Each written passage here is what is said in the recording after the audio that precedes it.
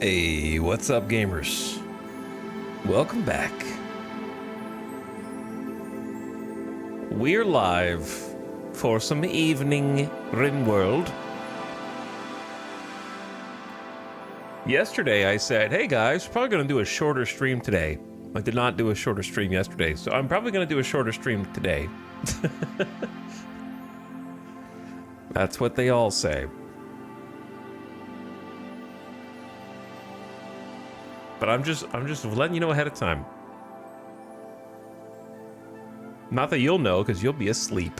Because today's Wednesday, and if I did a shorter stream, you wouldn't know. Because it'll be like 1 a.m. instead of 2 a.m. Which would be like 4 a.m. East Coast.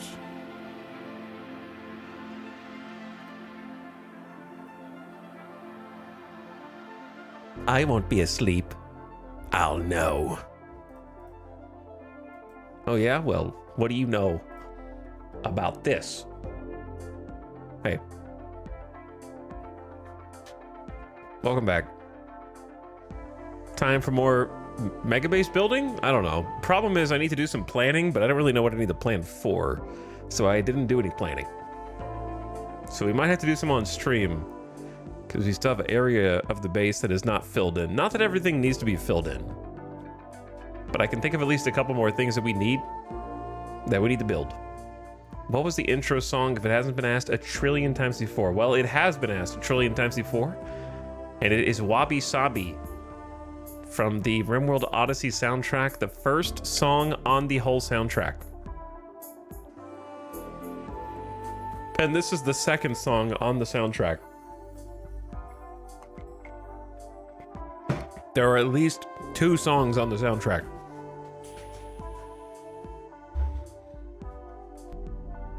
But you're not going to finish this one because we are going to hop in and get rolling. We lost some legs yesterday. They don't need those. Thankfully. We've been making more bionics than ever before because we only just recently unlocked bionics, so that is logical. That just makes sense. This is the untapped area of the base. And the zone that will probably become, if I had to guess, a larger throne room with a maybe throne, I don't know, a throne room next to the farm doesn't seem especially royal. But I do need more bedrooms or a bunker because I really don't want any more colonists. This is a ridiculous number of colonists, and we have 2 that don't have an actual bed or bedroom. This is an unknown room. I don't really know what to do with it. It's sort of just lingered here. I could just make a second rec room, like maybe tear down the wall and expand on the rec room, and then do I don't know what with the beds. And then we have another bed in here, and then there's Masterwork seeking charge lance in here. It's a little chaotic at the moment. Was there any problems on the base other than corpses and guns scattered around? I don't think so. Corpses that we can't eat, unfortunately. Yeah, it is kind of a guest bedroom, which is, it just feels unfinished, and it bothers me because it's got the hospital floor made out of silver and steel, the sterile tile, which is not, I mean, it does add, it's actually -1 beauty, which is weird. This whole room is ugly, apparently. But don't really know why. So it's clean. I mean, I could just redo the floor and leave it as a guest bedroom, I guess. Something like that. Yeah, that is actually probably what I'll do. My first order of business is to actually look and see what we got resource-wise. We're good on blocks. We are okay on drugs, though we will need more psychoid.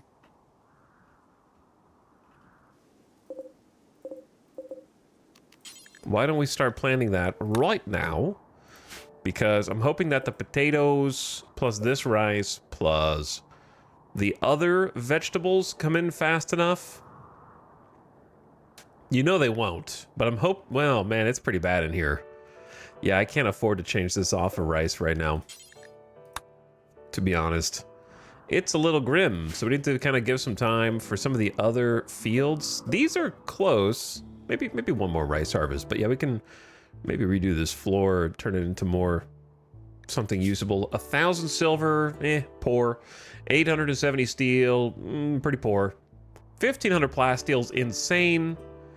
We must have mined it all and hauled it. Speaking of hauling, I think we're okay on hauling for now. 25, oh my god, we only have 25 beer. But wait. We have fermenting barrels with stuff in it. That's great. Okay, perfect timing on the hops. And we have more that we could turn into wort. So it's not as bad as it looks.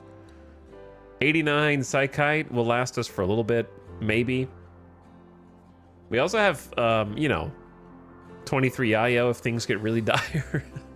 76 smoke leaf. 156 heal root. 1,200 cloth. 178 components. That reminds me, yeah, the, where is it?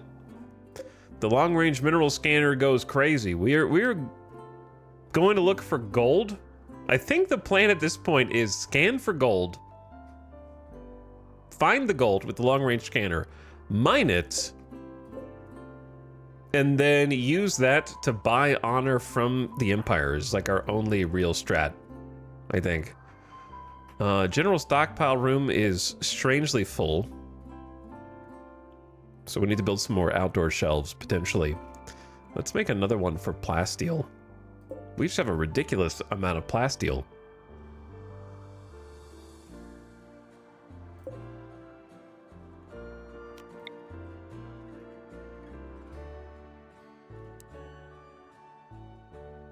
Thinking, what? Yeah, we could do something with this.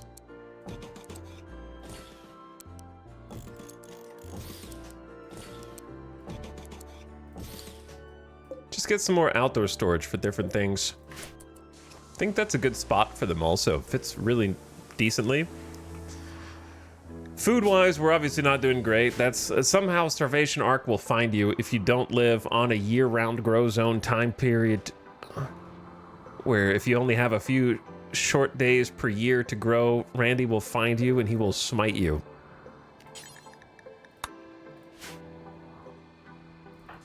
Samantha is currently in a death rest. Let's kind of see what everyone's doing. Jackalope is in school with Cohen, so Quail needs school as well. So we got 2 school-age kids. Jackalope just came off of death rest of her own, which now is amped up with a second glucosoid pump. Cohen learning about animals in class. I think the moods are good, so we should just start the day.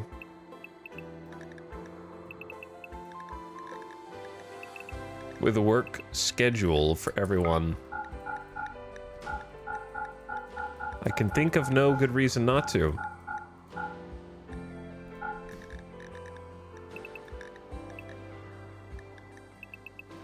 Sick.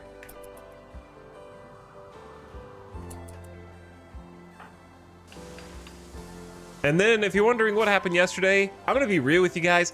I don't remember anymore day to day what happens. I just look at the battlefield and go like, oh yeah, there were like 150 Militaurs that attacked us, and we haven't hauled their corpses in yet. Oh, I guess there was a quest that we took with a crash shuttle, and we had to defend the Empire because we got raided by drop pod pigskins down into the center of the base. They destroyed all the power generators here, which luckily we haven't condensed. Like our power is pretty well spread out, so that's a nice thing. I've definitely had some RimWorld campaigns where I have like 16 solar panels and I have like 12 wind turbines, and they're in the same little boxed in field, and then they break in there and destroy everything and your entire power supply is wiped out. So at the very least, we have differentiated between different power sources. So this is a substantial amount of power, but it is not critical. Like I would have to turn a bunch of things off when these get blown up, which I did last time, and I've been forgetting what I turned off. But the fact that we have you know, 8 Chemfuel gens there, 4 Chemfuel gens there, plus a geothermal over here and a geothermal over there. Our eggs are not all in one basket like I have done on some colonies before. So it wasn't game over when they did destroy everything in here. It would have been terrible if they got into the armory and destroyed all that. The biggest thing with not planning a mega base out ahead of time, there is no world in which I planned a full base and did not double wall my armory.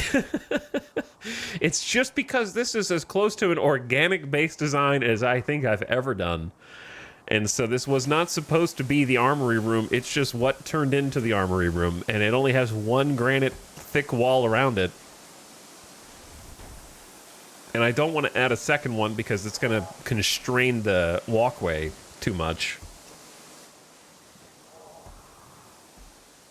Or block the wind turbine unless I go inside here. But yeah, the pig raid was pretty spicy. I called in reinforcements from the Empire, and they came to help take some of the heat off of us, which they did. But I may or may not have accidentally lobbed a hunter drone from a hunter pack into a cluster of pigskins wherein one of the Empire troops was crouched on the ground, and it may have boomed him, and then I took a sizable rep hit from the Empire, and we nearly became vicious foes once again of the Empire, which would not have been what I wanted at all. It would have been possibly run ruining, or at least run delaying to a significant degree. We got within 1 point of becoming hostile with them. -74. And I was able to bring it back by sending them gifts. So because I had recently built these pod launchers for various emergencies, we actually were able to load these up. I put a bunch of Thrumbo Fur Dusters inside and yeeted them over. So if you want a pro tip on building reputation with other factions, sending gifts is probably the best way to do it. And the way that you do that is just you load up one or more transport pods with things you want to give them, and then launch it to any of their faction tiles, and it will be considered a gift, and they will get rep. T-shirt cannon diplomacy. So we built our rep back up from a precarious -74 to a +48. So we're no longer allies, but we're at least plus neutral. That's the most important thing. I would not have been able... I do not want to know what an end-game Empire raid looks like. I saw what the early to mid-game Empire raids look like, and that was more than enough to scare me after the Panic Room arc.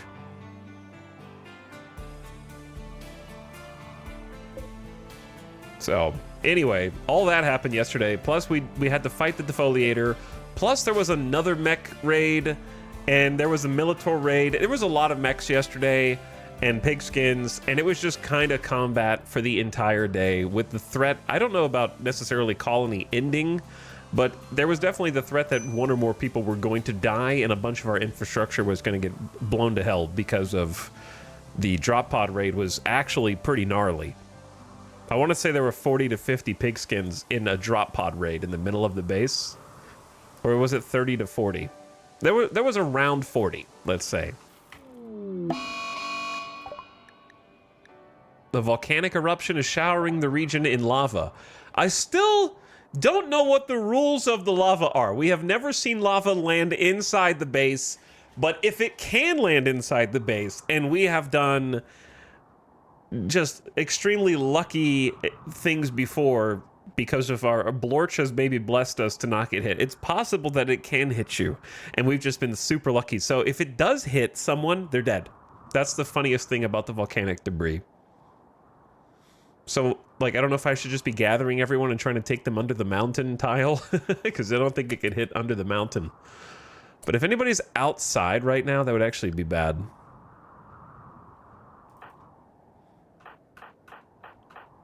Like Kiko might be in danger. One of them has already landed in here. If it lands here again, Red's insta-dead. That's why the walls are damaged. This is the one where the lava, like, banked a three-pointer. I think every time this happens, Randy is shooting some threes from the line. Oh, yeah, these scare me, dude.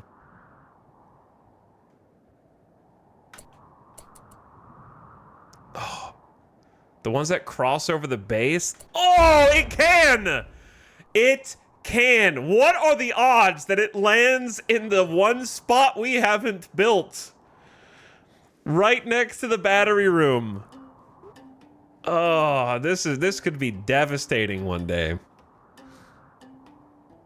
So some potatoes will burn, but the path is still open. Okay, that's crazy. Because this is home zone. Yeah, so it can land in the home zone. That is terrifying. So I need to build something such as some sandstone wall.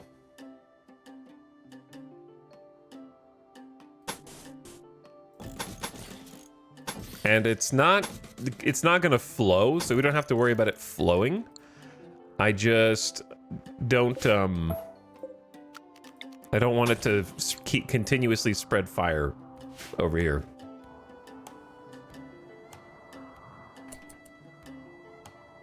But wait, there's more.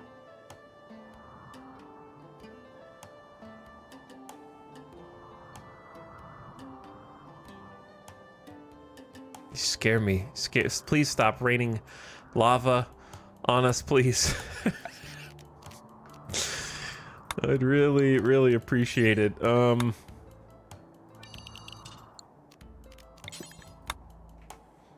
I have seen them walk in the lava patches before for no reason. I don't know what causes them to do it or when, like what they're trying to accomplish. So I'm just taking the initiative and just gonna try and make sure they don't go there, hopefully.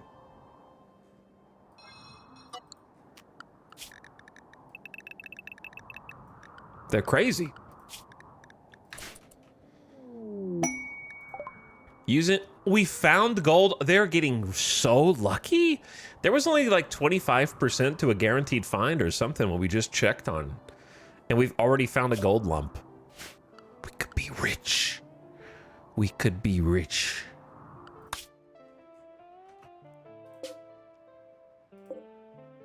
Lump of compact plasteel with hot. We got plasteel and gold.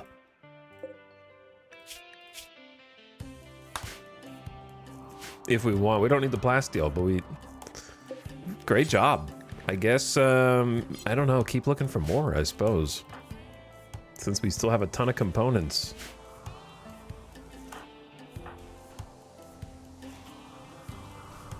I think letting them do base repairs for a bit is wise because with security doors damaged after the last raid, you know, various walls, doors, all that. So let them do it.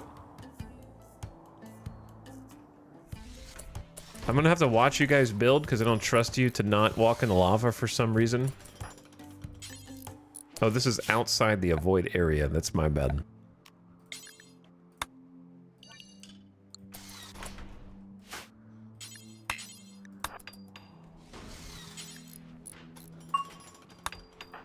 Opossum, are you learning how to build? I'm so proud of you. Opossum, 15 years old, already got a 14 double fireball in mining. Yeah, you guys are just... Here's the problem, is this is the home area, so they're like, we gotta put these fires out. And I'm like, no. No, you don't. Actually. So don't do it. Just let it burn. See? Cohen, no. You gotta watch them because Cohen was about to take a swim to go put the fire out, and they might not even caught fire. But you gotta watch them like a hawk. Should be okay now. Let me check a couple things. There we go. There we are. Ooh, another healing enhancer. I think we should give that to Snap, since Snap's a pretty important member of the colony. They have a bionic leg and a field hand already. The only trick is I don't really want to take the planter out of action since we're very, very, like, plant starved at the moment. So maybe we do someone who's important, but... Oh, we were going to give it to Tony anyways. I don't remember why we stopped. I think we got raided as soon as he got in the hospital bed. That would be why.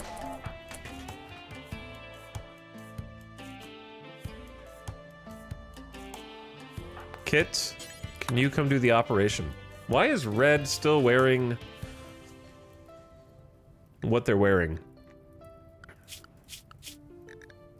I guess I never cleared it.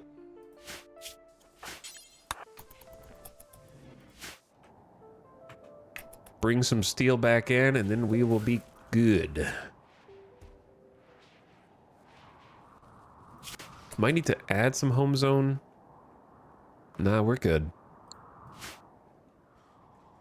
Mech needs to be repaired. Oh, good job, kid. Thank you so much.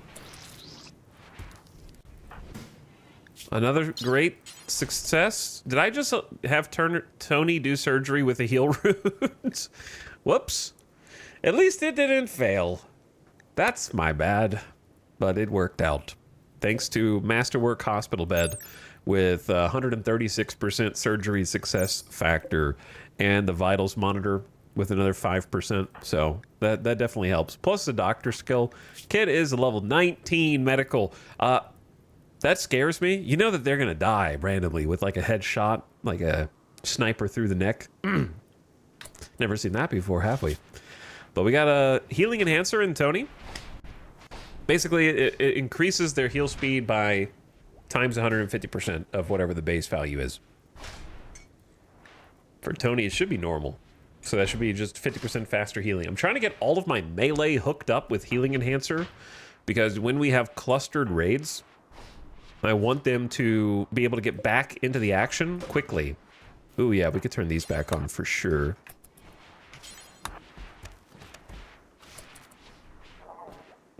Get the fabricators online. And then I want to customize what these are holding, I think.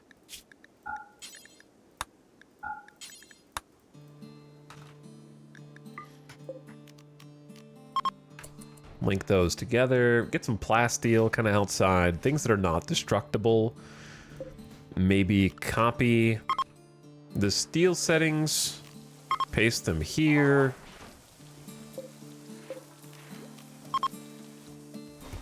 And then link them. That way we can get the obsidian out as well.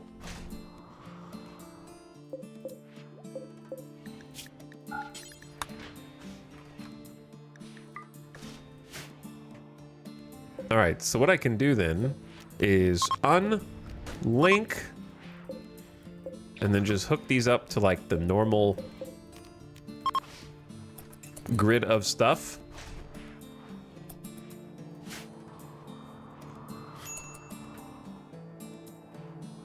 Levin, why are you here? Artery blockage? I think I know why you're here. You're definitely not here to be recruited, I'll tell you that.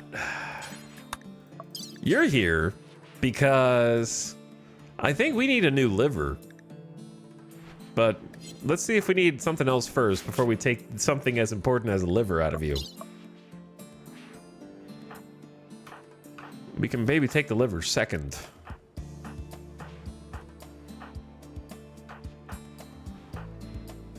Does anybody need a kidney or a lung? This is why I want the liver, to replace the one with cirrhosis. But we're just missing fingers and thumbs. I would say let's get a lung first. Because when lungs get destroyed, it's pretty, I think it's a little worse than when a kidney gets destroyed. Because of how much it slows them down. I like how they just willingly lay down in the bed for operation.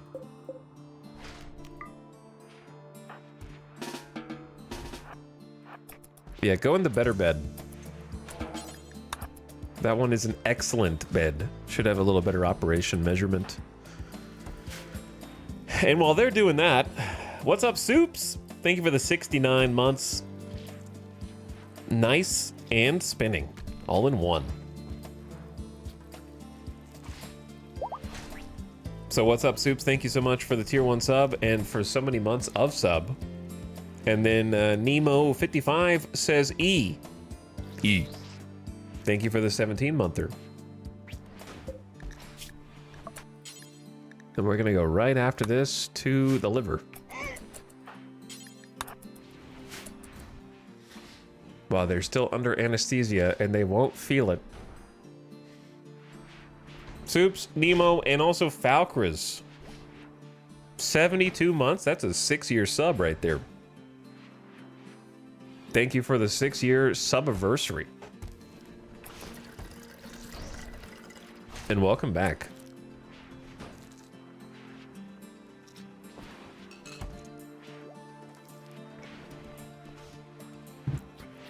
All right, 0711. 0711. Levin has died during surgery, but we got the liver. And that's why we did it second. Because I don't know if you knew this, chat, but you need a liver to live. It's in the name. You also cannot harvest a heart from someone without them dying. If you didn't know.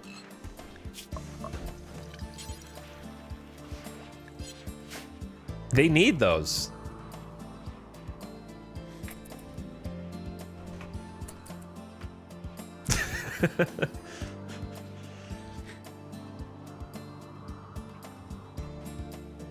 Okay, then let's give that to Outrun. I did say we were going to rebuild Outrun, didn't I?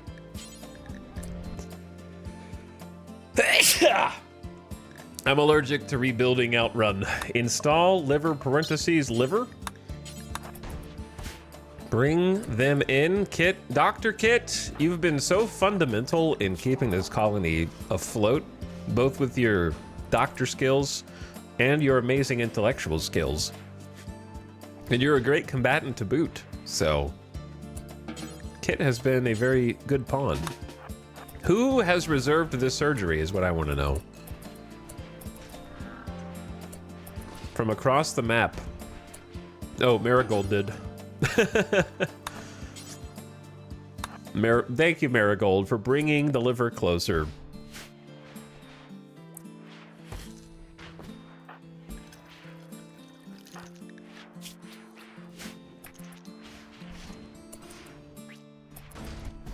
I don't see any reason why these would fail, but I'm gonna watch anyways. There's still a chance they can fail, of course. We just don't ever want to hit that chance. Boom. No more cirrhosis. Just a cut scar on the eye and a gunshot wound on the torso. That's the first step in rebuilding Outrun. They're gonna be a lot faster now. And they can drink as much as they want. So we can actually get them off of the no alcohol.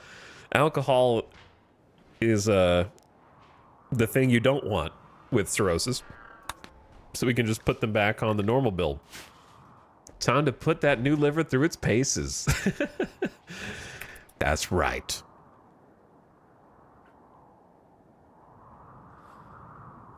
So obviously I want to go get the gold, but like it's a little scary to go get the gold because it is going to substantially increase our wealth, and I need to have it before an Empire caravan comes to take offerings, but I don't want to hold on to it if they don't come for years, you know what I mean?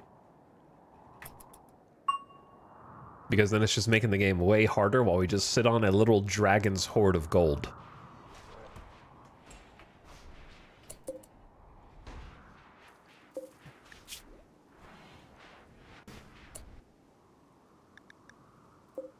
All right, simple meals are currently suspended. Good, that's what we want.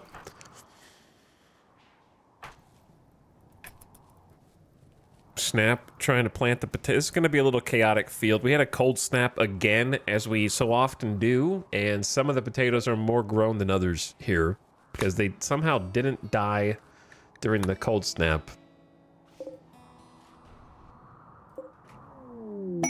Another party!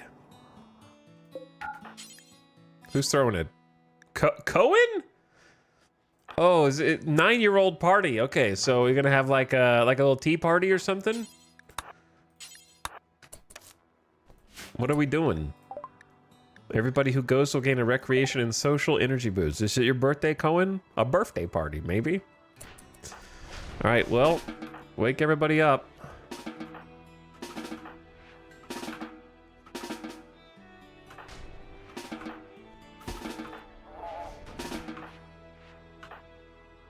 Go to the party.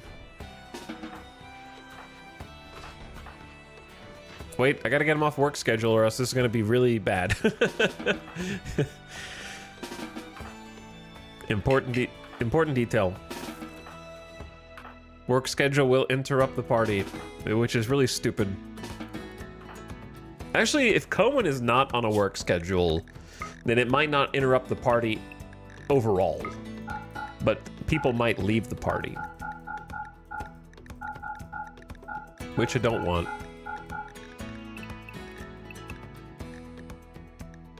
But let's just make sure they can all go. It's getting very crowded. This room was so big when we made it. You know, and now, I mean, it was never a huge room, but we got more people trying to cram in here than ever before. There's only chairs for half of the colonists. We need like a royal rec room. We live still pretty richly. I mean, this is big mega screen TV with a legendary table. We need wood. We need to go buy some wood. I might try and take something to trade in the passenger shuttle. Yeah, they're gonna have to sit on the poker tables.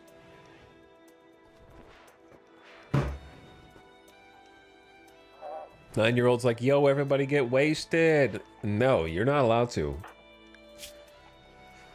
We're having to deal with a permanent -10 for all of our kiddos because they all want high life.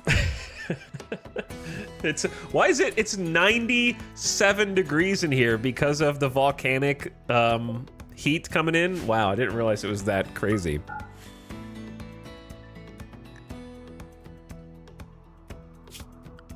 We've never really needed a how. Let me check the temps. I think it's because of the body heat. It's 81 in this empty room next to it. 83 in here. The body heat is pushing the temp up. There's too many people in there, like literally. So I need to air condition it. We haven't had to build an AC all game.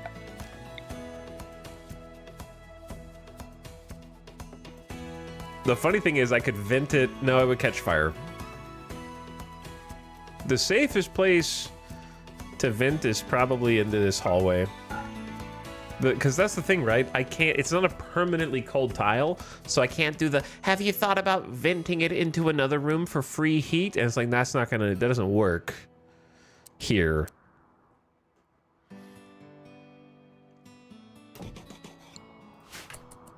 Because sometimes it's warm outside, and sometimes, most of the time it's cold, but sometimes it's hot.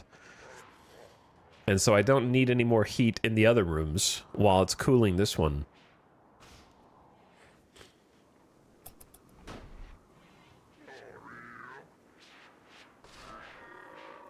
But yeah, we were intentionally trying to warm this room up with the volcano when it was cold. Okay, maybe Bucket waits on that until the party is done. It's 105. Okay, why don't we just hold the doors open at the very least? Air some of that out. It's like Vegas temps in here. All right, the party is done.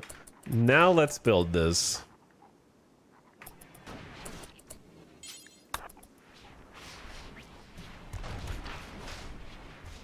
Get a little AC action.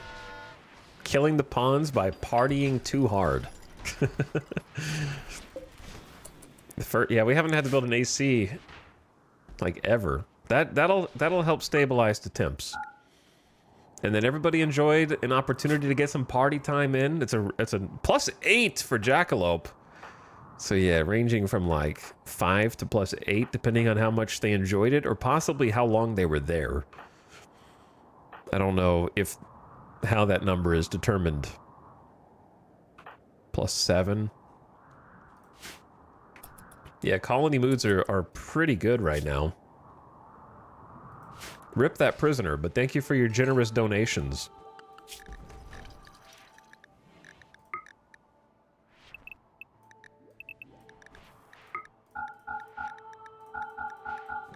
You were helping keep the colony alive. But all you needed to do was die in the process.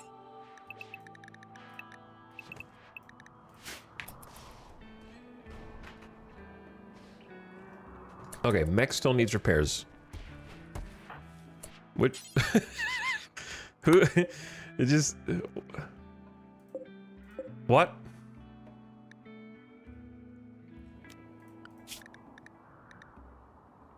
Oh, your guys are on the safe zone.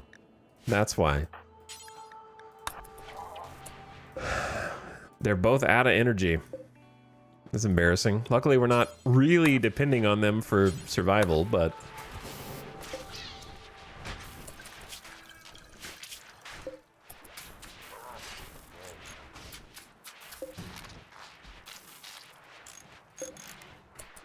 Okay, they're fixed. They just need to charge.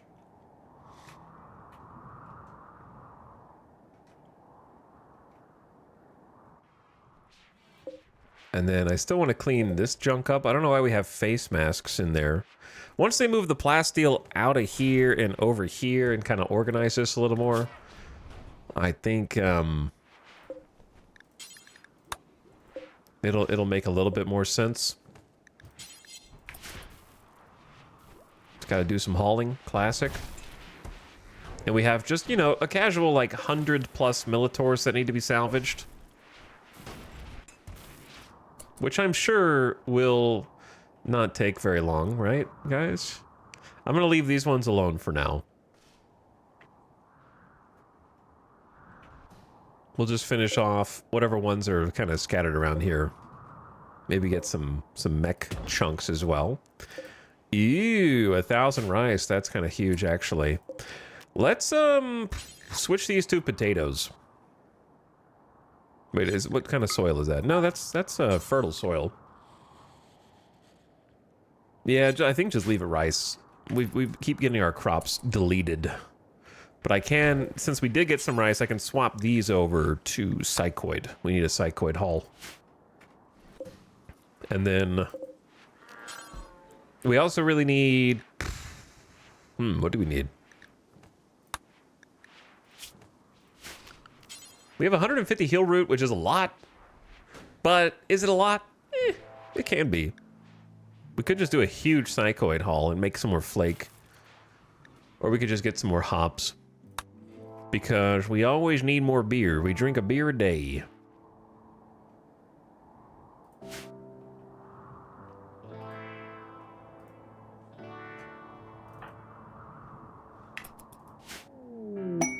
Why, hello there, a small herd of Thrumbos who have wandered into the area. Peaceful by nature, these rare creatures are extremely dangerous. Unless you confront them with flamethrowers. Meat. Meat. Why, yes, I think I will.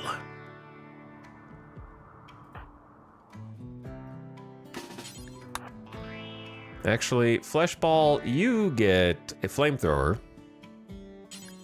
I forgot we have 2 flamethrowers.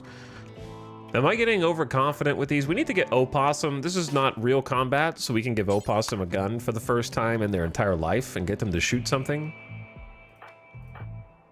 Miko, you only have 2 shooting skill. So we can double incinerator it up here. And then grab everybody else. I've never shot 4 at the same time.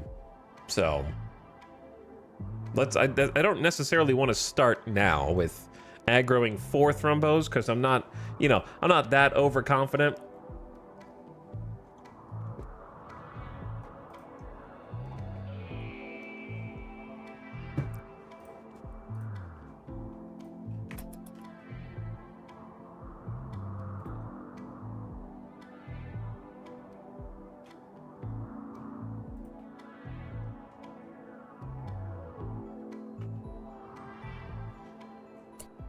I thought I was waiting on someone else. I'm not waiting on anyone else.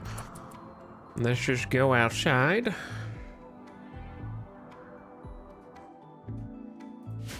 All right, I want to at least organize this in a way that makes some sense.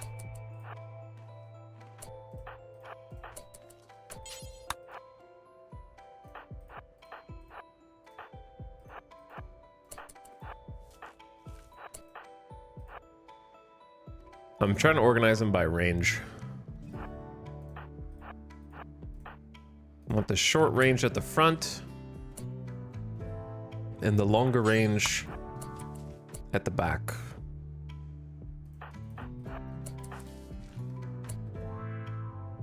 Kaloon? Kaloon! You need a weapon.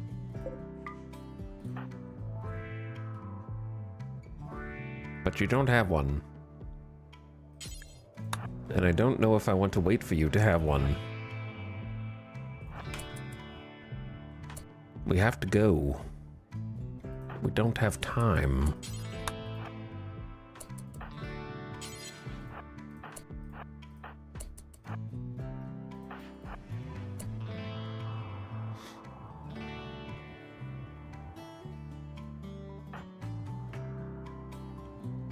All right, surely we have enough firepower for this.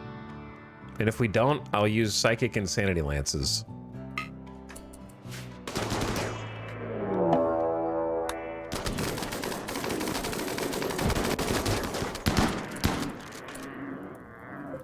Such is the danger of fire. This is the danger of fire right here.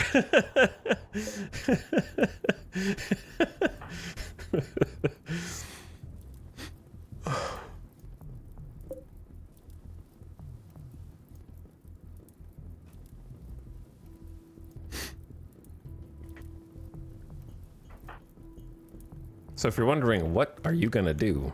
I don't know, actually.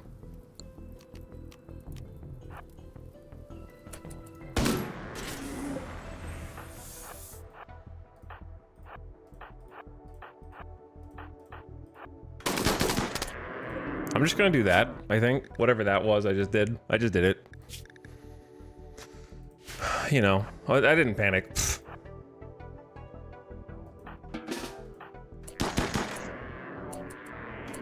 Holy fleshball, why are you guys moving up?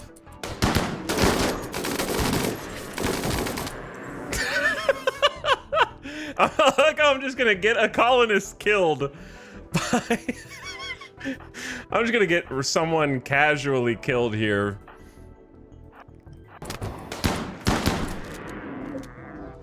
Why the hell is there a Thrumbo just in our midst?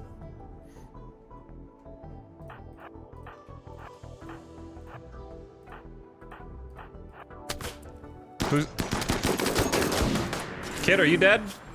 Kid is not dead, but could have died, but didn't die, so it's fine.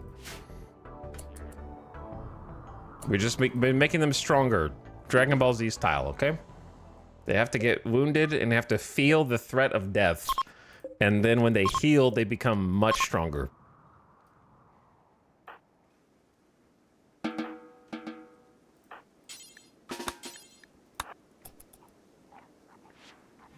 Isn't Kit the surgeon? No, Tony is the surgeon.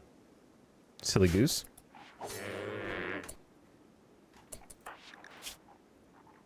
Kit is the fervent researcher.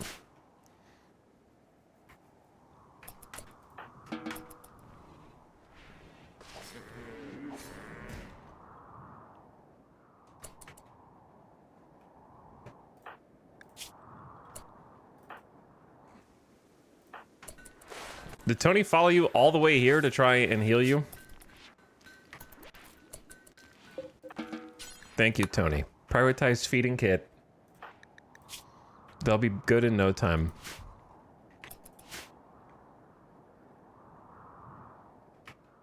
But anyways, yes, I know what you meant. I was joking. It was a joke.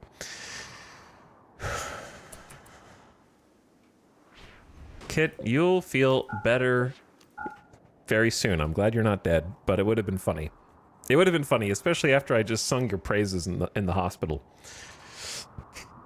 I would have laughed. To be honest, the later you get in the colony, you do start to play a little faster and looser.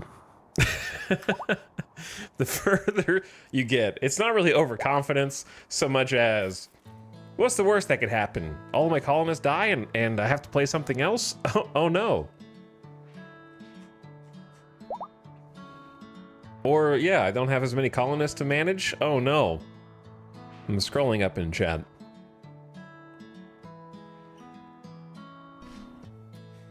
Since you're in game, are you keeping the ideology static from this point? Well, I mean, we just changed it as recently as late last night, so I don't plan on changing it soon because I physically can't because I don't have any development points.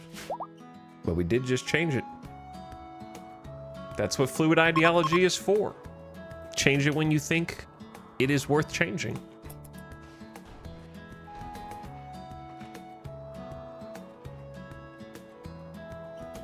But the answer to do you plan on this is always the same. I don't plan on anything. Things just happen or they don't.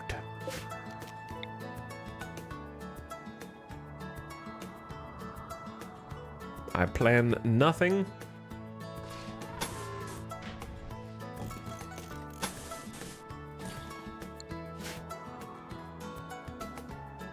Somehow colonists keep surviving. And I don't know how.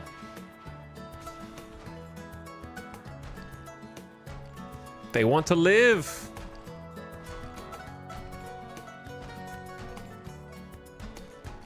Ever since we had the discussion about the backer pawns, I've noticed the Tonys of the world. What's funny is he's always like the first raider in my games. Yeah, you start to notice the named people like a lot more for sure.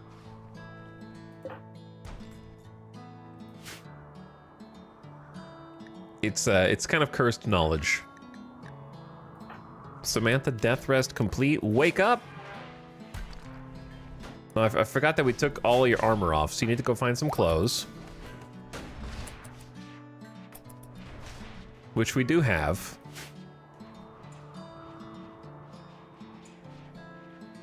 But yeah, you do start to resent the named pawns after a while. Can't really help it.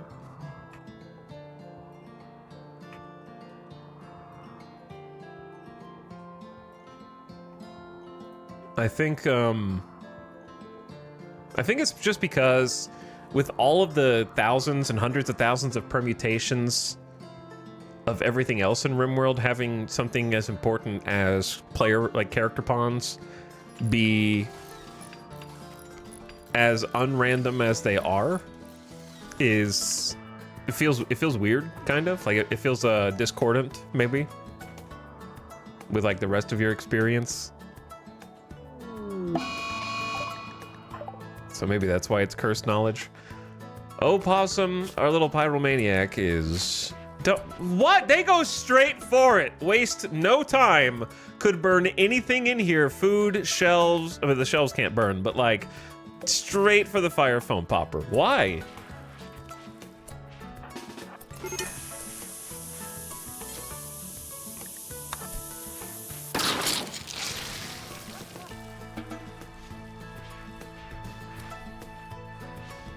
Well, I guess I'll clean that up. That'll give the cleaners something to do. Our food is now going to be slightly fire foam flavored.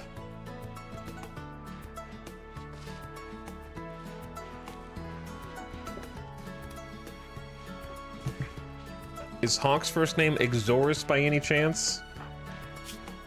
No, it's Ian Hawkmoon. A genie. For me.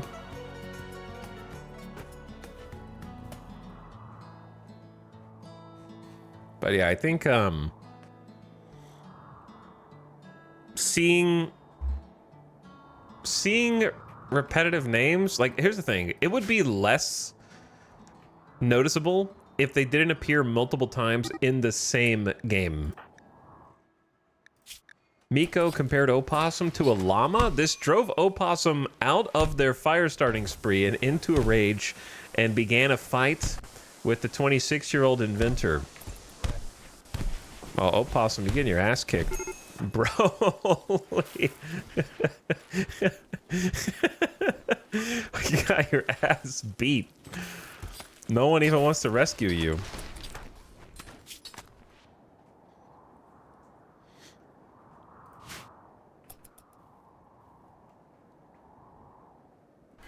What are you making? Oh, another healing enhancer. We're doing pretty good on those. All right, let me do something before I forget, inevitably.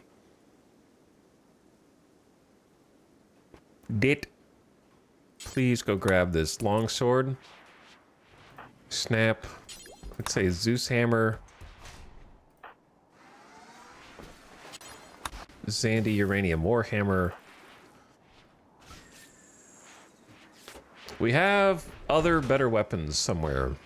There's an excellent.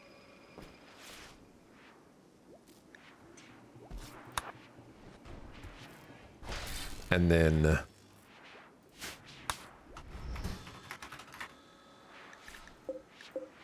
the other one's above that. Flesh bowl. Trying to get make sure my melee have melee.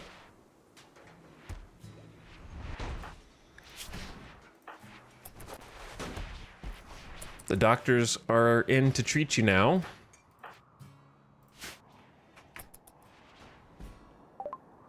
And we have researched crypto sleep caskets. I don't know why I researched this. It just seemed like maybe being able to put someone in suspended animation could have a benefit at some point. Right? Like there may arise a situation in which you want to put someone in some kind of suspended animation. Though even if I built one of these, I'm not sure what room I would put it in right now. Maybe this room, actually.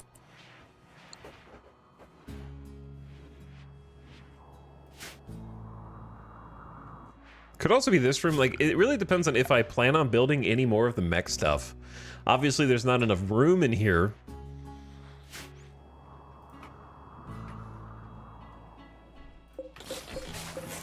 I don't really want to do too much Mechanitor stuff beyond what I've already done. I wouldn't mind giving more bandwidth to Jackalope, but I also don't want to produce more pollution because I just... Even if I yeet it to another map or caravan it somewhere else or whatever, I just don't want to mess with it. You know what I'm saying? Like, it's too much to have to think about. The only, I mean, it would make sense though if I at least did the... I have to kill the last mech boss. And then I can get the Tox thing, waste pack atomizer. But I have to get the nano structuring cheap.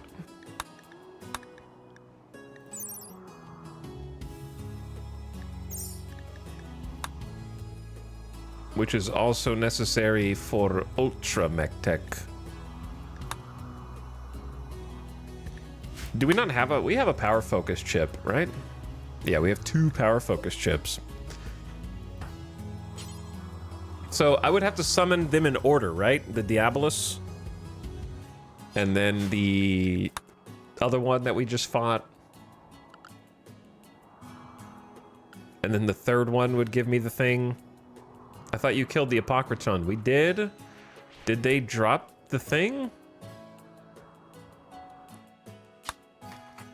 Oh, dude, we have it. Yeah, we did kill the Apocryton.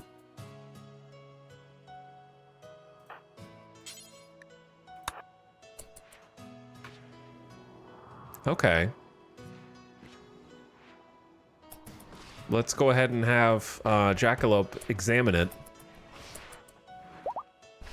And then we can also examine the other one.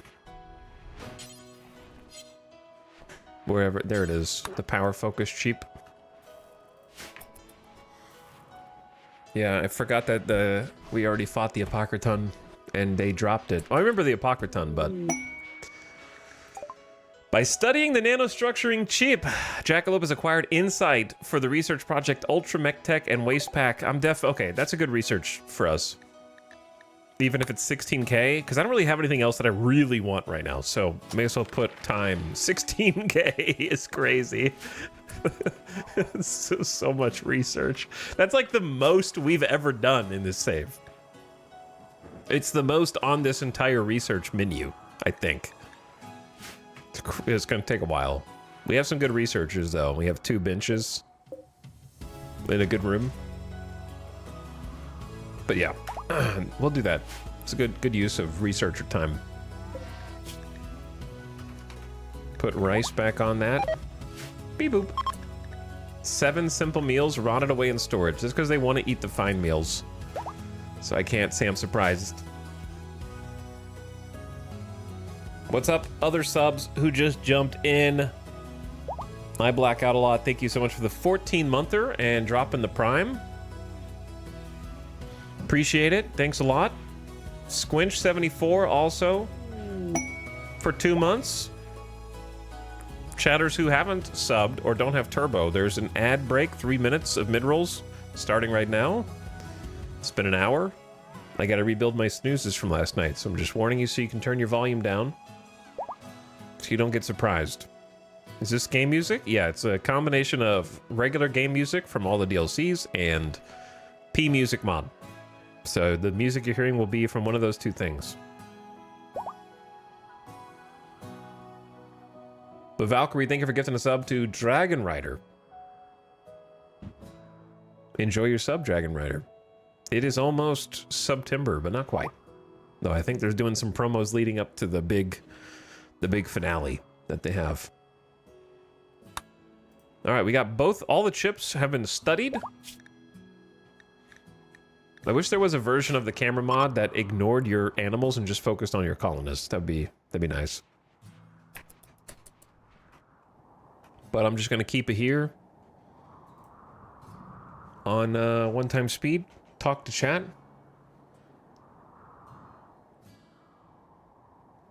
Or just quietly sip my coffee.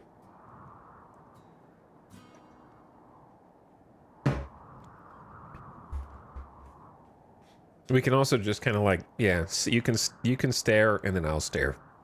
We'll just sit in silence for 3 minutes.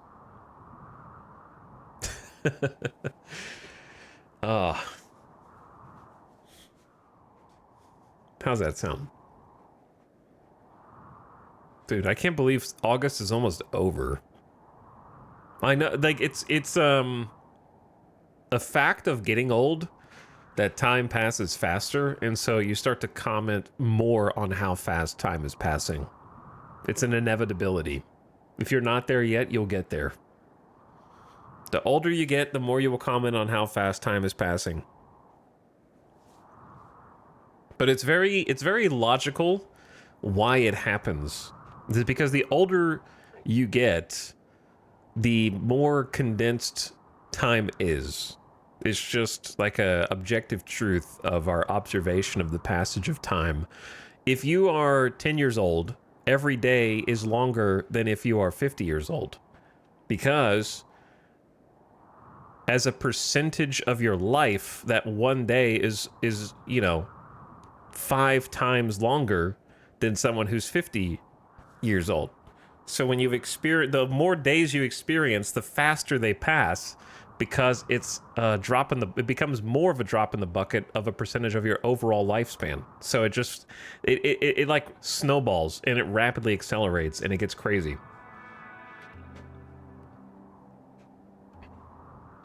So like, even though I am in my mid-30s, approaching my late 30s at this point, you might argue I'm already in my late 30s, but I feel like 36 is not late yet. That's mid-30s. Mid should at least be 34, 35, 36. That's the middle, right? So I'm gonna say mid-30s.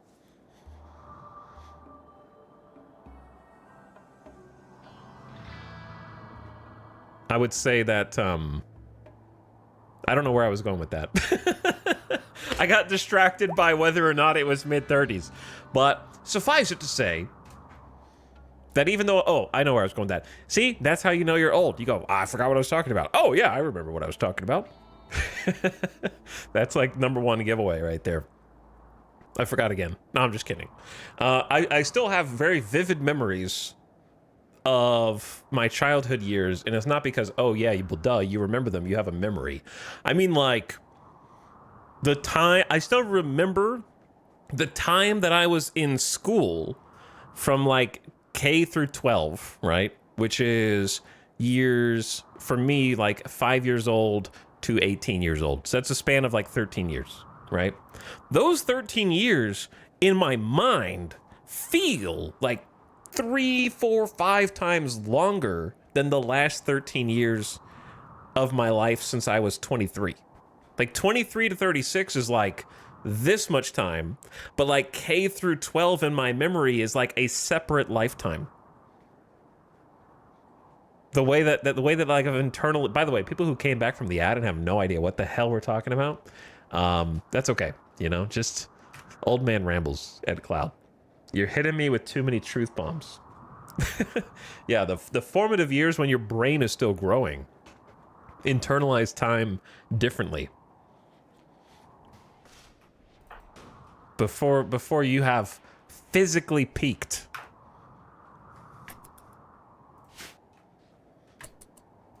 Red, I need you to have a different... mentally, though, I'm sharp as a tack.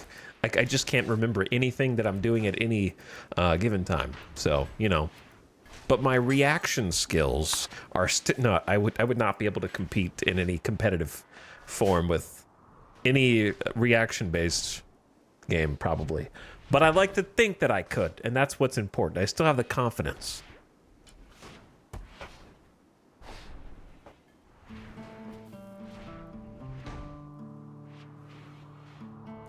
Too many truth bombs.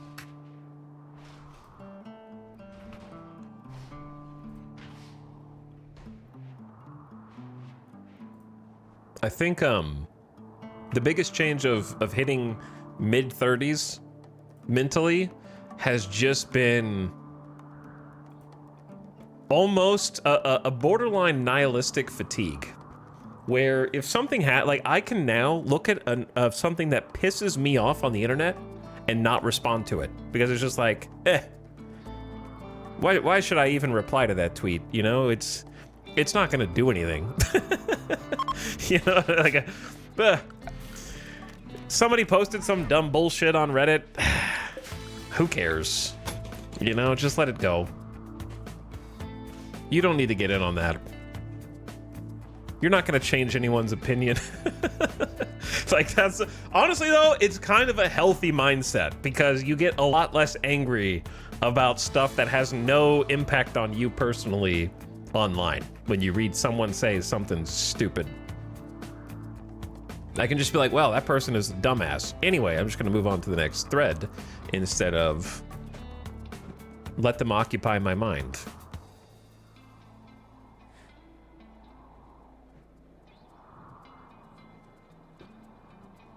Moja says the K through 12 years really stand out to me due to the structure behind forced schedules of the school year. Yeah, I agree with that. Having every year for like 12 years, 13 years had the same exact structure. You go to school for this long. You have a Manhunter pack every summer. You have Christmas break. You have holidays to look forward to. Is it Cougars? It's 73 Cougars instead of 100.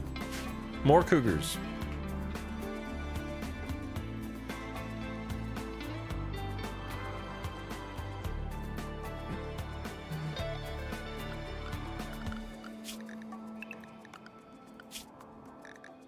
I don't doubt that we could probably kill them, but it seems like hang on, let's just do a quick check.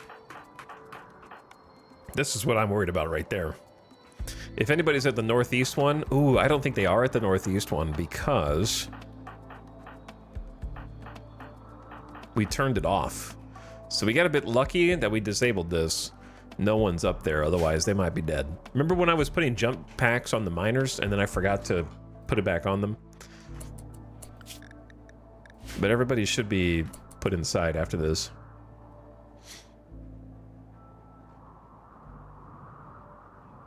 Was legitimately just ruminating on some BS post online when you said that. How appropriate. All I gotta say is Las Vegas food scene is like 15th best in the US tops. Easy rage bait. I won't fall for it. Easy bait. See? Like water off of my back. Just roll like I have a giant raincoat on and a huge umbrella, right? Standing out there. It means nothing to me. I'm good.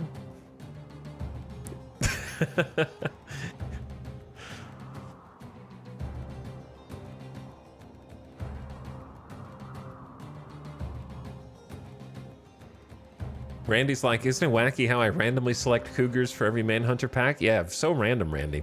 So random. It must be that there are only certain numbers of like hostile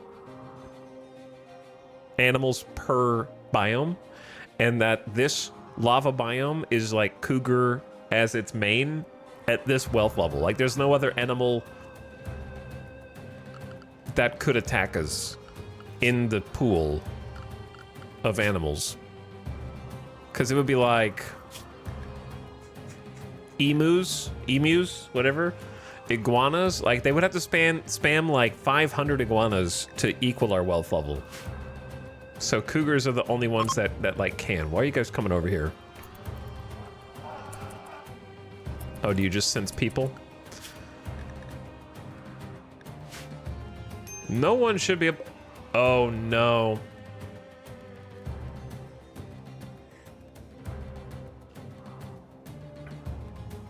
That's just a regular cougar, funny enough. You guys, I don't think you're gonna make it, dude. Well, while the cougars are out, this is a good time to install some body mods. So let's get Snap under the knife to install a healing enhancer. And we have a power claw, which I would like to give potentially to a melee who is missing some fingers. So let's take a look at that. Who would that be? Snap is missing a little toe. Dorna is our bionic super soldier. 2 bionic legs, a bionic arm, healing enhancer, psychic harmonizer, Neanderthal. Tony's missing a toe. Zandy's missing a toe and a finger. 2 fingers would be great. Outrun's missing a pinky and an index, so that's a good candidate. Dit is good. 4th toe, left thumb. Thumb is an important one, though. That takes your manipulation down to... and Trotter hands as well. So Fleshball would benefit as well.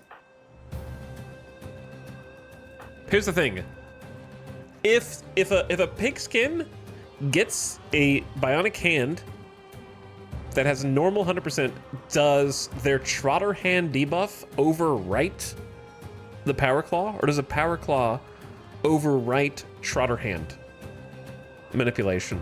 Because that's kind of bullshit if you give them 2 bionics and they're like, well, I got Trotter hands. What do you want me to do? I still have minus 15% manipulation. They get Trotter Claw bionics.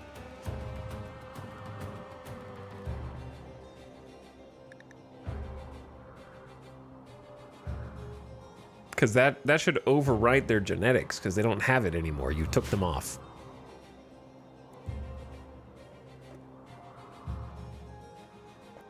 So that'd be cool if that was changed. What do you do, Fleshball? You kind of just research, so you don't really need that manipulation too much. I'll give it to Outrun, because Outrun can do building. So we'll give you right hand. It's important to note that Power Claw is just a hand, which is kind of rare in RimWorld. And what I mean is bionics that are only like one part of another larger body part. Like the wooden foot, for example. And so I've definitely, like a long time ago in the past, tried to be like, oh, my colonist is missing an arm. It got punched off. I will give them a Power Claw. And then I realized after the fact that you can't do that because you need a full arm, not just a hand.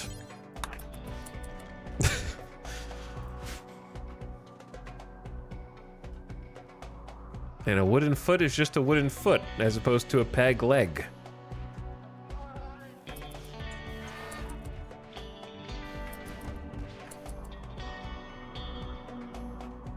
On the one hand, I kind of need to kill the cougars because we got crops outside. On the other hand, it's free base defense for a couple days.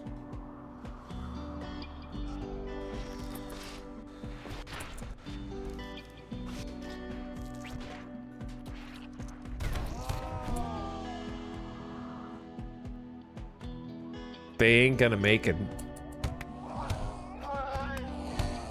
Just passing through. Well, you guys should have planned. Listen, you guys have to suffer as many dangers while caravanning as I do, because this is what happens when I send a caravan of 3 people out.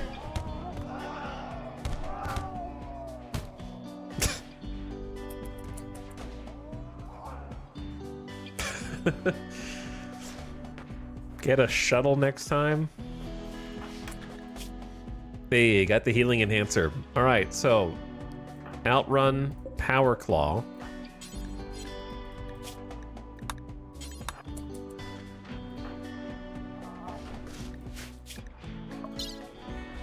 Well, I guess Kit's manipulation is down to 91, but I assume they're still the best.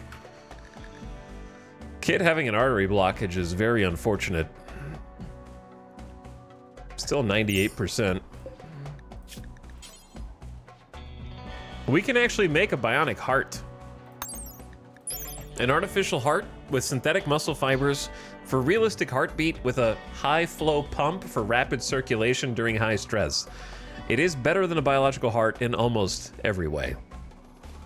125% body part efficiency, which I believe actually helps them pump their blood faster, which equals higher blood filtration, which equals if they do get an infection, they basically will have super immunity.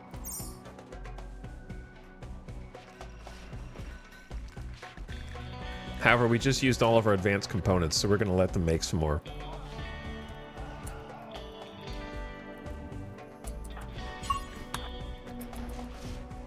These tribals have come a long way. I know, it's crazy.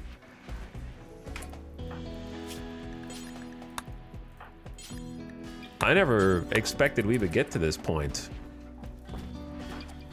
I hope I picked the correct arm, or hand. I did. I never dreamed back when we were still trying to tame that cave that we would actually have like a full 12-bed hospital with a good supply of medicine and start adding bionics to everything. It's crazy to look back on where we began. The power claw. This thing's kind of crazy. A combat-oriented hand replacement consisting of a mechanical hand with a hooked claw on each finger. It cuts deep and it's strong enough to crush a skull like a hand crushes an egg. The claws can be retracted, making it as useful as a natural hand for non-combat tasks, but its ungainliness will slow movement slightly, minus 8% movement. So giving the bionic leg can kind of help you deal with that. And the power claw itself has 33% armor pin and 11 armor damage, or melee damage, which is pretty substantial for just what amounts to a punch. So I think power claw will now take, whenever they're doing a melee attack, they have a chance to either use the bladed or blunt part of the weapon, or one of the other attacks, or do like a punch attack. And so that makes their punch attack just incredibly strong. If it rolls, they'll use the power claw for that.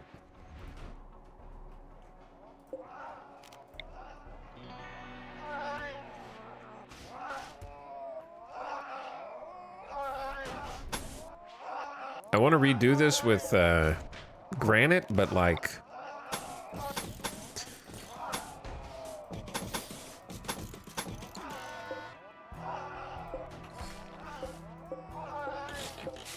having to go chase the lights back down gets kind of annoying after they take the wall lamps off. and figure out where they stash them.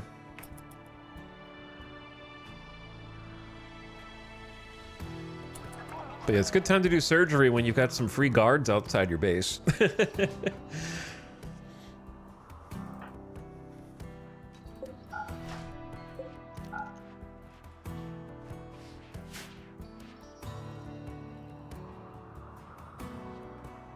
But as for other stuff,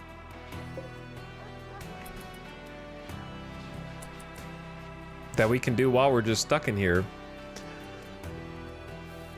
I don't know too much. Possibly some more pathing. I could do some I kind of need to do some planning. And just continuing to replace sandstone with more granite and marble.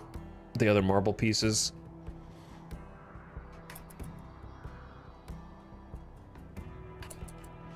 Yeah, 11 damage is pretty crazy for just a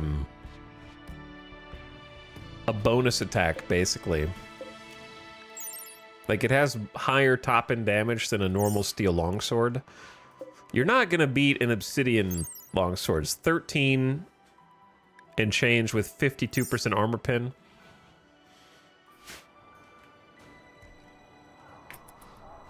I wouldn't mind if they buffed the power claw at this point. But it's still decent. It's a good finger, like, hand replacement when you need, like, a new hand, but you don't want to do a full bionic arm. I'm trying to use a variety of different bionics in this colony.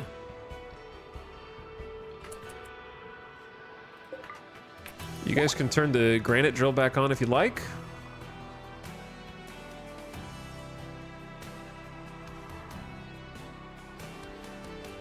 This looks nice and organized out here. This is full of junk. It's actually kind of crazy how full of junk this is.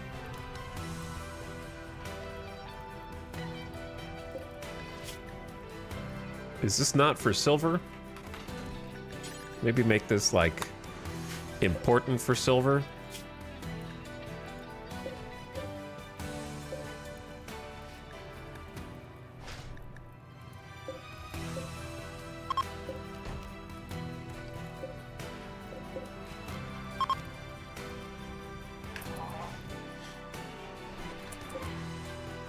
We have too much human leather from all the cannibal bros. Well, we're the cannibal bros now, but didn't know we were going to become cannibals either. Vexa would be ashamed of us, probably. I really don't want to gear up to fight the cougars. It might give us some meat, but it's just going to do kind of needless damage to our armor. They'll leave in a couple days. We've got most of the stuff outside planted. And I don't think the rice will deteriorate. Guys. You guys don't visit my colony forever, and then you only come in back to back when cougars are out in force.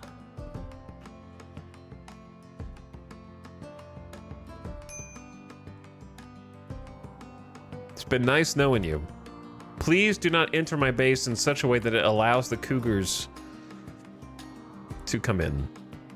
If you stay north side and leave from the north, you might make it, or they might smell you.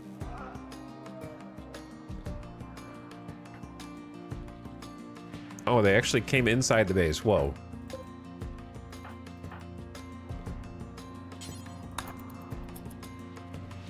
So that means I can trade with them before they leave.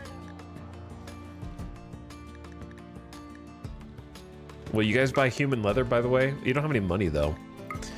I would have to buy 2 Luciferium. What are you guys doing with that? I really don't need reinforced barrels. And that's the only thing these kind of traders ever have.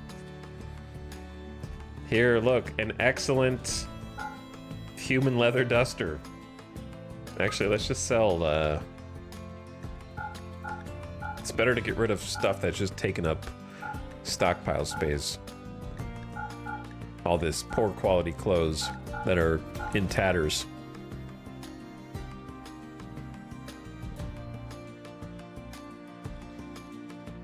Old flak jackets that are still good. But I think once they're below that 50% threshold, it's okay to sell. We can make more right now. We got to get rid of all the visage masks, because they're just taking up space.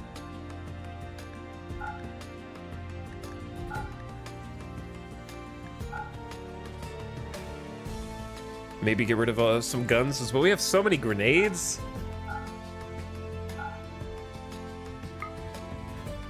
I'm allergic to having so many grenades. And Molotov cocktails.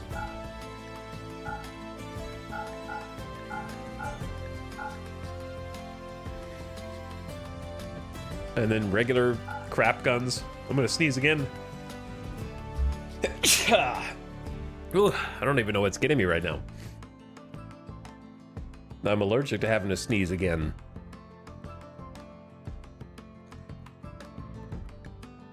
I just don't see a world in which we use good machine pistols, where we're kind of that spoiled at this point. Normal bolt-action rifle. Too many heavy SMGs.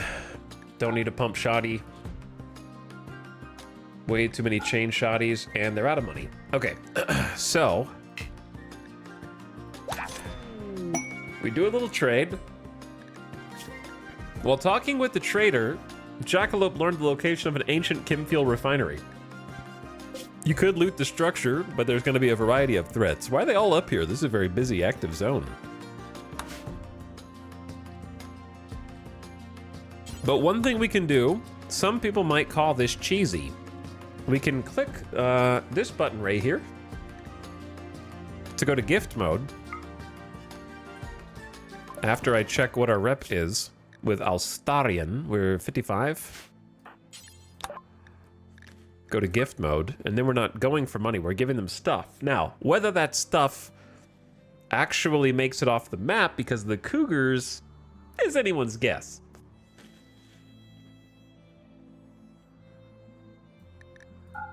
See, now I can just give them valuable things, such as human leather dusters, and that's plus 19 rep right there.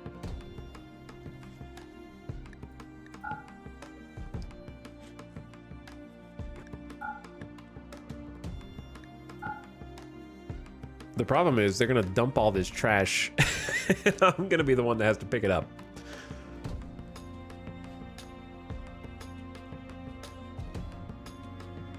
Do you guys want 80 freaking flake? Probably not. Maybe more clothes.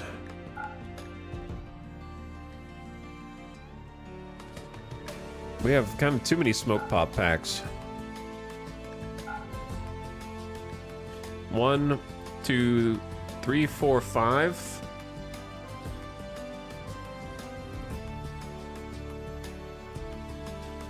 Ding, ding, ding.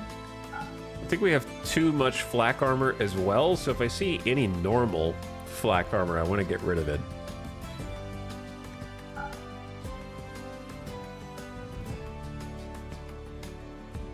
I mean, that's plus 21 rep. That's a pretty decent amount. I'll give you a LMG and an assault rifle. 22 rep. All right, sure. So rep back up to 77. Pretty stable. Let's just leave it at that.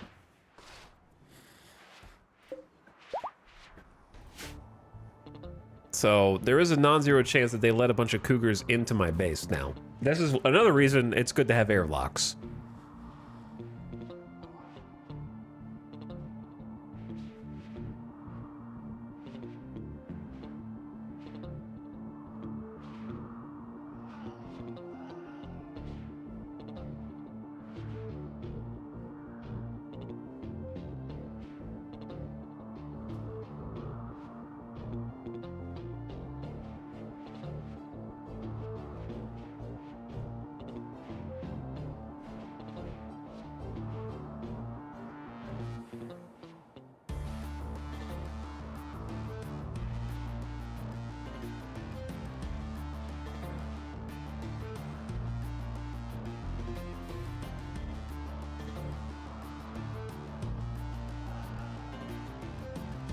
Sorry, I had to blow my nose a few times. Okay, this is where it's about to get nasty.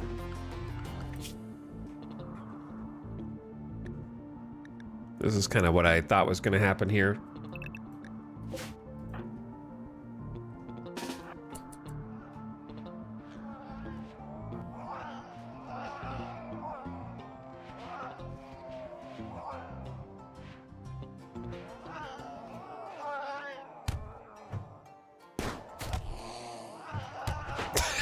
Okay.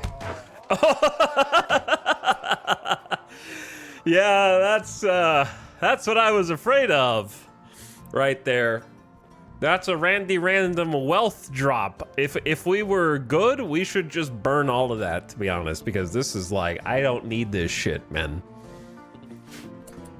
They just gave it right back.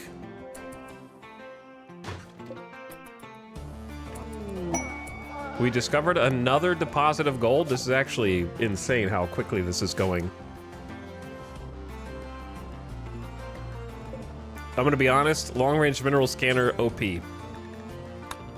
I'm gonna officially call it.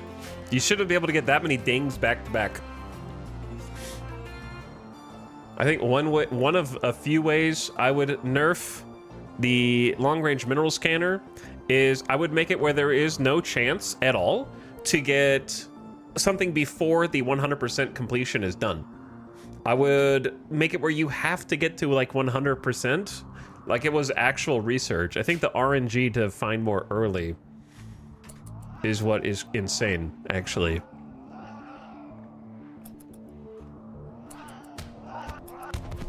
Because we've found like 2 or 3 already today in just like a few minutes.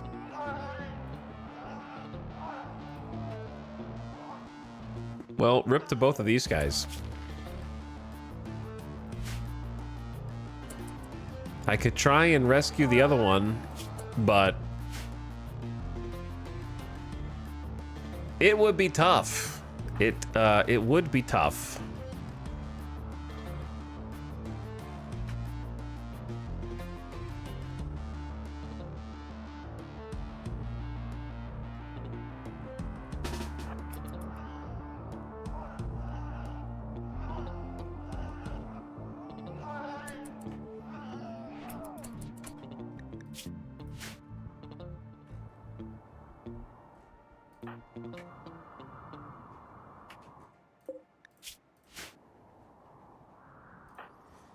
I'm thinking of a rescue op.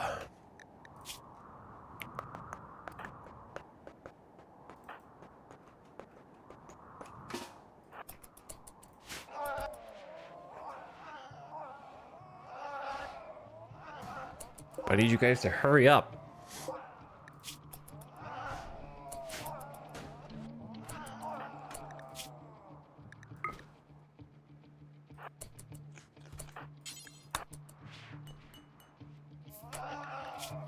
Because Samantha should be fast as hell with double glucosoid rush.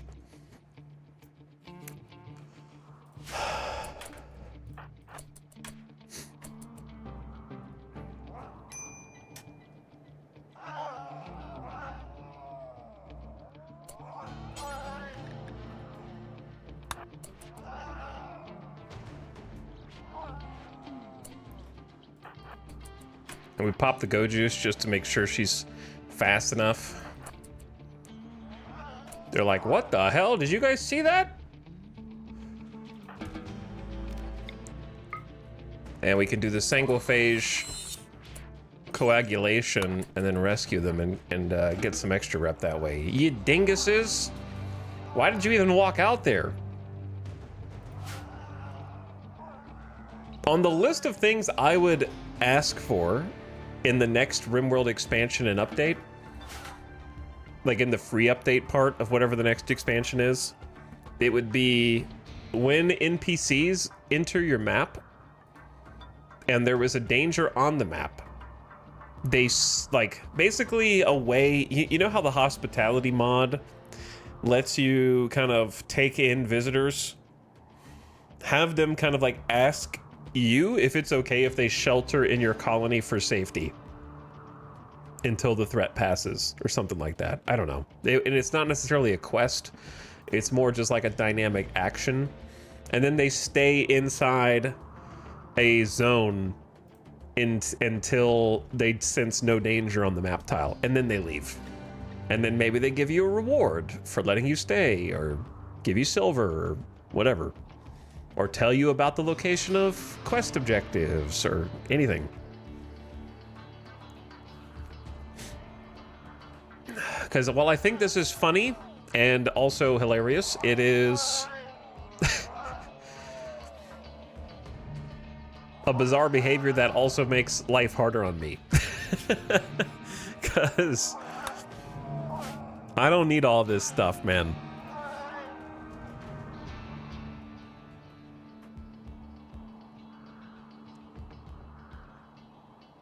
That would open some neat functional opportunities for house and feed us or else micro quest raids. Yeah, kind of, it'd be cool if that could just happen sort of emergently.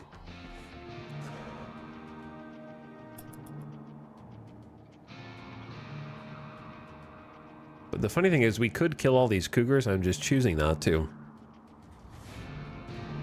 I don't know, I guess I'm probably just gonna try and take all this stuff and load it up and trade it somewhere else.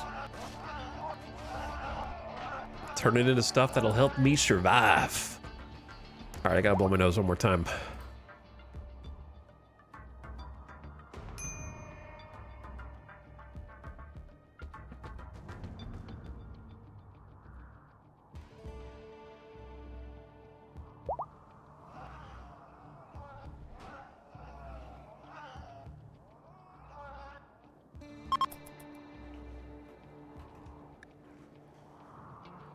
Sorry, Socrates, we don't want to see what you're doing.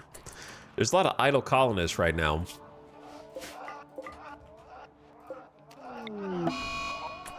Scaria? Oh yeah, in the person that we just saved. That makes sense.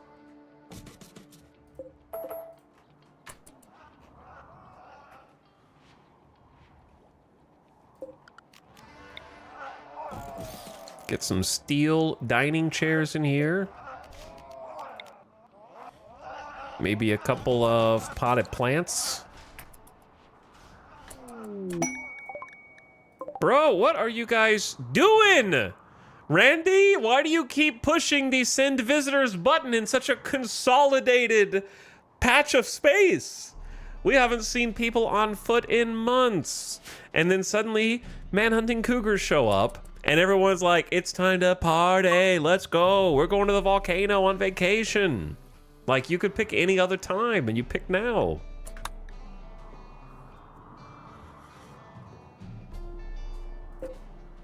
This is for base defense, not offense. And I don't really want to send a whole group of people out to help. You guys almost got hit by that. Like, I don't want to gear out just to go fight the cougars.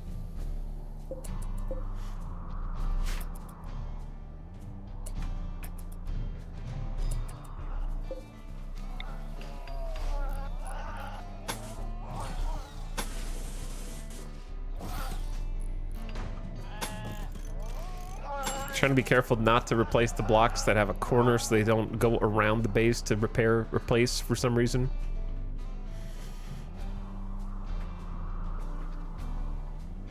And I guess we don't have any prisoners in here, so it's a decent time to do this as well.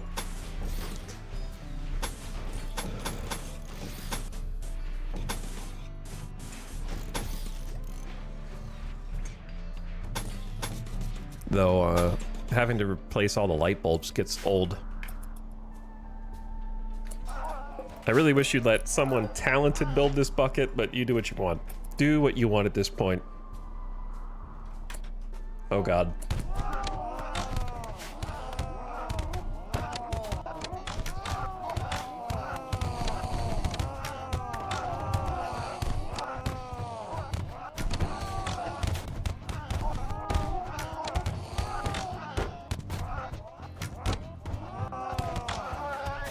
They ain't gonna make it.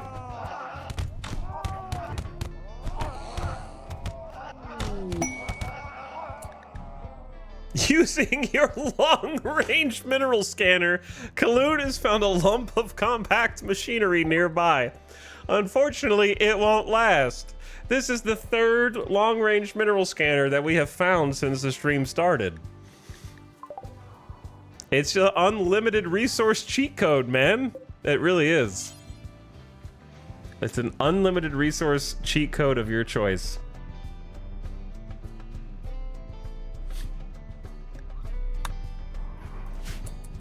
Slot machine has malfunctioned.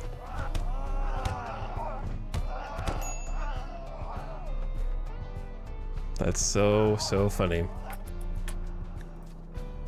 The roof has collapsed?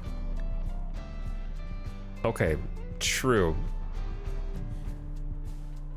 Careful out there, boys. Oh, okay, hold on.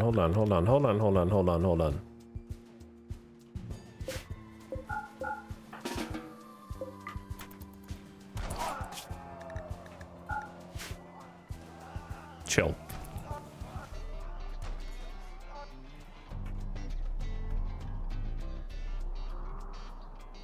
The throne room is undignified.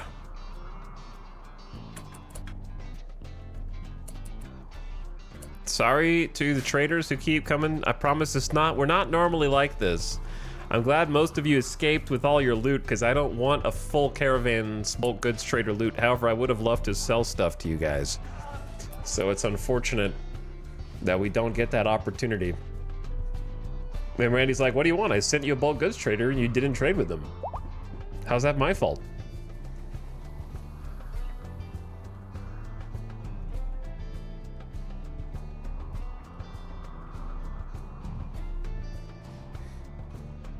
No, we don't have wood for the braziers. That's another thing why I need to trade. So I think we're gonna have to wait until the Cougars leave, haul all this stuff in, try and load up the transport, take this stuff over to trade, buy some wood in the trade, and make some money that way.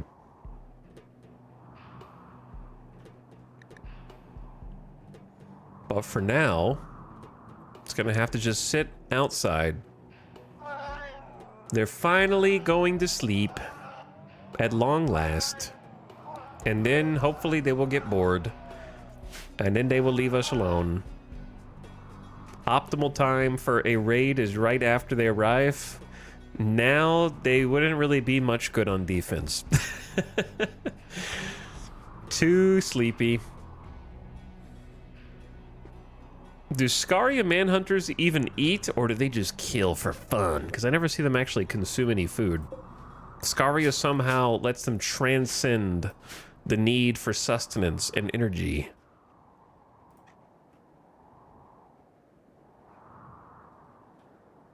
It lets them ignore their normal biological limitations. Chi, I highly encourage you, even if you're healed, to wait until the Cougars leave the map before trying to go home, okay? Otherwise, I'm not going to be able to save you a second time. You understand? We got another healing enhancer. How many did we make?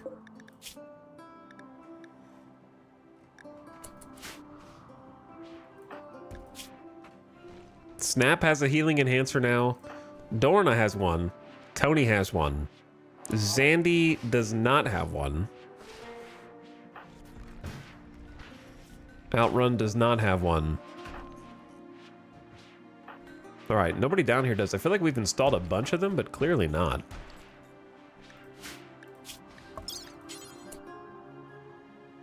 Wait a second. Can you have an armor skin gland and a healing enhancer?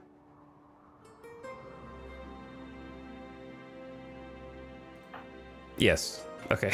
Tony already has. Tony already has. I was worried that there was like one slot for a second. That would be awkward.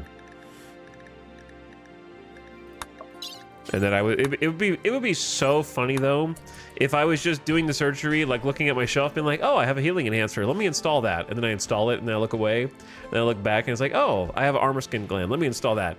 Okay, look. Hey, look, we made another healing enhancer, and it just like kept swapping them out, but I didn't notice, and so I just kept like installing one over the other in an endless cycle.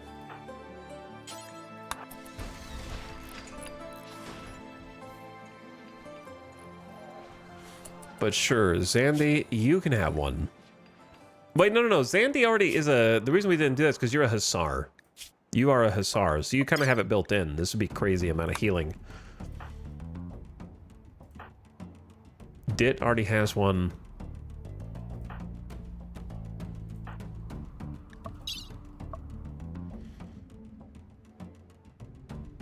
Outrun is not my favorite pawn, but you know what?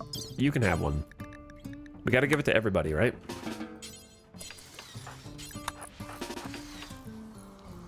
Give one to everyone who is on the melee line. That way they may heal incredibly fast. Zandy can just be the last one because they have super fast healing already. Why are we getting combat music? I don't plan on fighting any of these nerds.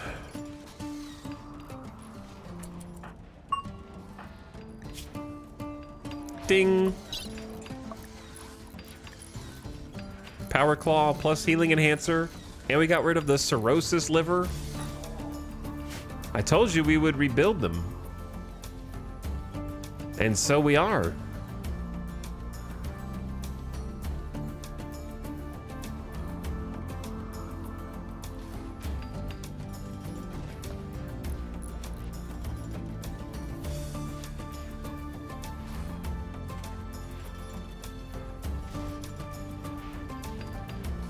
Hello, Edward Beans. Longtime viewer from YouTube. It's good to see you're still doing good.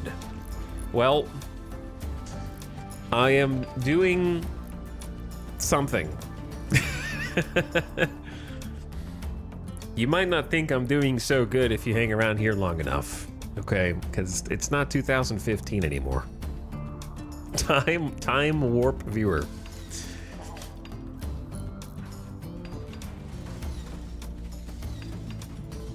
But what's up?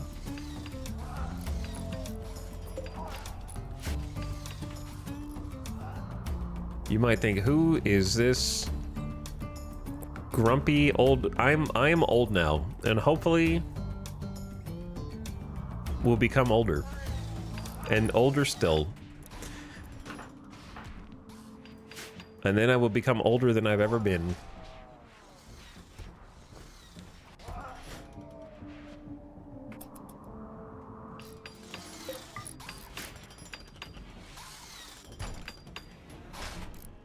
And now I'm older still.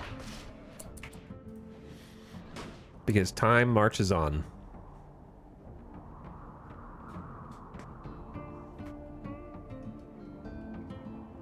And age and with wisdom. I mean, I'm incredibly wise and humble, so I think that's already, we're already there.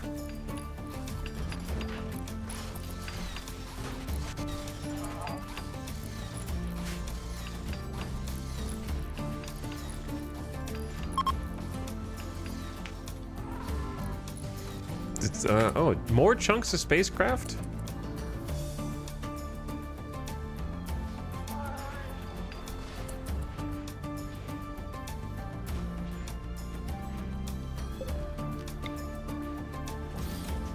Where are the lights that we uninstalled?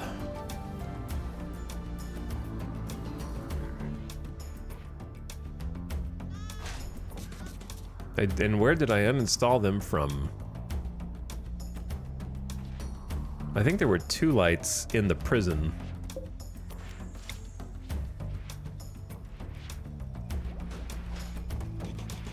And there was one in this hallway as well.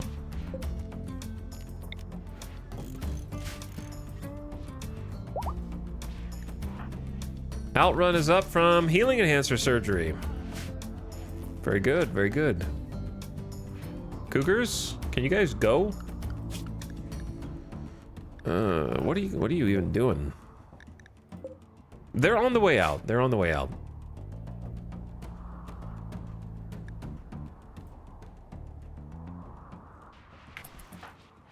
And so we should be on the way outside as well to pick up all this trash. There's literally a vulture on top of the stash. It would be funny. It would be cool if there was like a game mechanic where when there were like fields of dead, it would actually attract and spawn in vultures. And they would like hover around the bodies and pick at them and stuff. That'd be cool.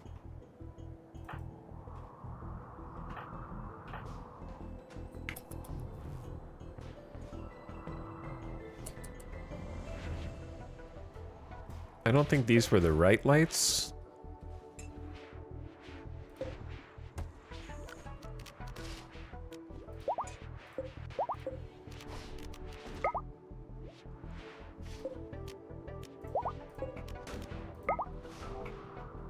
I had like an outdoor color scheme for the lights to go outside that I'm trying to maintain consistency throughout my base.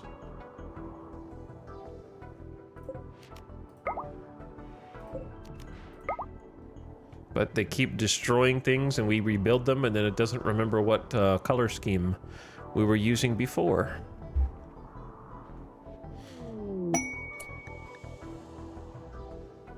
A caravan from the Exodus Empire, an Imperial trader is approaching. This is the first time this has happened because we are now high enough rank with the Empire. Though there are still manhunt. This is the third group of traders to come in. They should be able to take out the remaining cougars though. Maybe not. They do have 4 soldiers. Why? Everyone is here. Everyone is here.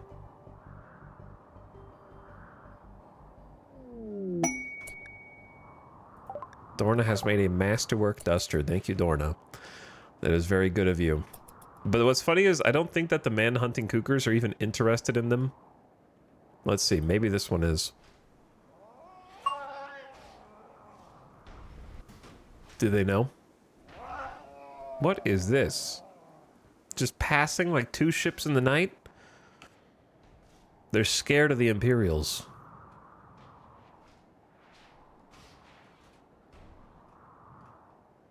Okay, hi.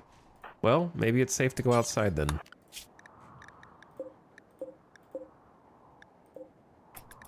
I think it is safe to go outside. In which case...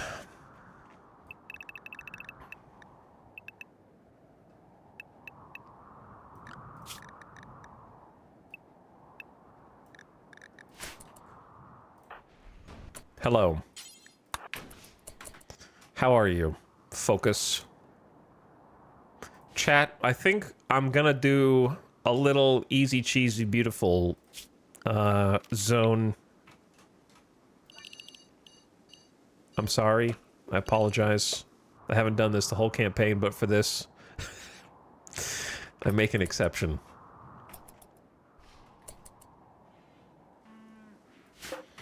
Because I don't have time to haul all of those things in and then trade with them. So now they are considered tradable.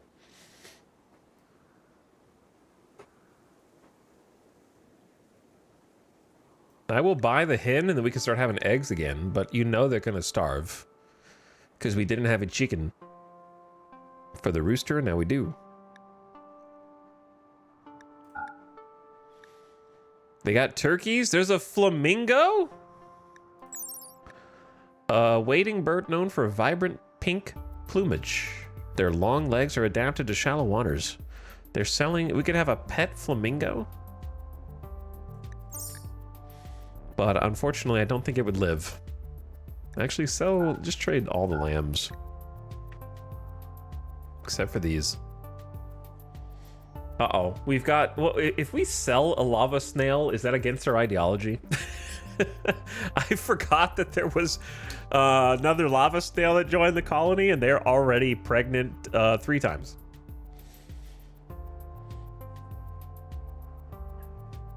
So there will be 5 lava snails soon. How much do they eat? They eat 1/3 of a meal per day, supposedly, which is not too bad. So maybe I'm gonna try trading them, and hopefully we don't get a big mood debuff, but I don't know. Spreading your religion? Kinda. We gotta get the Sulfurstriders out there. They've got 6 advanced components, which I might buy just to save time.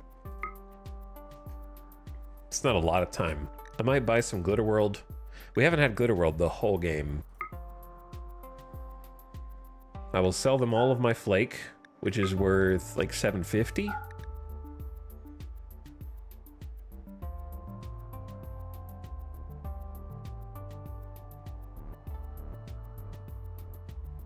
I'm not above buying steel.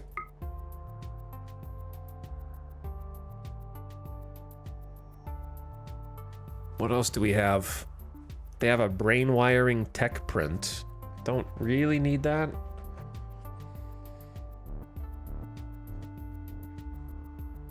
Oh, dude, there's no shot.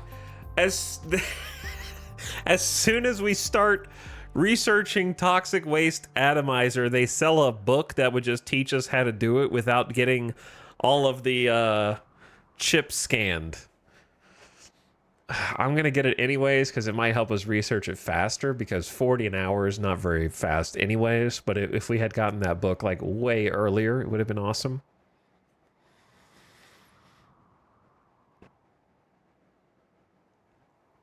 Also gonna buy the big rec times 180%. Fletcher on the Oasis. In this well-written novel, the author embarks on the narrative of her time as a gardener.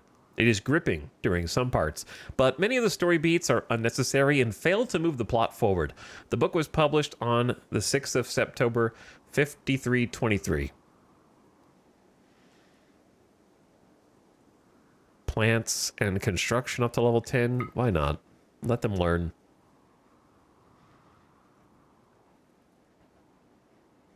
Stone skin gland. Stone skin is like a worse... Wait, is stone skin better or worse than armor skin? I forget.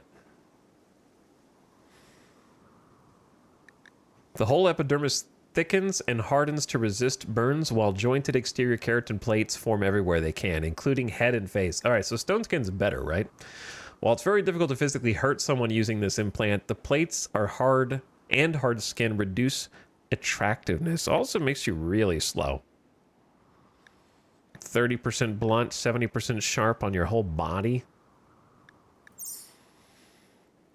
I might consider doing it if we have a bunch of extra money, just to make somebody really hard to kill. Make the melee strong.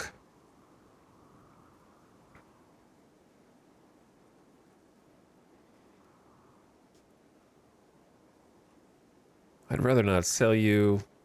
I could sell you the recon helmet. That's 51% and make another one. I want to make some recon helmets for everyone. So that's another project to start. Okay, so here's the fun thing. I have a lot less money than I thought I did. Because I forgot that the Empire only buys certain things. And I can't sell the stuff that I just zoned because they don't want it. So I will have to cut down on things that I am buying. Or sell more stuff. Those are the 2 options. Maybe we don't buy the advanced components, and then I can afford the rest.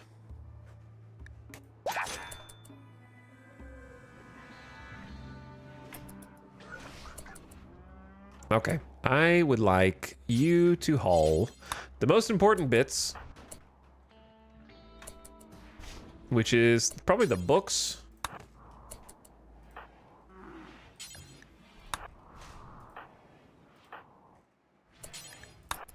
And the Medicine. Then we will get the rest soon enough. 3 colonists idle. Well, you don't have to be. You could either go to sleep or you're allowed to go outside now. Those are your options. I think this is actually a great use case for our wake up. Don't we have someone that's addicted? Who's addicted to go juice? 90. Dorna's at 97%, 0.6 days to recover. Go juice addiction is like the best one, in my opinion.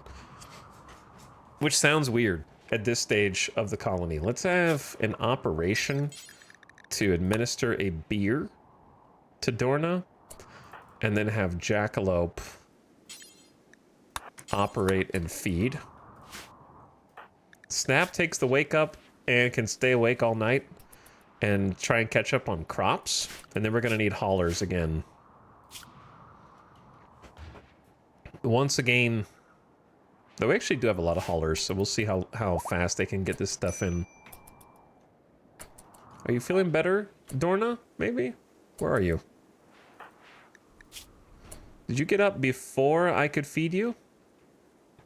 Bro, the operation to give you a beer was not requiring you to go to the hospital. Sorry if I wasn't clear.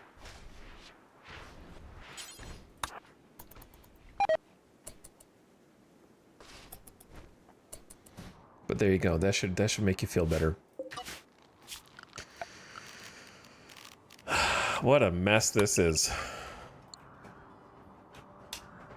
Okay, there's gonna be it's been 2 hours somehow already, so ad starting now. I'm gonna take a BRB, grab a drink, take a bathroom break, get a snack, come back, and then we are gonna start loading up this passenger shuttle for a quick trip to go sell some human leather goodies and whatever else these guys dropped.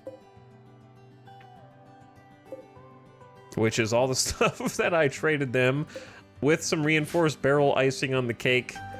Dead Hussar bonus. So I don't want them to load it up overnight. Magma Carta. Traders versus Cougars. We know who wins. You can't fit that in. Whatever. That's too long.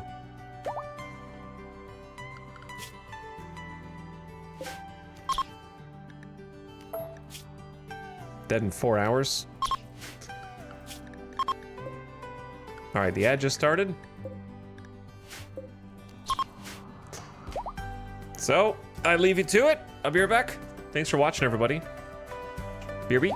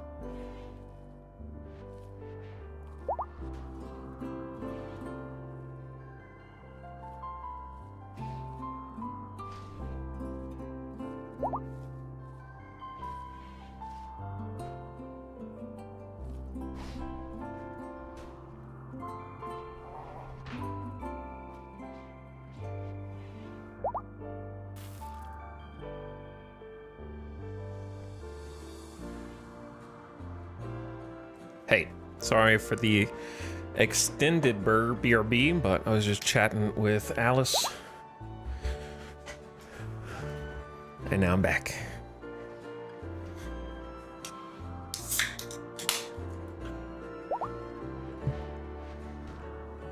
Cargo pods. Oops. More leather. I don't need any more leather. Ding, ding, ding, ding, ding.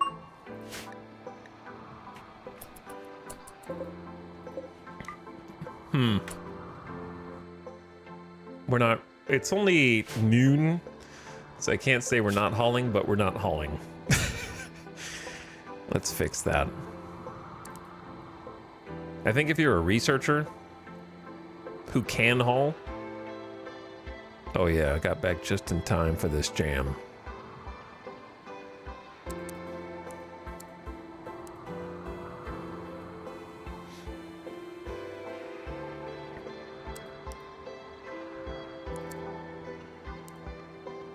We also don't really need that much mining at the moment. We do need planting. Miko. Dit.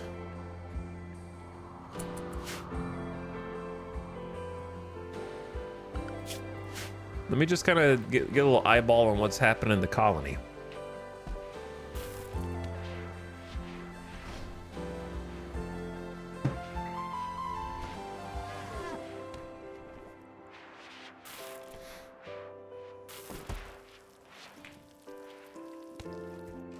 Samantha's cooking fine meals. Jackalop's cooking fine meals. Snap is having some food. Maria harvesting some rice. Hawk forging advanced components. Kiko is hauling like I told them to. Night Owl. Okay, there we go. Hauling rice. Because, yeah, there's just a ton of stuff. There's rice outside. Kit can't help but research. It's like the only thing she can do. Hauling plasteel, the masks. The rice, playing some hoopstone during the day, grabbing a shirt. Yeah, this will get done. This is just a fast forward moment. This is a 2 to 3x speed moment. Until Randy hits us with an actual raid.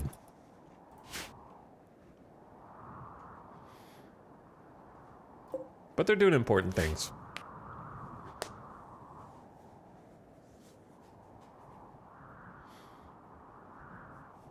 What mods are you using? Do you have a list somewhere? We do. Chat eventually figured it out. It is exclamation RimWorld. The only mods I'm using are very light mods that do not change the gameplay of RimWorld. It just sort of changes a couple of aesthetics of how stone looks and how information is presented, like the inventory mod or the compact heat ifs for injuries and infections and stuff. So nothing at all. That everything else is just normal RimWorld gameplay, vanilla plus expansions.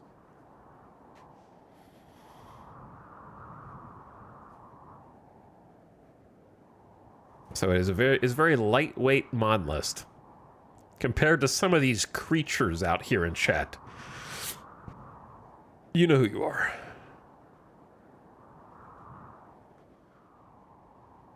The people that are in chat who spend more time looking at their mod list than actually playing it.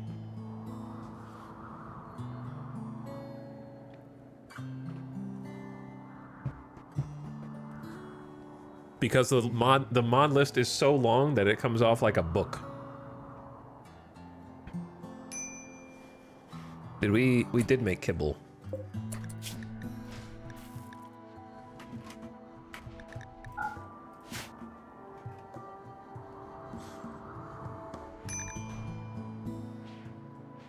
If I was smart, I would have an entrance to this from back here instead of up here. But I feel like digging into this granite wall is kind of annoying.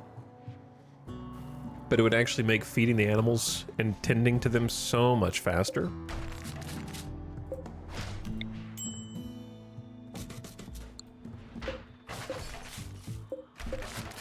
That I am just gonna do it.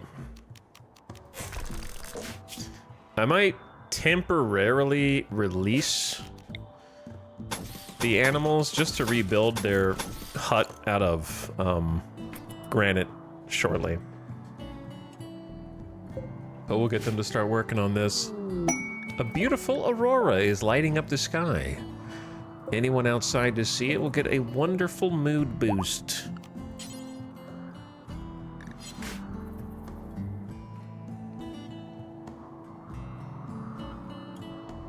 Oh my god.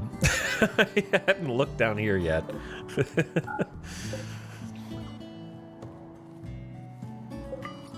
I did not look down here.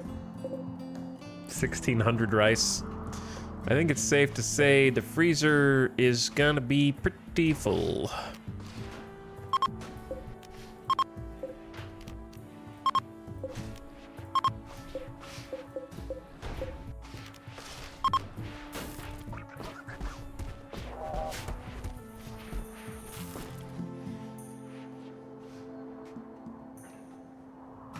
Assuming we can even get all this in before we get raided. At least we have enough food in there. We need more meat. Honestly, I hate hunting gazelle. They are so little food, and then they run so fast. I am tempted to come up with a new, you know, kind of just a hunting plan that does not involve having to chase them down quite as far. Like, just send them. I might just send a kill squad, and if we blow up some of the meat in the process, then that at least saves us a bunch of time. So I might do it. We don't have to do it yet. There's like 2 separate gazelle packs. Donkeys are more efficient. What do you guys want? A group of poor travelers, including some children, are approaching looking for help. They need 39 medicine. Honestly, that's one of the tamer asks that I have seen. Normally it's like 150. They need medicine to help their friends at a nearby settlement. That will take us dangerously low on heal. Not dangerous, it's under 100 on heal route. Which I will be able to grow after the psychoid comes in. I'm just gonna give it to him.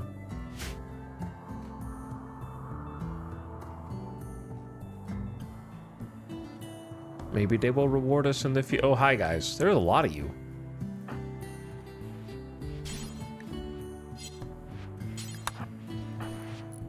Listen, we might eat pigskin raiders, but we're good people.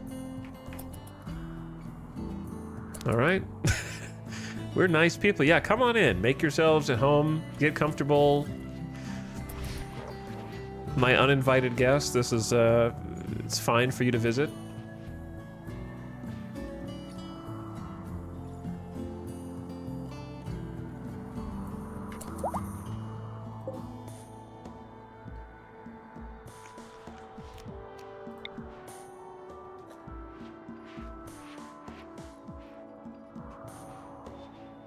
It occurs to me that we would really benefit from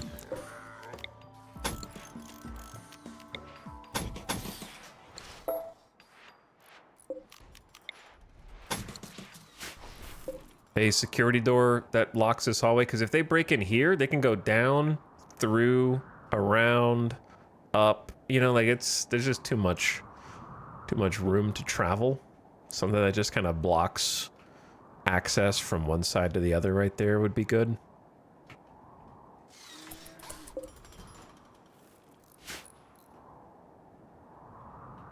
Did we give it to them?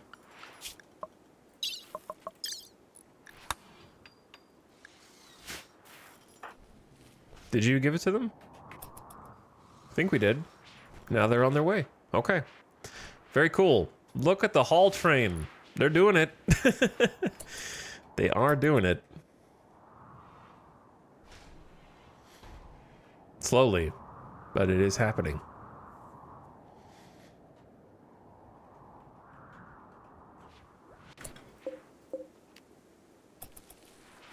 Oh God, there's more.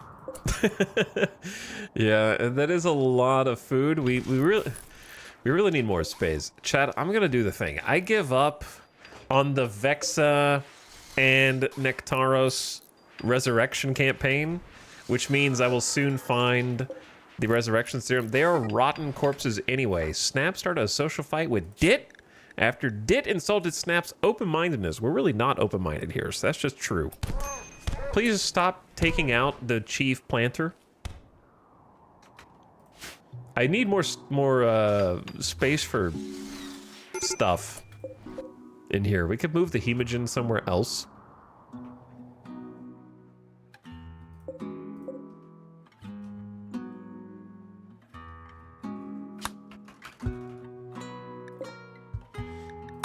Bing, bing, bing, bing, bing, bing.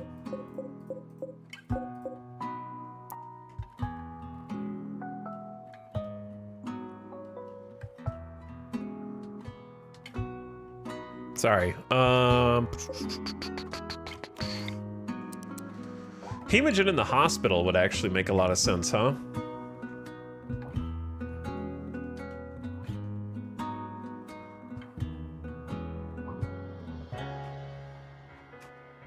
Like, it doesn't need to be in the hospital mechanically, but from a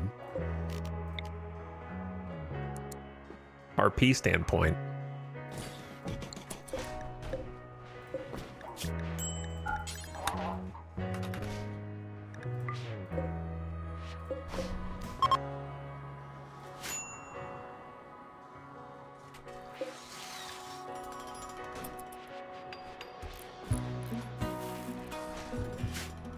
Right, new security door going in. I also want you guys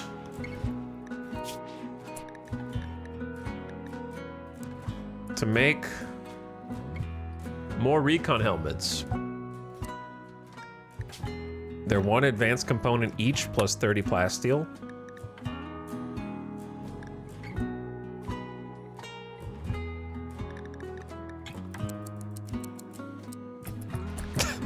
$12 it is. 12 times 30?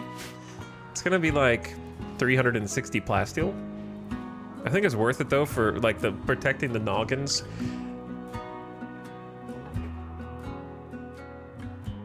I don't know, maybe chat thinks I'm crazy, but I tend to never actually research and therefore never craft marine armor.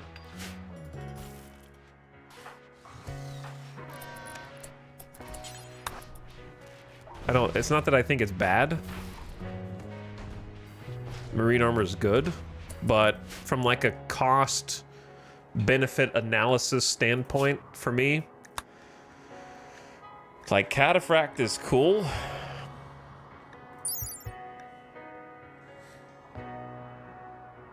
And all that. But it's like, do I want to go minus 0.5 move speed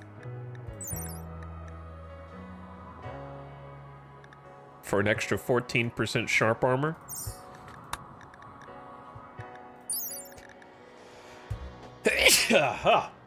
I'm allergic to making cataphract armor for an extra 14% sharp armor, but recon is only 92.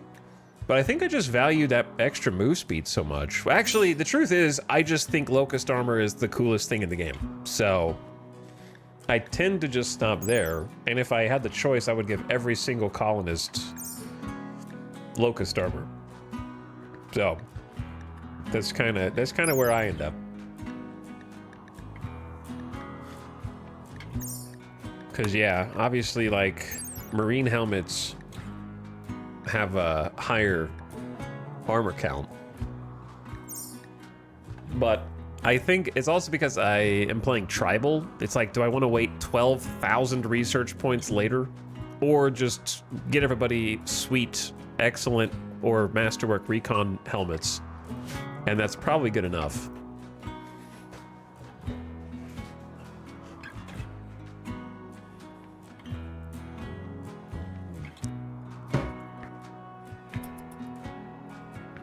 Because I can make them now.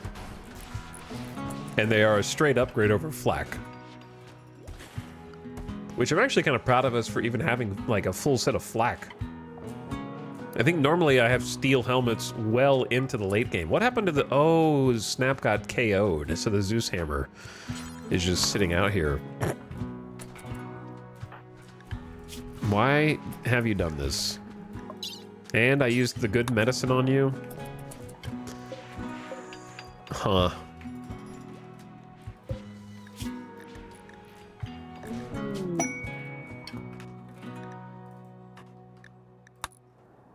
Dorna with Inspired Taming. But yeah, I need to grow some more heal root before we craft a ton of regular medicine.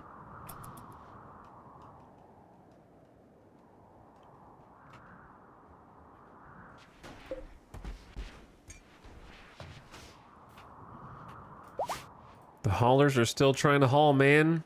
They're doing it's going to take more than... Oh, the animals escaped. What's up, nerds? Freedom!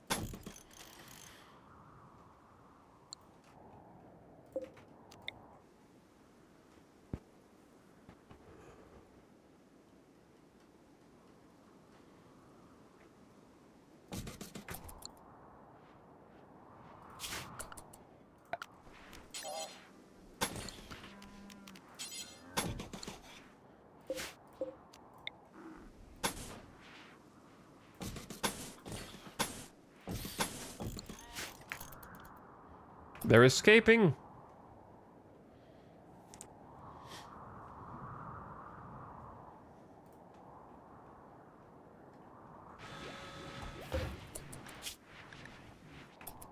All right, so really the only thing going on right now is undignified throne room. Once they're done hauling all this garbage inside. All right, animals, don't do anything bad while you're escaped, okay? Please. Just kind of stay put. It's actually, if it wasn't for the pollution... This is... Is that you, chat?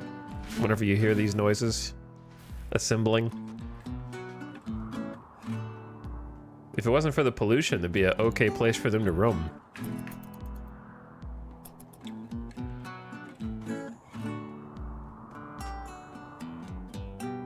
I imagine if they hover over this area long enough, they would start to get,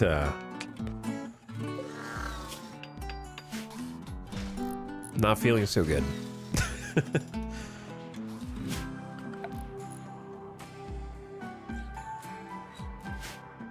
We still have another 250 plasteel out there. 300 steel in there. 2,000 steel?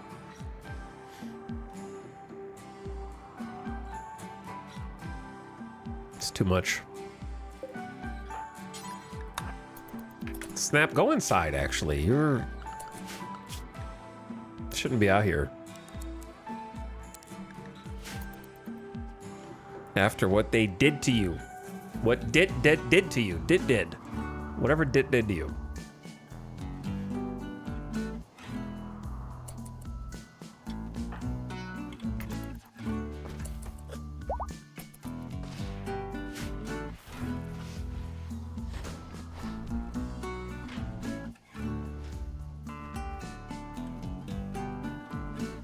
there are just thousands of rice. And we don't have enough storage space.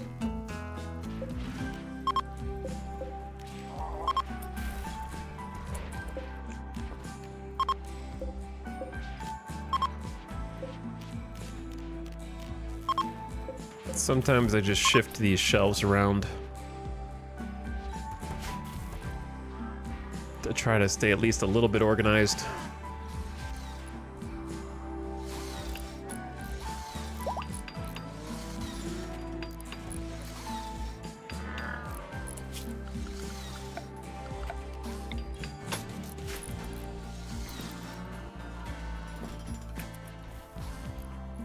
All right, animals. Your new home is very nearly set up. We got the lights turned back on, but if you stop standing in the doorway, someone could finish the door.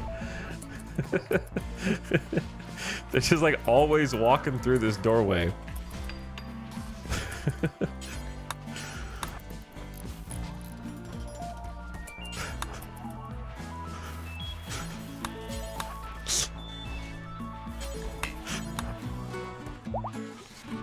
Oh my God. Hallelujah, we did it. All right, then you can maybe try and replace this. And then lead all the animals back in. After they escaped.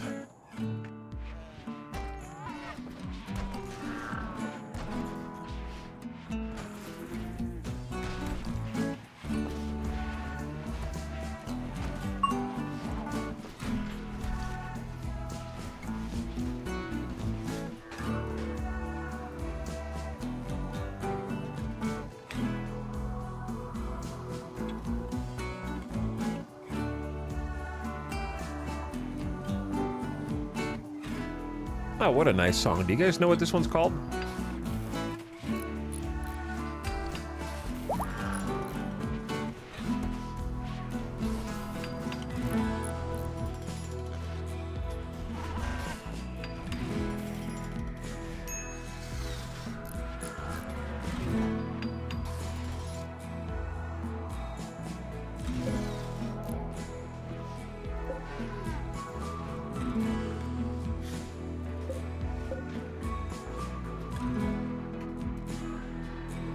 This is kind of redundant, isn't it? Why would they go through the security door when they could just go through the auto door? They just have to break open a 26 HP animal flap and then go through the auto door.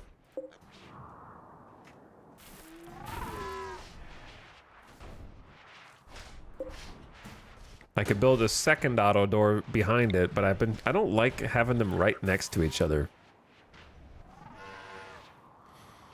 However, that would be more secure.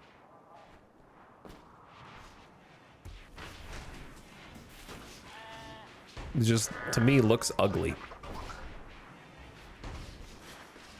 But if I build it here, then that messes up the whole feng shui of this area that we got going on.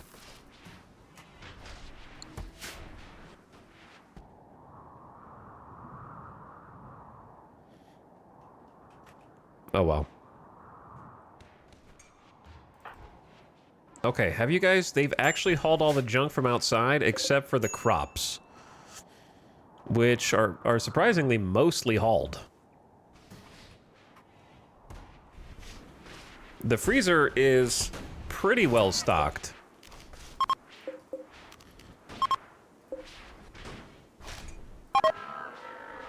Whoops. Ah, I keep doing that.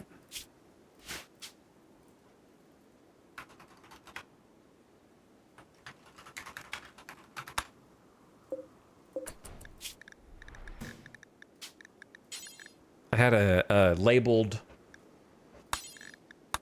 shelf. This is I've said this like 2 or 3 times in this campaign, but I'll tell you again. You can actually name shelves. Click on a shelf, click on the rename, name it whatever you want. Once you've named it, in this case kibble, kitchen kibble, when I make the kibble bill, I can go to the kibble bill, click details, and say take to group instead of drop on floor or whatever. And I can choose that shelf. So they will always take stuff to that shelf if there's room. So that's how you can determine specifically where product is brought. You could do that for any bill in the game, so that you don't have to rely on priority to dictate where your haulers, your crafters or cooks or whatever are carrying things. So you don't have to always do priority. Sometimes you want to have two things that are critical priority, and you want to choose which one that they haul the thing to. That is how you do it.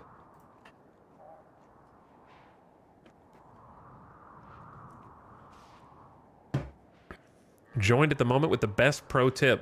It's a very helpful one, actually. Because for me, my cooks, because of the funky way that I built my kitchen, normally I build my kitchen adjacent to the freezer, so they just go straight in, straight out. But this time I didn't. So if my kitchen is on cook meals, I can't drop them on the floor because my hauling isn't strong enough for them to be taken immediately to their destination. So that's out of the question. So if I do take the best stockpile, then they're going to be seeking out a stockpile on the other side of the base. This is the best stockpile in my dining area. So I don't want them to go all the way over there. That's going to slow down my cooking by a lot. What I do want them to do is take the food from the kitchen after they cook it back to the freezer, drop it off, and then get more ingredients to go back to cooking. So it is a closed loop. They're gathering the ingredients over here, going over here, cooking them in a circle, right? So to do that, I took these shelves, and in this case, let me see what I've got set up here. I have take to kitchen meals. So actually what I'm doing is for fine meals, we're actually taking it to this shelf, which I don't even need to do anymore since we have a shelf list here. So like this one had been where they're taking the kitchen meals, so they just drop it off there and they can do whatever. But I could name this shelf, and then they would always take the meals to this group the same way. By going in on any bill, take to a group and choose the name of the it doesn't have to be a group, it can just be one. But you have to name it. Well, you don't have to name it. It's helpful if you name it. So you can choose kind of the workflow of the logistics of all of your various bills. I find it most helpful for cooking and for specific kinds of crafting. Like, it would be helpful to have like a shelf for mortar shells potentially to go on. I think I'm just dropping those on the floor right now. I don't want it to go to best stockpile because it's on the other side of the base, so it's a long walk. But yeah, you can kind of choose the path that your crafters take, which I think is great. All right, I think we start loading up the passenger shuttle today for the trade, now that they've hauled all the things in. Food poisoning. How are we still getting food poisoning? And it's not because it's dirty. It's incompetent cook. But who is the incompetent cook? Jackalope's level 14, Hawk is 12, Cottis is 16, Bomba is 14. I don't think Opossum might be cooking. They're mining usually.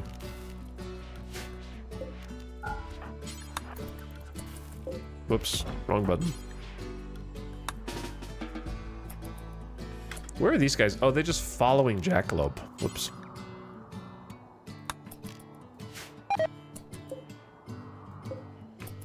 Oh, food poisoning arc, randomly. Second food poisoning. So who is it? Zekaron and Dit? No. Parsons. One of the prisoners. Okay, now for a little clerical work. I need to figure out who's loading this.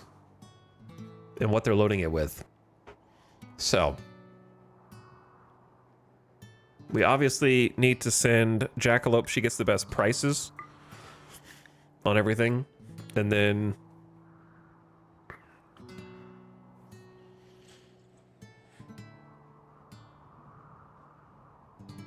don't really need to send many people, but the more people that I attach to this, the faster it's going to get loaded. So let's say Zandy,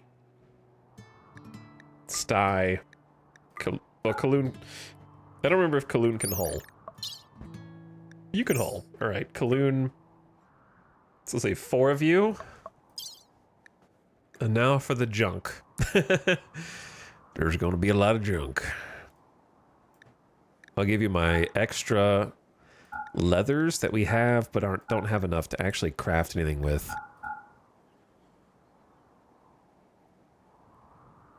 Dorna is kind of... We need to have someone else on clothing, actually. Because Dorna is split between too many jobs.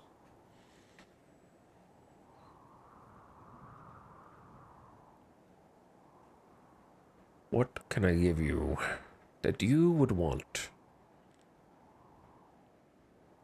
I'm going to keep forgetting that I have shelves. I might just take the shelves. And like this marble table.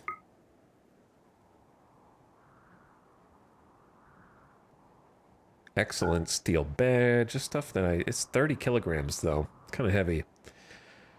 Old research bench. Maybe they buy that. I'm not sure.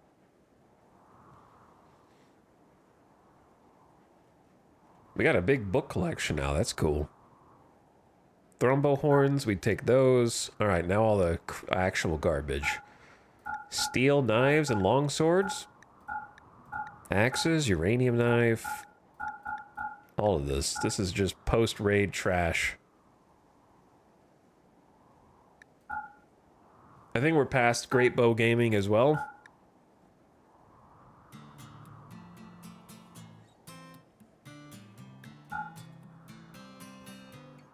Might want to craft some more assault rifles.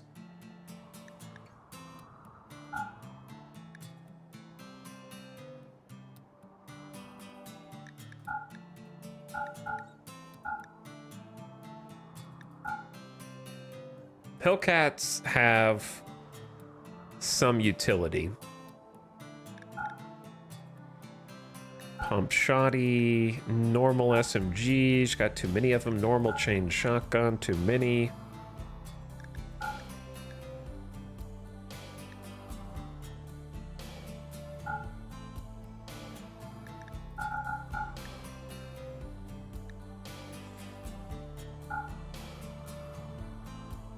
All right, this will kind of pare down our armory a little bit.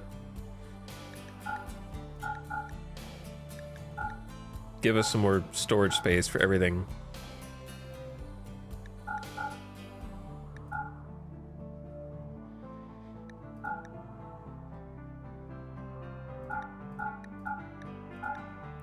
This is gonna take a long time to load, I fear.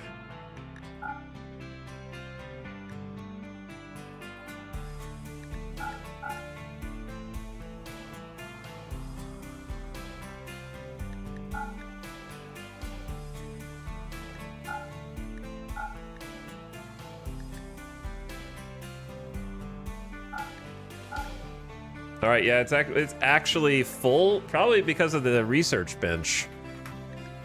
All right, leave the research bench here.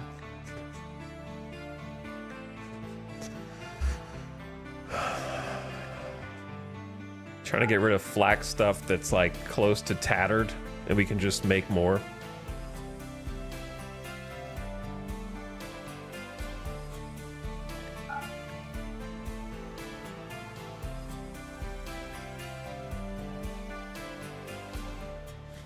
Normal flak helmets too. We're kind of just in the process of replacing stuff. They're heavy, dude. They are heavy. We don't really need, the thing is, we don't really need this many people, so we could free up some space by freeing up a person. And then we have a lot more room. But yeah, getting rid of some old flak. This is gonna take a long time to trade.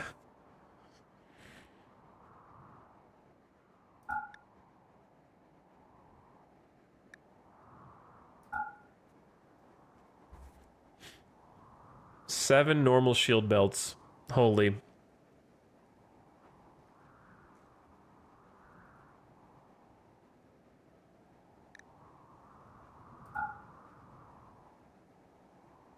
I say sell all the normal shield belts and we'll just remake whatever shield belts we don't have, because that's not very good.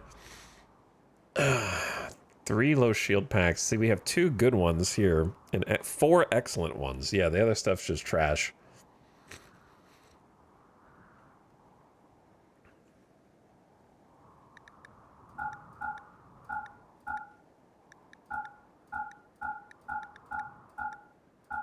Oh my god. This is like spring cleaning level. In terms of how much stuff we are putting on here. All the dusters, and then... Yep, all the silver as well. Good luck. Yeah, it's too heavy.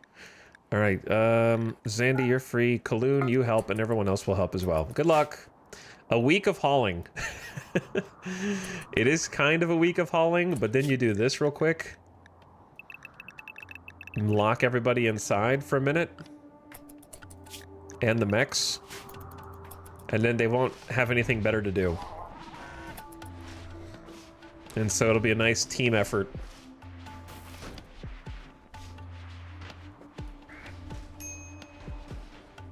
This is when having the floors paved, the hallways lit, and auto doors pays dividends, because they're able... Okay, you don't need to go that way, though. We could block this, hold that open. Because this is going to look like a well-oiled machine as the ant farm seamlessly goes back and forth at whatever their max speed is. Oh yeah, I forgot Miko has joy wire. It feels amazing. Miko is a pessimist and greedy, so to offset the greed for impressive bedroom, pessimism minus 14 perma,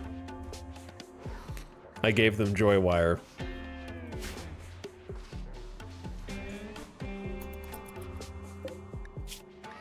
Still a significant amount of things to load, but they're doing a good job. They're going pretty quick.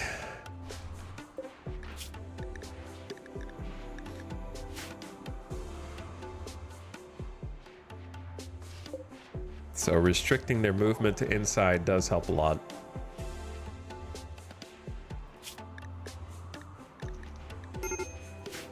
Major break risk. Well, you got food poisoning. I don't know if drinking a beer while you got food poisoning is the smartest idea, but do what you... Insulted times 2 as well? By who? Oh my god, you're drinking it so slowly.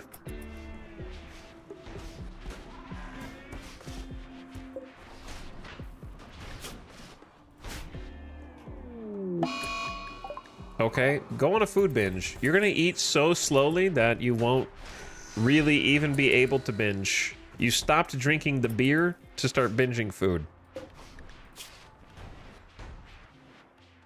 Imagine if this shuttle could crash with all this stuff on it, plus Jackalope.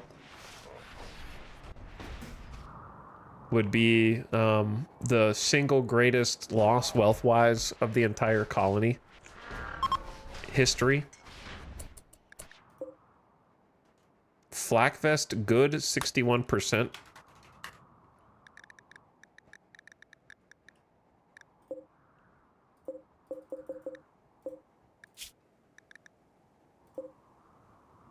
What?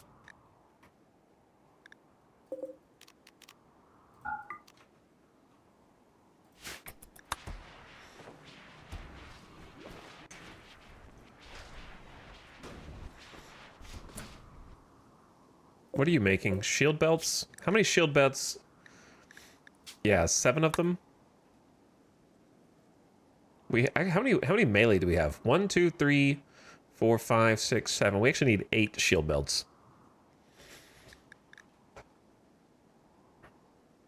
And then we need an 8th locust armor.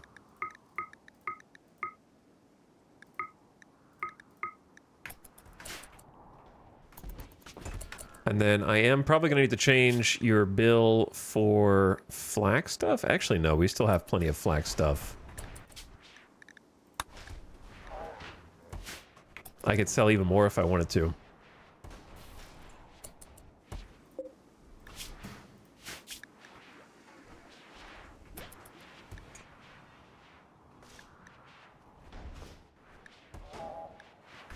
All right, they're ready to go. Fully laden. To the Elegance Pit. We must travel. And they have 27 hundo. They got a Muffalo? So we're going to be able to sell a lot, so we're going to need to buy a lot. What do I want to buy? Probably the Neutramine. 1 advanced component. I don't think it's a bad thing to maybe buy some medicine.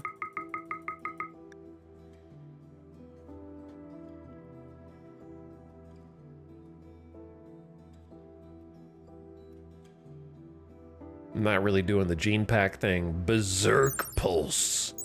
Level 6. Psychic power. Generate an overwhelming rush of undirected rage in everyone near the target point. For 10 seconds? So what, they just become berserk for 10 seconds? How big of a AoE is this? I've never gotten level 6. 3 effect radius. Is it a 3x3? Like, what is it? The radius is 3, so it should be... Diameter should be 6.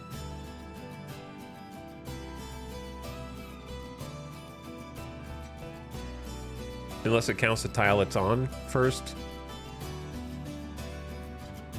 Minus 75 goodwill impact. I might buy it just to have it for if we get to level 6, you know? That being said, can a pacifist use Berserk Pulse? Is that considered an offensive ability? That can't be used by a pacifist.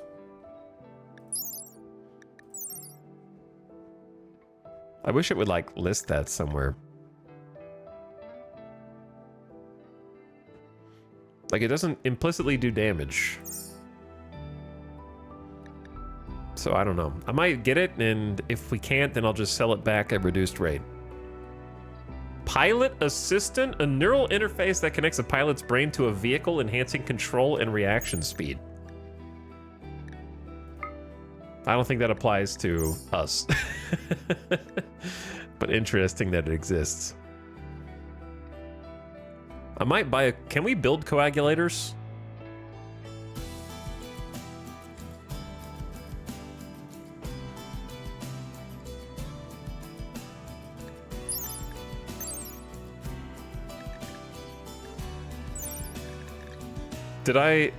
Does coagulator come with the healing property one? I might have already unlocked that.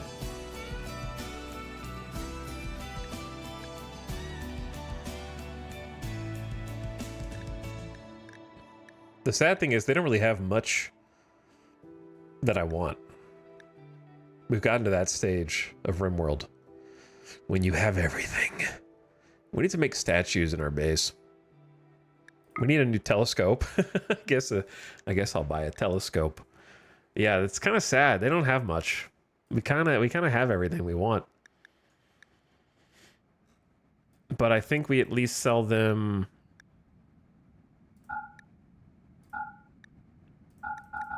the trash tier stuff first. In case we come home with too much.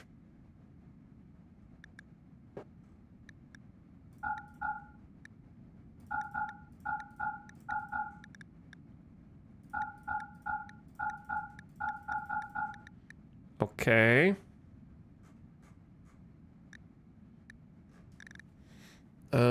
Yeah, all the knives. We can also just take silver, too, like up to 27 hundo.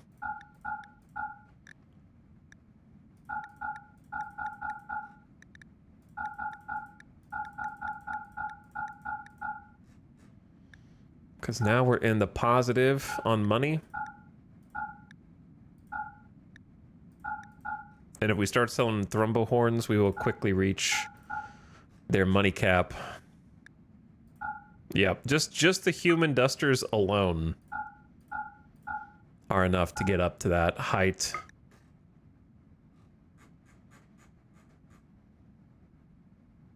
Oh, they have wood, of course. Don't forget the wood. I do need 5 hundo wood, I almost forgot. Alright, we'll take, like, almost all their money. They don't have anything I want to buy, so we can go shopping somewhere else. I do want the Death Rest Capacity Serum. Maybe we buy the meat so we can make more fine meals. I think that's okay. And the chocolate.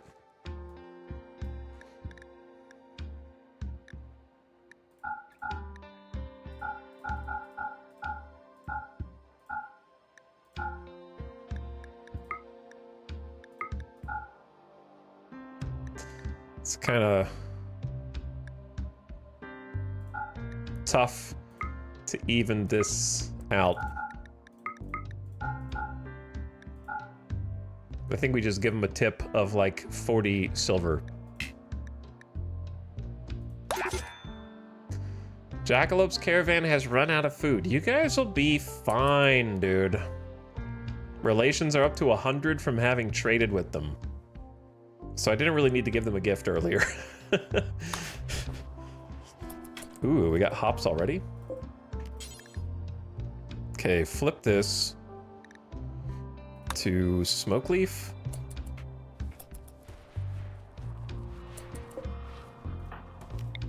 And then you guys don't have to stay in here anymore. That was just temporary.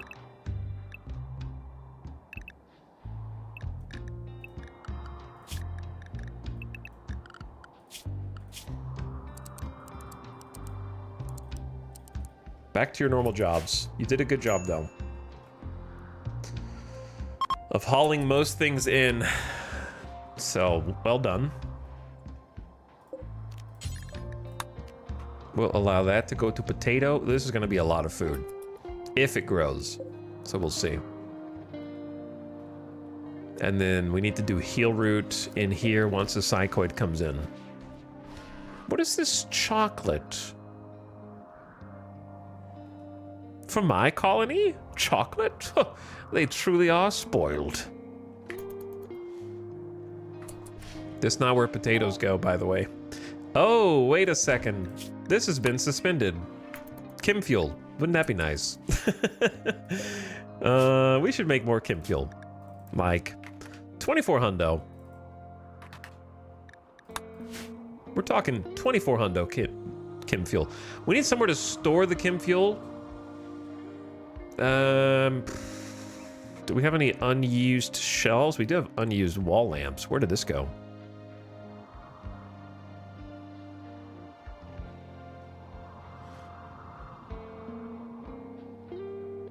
Almost certainly on some wall like that. Potatoes do not go here. What have I done?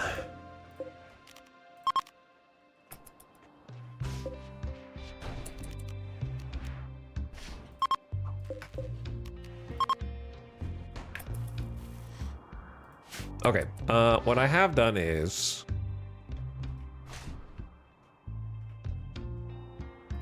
decide to make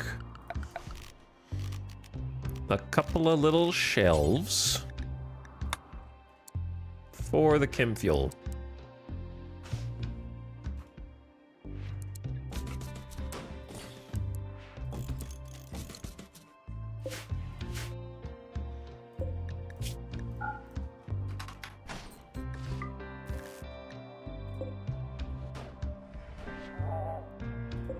And we'll just make this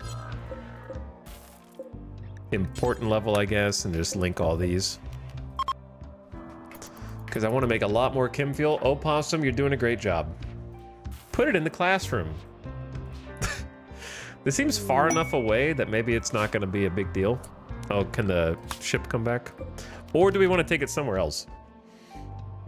We probably do need to get refueled. Because the Empire is... How much fuel do we have? 350? It's a lot. Let's go trade with the Empire. The Grand Edifice Praetor Metma Kaianospas of the Exodus Empire requests that you build a monument to commemorate her intellectual skills. Why can't I send other colonies quests to build giant memorials in my image? Now that I have a Praetor. Because this is like a Praetor is asking another Praetor's colony to build them a monument, which is kind of weird.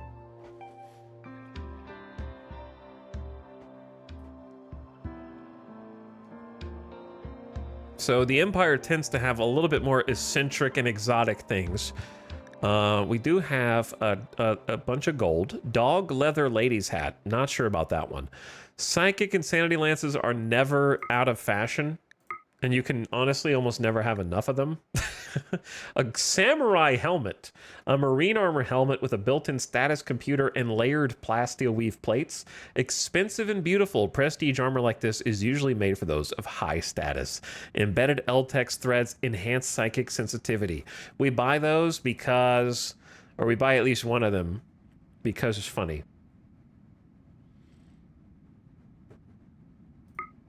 Maybe even two of them. Because then we can have a pair. Unfortunately, well, we could let Jackalope wear it. It is prestige after all. So one for Samantha, one for Jackalope. The excellent charge rifle. I'm lazy and it's kind of easier than crafting another one. Terror Breaker, normal plasma sword. Kill Thirst and Psychic Fog. It finds purpose in bloodshed. If it does not kill in 20 days, it becomes angry and psychically complains.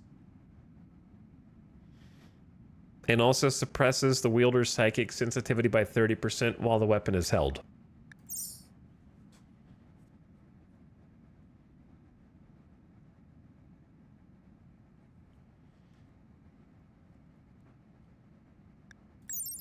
Psychic sensitizer. Psychic reader. We actually already have a psychic reader. Psychic harmonizer. I would not mind another psychic harmonizer, actually.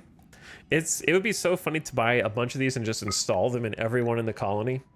And if you think about it, if you put a psychic harmonizer in everyone and they're all happy, then they're all making each other happy in an endless loop. You know what I mean? Like, only a couple of them need to be happy, and then they'll boost the other people up to happy enough to boost the people who are boosting them to boost higher, and it's like an echo. It would be kind of cracked. Or it could be infinite sadness as well if it goes the other way, but...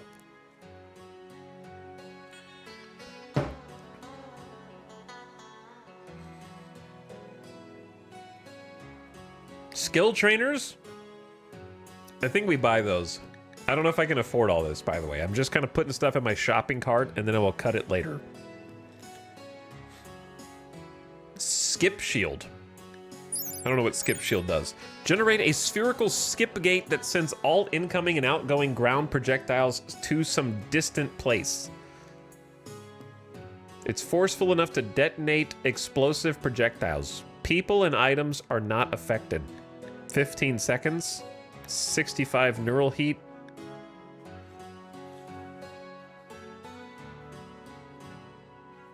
When is this beneficial?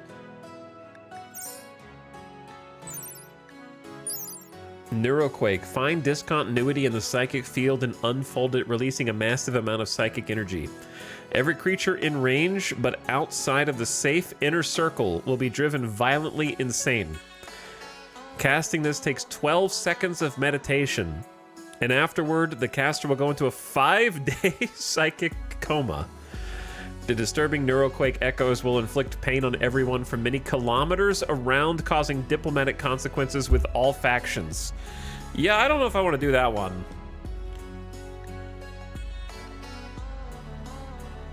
It seems like an emergency card.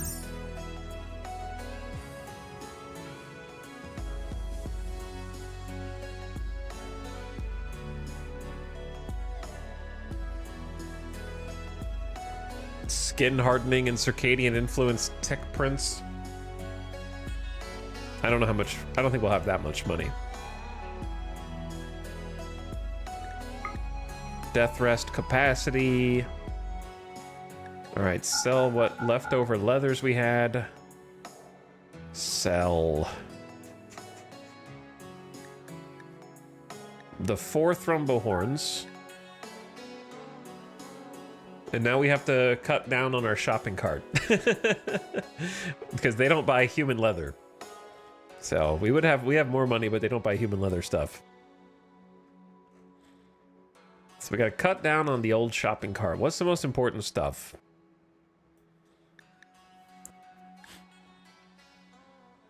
We don't need that many Psychic Insanity and Shock Lances, so drop one of those. We don't need 2 Psychic Harmonizers, drop one of those. 2 melee skill trainers, kind of greedy.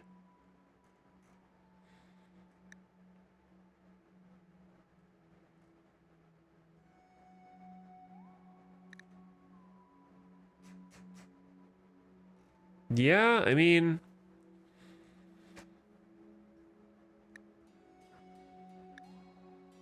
the melee skill trainer's probably also not really necessary. It's just, you know, it's useful. Because if I buy that, I have to give up the helmets, probably.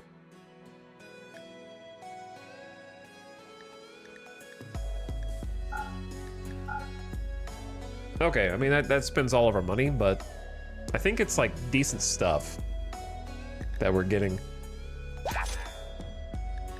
Rep goes up. We could all, I wish we had stuff to donate to them.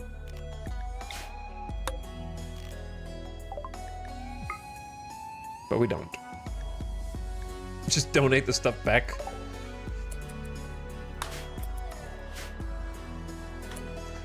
Okay, so Sty, I don't want to be risky anymore. Go get this normal jump pack. Red, get this jump pack. And Kiko, get this jump pack. Because they're the ones that are out mining all the time. I need them to be able to get inside if things go awry. Maybe psychic drones or someone else casting Neuroquake across the planet. Might be right. All right, ship's coming home. You know what else is coming home? This ad. It's been 3 hours already. What's going on today? It's crazy. So turn your volume down. Ray Ty, thank you for the 32-month sub. I'm going to catch up on these slubs. Thank you, Ray Ty, for subbing again. Anonymous, gifting a sub to Edward Beans. Thank you for your generosity, Anonymous. And gifting a sub. Valkyrie also gifted a sub to Tack Dragon Rider. I saw Squinch for 2 months. Appreciate you guys if I missed you earlier. So thank you for dropping those subs.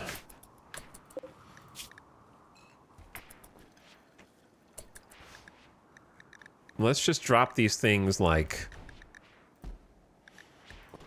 in a less chaotic fashion. Start with the meat and the wood, and then get the other stuff afterward. We can also change these two to not have flak helmet anymore and have the new cool guy helmet.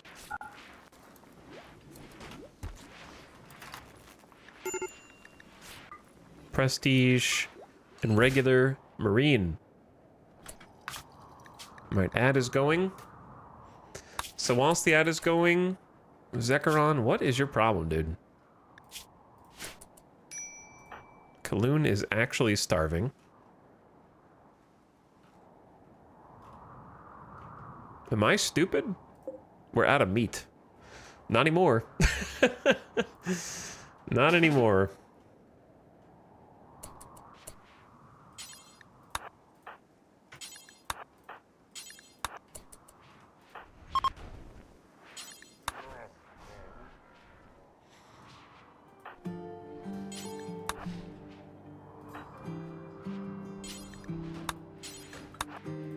I'm sorry that I bought husky meat. I didn't really realize what I was buying. All right, very quick BRB while the ad is running. Taking a very quick bathroom break, and I'll be right back 1 sec. I see you though, Mr. Bob. Merry Subiversary. Thanks for all the streaming goodness. My pleasure. Thanks for clicking again, and thanks for sharing another sub and keeping the stream going.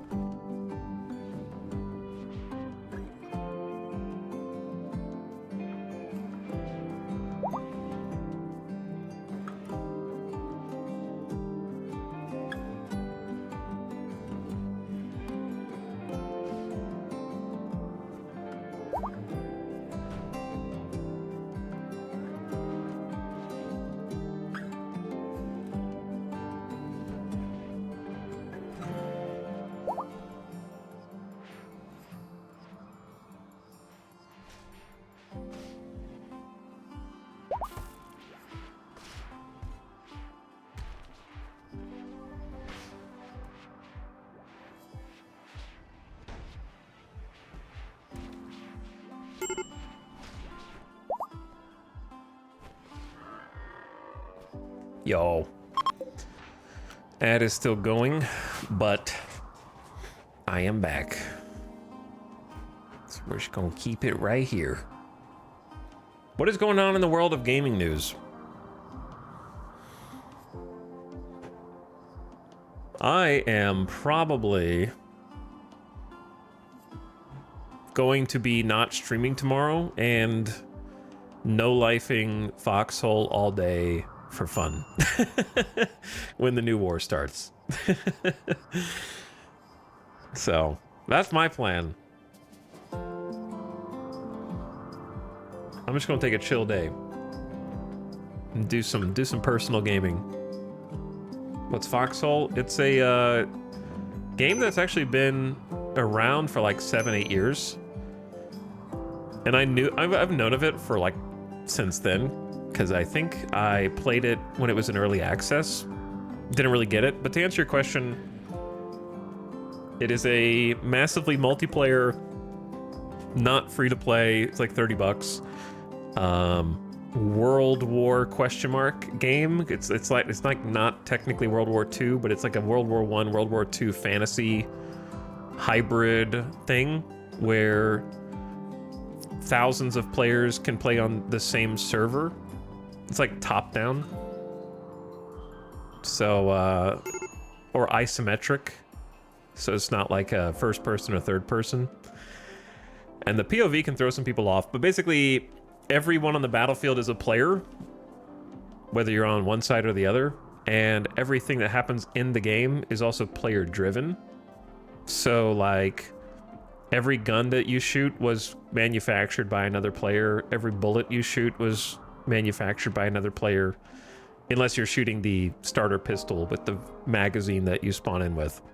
But every vehicle was created by players, and then the wars last in real time until they're over. So the last one that ended was a 69-day real-world war, and the new one's about to start tomorrow. And then clans like claim different areas. So basically like each war is a wipe, more or less, and it resets. So it's like got logistics gameplay. If you want to be a guy who drives a truck and hauls stuff, you can be like a trucker guy. You could be like a frontline infantry guy. You could be an artillery guy. You could be a navy guy. It's got a bunch of different types of gameplay to kind of get lost in, and it's got a bunch of different gameplay loops.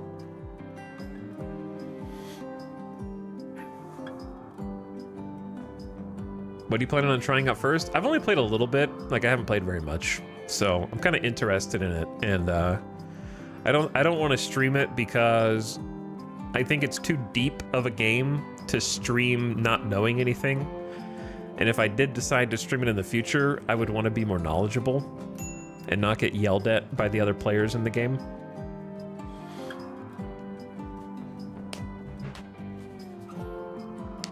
So the only downside is if you do check it out and play it, I would try the quote-unquote noob server first. There's two shards. There's the Sweat Lord server and the noob server, and the noob server still has a bunch of sweaties on it, so you might get yelled at some point, but I wouldn't. If you have crippling social anxiety, it's not the best game to play. You have to be willing to do VoIP. And it has like proximity VoIP. And I only played a couple days for a few hours, but I was in the noob server just walking around, and I would just open mic and be like, hey bro, do you know how to do this? And they'd be like, oh, you hit this key and then you click on this. And it was like, people were very helpful. So you just have to be willing to ask. I have no idea why Kaloon is on an insulting spree.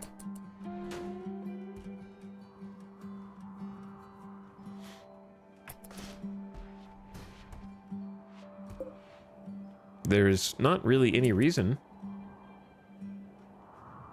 for them to be angry and upset and trying to get other people upset.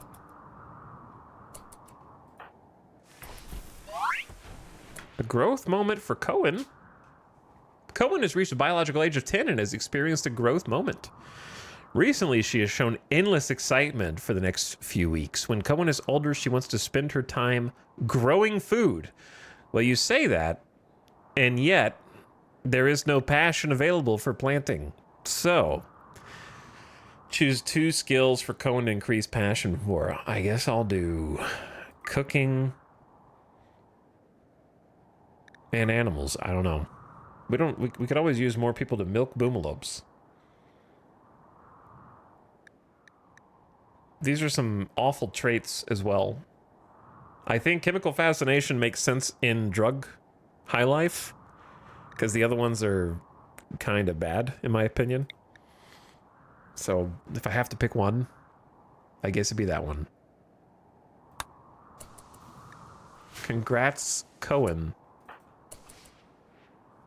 on being 10. But anyway, I want to do some passenger shuttle exploration, but I'm just so lazy when it comes to setting up the armor. Everybody's armor.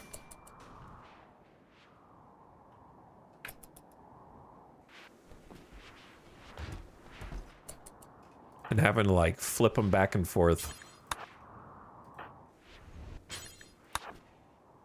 I'm gonna interrupt some of you nerds and get you to haul what's left.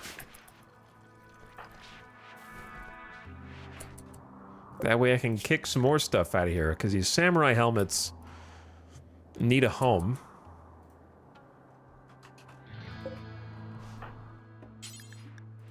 And I don't want them to get any damage.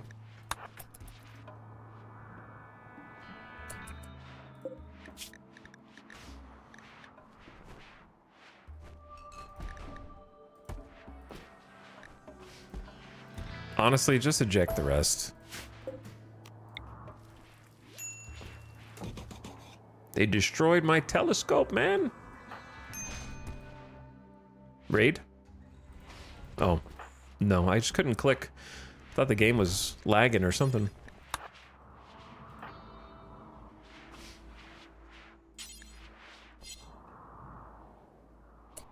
I see that we might have too much toxic waste once again. So let me make sure that there's room for it.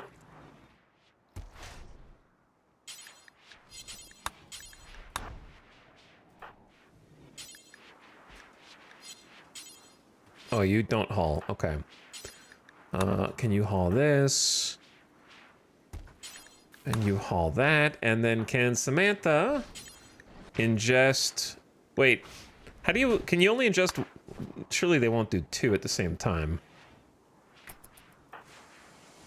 But Samantha's going to get a new death rest capacity. I never thought we'd get to this point.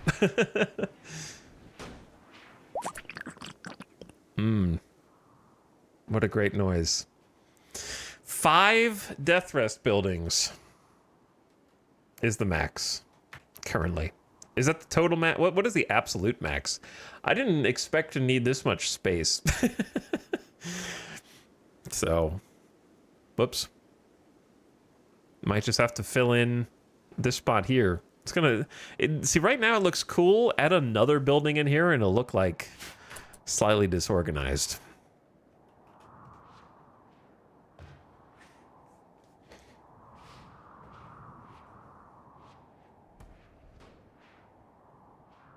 But anyway, I don't know what I would... I'm kind of interested in the whole game of Foxhole, so... Frontline stuff is fun. I like gathering resources too, or figuring out logistics. So I enjoy all of those things.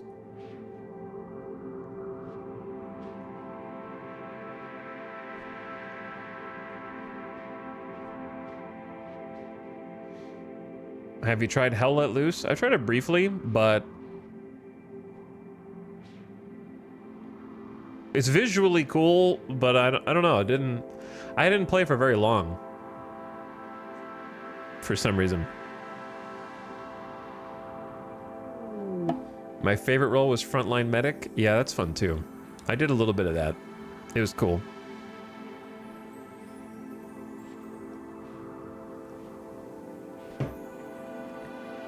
I think for me, after playing like Battlefield 6 was fun. I might even buy it.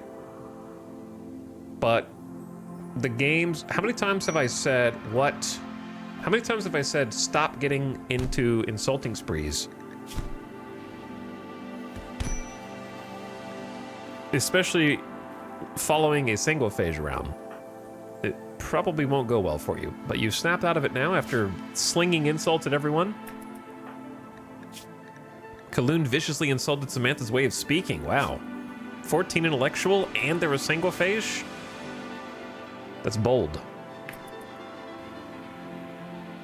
Anyway, what was I saying? Oh, how many times in some stream or another have I said, you know what? My favorite game in the game genre that there's not enough of are big, ambitious sandbox games who have sweeping avenues of gameplay and decision making. And like, in the back of my mind, I always knew that Foxhole was one of those games, but I sort of just like didn't want to learn because it's the kind of game that you can jump into and feel like you're doing something. Like honestly, just find, if you can figure out how to find an active front and you can figure out how to shoot a gun, then the infantry combat is pretty easy to get into, right? You can still it's got a very high skill ceiling, but it's very easy just to be a grunt. You don't really have to do any extracurricular research on the game to figure out how to do that. But the depth of the knowledge of everything that you can know in Foxhole is incredibly deep, so I was intimidated by that because I didn't understand how everything worked. So I didn't want to get into it because anyone else with ADHD will understand how I feel. You know, it's the kind of feeling where you look at Steam and you go, wow, you know what? DCS is probably really cool, but I don't feel like reading a 1,000-page manual on how to fly a warthog. I'm sure I would love it if I knew how to do it, but I don't want to learn. So I feel like Foxhole kind of was like that to me because it is a very deep game. And it's very knowledge-based. Like you have very high knowledge skill ceiling. Info overload, yeah. But then I was like, I started getting more interested in playing something because I'm sort of in my free time. I'm almost to that point where I'm between games. I'm sort of wrapping up my Out of the Park Korean baseball organization save because, newsflash, my team the Kawum Heroes in my 5th season of management has won the Korean series and took 1st place in the standings. So like, mission accomplished. So now that I have won, I feel like I wouldn't be guilty trying to play other games in my free time.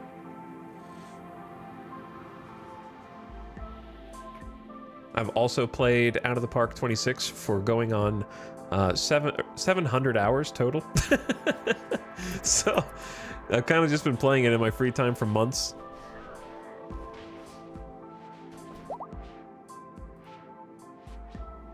Lava Dab opportunity. Well, wake and bake, I guess. Gather round, everyone.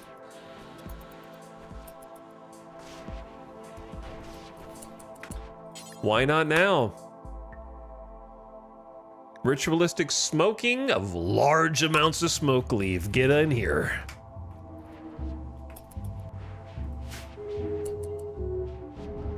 Get in here. Why is Samantha hovering outside?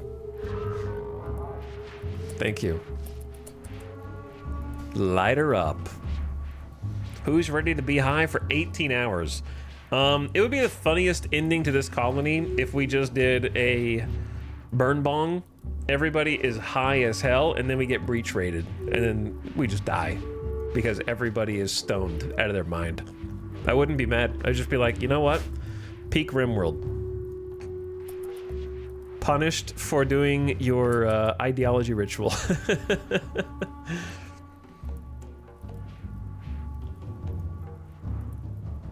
DCS definitely took a while for me, but once I learned to plane, the rewards are big. Yeah, for sure. I know. I know that. If you just spend the time and actually learn how to fly something, then I loved Microsoft Flight Sim, but it's much more approachable than DCS. Of course, they gotta have a meal.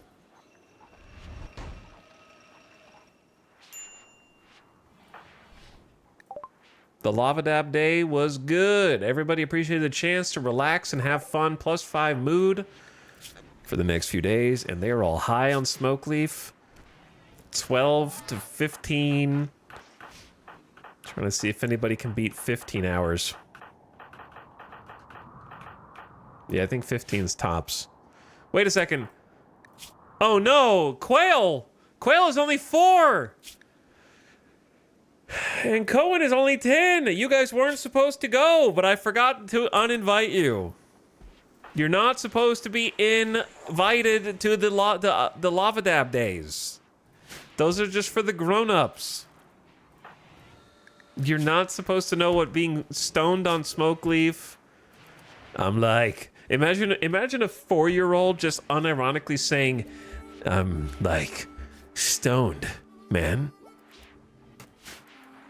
What are you feeling right now, Quail? You're probably dissociating.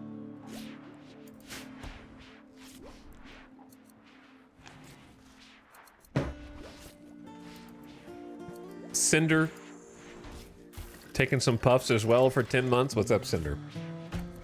Thanks for the sub. And also, Paul.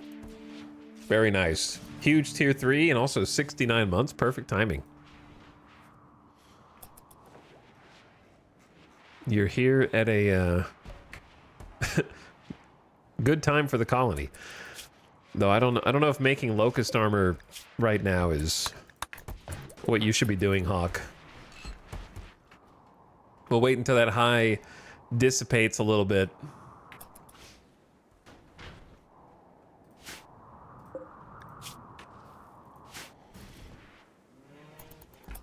Dude, we actually need a lot more chem fuel. We have this is the emergency chem fuel, but we do have a lot of vegetables. I'm worried that one biofuel refinery is not good enough.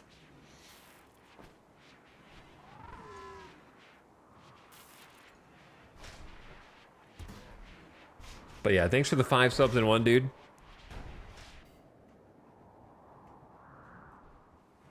Very, very generous of you.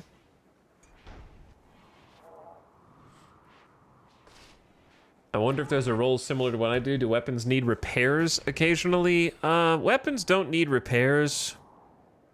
vehicles need repairs, but it's pretty much just you. Everything's very simplified. It's still incredibly deep, but the actions are simplified.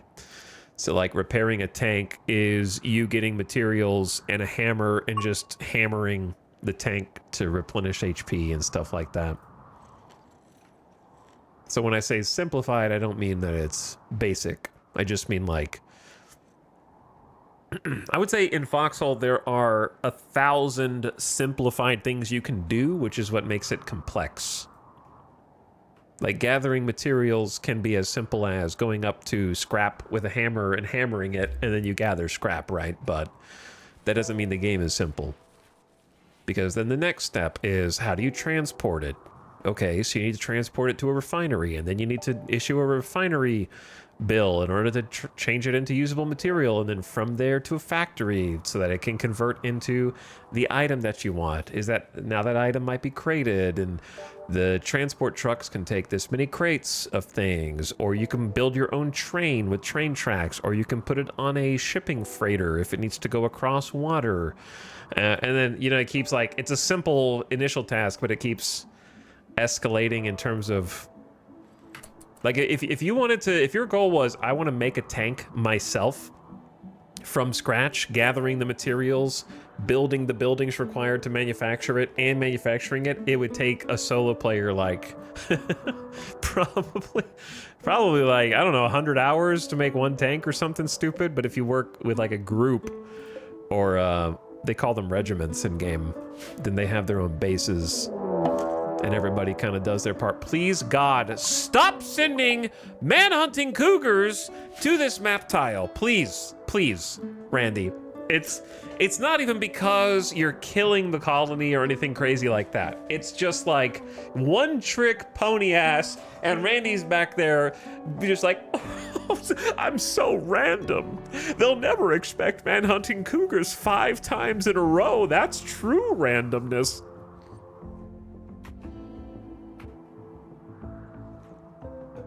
Just because it's improbable doesn't mean it won't happen.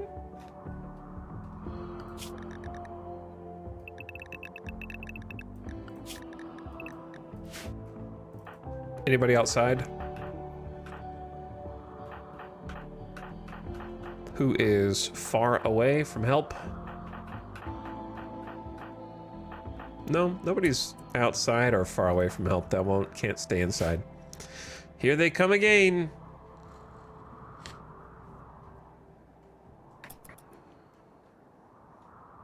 We could easily fight off 54 cougars with door strat at this point. It's just, again, it's almost better not to, because then it's just free defense for a little while.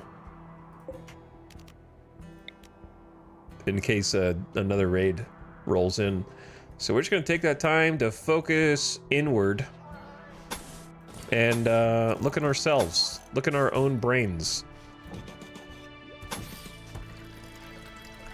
Gotta be careful with the lava here, because it will mess us up. So we only want to change that if it's absolutely necessary.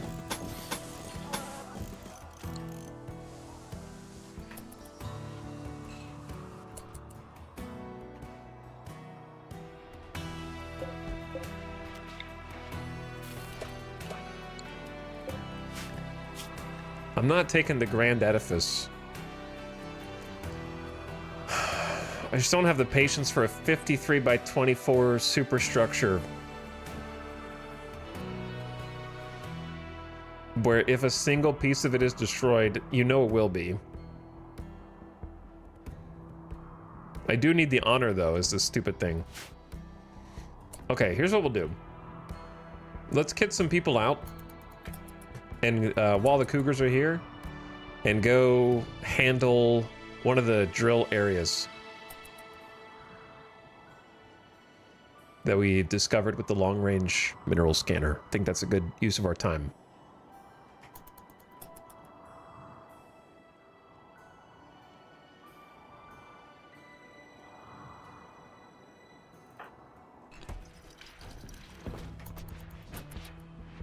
Did you guys already cook through all the meat that I just bought?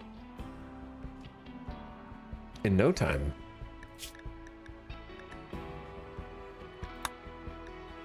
Well, I suppose I will unsuspend the simple meal bill then.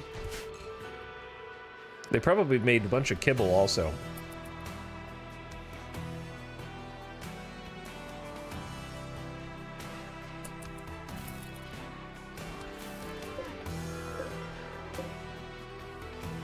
Thank you for hauling the warts.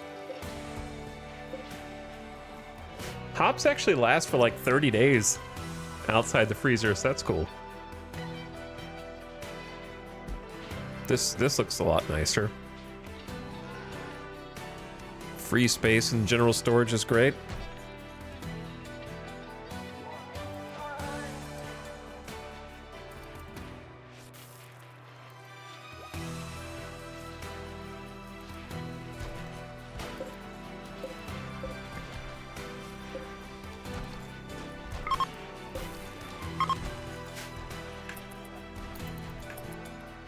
Where did the prestige helmet go?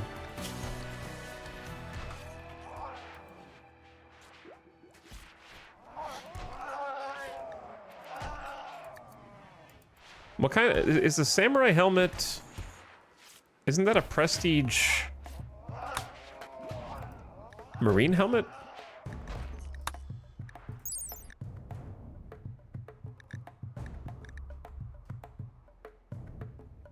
Yeah, it's a prestige marine helmet. So, why have they not put it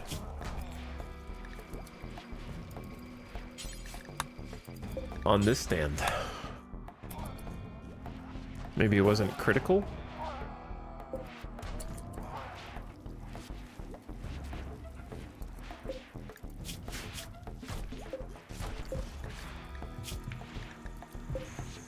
Possibly.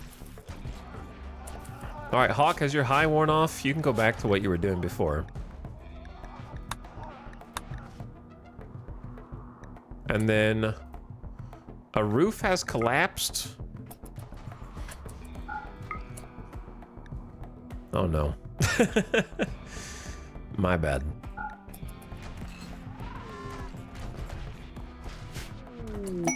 Quail is having a go frenzy and will just move faster. Quail, that's called being 5 years old. Look at me! I'm gonna go faster, watch! Are you watching? Are you watching? Look, I'm gonna go way faster. You're not going faster? But okay, I will watch. If you insist. Okay, let's grab some people and get Kiko kitted out.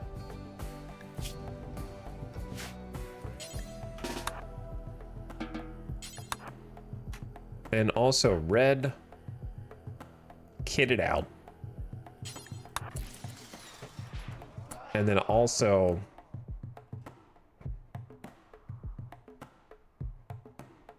Tony kitted out. Zandy kitted out. And then Sophie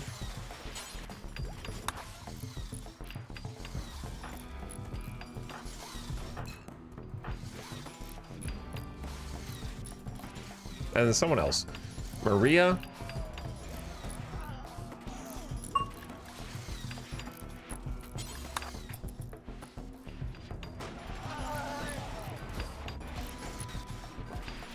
And we're gonna send them on a little trip.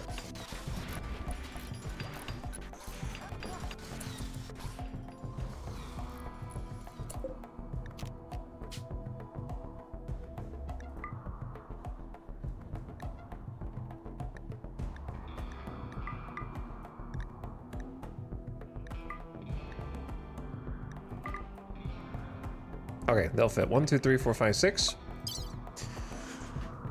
Let's bring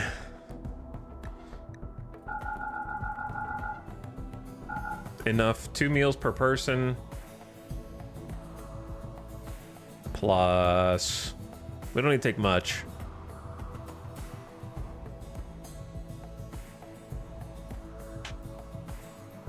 whatever they've got on them should be enough, because I'm not planning on staying there very long. I guess the problem is, what if we bring in too many people? Because it only leaves 14 kilograms of space for whatever we want to haul. How heavy is gold? It's not very heavy.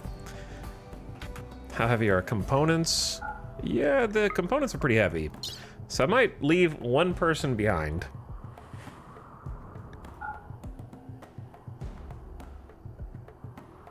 Maria, you stay.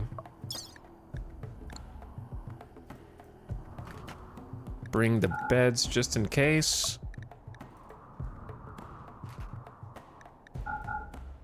Couple yayo. Load it up.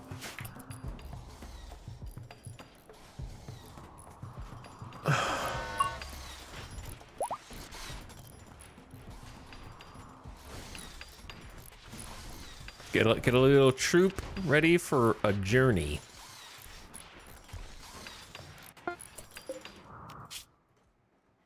And that journey...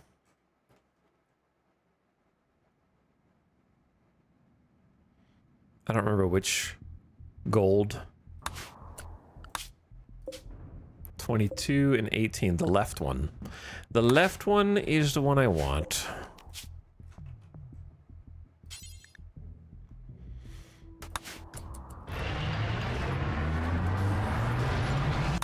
Hello, Screaming Cats! Thank you for the 26-month sub!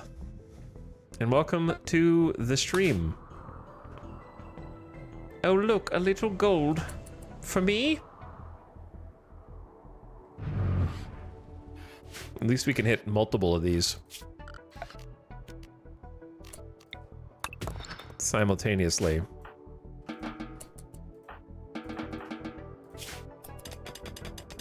Kiko. Kiko, did I bring the right... Yeah, I brought the right colonist.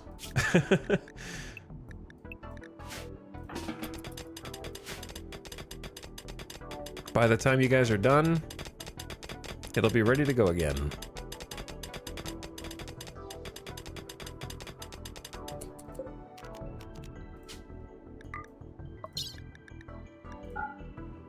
$346 gold is still 346 gold.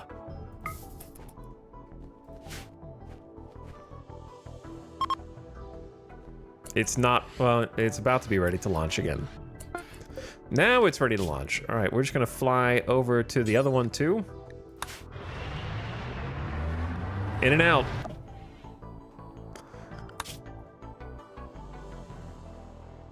Not sure if I want to hit the plasteel one yet.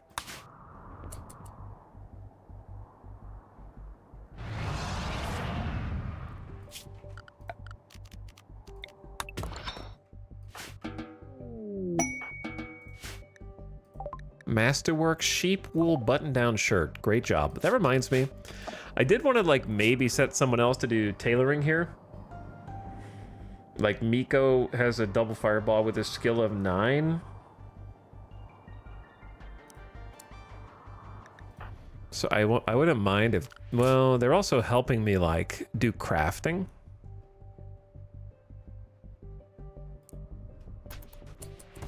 Which I do need somebody on this. Not glamorous, but we need constant Kim fuel.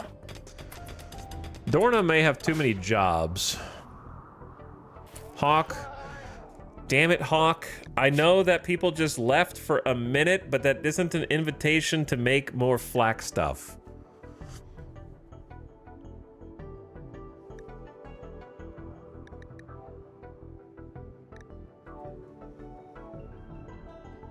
Maybe these were already in progress and they were just finishing them.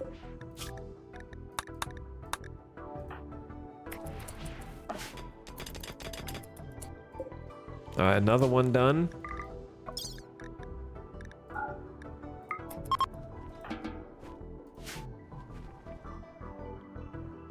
Not sure if we should go ahead and do the plasteel or no.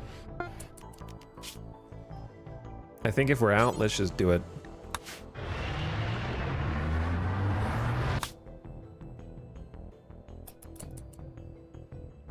One of these had a threat on it, supposedly, so might be a little reckless here.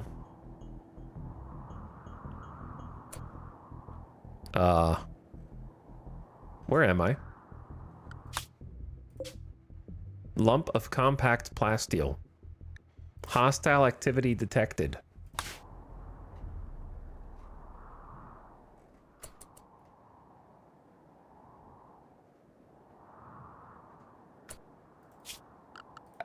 What kind of activity are we talking about here?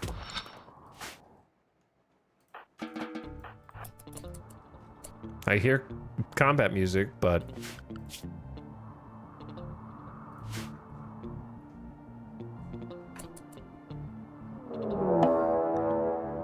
we have been ambushed. By you? Just you?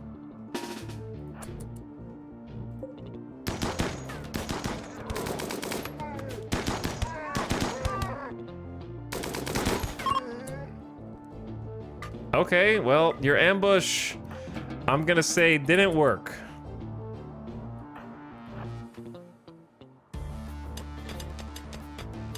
Not wrong, there was an ambush. But I don't know how much good it did. That was a close call. What's up, Sarion? Thank you for the 21-month sub. Appreciate you dropping the prime here. When you could pick anywhere on Twitch. So thanks for leaving it with us for the next 30 days.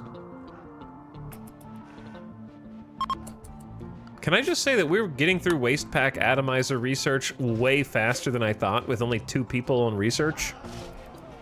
I thought this was gonna take like more than a stream, but we're almost 65% done. We just started it. We do have a level 20 and a level 13 with multi-analyzer and a big bookcase. That is filling up with books now, but like still going way faster than I thought.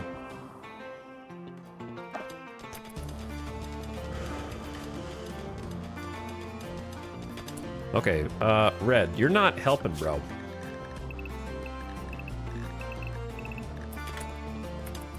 This would go way faster with 2 people. Plasteel, this is with drill arms.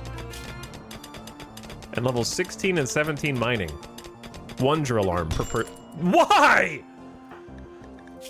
Zandy flagrantly disrespected Kiko's body. This drove Kiko into a rage and he began a fight. Look, guys, chill, man. This is not part of the deal that we signed up for.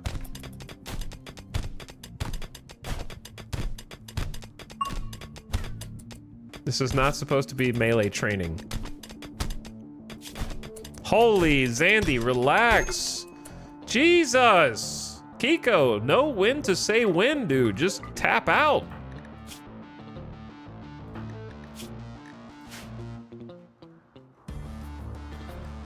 This is why I brought Tony.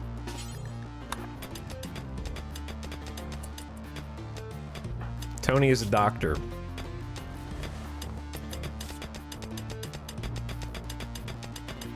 But Kiko's not feeling so good.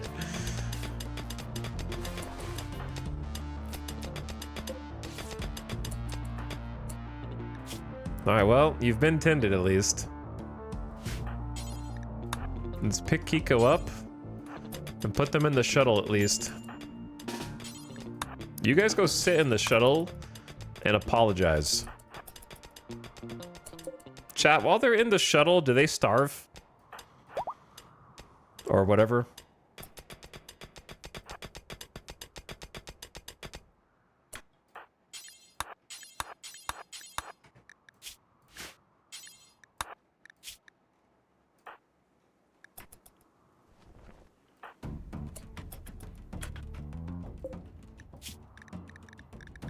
Didn't I bring food? I did.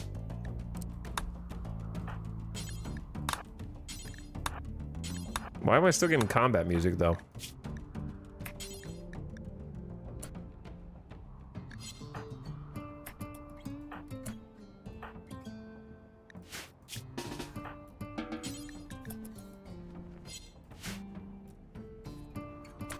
How do they eat all the food already? I brought like 12 meals.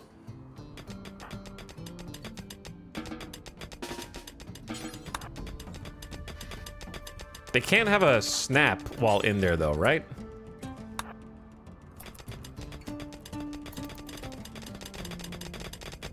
Holy moly, this is taking forever, dude. I don't even know if I want to stick around for the last couple. We have more plastic than we know what to do with anyway. Just load what we got and go.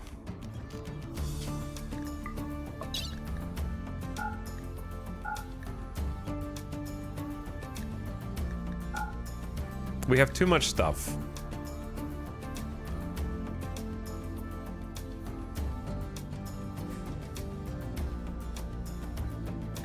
I am once again, we have 10, there's 10 meals in there. I guess they can't eat inside. I'm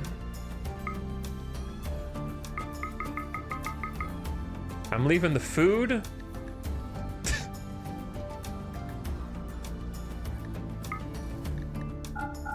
Or a bed. Yeah, I'll just take the bed out. There we go. And then magic trick.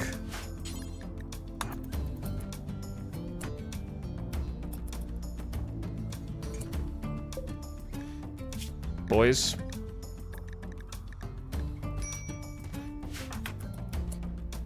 Haul this shit.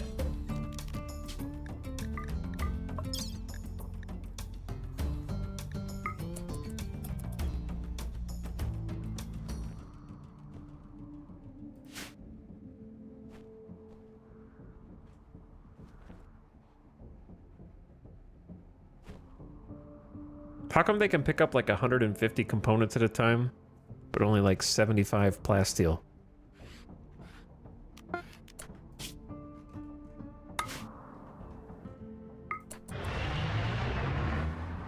And we're out. Beep beep boop.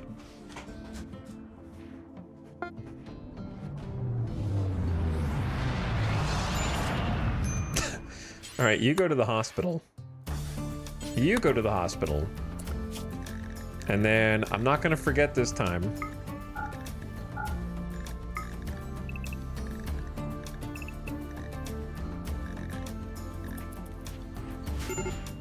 To change their schedule.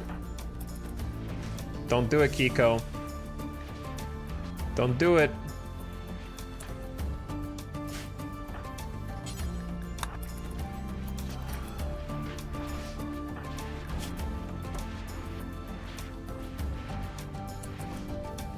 There you go. Get some sleep, get some Z's. You got some food. Passenger shuttle ready to launch again.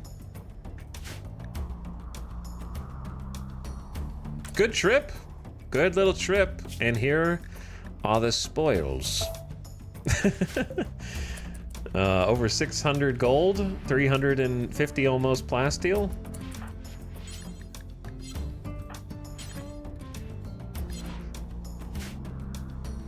Pretty solid, I'd say.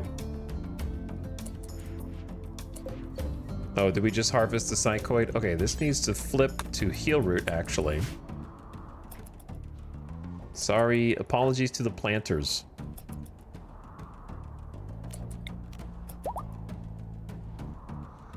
Zandy is fully healed. That's called being a Hussar, whereas Kiko is gonna be feeling this one for a few days. Cracked radius, cracked humerus, cracked spine, cracked rib cage, cracked drill arm, cracked pelvis, cracked tibias, both tibias, left and right. Just her whole body on the X-ray just has like a huge crack through it, top to bottom.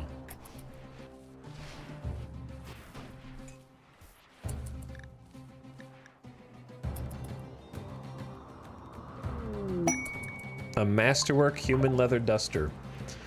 Great job. Maybe. We're not sure. I still don't know how to feel about it.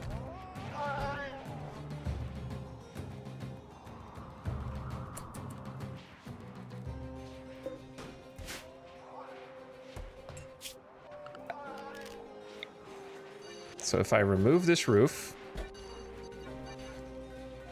And this roof. And this roof. Briefly. And then this roof.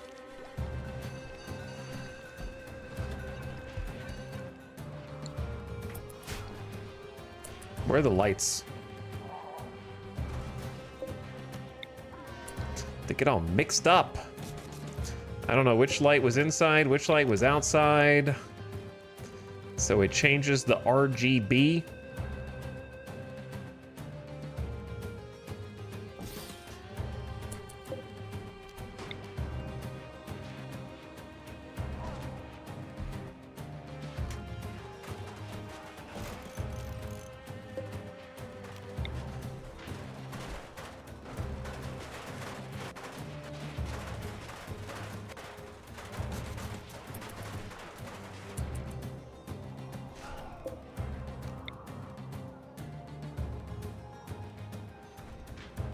These guys probably had a light.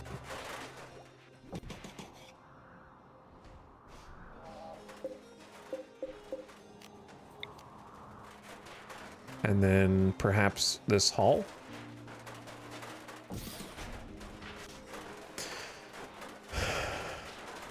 No, it was... This room doesn't have a light now.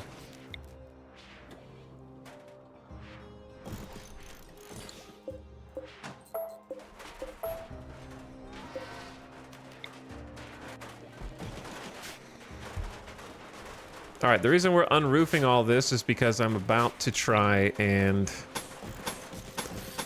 replace the lava, which is going to superheat the rooms that it's adjacent to, so there needs to be no roof. Baxter is being burned by superheated air.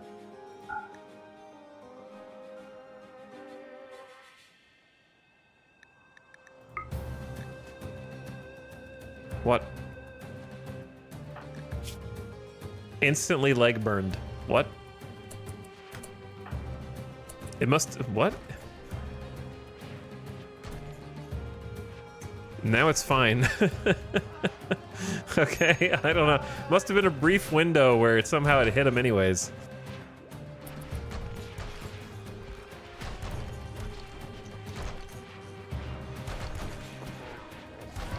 Imagine this flooded right now.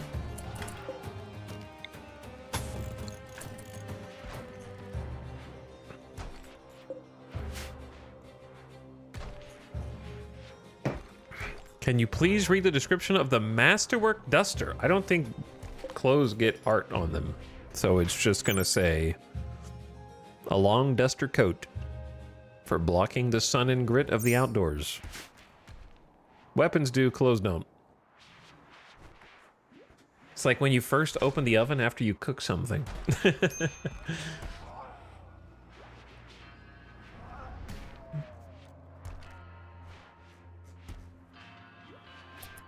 Now to try to prevent someone from getting locked in here, which is easier said than done. Critical alert, fire. That's interesting. So the power conduits are flammable unless they're in the wall. Yeah, that's true. I knew that was the case, but the lava is like, I see you. Build complete, make locust armor. Only good? Come on, Hawk. I expect more from you.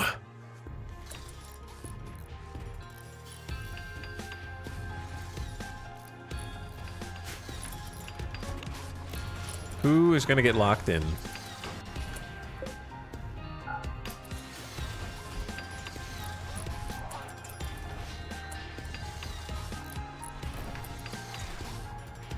I love when I queue something up to be built and it just gets built very, very quickly and efficiently, same day.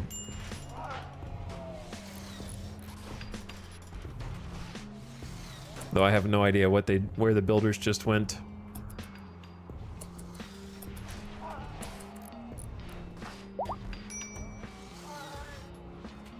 Broken components.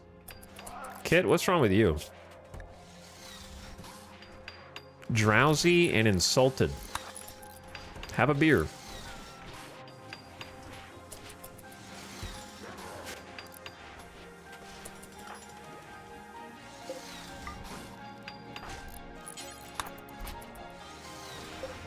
All right, get out of there, Bucket.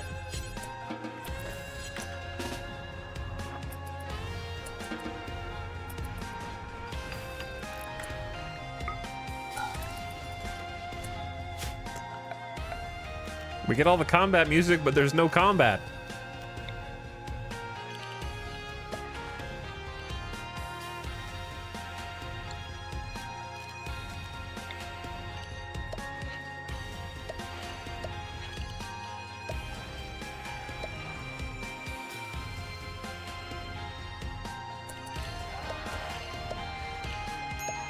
Careful what you wish for, I guess.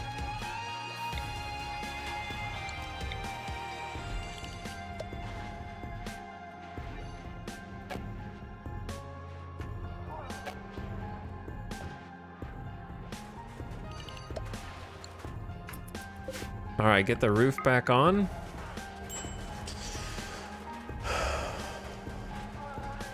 Cover everything up.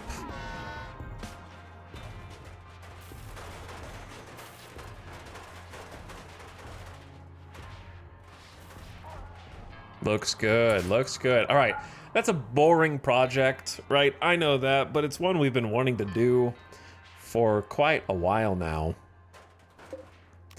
Which is just replace all the marble.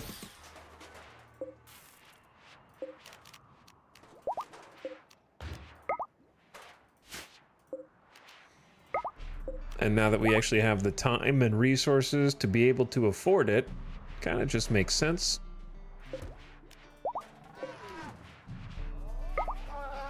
I can't even tell if this light's on.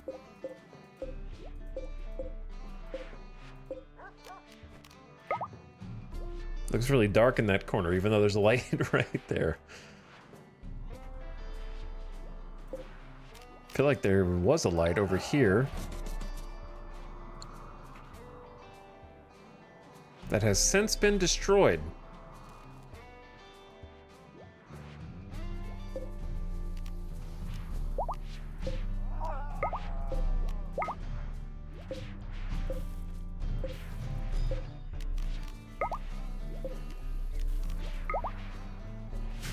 Okay, I think we're back.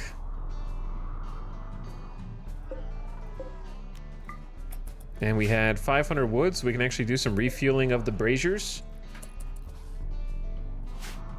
And I think with that, all the walls in the base should be consistent for the first time, really in the whole campaign, made out of granite, I think. May have missed a spot somewhere.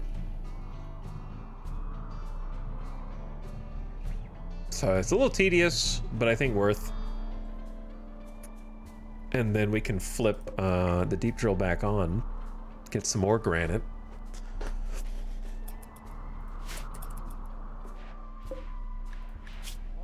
And then we're making recon helmets, but we're gonna need more advanced components.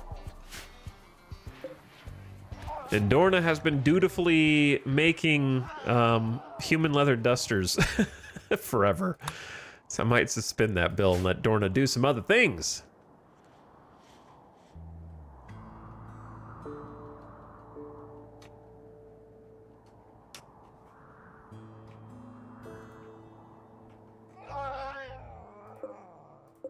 I have no idea why there's a flak helmet in here with a face mask.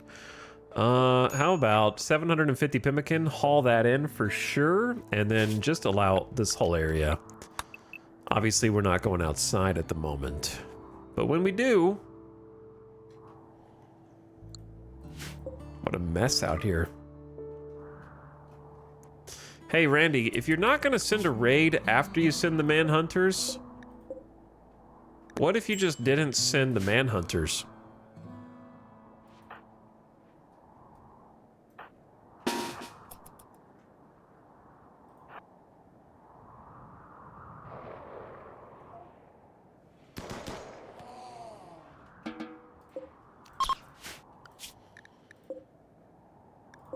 Now there's just regular cougars outside. All right, we can go out again.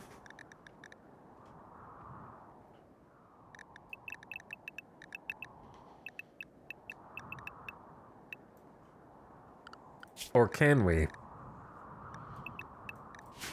No, we can. But I did think the game was like hovering for a second. Maria, please change back into your regular outfit. Kiko. Oh no.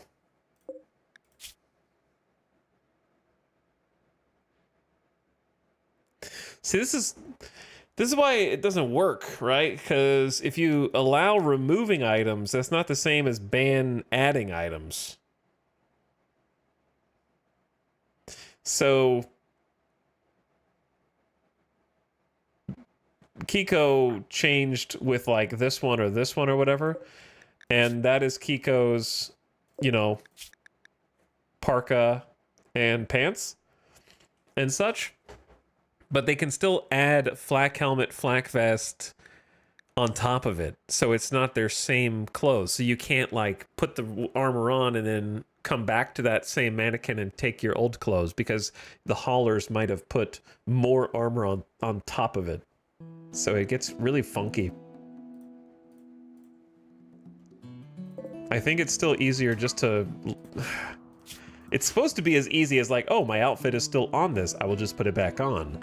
But instead it seems easier just to clear forced armor.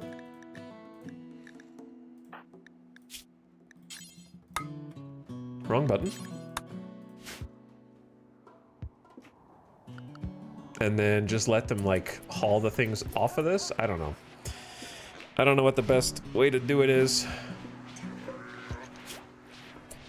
See, because like I don't want you to have a flak vest. It's a little chaotic.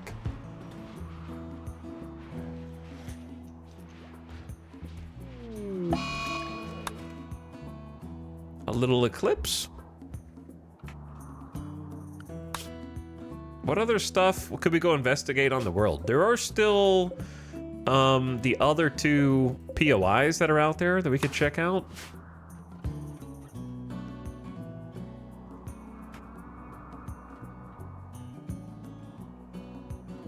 That were part of a quest, I think.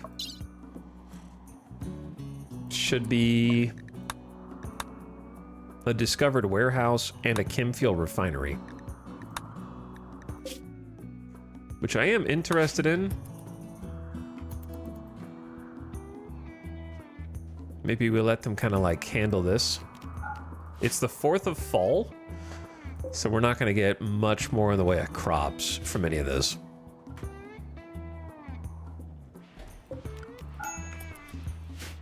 But we'll let them get what they can get. Need warm clothes. Well, Jackalope wants to wear the fancy hat. Which, you know what? I am going to make a bill for that. Make ladies' hat. How many ladies' hats would we need?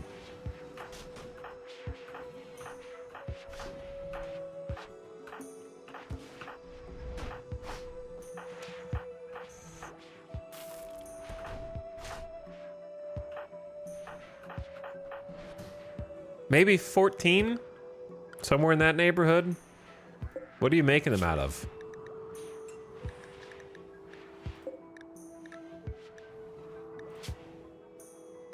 Cloth, wool, leather. Let's focus on wool and leather. 14, count equipped. Normal or higher. There you go. And we can just add that to the apparel policy if we have extras.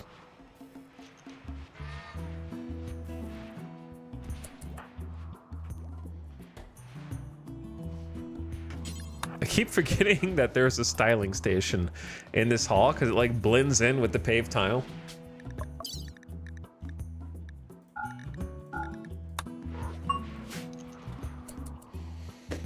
Oh, chat, why does today feel like Friday?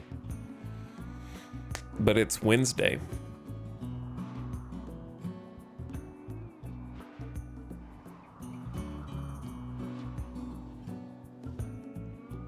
Also, why does lava have to flow? Get your colonists out of harm's way immediately.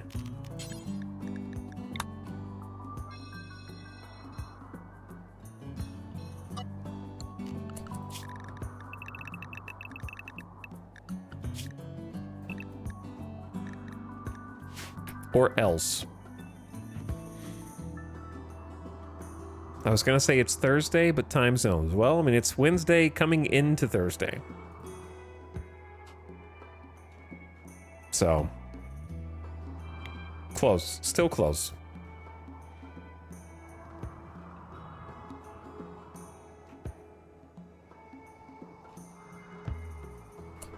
I've been looking at old games in my Steam library, you know. Looking at the ones that get updated every so often. And I know a few people in chat play X4. But I was curious, because I saw, I don't remember who was commenting on it, but is the diplomacy update done? And also, is it any good? No Man's Sky update looks fun. Corvettes. I'll have to watch the trailer. I don't really play No Man's Sky, but I enjoy watching their trailers for each update. And being like, oh, I still have this game and I could play it if I wanted to. Oh wow, look, I still own this game. Oh, animals. I got you, bros. I got you.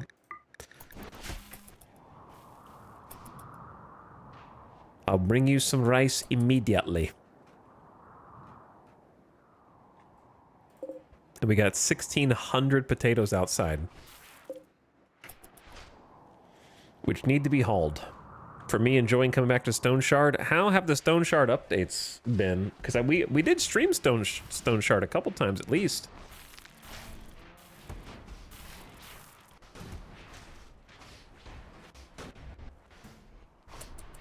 No X4 gamers in chat.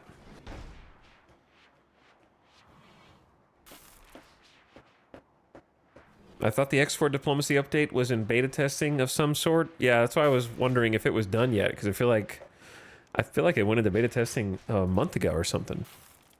Let me. August 13th, introducing the X4 Envoy Pack, the next DLC for X4 Foundations, launching alongside the free X4 Diplomacy Update 8.0 later this year.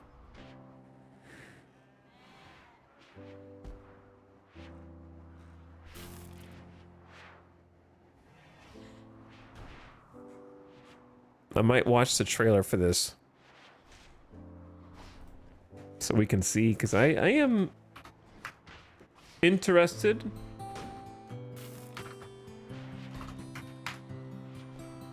In going back to X4 at some point.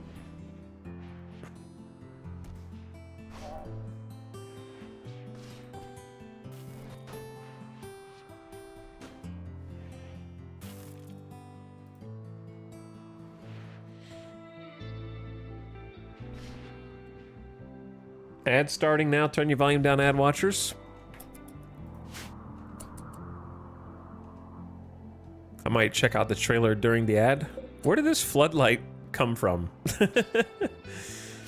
Where did this floodlight come from? I don't remember where it was. Maybe it's just been in storage for a long time.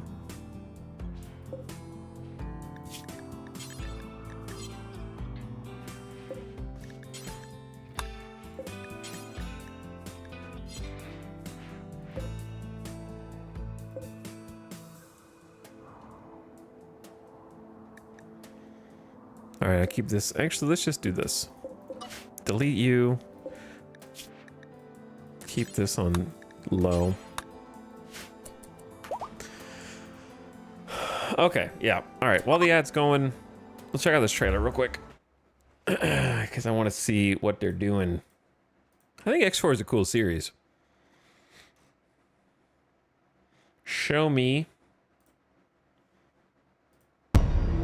Chill. Volume down, please. It does not look 1080p right now, YouTube. You're lying to me.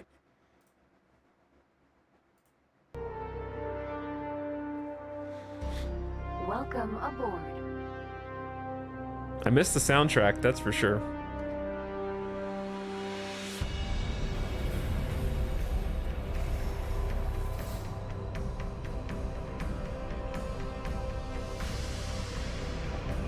I haven't tried the new flight model either.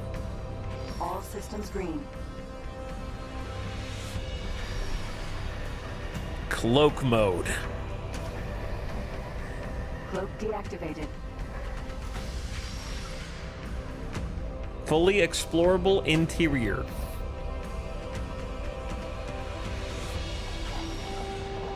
Faction camouflage protocols. What does that mean? What the hell does that mean?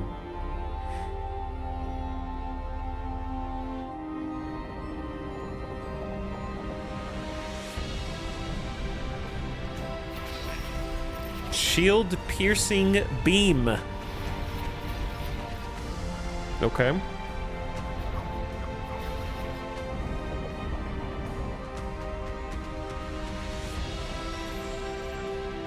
Unknown origin pirate interceptor.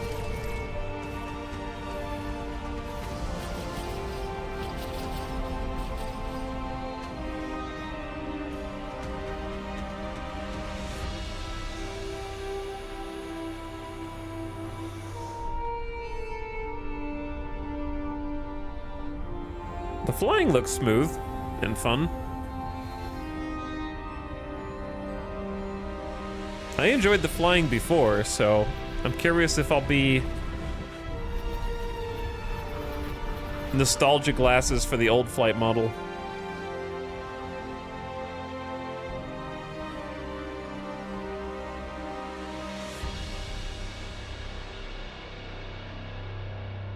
I assume because it's called Pack, it's going to be a relatively small DLC where it seems like the point is just to add the 2 ships.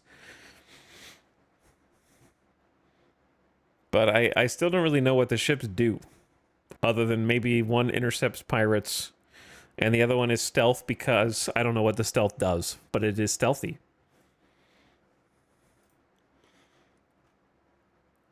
Curious about the DLC, or for the next update, free update? Okay, Envoy Pack expands the universe with a stealth-ready frigate, the Mysterious Cipher, a new mission chain in the open universe. Ugh. Stop it. No more mission chains, man. See, this is like, I wish I could change X4 from the core. I don't want to have to do a mission chain to unlock content. Make the content unlockable with a sandbox system. Not repetitious, weirdly voice-acted story segments that have incredibly slow pacing. A new game start that immediately draws you into the Envoy storyline. A brand new sector waiting to be explored in the open universe. New musical additions. Okay. The most prestigious ship reduces agent operation durations as introduced in the diplomacy update. Interior, a cloak stance optimized for radar evasion and covert maneuvers. Allows visual deception when piloting these ships. Exclusive engine shields and forward-mounted weapons that aren't on other ships. Designed for infiltration, recon, and misdirection. It's a mid-sized warship that brings a fresh tactical dimension. You don't say what you're going to do, though. Like, I want to know, what do you do? Submarine-inspired interior. They're really proud of the interior, which, you know, the interiors are cool in, like, Star Citizen, which is clearly the influence, because isn't the new, like, guy that they brought on to X4, the former Star Citizen dev, for the flight model. In Cloak Stance, you suppress radar visibility and improve maneuverability, but lose top speed, acceleration, engine boost, and weapon systems. Your main and secondary weapons are fully disabled, with retractable turrets concealed from view. Activate the camouflage to display the identity of another faction, misleading observers and delaying identification, slipping past blockades, or staging an ambush.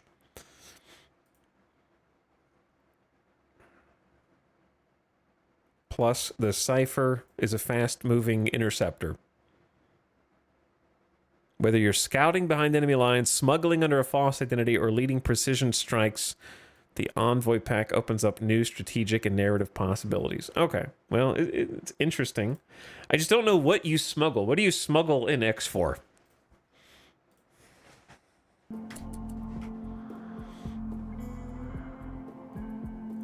Like, what is it? What is something that you only need small quantities of that is highly valuable and illegal? I don't think I've ever done smuggling in X4.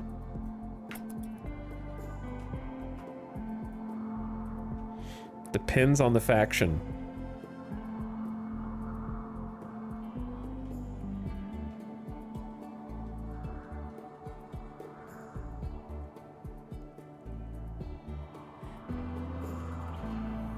But yeah, the mission chains to unlock stuff, in my opinion, is the worst part about X4 that really makes me struggle to want to go back and play it again. Because I'm like, yeah, I want to play again. Oh, do you want to do the Boron stuff? Well, you're going to have to do the whole Boron quest chain again. She's like, dude, come on. I don't want to do that again. It was barely okay the first time, and I didn't really like it that much. It just, like chat says, it went on way too long. But having to do like the same mission chains is not good sandbox game design, because there's no replayability in mission chains at all.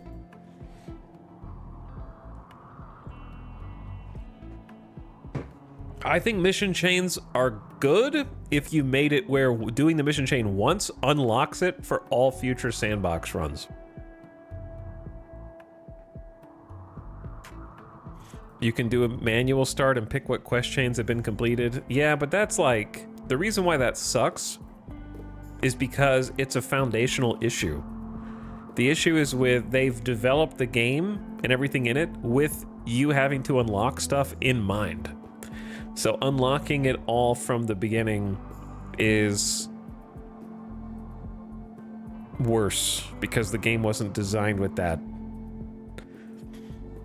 I don't want to do them at all. Me saying like maybe you do them once and it unlocks for all accounts is like a compromise more than a actual desirable outcome for me.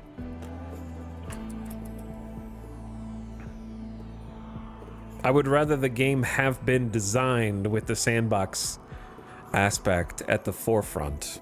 But every new piece of content is like mission quest chain at the forefront instead. And that's what keeps me from playing it more.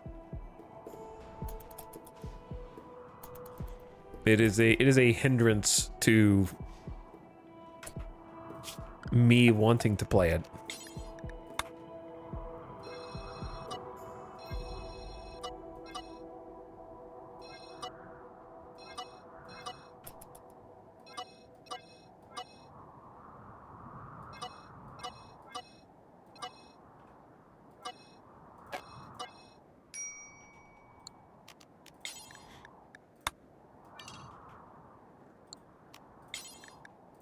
And also the missions that I did were really janky. Like there were some that had just like really random fail states and you had to start over. Very like GTA mission style, you know, like I'm sure GTA 6 is going to sell 100 million copies, but the GTA and Red Dead Redemption mission structure, I hope it's dead.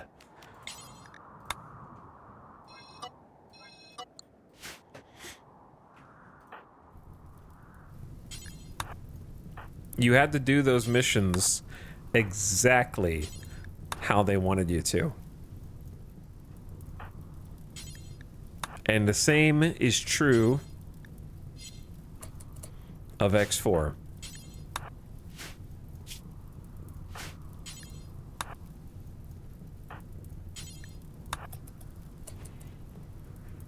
And if you don't do them precisely the way that they designed for you to do them and you try to go off the rails slightly, it's like, mission failed. Please try again. Timelines missions were the worst. I didn't even play Timelines because I saw what it was and I was like, I don't want this. So I just skipped it.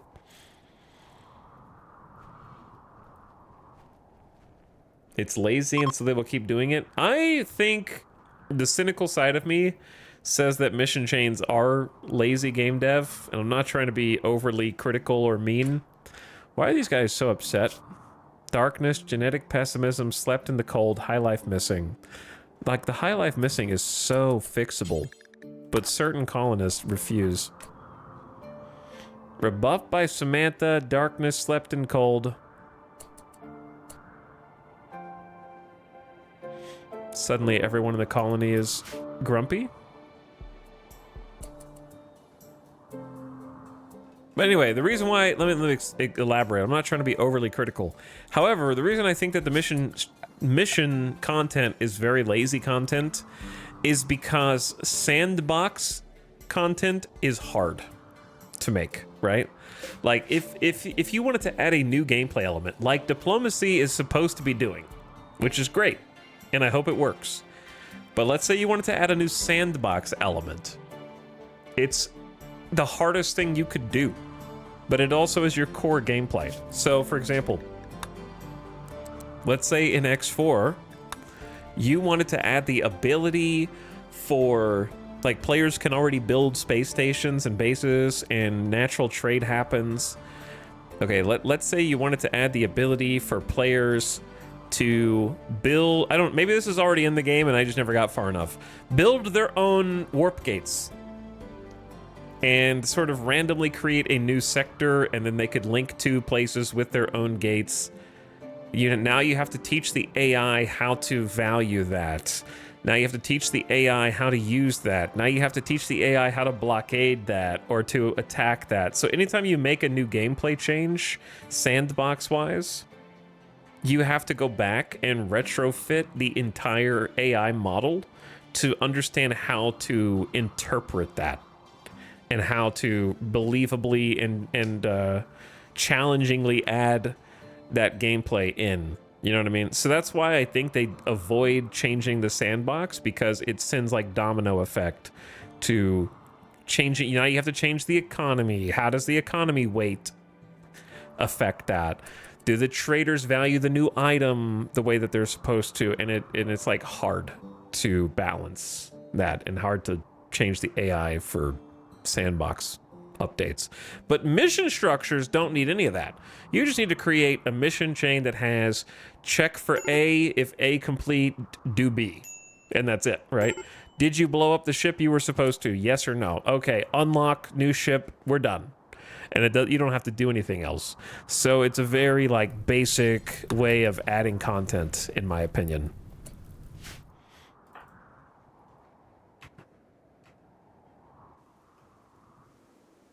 While also selling like the 10th DLC for your game.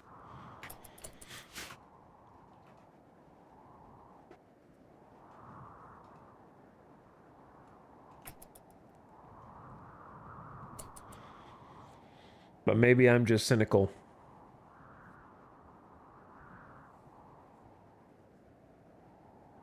You know, now that I'm ranting about that, do you know who else has the exact same problem? Chat, guess what game I'm thinking of that has the identical problem?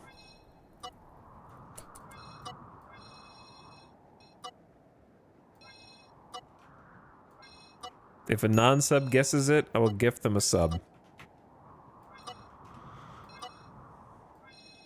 Not Star Citizen. Star Citizen needs to add some kind of mission chain, because they don't have any. They have their own problems.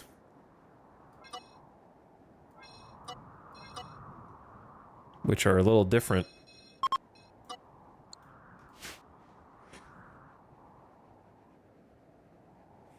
Nobody's guessed it yet. It is a game that has a huge focus on a mission mode that also has technically a sandbox mode that never gets updated, never gets new content, never gets new sandbox gameplay, just only add new missions. It's not Star Sector.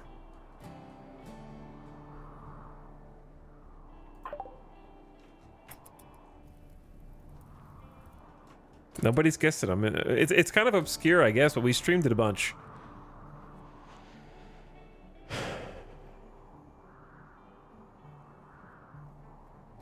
If you can't guess it, I'll just tell you. But I was curious if the hive mind was capable of coming up with it. PZ, not PZ. Okay, it's not even set in space at all. Nothing sci-fi or space about it.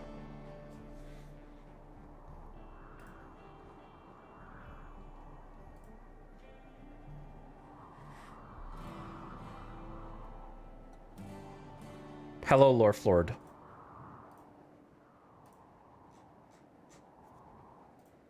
Thank you for remembering that we exist. Briefly. Anytime I see a message, though, that says, I don't really do Twitch, I get a little worried, though.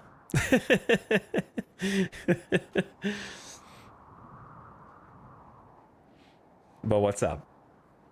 Did chat guess it? Let me see. One person has got it, but doesn't know the name of the game. One chatter actually knows. They just don't know. They're so close. I know that they know, but they don't know. But they do, but they can't remember.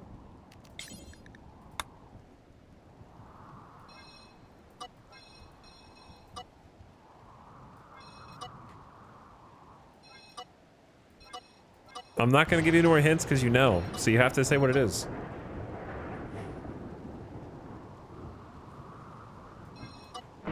I apologize to VOD watchers. This is not for you. This is what I do now. I just peel back the allowed zone as the lava comes in.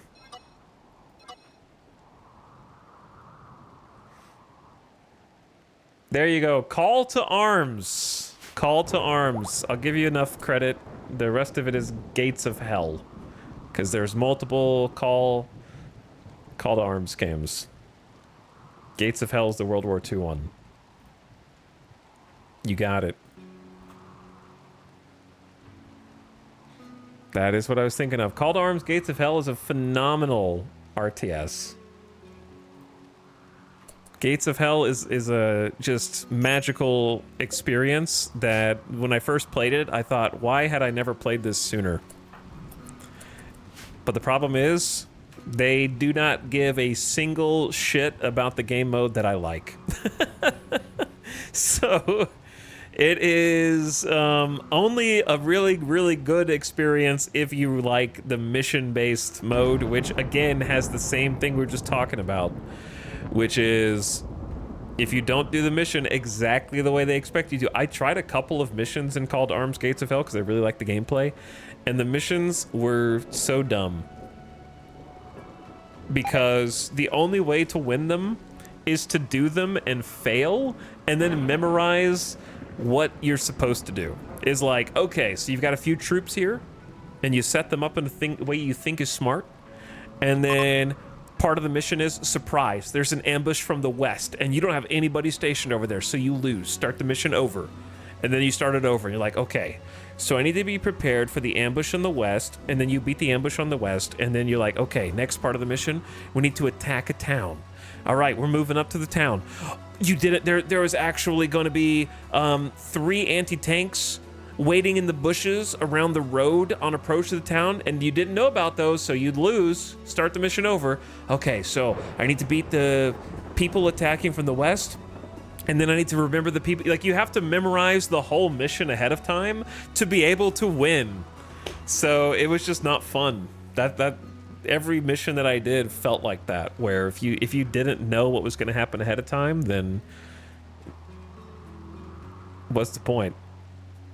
The sandbox missions is the game mode that I like. The problem is they never update that game mode, and the AI is really stupid.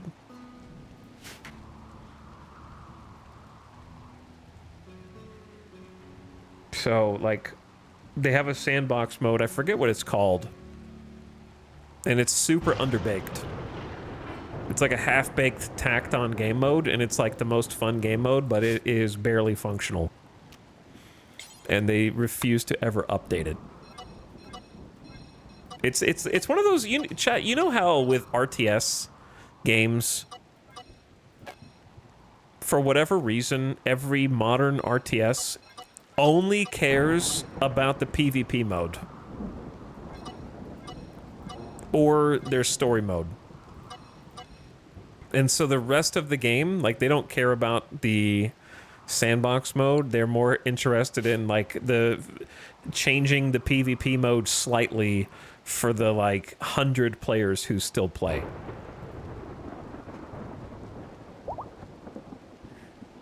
Instead of, like, the rest of the people who kind of stopped playing because they didn't update the, like, PvE mode.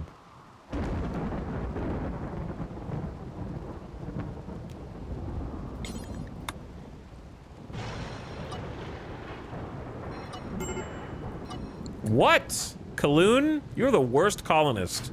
If I had to crown a worst colonist right now, it's you. Go smoke a joint and chill.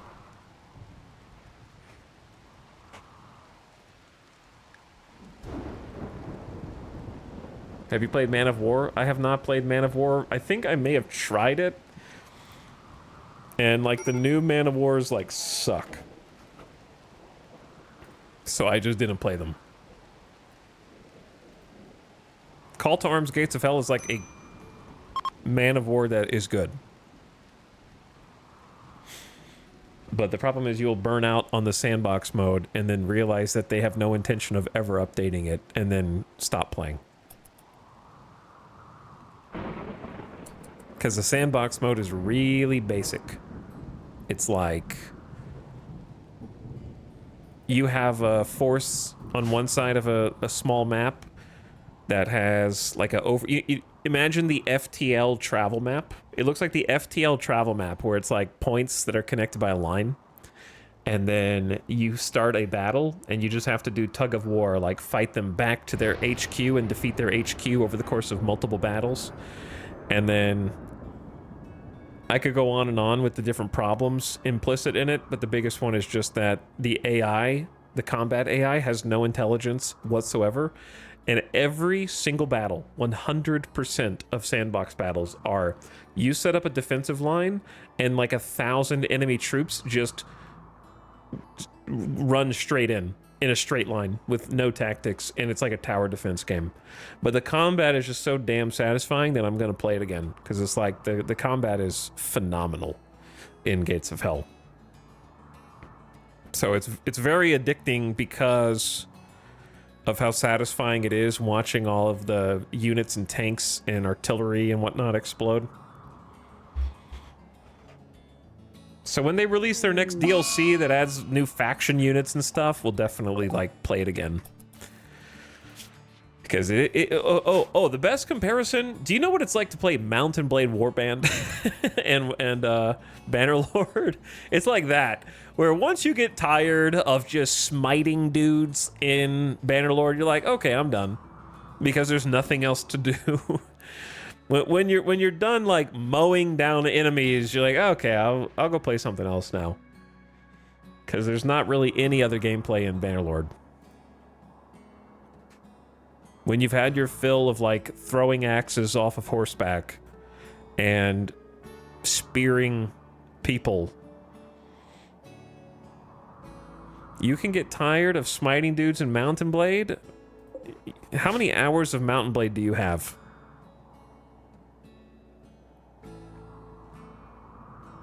Because if you ask that question, it can't be that many unless you're an exclusively multiplayer person. Yeah, but boats soon. Yeah, but boats soon. Also, I didn't see the notification for Exotic Goods Trader. Oops, that's okay. If you like Mountain Blade multiplayer, you can get a lot of time. I think if you like the single player and you don't care for the multiplayer, there's not that much time of gameplay in Mountain Blade at all.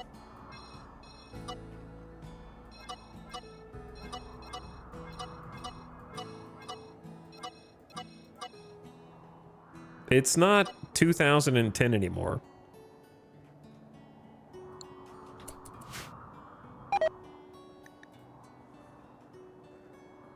Rice has died to cold. To be honest, we don't have much going on out here plant-wise. Did we just get harvest of heel root, or is this still growing? Maybe we did get a harvest and we're only back to 91? Secret structure? With ancient treasures? Very cool.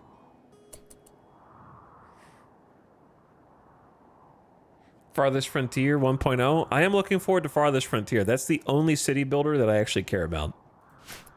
I haven't played it since early access launch, and I've been letting it cook so that it would be a full game. And we are getting closer. Farthest Frontier was really fun.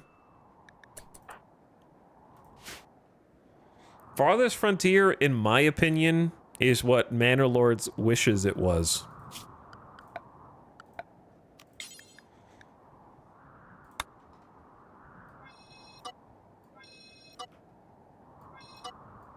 Not, I mean, it has almost, it doesn't really have that much overlap, to be honest.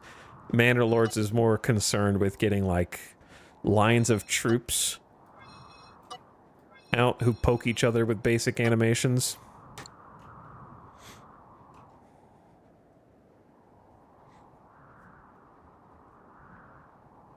Do the security doors work? Define work. They do function as doors. How do they differ from normal doors? Well, they have 800 HP, so they are very strong. However, if enemies happen to break the block that they are attached to next to them, which will almost always have less HP, then the door will open. So that has one flaw in them, but they work very well because they're very strong. And more importantly, they're really good for the anomaly content, because when you are containing entities, RimWorld Anomaly is like the SCP expansion where you make a facility that contains and controls these creatures and monsters who have different powers and abilities. The security door gives you a lower chance of them escaping when they hold them in.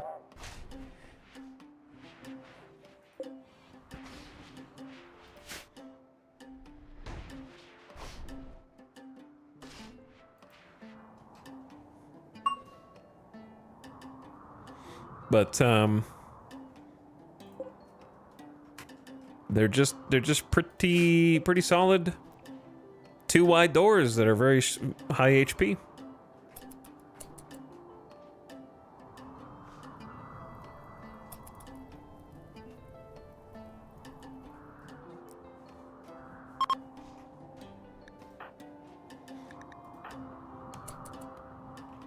So, where are... Oh, I can turn the music volume back up. It was just that one loud song.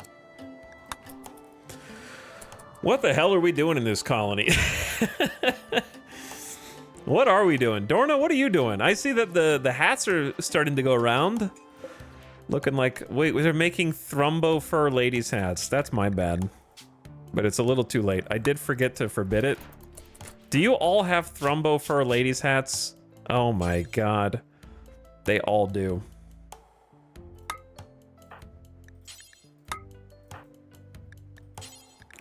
We're gonna sell those. You don't get to wear those. That's sheep. Okay, it could be sheep wool though. Yeah, that one's sheep wool. It's impossible to tell the difference.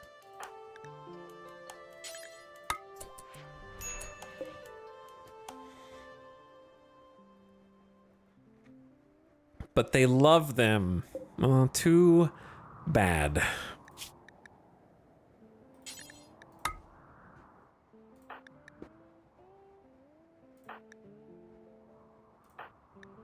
I should have known better.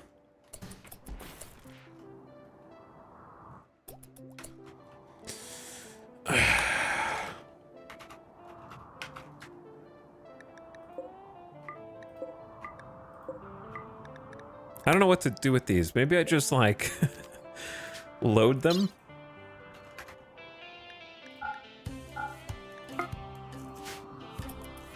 No one's assigned to the shuttle.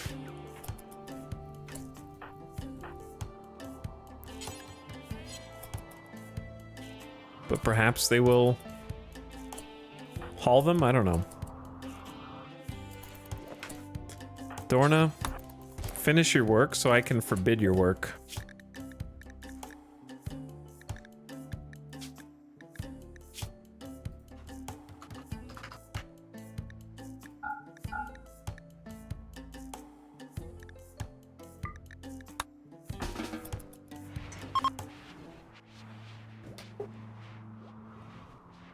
Your tribespeople can't finish because some items are unavailable.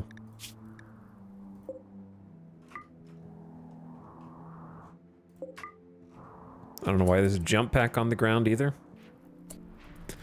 Set to load. We have another one.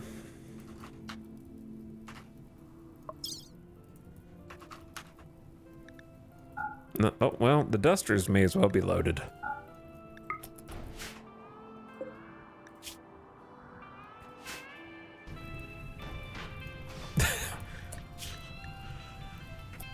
Are you guys really that, like, out of things to do that you're cleaning? That worries me a little. It's too cold for crops.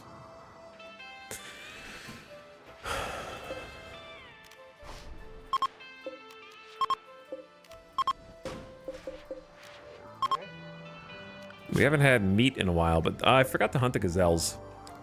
Well, now they're hidden behind lava. I guess there's more out here. You guys ready for the stupidest hunting ever?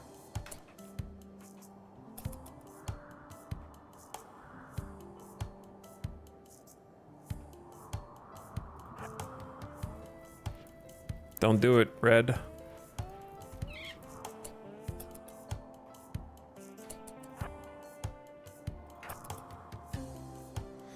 Alright, the first thing we're gonna do is murder this cougar.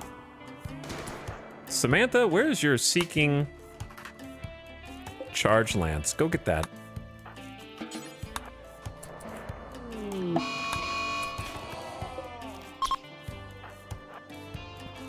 Okay, so here's what we're gonna do. Oh, the shield core has just been sitting out here. You three, kill that guy.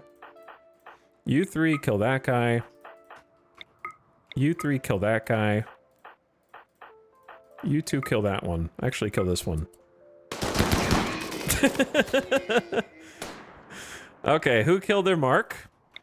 Start firing at a different one.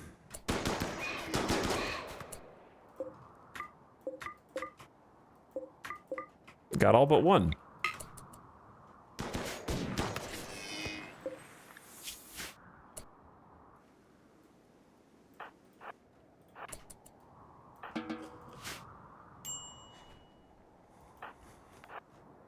We do what we gotta do.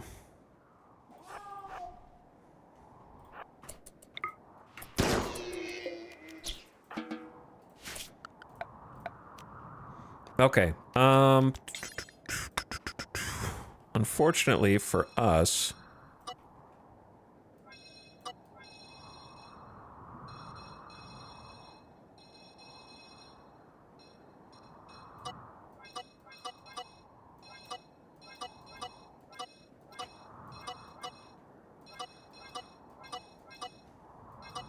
the lava grows.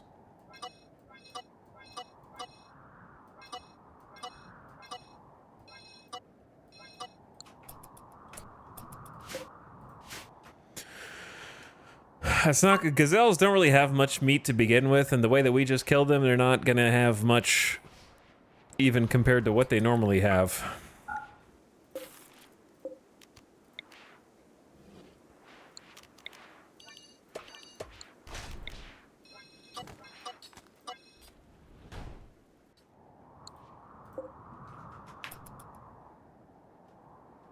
Yeah, we're actually really close to waste pack atomizers. which could be a game changer.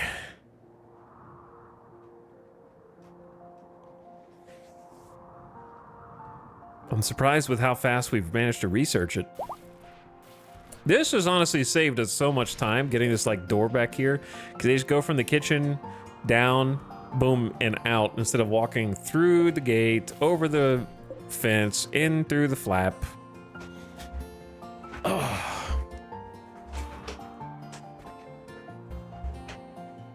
Big time savers.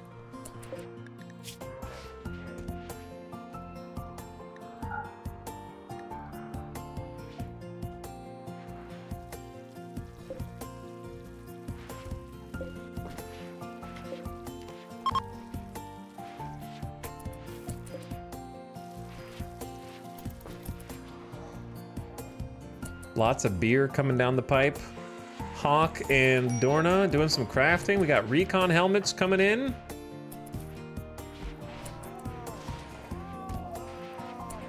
I hear someone dying. I think we have another death rest capacity serum, because I didn't have Jackalope consume it. So let's grab that. Yo, there's 10 recon helmets in here. Okay. Where? Okay. Two things.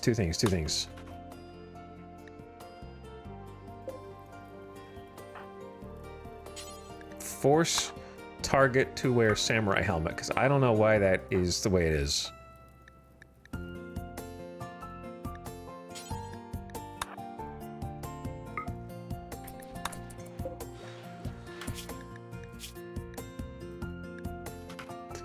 Time for a little organization.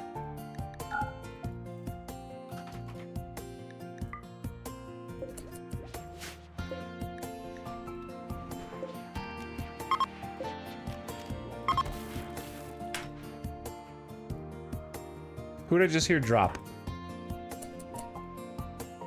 Hello?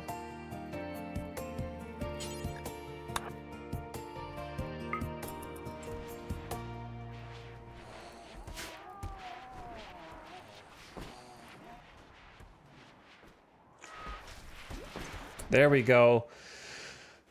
Okay, and now for the rest of these.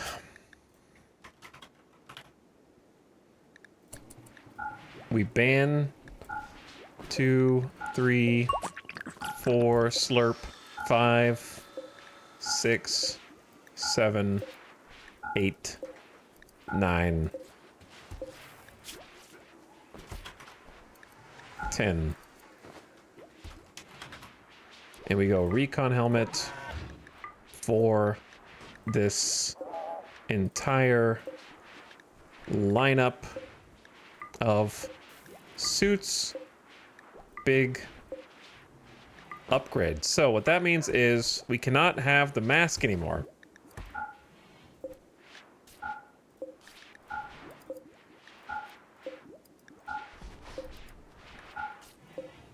You can only have one or the other.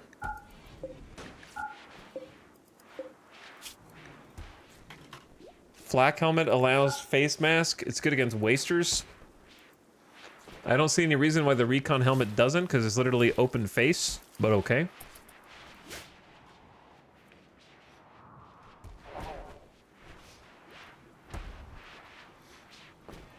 Doesn't really make much sense to me, but...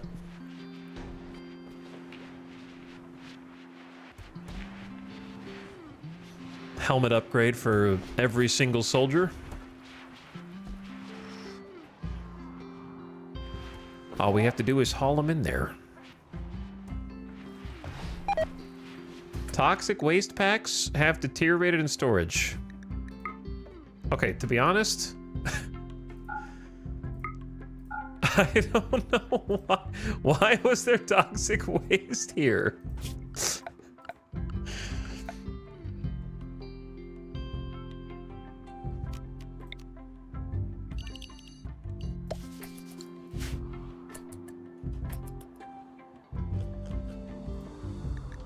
I don't know why there was toxic waste here.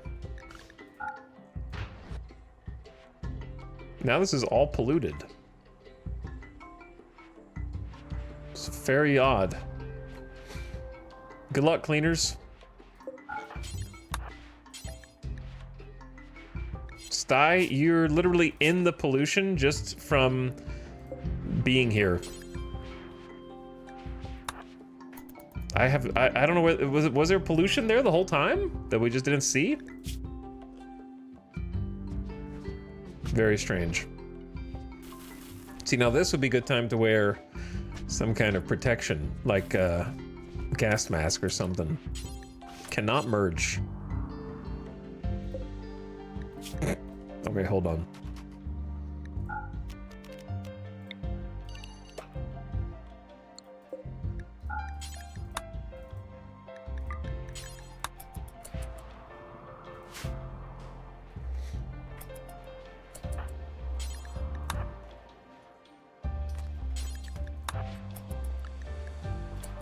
Is there a way to see pollution like you can see it on the soil overlay, but for places that don't have soil, without mousing over every single tile? Out of curiosity.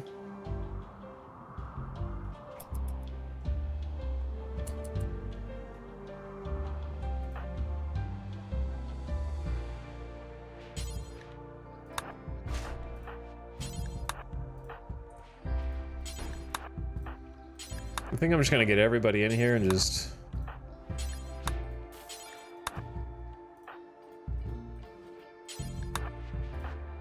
make this like a little team effort.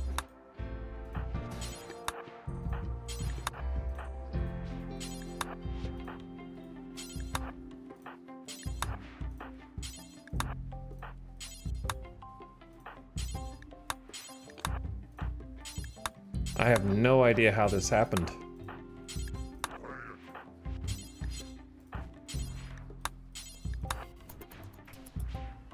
There's a pollution overlay? What's the pollution overlay?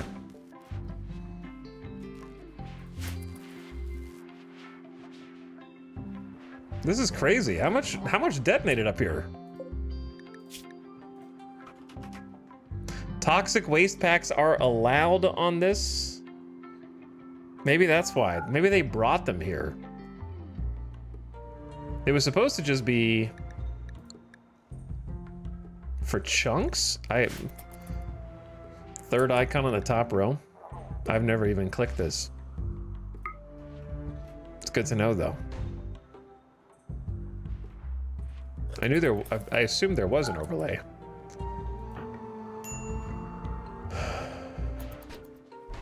So dumb. They must have hauled a bunch of pollution out here.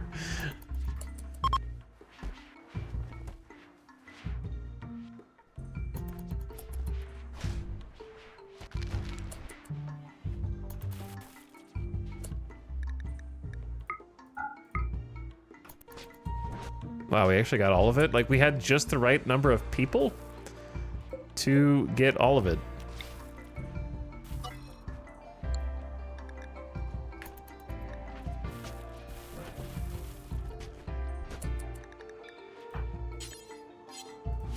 Excellent. All right, quick cleanup. People are going to be a little unhappy because they're going to feel sick.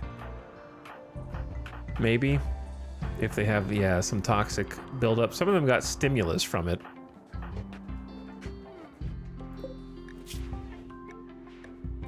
What are you working on? A recon helmet? Do we not have enough? We kind of have enough recon helmets, actually, brother. Having an extra one, I guess, is fine. But then we don't need any more.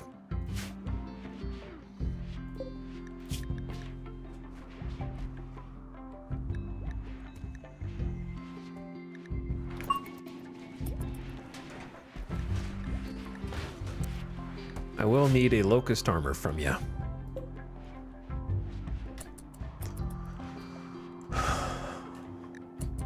Minor break risk, need warm clothes. Animals filth. The animals are filthy. Okay, chat, what do you think we should do next with this colony? What are you thinking? What are you thinking? Build complete, make recon helmet is what I'm thinking. We got an excellent recon helmet extra. Surely these don't have any normal ones. Nah, they don't. Well, they might.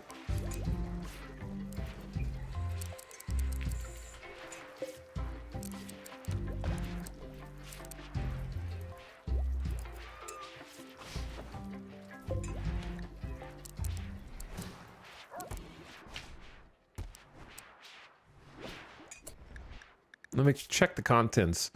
Good locust armor. Good armor. Good armor. Excellent armor. Excellent armor. Excellent armor. All right. Well, in that case, we should make it like good or above.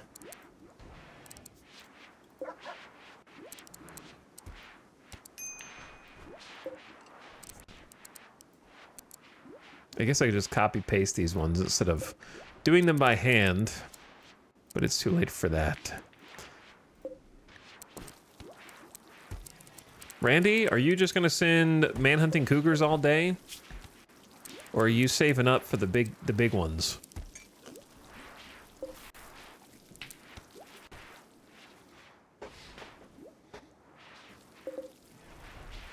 So we need to have like 19. Do until you have 19 recon helmets, count equipped. Good or higher.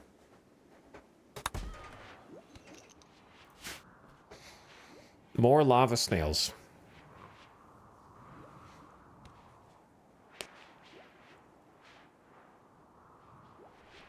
Chat doesn't, you guys don't even know. Here, I know all that chat doesn't think about what they want a colony to achieve. They only think how they want the colony to die. You just want to see a 250 Neanderthal raid that I can't possibly overcome, and you just want to watch as everything burns down and crumbles around me.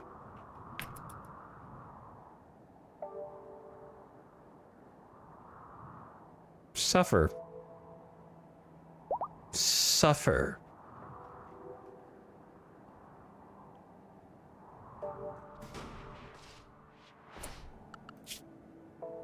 They clearly don't have enough jobs to do because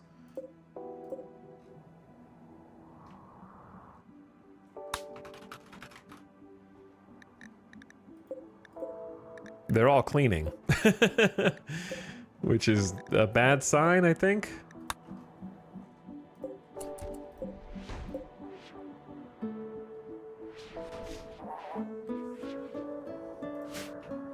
Well, I don't know what to get them to do now. We have enough stone for everything. I think, did we win? Did he make the new throne room? No, because I'm too lazy to plan another chunk of the base. And we don't have any honor anyway. I think the only thing that I have that I want to do right now is go on an adventure to the places we haven't been to yet. Namely, the Chem Fuel Refinery exploration and maybe the ancient warehouse.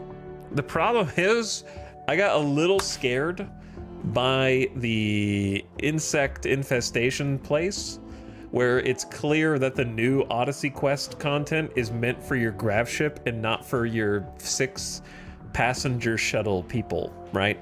So I'd almost have to be sure that I send like 2 separate passenger shuttles of like at least 12 people in at the beginning so that we don't get overwhelmed, and then that's 2 passenger shuttle return trips, which ends up being a shit ton of chem fuel since we're not like landing there with a big old grav ship.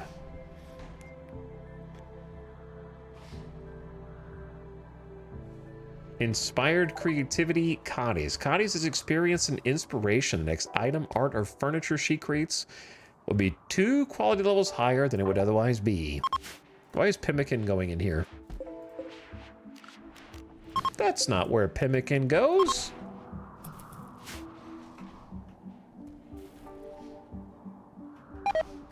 I guess I could build even more batteries, as I had always intended to do.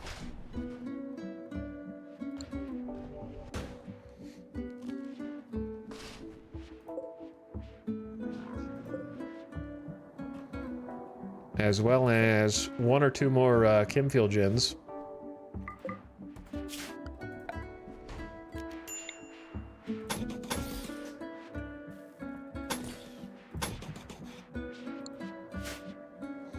Get another 2,000 watts.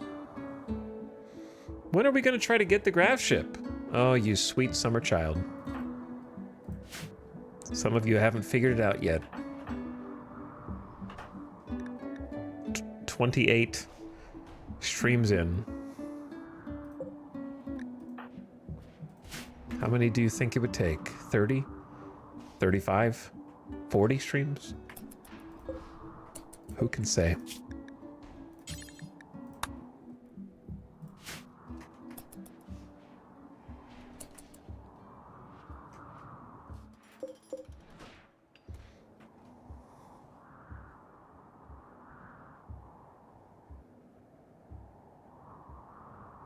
Sorry for the questions. I play on normal difficulty. Curious why some of your walls are more than 1 thick and others are. Are some rooms more likely to get hit during raids? The simple answer is that some of my rooms are 1 thick because that's just how it ended up with the space that I had to build with at the time. And to try to go back and make them 2 thick, there's simply not space for them to be that. So, they are what they are. But certain rooms I ensured were 2 thick because there is such a thing as insulation in RimWorld. And 2 thick walls around my freezer keep more heat, or in this case, cool air in.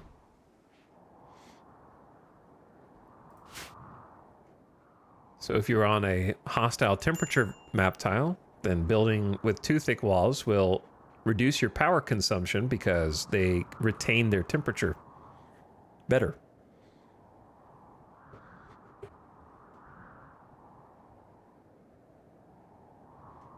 Which, this is technically a 2 thick wall, by the way. If you don't know the difference between a 1 thick and a 2 thick wall, you have to think as if you were a raider. If you were a raider, how many blocks would you have to break to get from one side to the other? If the answer is 2, it's 2 thick. So they'd have air travels in the cardinal directions, north, south, east, and west, but not diagonally.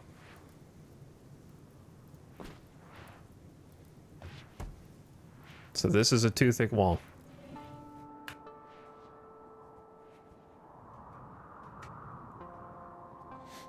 But some of the walls are 1 thick because that is how the base got built.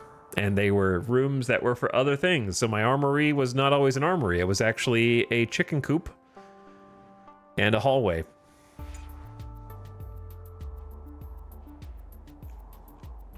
But yeah, if you've wondered why the temperature can get down to 0 degrees Fahrenheit and 2 heaters are enough to keep my hydroponics warm, 2 thick wall, baby.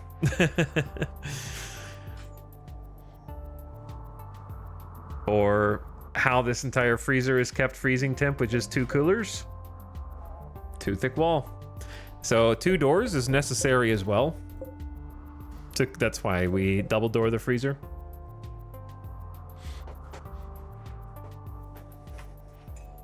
But in general, 2 thick walls are my preference for defense as well, because I don't like having 3 thick walls because you cannot repair the middle wall. I like being able to repair walls. So what I do instead is create insulated gaps. I don't always build bases like this, but this one I did, where there's basically like an outer perimeter with various locks to make sure raiders can't go all the way through my base. But that way, if they break in here, you know, they might come inside, walk around, choose a different target, but they have to go through this, then figure out what they want to do, then go through the next layers. So it's like I can access this wall, this wall, this wall, and this wall. So I don't really like 3 thick walls, because then you end up with situations where the middle walls might take damage and you never fix them.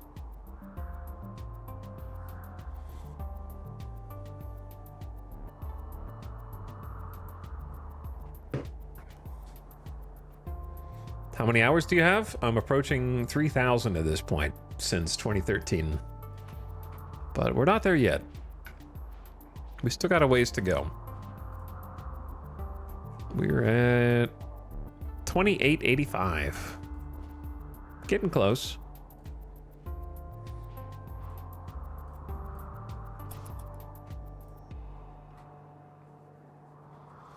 So my preference for walling is double walling, but your map may not have enough space. If you were on a bog, if you were in a swamp, if you're in places where a lot of the ground is moisture or like soft sand or something like that, then it's not always feasible or practical to do too wide everything. But I like to, when possible, make... There's another aspect to it as well, right? Which is, if you forget about the temperature part, this is an important room, fabrication room, but only has one thick wall. Well, sure, but how would an enemy get to this room? Well, they'd have to go through the two walls here, and then a third and a fourth wall, or go through a security door, or break through this door and then this door. So like, it's not like there's one wall defending it. There's these walls before they get to it, right? So I try to also think about base building under the notion of do not put the important rooms on the outside of the base. Hydroponics towards the interior. This was not my first choice, but it's still 4 walls before you get to my chem fuel room. I needed extra power, and there was space here, so I put it here. We got unstable power cells. You got to go through a bunch of walls to get there. You want to get to the battery room. There's 2 walls here, 2 walls here, or a security door. So like the extremely essential rooms, I'm trying to think about keeping them on the interior of the base. The freezer, middle of the base. You don't want that to get broken open and burned down. Power generation, toward the interior of the base. Drop pods are really the only threat to it at this point. Or breachers that get way too far.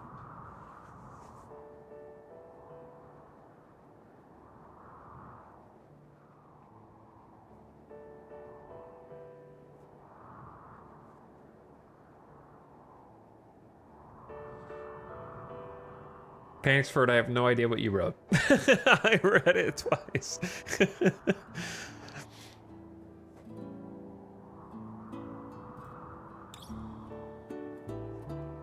Is there anything else that you always do when making a base you consider a good tip? It's difficult to come up with tips generically.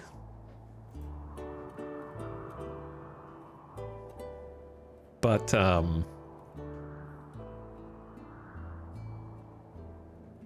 I can't think of, I'm sure that there are some. It's just hard to think about them in a vacuum without context for anything.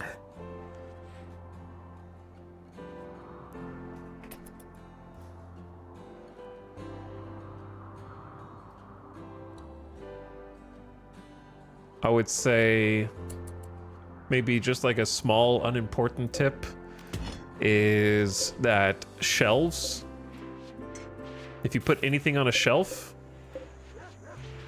it will not be considered outdoor and therefore will not spoil, rot, or deteriorate unless it is something that needs a specific temperature like food.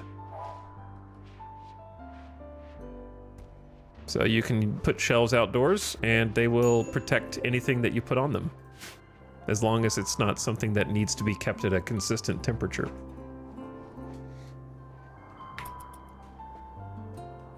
However, I like to put steel and plasteel, obsidian, uranium, also frequently marble blocks or just any type of stone blocks outside on shelves, with the reason being they cannot catch fire. And if the shelf is destroyed or raiders get to them, they can't do anything once they destroy the shelves because they're indestructible materials.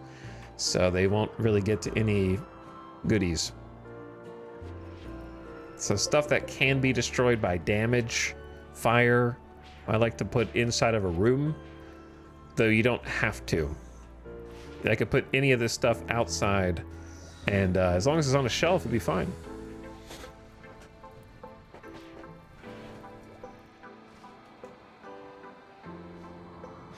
Don't put the armory next to the prison. That is generally good advice, yeah. True.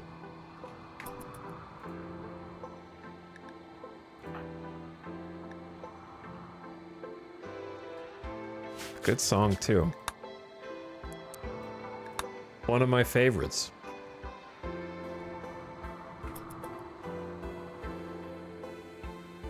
So we need to grow at least one more set of heal root, and then we can maybe pivot this to a different crop, but we're... like, I want to start sustaining the dwindling freezer. I don't know how we eat so much. How do we eat so much? Every winter. The summer goes by so fast. The colonists are idle. That's not good. That means they've hauled... Think about that. We've never even seen the haulers idle before until now. We never had this experience. The haulers are literally idle. They've hauled everything. I could definitely give them more stuff, but I don't need to. We have full rock stockpile. We have 2,000 steel. What else could they possibly haul? Job's done.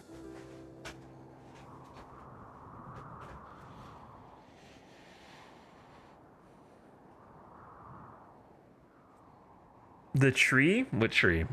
This tree? This tree just cleans pollution. So if there's pollution in the soil, it cleans it, and it goes away forever after it cleans it. So I'm just using it to delete some pollution in the ground. We are a post-haul society. Yeah, I think I just need to go ahead and spend some time to plan this little area. And make like our last little construction here.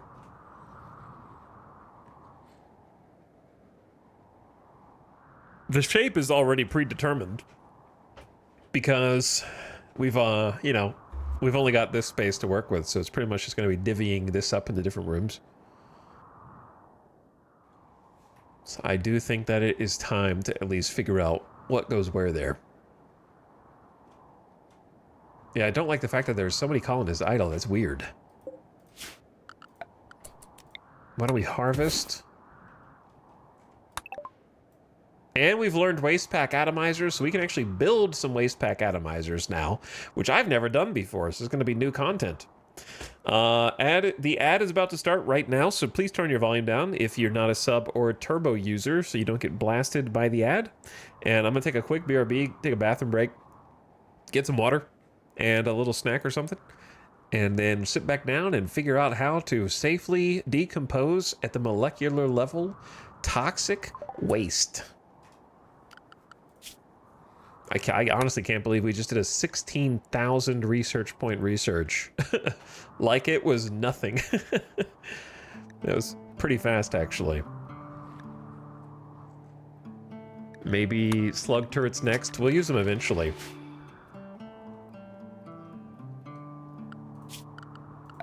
Ding, ding, ding, ding, ding, ding. Though I have to use a nanostructuring chip to build one. So I suppose I will. I only have one nanostructure chip. All right, ad just started. I'll BRB. Thanks for watching, everybody. Hope you're having a nice night. Or morning. Hang tight.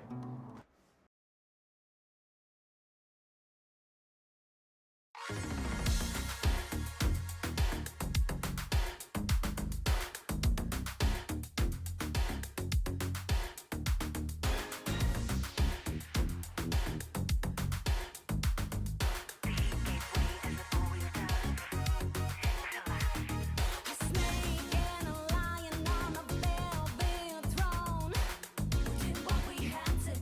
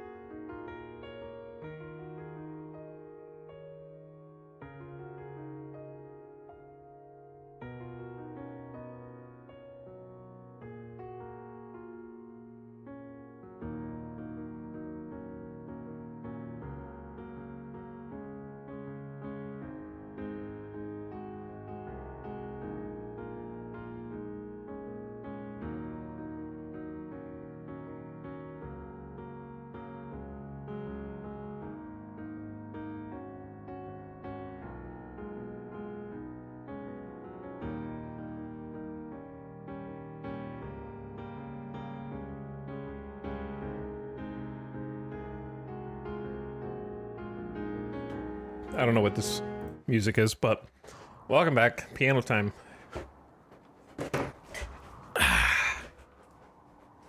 By the way, Ataraxis, sorry I missed your sub earlier. Thank you for subbing again with the Prime. And Sarion, I think I saw you. I'm gonna sneeze.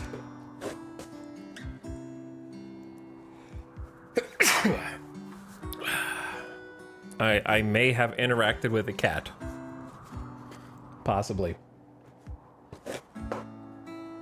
While on my BRB.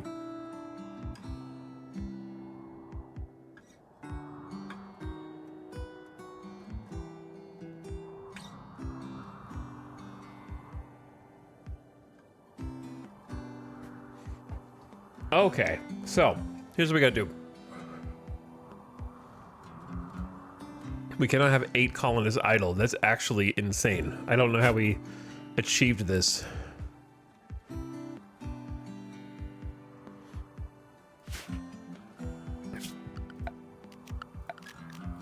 I never thought I would see the day.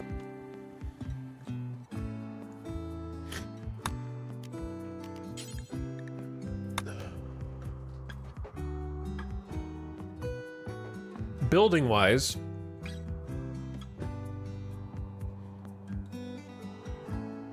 taking this shortcut is kind of just not going to exist anymore, because I think this is just going to be part of the wall like this structure is.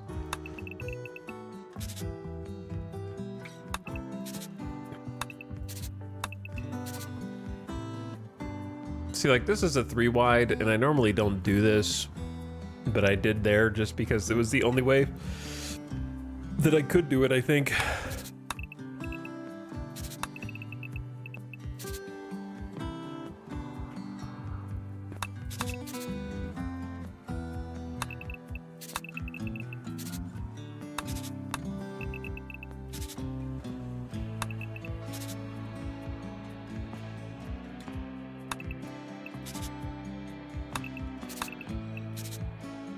So this is the space we have to work with. The last bastion of our colony's holdings in terms of area to build. Remember when we built the outer wall and it felt like we would never ever be able to fill it all in, and now look at us. It's kind of crazy.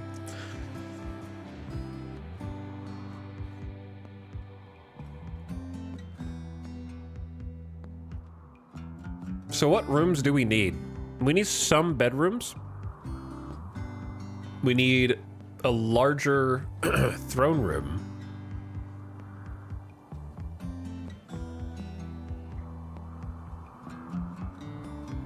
And that honestly would probably take up most of this space already. Could just mirror these on the other side. It's a 3x4.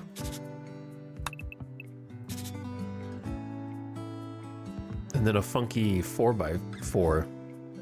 I don't know if we have space for... Well, we kind of do have space for a 4x4, actually. Huh. Yeah, we could just mirror that and have 3 more bedrooms on the other side.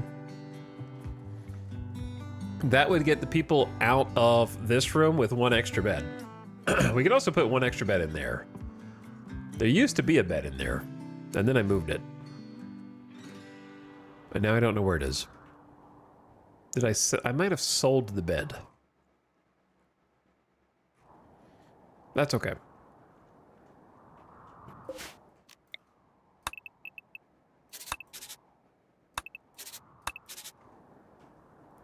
Okay, so that divvies up that space.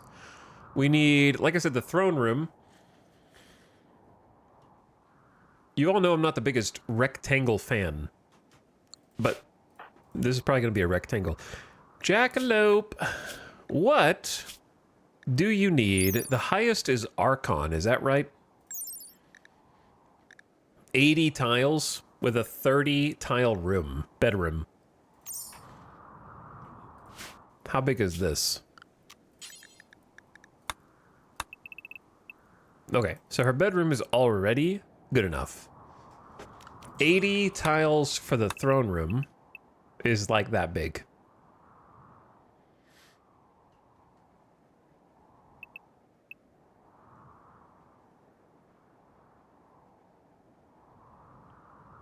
if we wanted to make it a little more grand...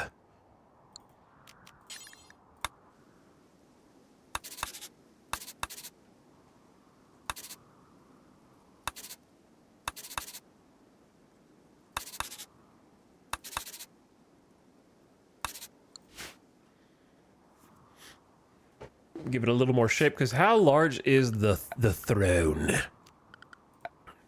The grand meditation... Oh, that actually would fit nicely right there, yeah.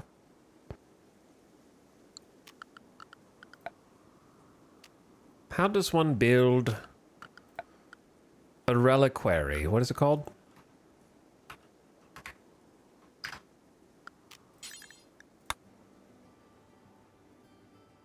This could be cool. Reliquary on both sides. How many tiles is this? 63. I don't think that's 80. It's actually only 71. So it needs to be a little larger.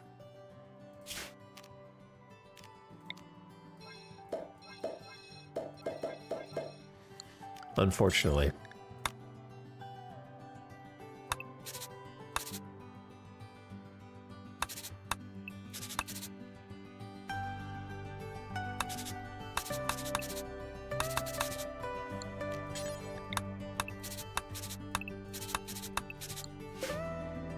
That's exactly 80. So let's just go with that. Kind of makes this side a little funky. But that's okay. It'll have character. Because I don't know what to do with this. I need somewhere for the waste pack atomizer to go. And it's not exactly small.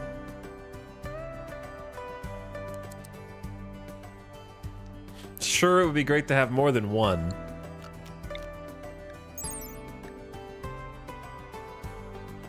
It requires considerable amounts of power, 400 watts. That's not that considerable when you consider the smelter is 700.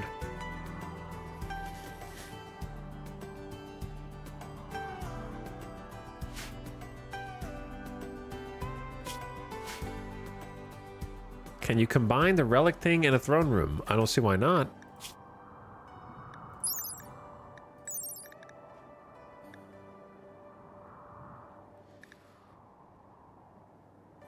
Braziers must be lit. No work facilities, no beds, no altars, no biotech buildings, no anomaly buildings allowed.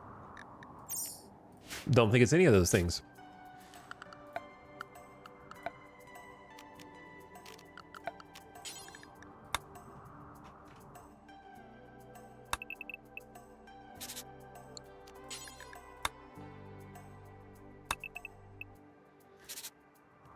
Make a room down here for what? I don't know.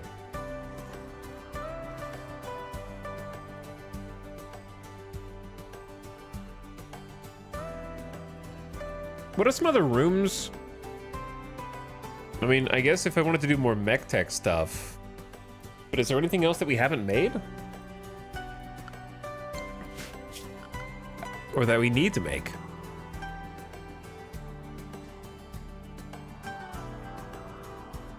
Besides, like, maybe more hydroponics, but they're not going to be able to fit very well in there.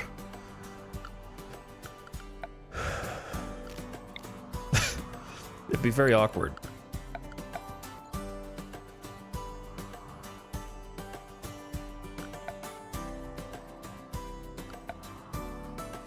Gene stuff, if you care about that. Yeah, I don't think I'm going to care about that on this one. Maybe some crypto sleep caskets in like one of the rooms.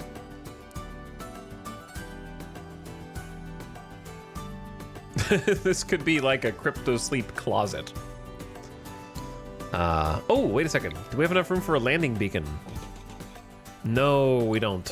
Damn. Another landing beacon would be sick.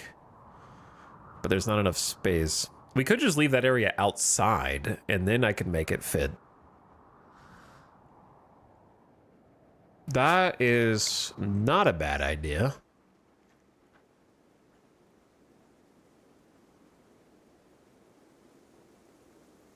So we go boom, boom, boom,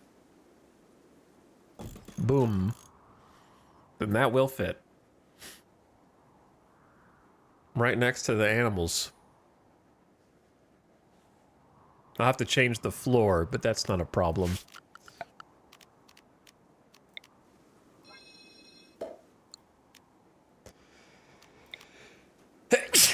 Excuse me.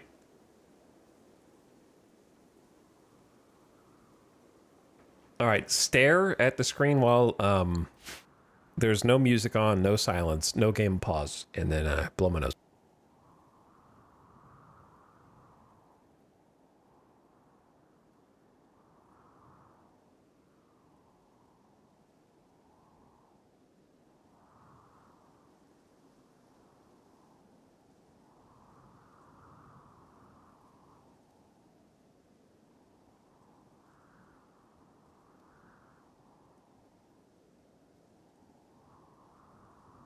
Okay.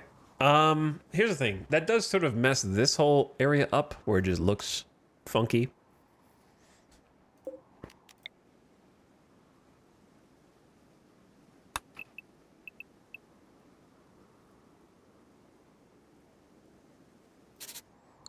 So it probably makes more sense to at least expand the throne room.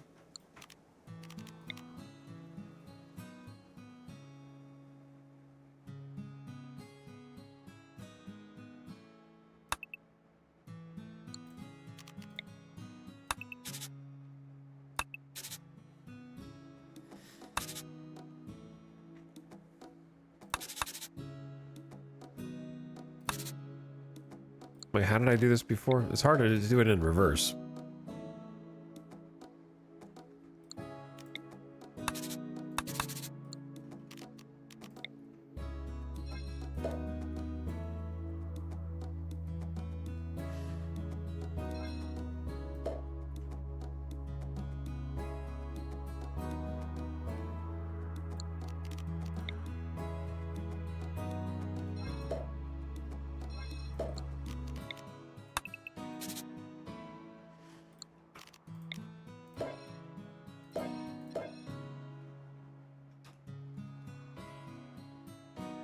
And then this could be whatever. It could be a shelf. I don't know what it would be. Could just be some art.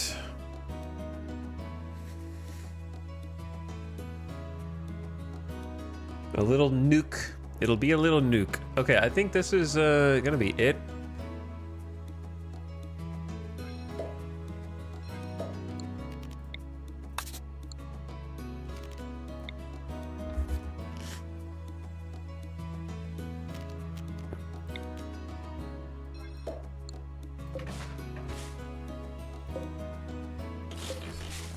Yeah, I think this is gonna be it. But then how do you get into the throne room? Is the throne room gonna have a security door? Probably not. Probably a plasteel auto door.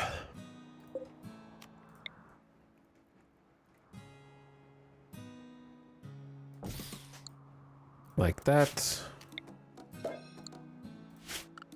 Well, let's get to building then, shall we?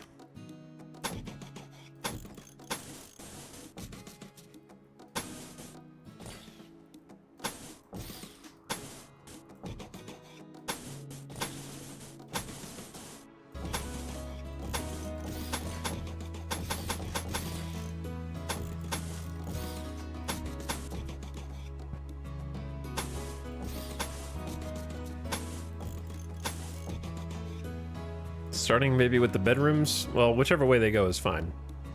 And then we need a way to get in here, which I haven't quite decided if it should be from the south or from the north. This room should also, it's going to be double walled.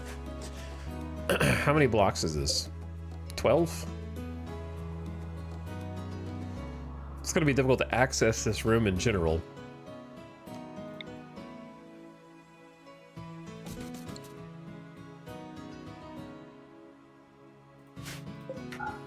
Something like that. Something like that. All right, let him get to work. On the new building structures. That should give them something to do, hopefully, maybe. What else can we do? The lava is finally going away. Oh, I guess we could haul more Militors, but we have 2,000 steel already. Hey, you want something to haul? I'll give you something to haul.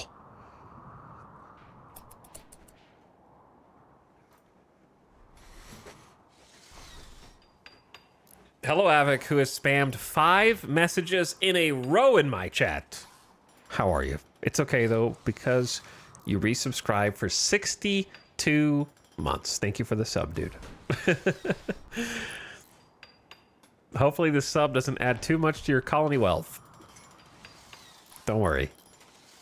Mr. Bezos will make sure that it doesn't. But thanks so much for the sub.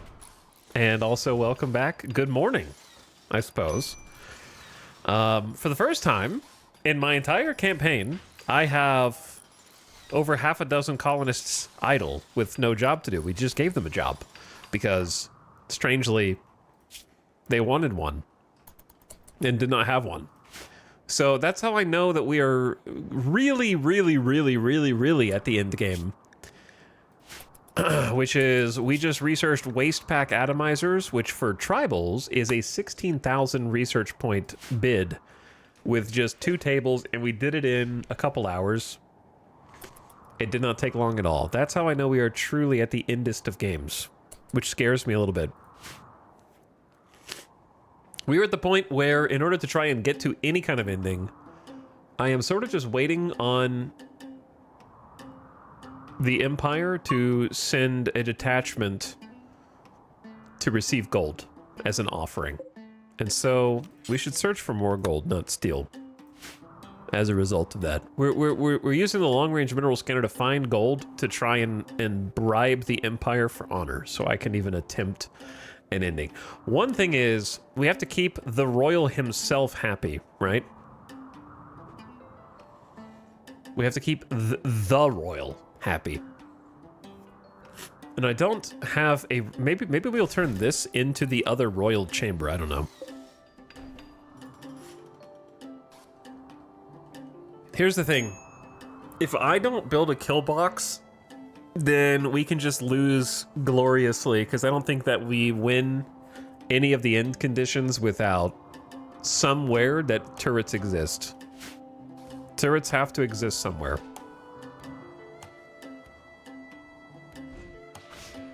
Brother.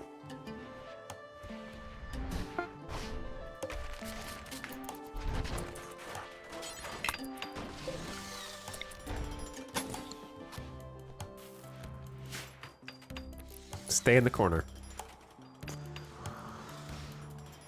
But anyways. The colony's been going well today. Randy has sent not 1 but 2 manhunting packs of cougars. In fact, it's the only kind. He sends like 2 manhunting cougars a day, and it's gotten really sad because Randy's a shell of his former glory right now. He's like, they'll never expect another pack of manhunting cougars. To be so consistent is itself an unexpected random event.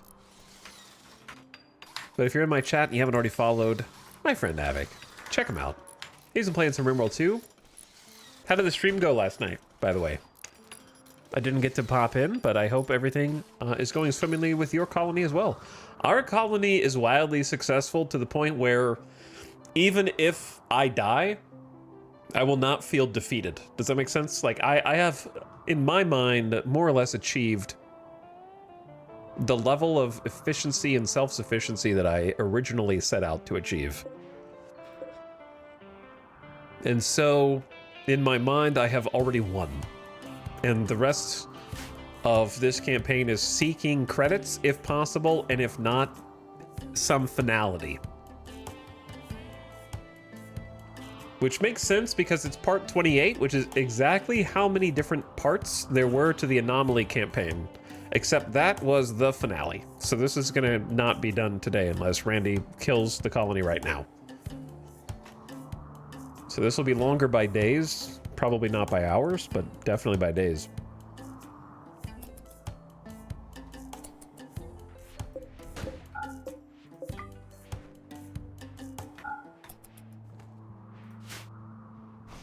So I'm very happy with what this colony has been able to achieve.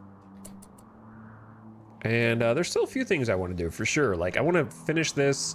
I want to be able to look at the base, and the only ugly part be the weird polluted area that this is the only zone I'm not happy with, but I frankly don't know what to do with it. I could just completely ignore the animatree things and build around it. But then the Pollux tree still exists. I don't know. We could stop bringing the waste packs here soon. Currently working on some new bedrooms.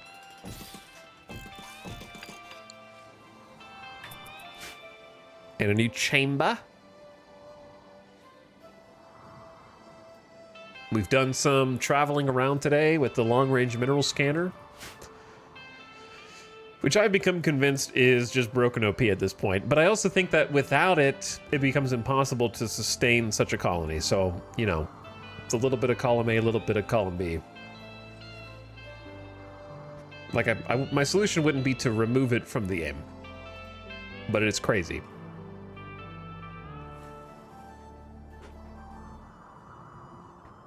Avic said, did my first real Odyssey mission via passenger shuttle was fun. Got to build a little mini base. That's cool. I've got a couple of anomaly things I want to do with the passenger shuttle, but I need to be sure that we have enough raw vegetable material to manufacture the amount of chem fuel. Because it looks like we have a lot of food, but it'll go extremely fast because it is now winter. So I've made a bit of a surplus of 2,400 chem fuel to make sure that we don't easily run out.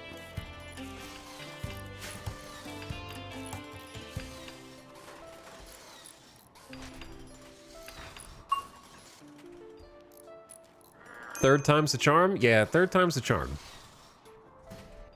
Randy could kill everyone in the colony right now, but he can't take this from me.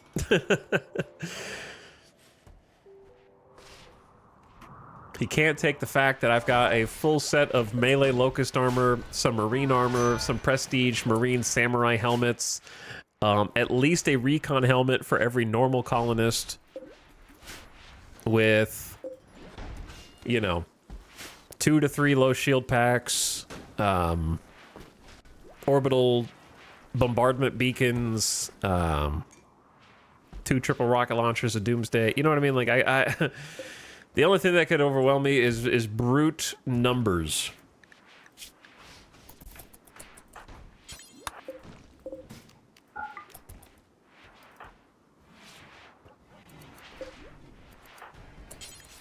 The only thing I don't have is, like, top-tier weapons, I guess. We have enough variety of weapons, but I don't really have the, like, masterwork rifles or anything like that. We have so many auto doors that I'm trying not to overspend on components right now.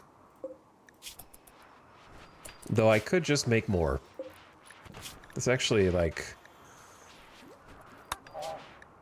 maybe set this as 80 as the desired.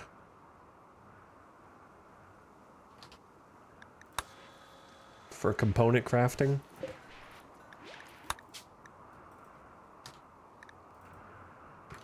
That's like a nice fail-safe number. Yeah, I wouldn't mind, like, crafting a couple more and better guns than what we have right now. But it's not the top of my to-do list. I'd rather get more bionics. I feel like just helping them shoot effectively and take damage more effectively is more important right now. So we're currently just restocking our advanced component stockpile. Jackalope, why don't you change the hat? We're getting ladies' hats for all the ladies.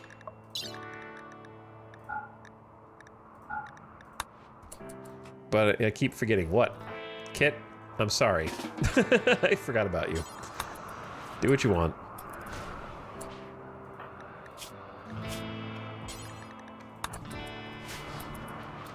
Have a beer, maybe. It's getting snowy outside, that is for sure.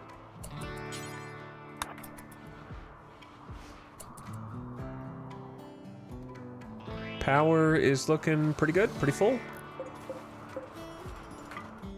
I normally don't put this many batteries in the same room, but I also weirdly build larger bases than this normally. Which feels strange to say, but I think it's true. This base is a fairly compact footprint compared to the anomaly base. Somehow.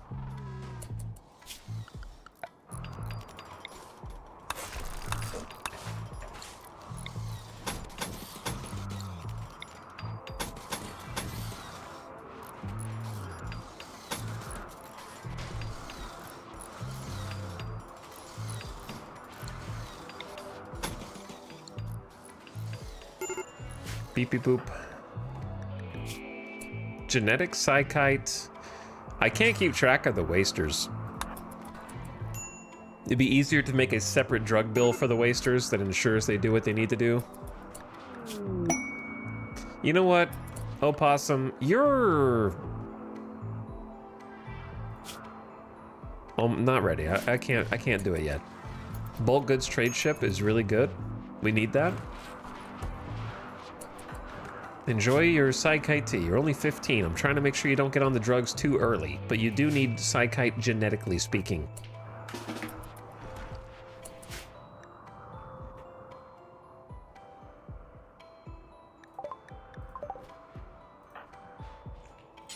No, do not summon the Diabolus.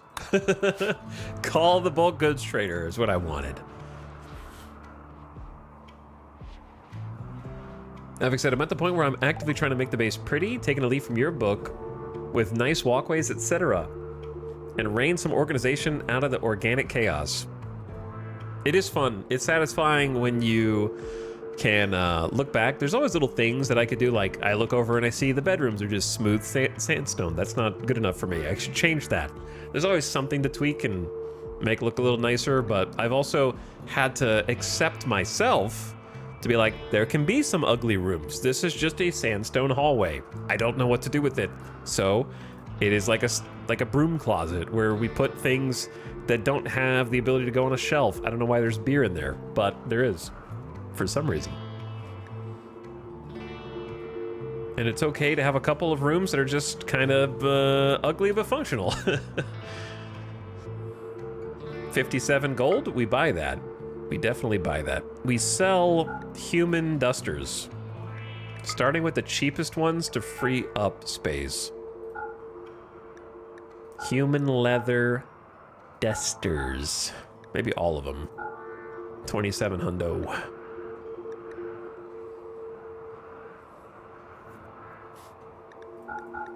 Old clothes.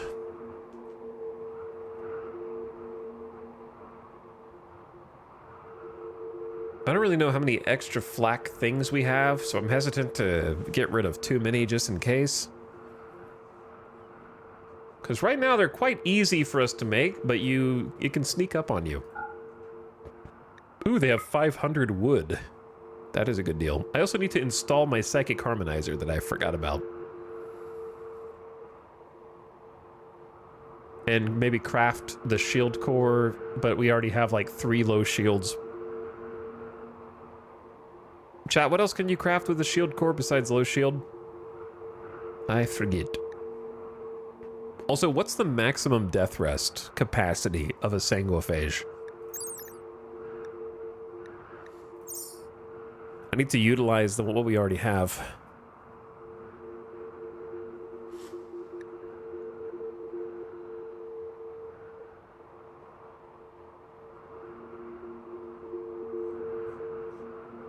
And then they just have 29 components if I care. I'll buy your advanced component.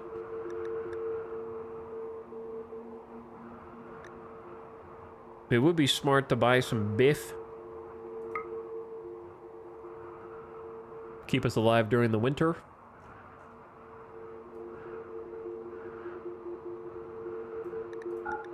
Here's a dining chair, here's a parka. Yeah, we can actually make a bunch more clothes. So if these are sellable, then it means we have too many.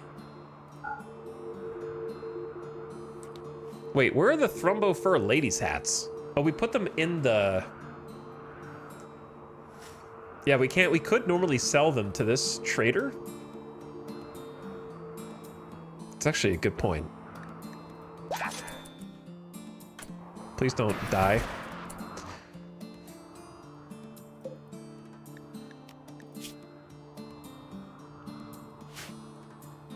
I feel like I'm not... This is going to be really difficult. Let's do this. Unload all. Then we take an orbital trade beacon into this little spot.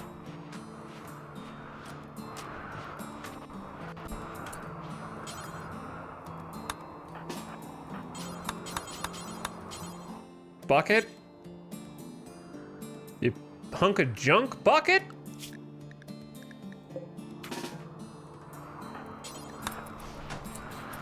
Okay, now it has power. And now Jackalope talks to the traders again. Bucket, where'd you go? And then can I sell the Thrumbo Fur? Yeah. That's 5,000 silver. They only have 2,000 silver.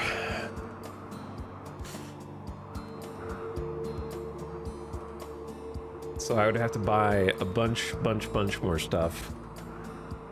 Why don't we just buy all the Neutromine and then start making the preventative drug disease prevention, even though we haven't gotten a disease in a long time. It's still possible. We can keep it from happening to the doctors. Start them on that. Anyway, what was the death rest capacity? Does anyone know? Nobody knows. Oh, because we're at that ungodly hour at night.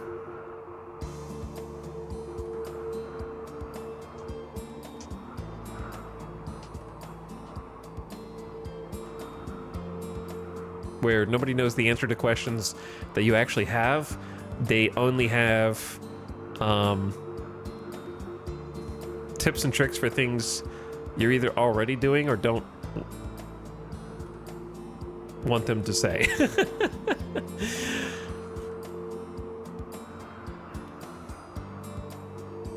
I was losing my mind trying to understand why my colonists were getting addicted to tea when I was giving them a safe dose interval.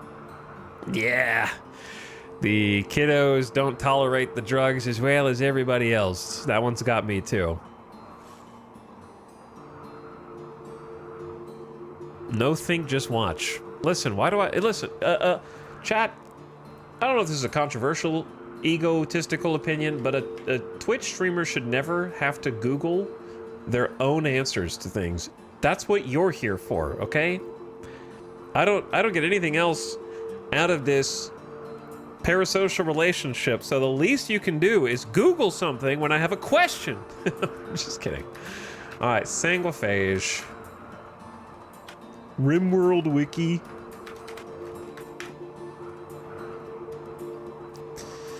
Death. Control F. Death rest capacity.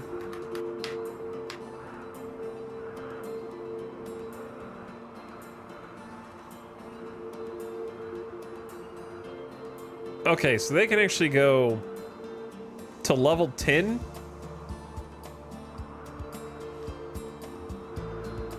Which is insane.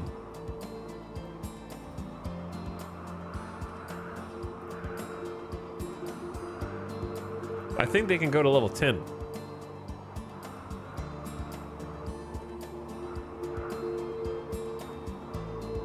You can have like 2 death rest accelerators, 4 glucosoid pumps, and 4 psychofluid pumps, and they become gods. It's crazy. The reason I was asking is because they're selling one. I didn't know if I could buy it. Yeah, we don't have enough space for all that. But we do have space for this.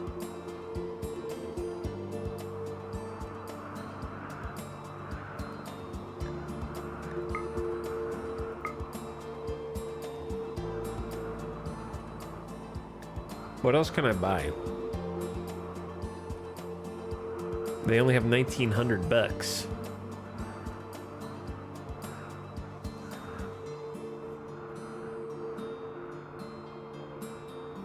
Books? Rec gain, animal XP, moisture pump, and rocket swarm launcher. Okay, I'll buy 2 of your books. I'll buy the dye as well. And then I'm selling Gravlite panels. And then I'm buying, I could buy an animal. What do they have? Ducks, turkeys, pigs. It's too much work. Buy some fungus, or I could just buy some components. 8 components, there we go. Sorry. Blib, blib, blib, blib, blib, blib, blib, blib, blib, blib. Why did it, oh, did I not sell the sheep wool lady's hat? It's too late now. Why are you wearing a Thrumbo fur lady's hat?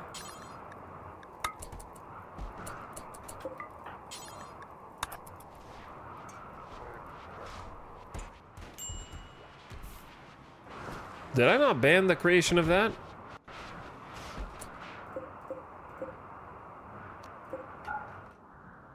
Snuck it away. Like, oh, it's just sheep wool.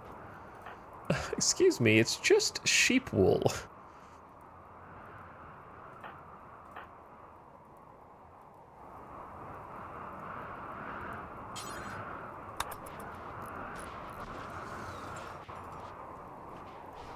I assume there are enough haulers that they will take care of that, since they were looking for something to do before.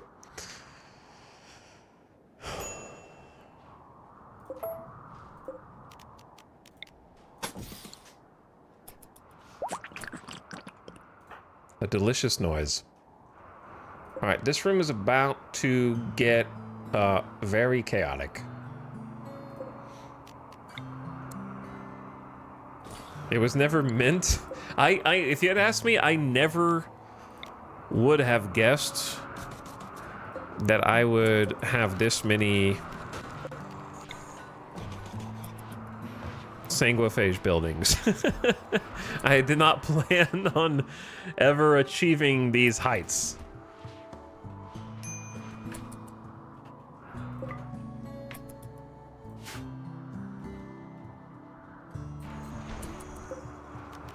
So it is as much a surprise to me as I'm sure it is to you.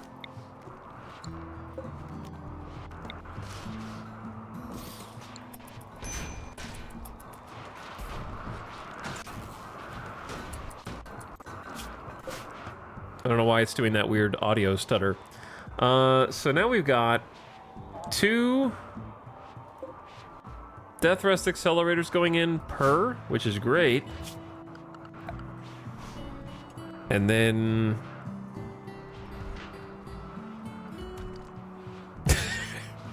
Is it just stupid to have a 3rd glucosoid pump? I feel like they're not really utilizing that speed, but it is funny.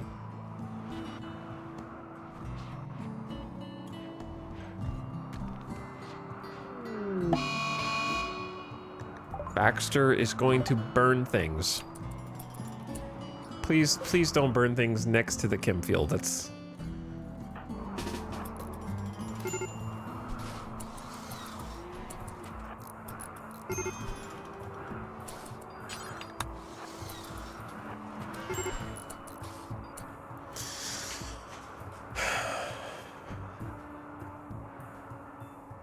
Can we just listen to the orbital trade noise for another hour or 2?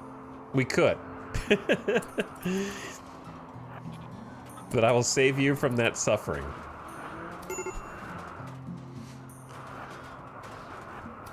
Bleep, bleep, bleep, bleep, bleep, bleep, bleep, bleep. Bleep, bleep, bleep, bleep, bleep, bleep, bleep, bleep. Oh, you faked me out. That was a good fake out.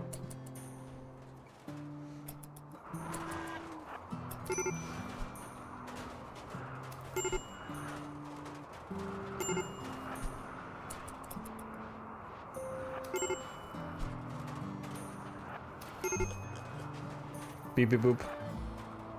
Oh, that was a good fake out too.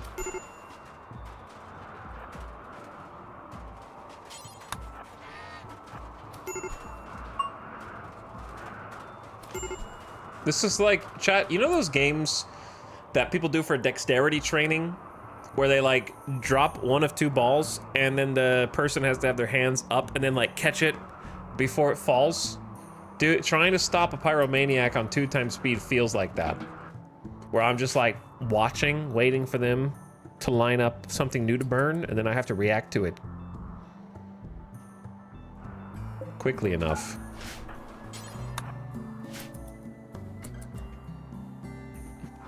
I see that you guys have elected not to haul anything. Which, you know, is your typical MO. But I might ask you this one time to be better.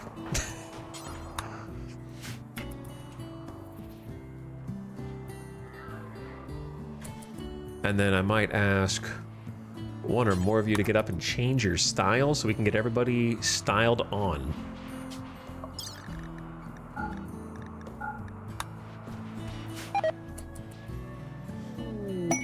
A rat has self-tamed and become food.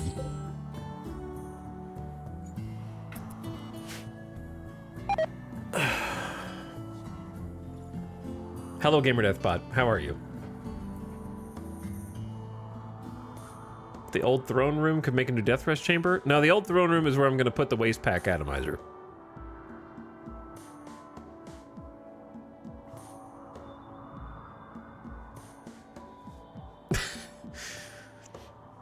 Mavic says, on the topic of sleepy chat, I had someone pop in yesterday bitching that I must be botting because my chat was too quiet for the viewer count.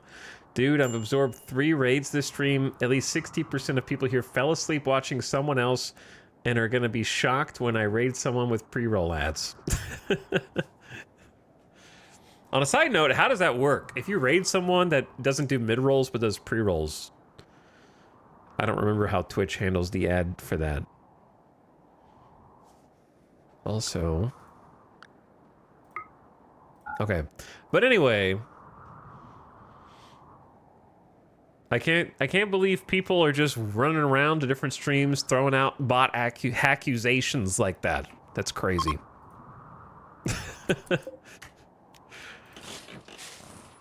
Because yeah, it turns out that at certain hours of the night, believe it or not, large active portions of viewers, namely the American ones, are sound asleep. Unbelievable.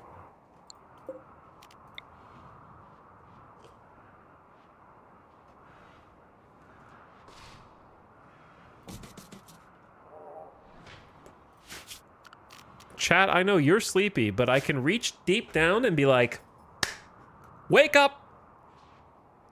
Alexa, type E in chat right now to prove you're not a bot. And summon them from their slumbers.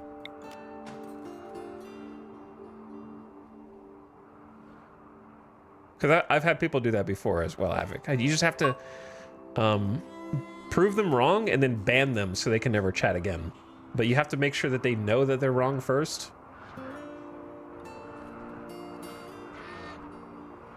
Then ban them so that you have the ultimate satisfaction. My Alexa just said she couldn't help me with that.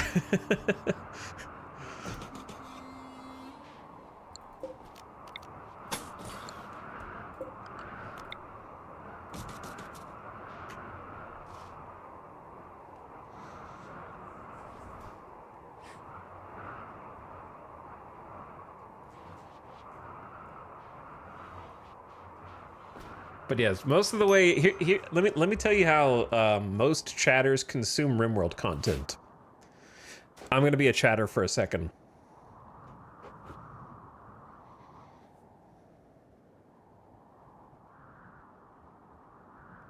Womp womp. What was that? Red envelope. Is he dead? Is he dying? It was just psychic wave. There's like 3 angry rats. Okay, anyway, back to what I was doing before.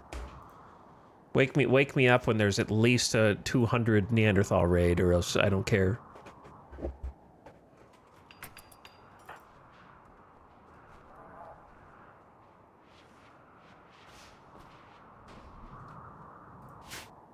He's like, sit here waiting for a red envelope to fall.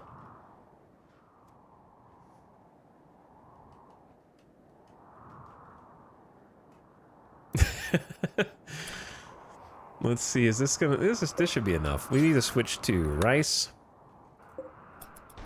And I'm gonna go swap this to rice. And then there's like a small contingent who are looking for tips and tutorials on how to get better at the game.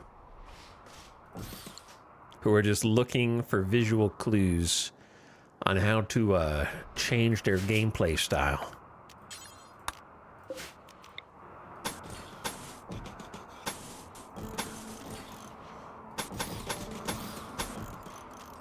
Here's a tip. If you can get light into rooms, they will build fast. They will do any of their jobs faster if they're in light. If they're in darkness, they will perform slower.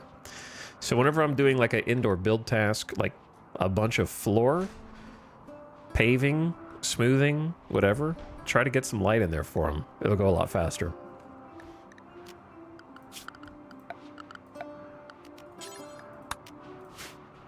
So in this case... we're actually going to need to just move the braziers.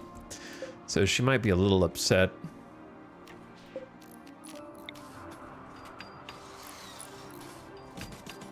While we desecrate the throne room.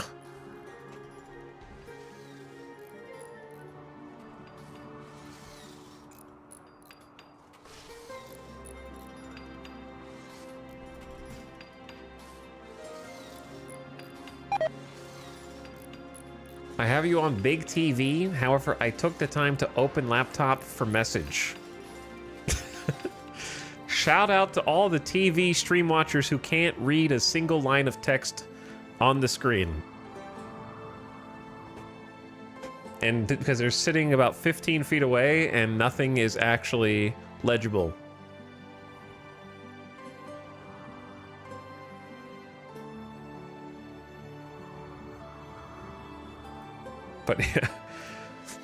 But yeah, people who go to different streams and be like, this stream's too quiet. It's like, bro, then talk. You know, you're one of the chatters. Speak. Say something interesting that gets people to respond to you instead of making a putrid and empty observation that it is nighttime. Or even if it's not nighttime, you know what I mean? Like, it's just rude.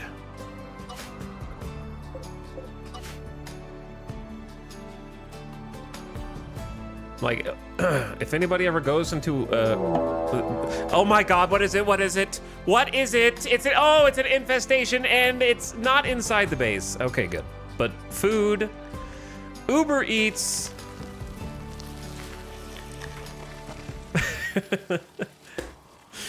We got DoorDashes here. Knock, knock.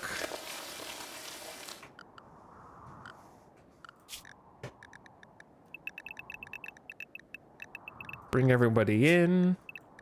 Check if anybody's out.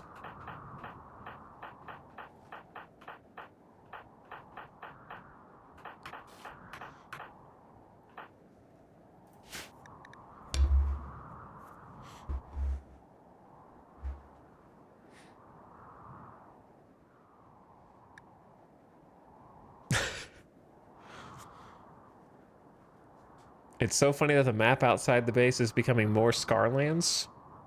Because I'm just building little things out there. Or what? I'm curious how many dudes this is gonna be.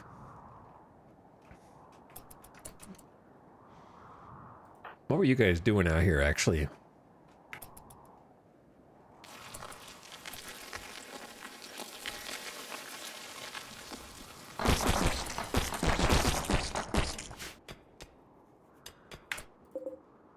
This is honestly an insultingly small infestation.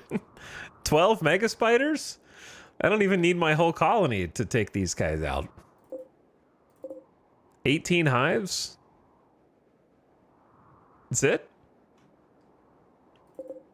That's not even enough food to feed us back. Randy is holding back. But yeah, going into streams and being like, why are there only so many viewers, or why is it so quiet? Why is no one talking? It's just, yeah, it's just rude. Just be there for the vibes. Just chat, you know, just listen, whatever. Just hang out. Nobody needs those. Nobody benefits from those observations. It doesn't like help anything.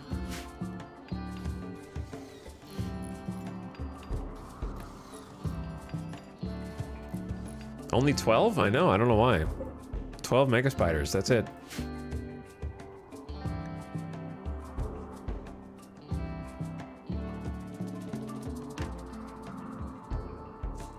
I was gonna say something else and then I forgot, so I'm looking at chat to try to remember. And I don't remember.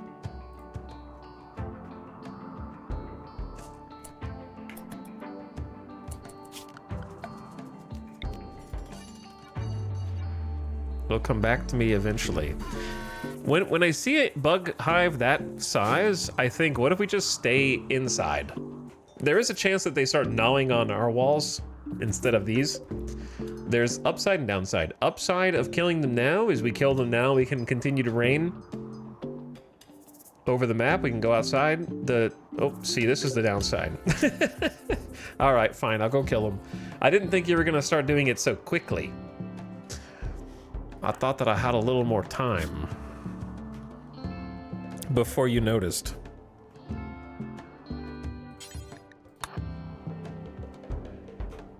The thing about this is we really don't need anything beside the melee.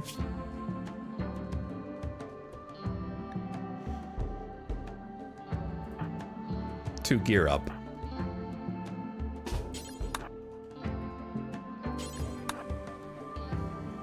Everyone else just needs to bring themselves. We do need a couple of better guns.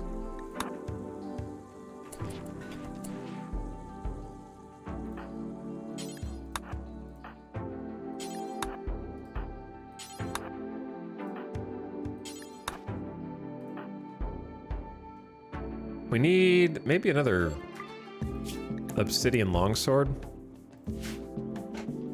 We're actually short of melee weapon. The Zeus hammer still does damage, it's just not great against bugs, as you might guess.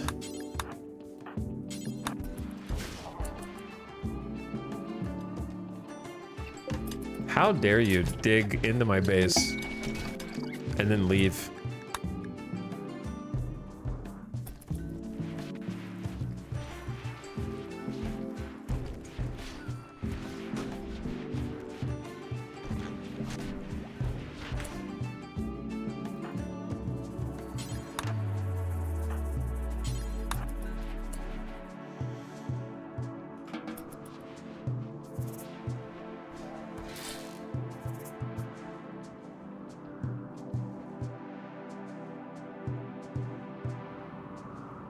Okay.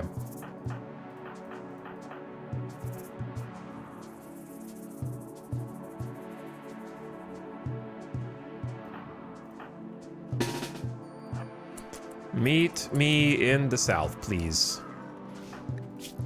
Honk, what did you just do? Fine meal? You're gonna have fine meal with insect meat soon. But yeah, bring everybody down here.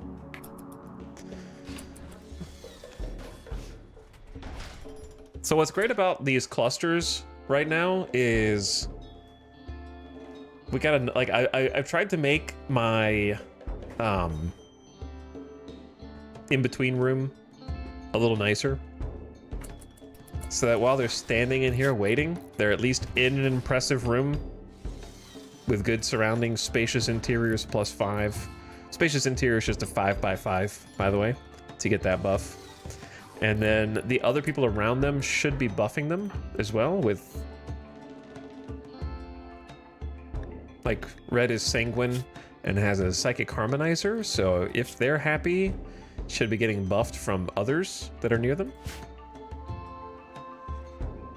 So I'm trying to keep those things in mind. Now, when it comes to fighting these bugs, do you think I'm overconfident or that I could actually, like, just take them in the field?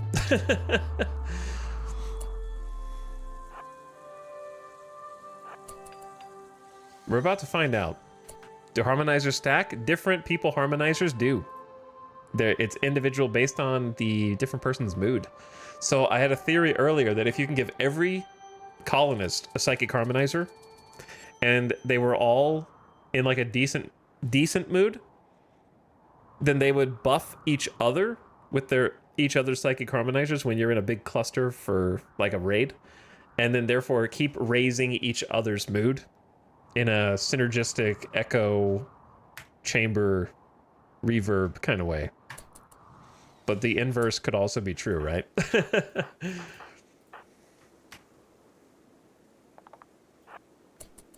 The feedback loop. That's the word I was looking for.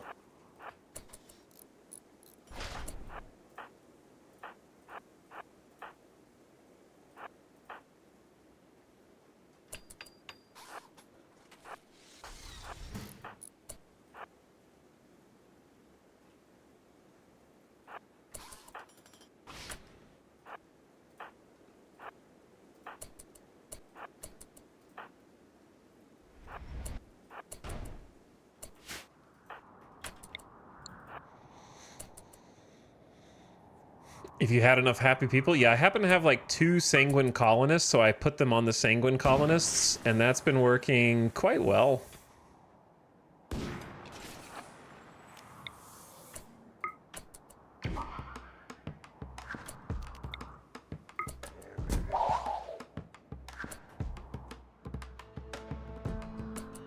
Why did the rest of them not come?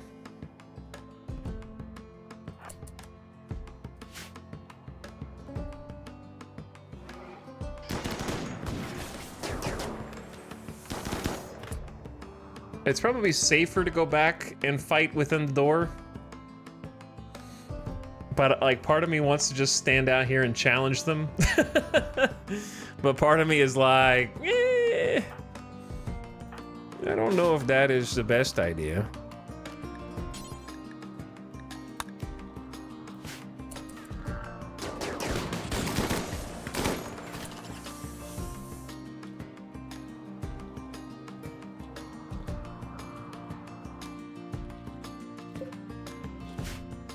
It's probably fine, but also, you know, there is just a steady stream of dumb little nerds.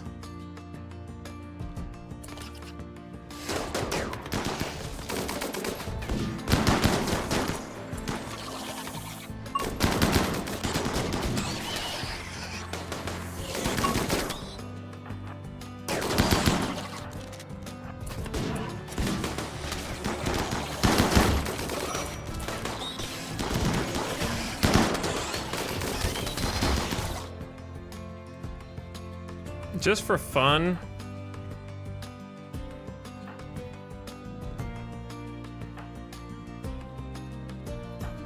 I'm kind of just doing this even though it's dumb.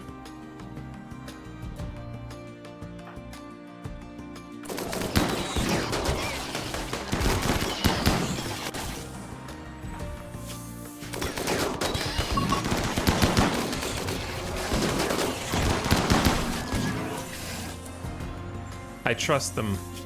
Maybe too much. What this is doing is giving more of my melee more experience. Because some of them are only like a 6. We have a couple of newbies, like a 7.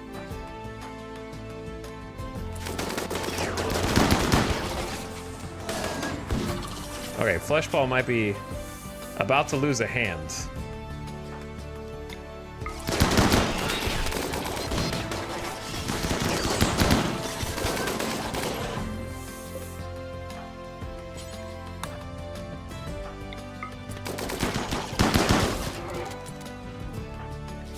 It'll build character, though.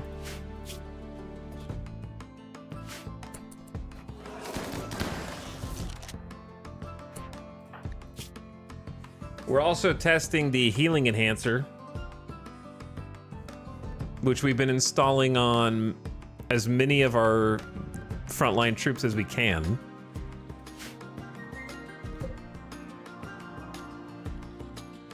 So these guys should be toasted.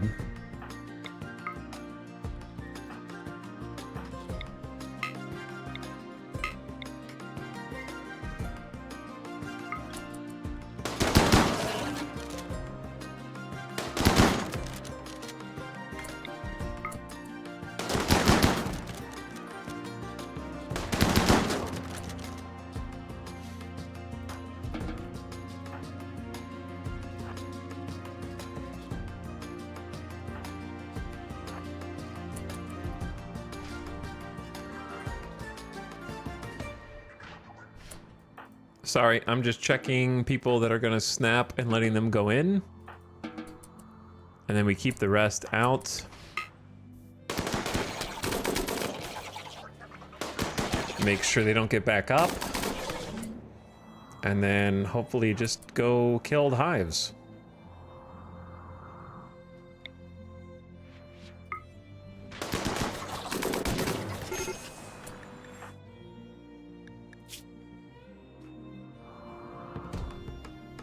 Consuming fine meal. Well, we need to do a little reconfig here because the fine meals are not where they're supposed to be. I do hate when my colonists avoid the hospital in favor of going across the colony to get a meal.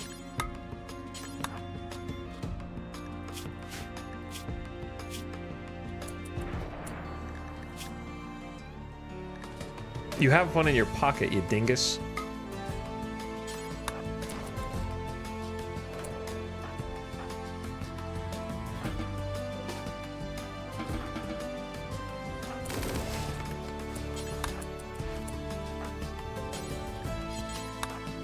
So I will tell them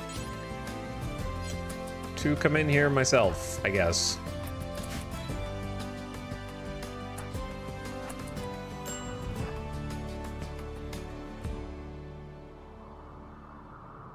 Oh, there's still more insects. Okay, well, I didn't see that. Back we go. Glad I didn't go too far out. Hawk, shut up. Wah. I missed one meal. I will destroy everything that you hold dear now.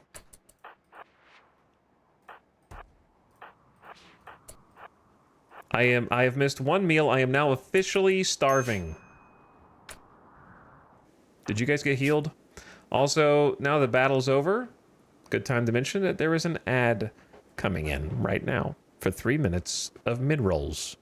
So just a heads up, during that period of time, I will pause the game. What did you... Why did the Mega Spider just collapse and go to sleep?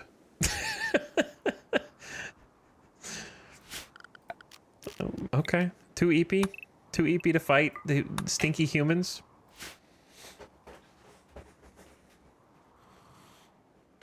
If only there were defensive skills in RimWorld. Yeah, that's like Kenshi does that, where you have to get your ass beat a lot. And then you get stronger because you died. Or you didn't die. You almost died. And you become more powerful by just getting beat all the time. That's very Kenshi. I agree, though. Defensive skills would be cool. Something like that. Yeah, our Vanguard is a little overconfident at this point. For sure. And we need to make another healer. Another 50% bonus healing. All right, gamers.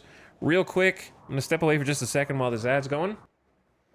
And then come back and clean up the bug mess. And then we're going to start feasting on bugs and see if Randy hits us with a cluster attack, as he so often does. With like back-to-back raids.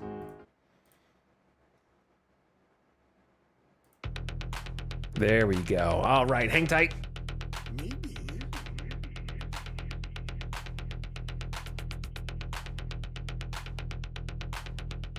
Maybe.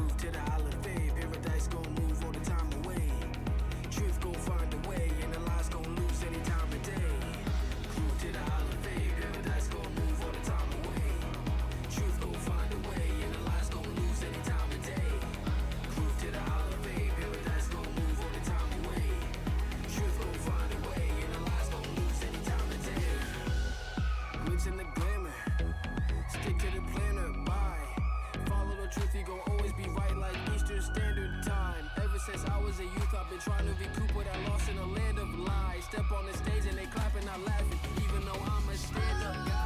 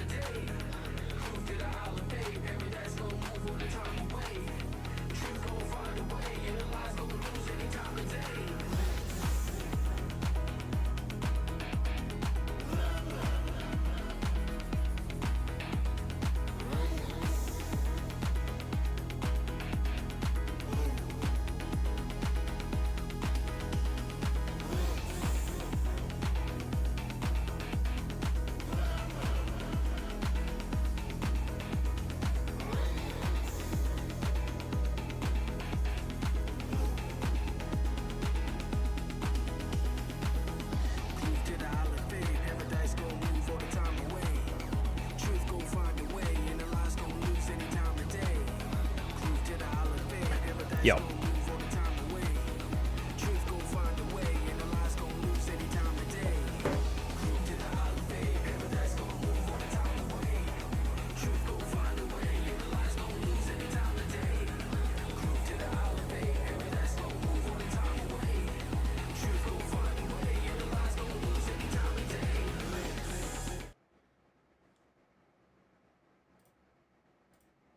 Hello.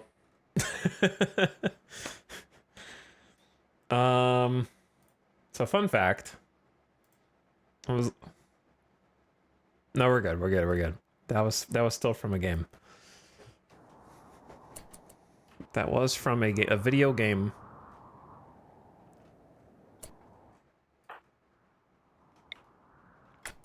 These guys stopped like just out of reach. Oh, they're awake again. What? Because I got close? It's so strange.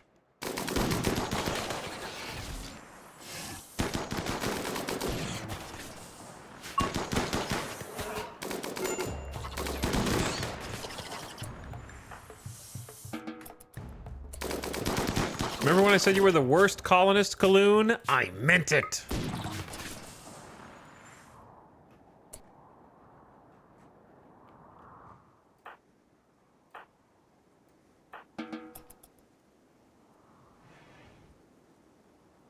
Oh, there's still one more.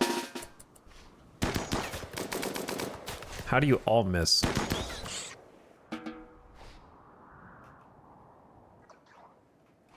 Did you guys get healed? Fleshball, you got healed. You really got the worst of it, to be honest.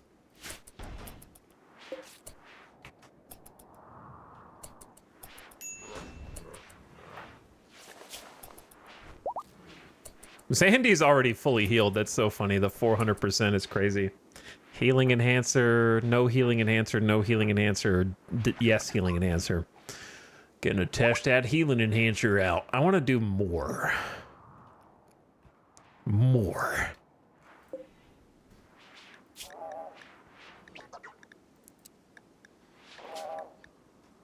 Four advanced components apiece. So, does Snap have one? Yes. Does Dorna have one? Yes. Tony has one. Sandy does not, because Hussar? Dit has one. Okay, so Miko and Fleshball need one, basically. So two. Two should be good. We will craft that. And then once you guys have gotten a little sleep...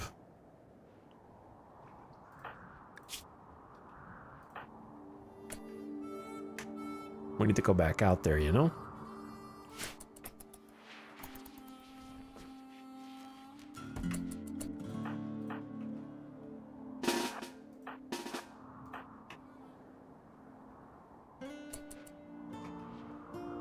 Preferably with a few extra guns in case there's more bugs.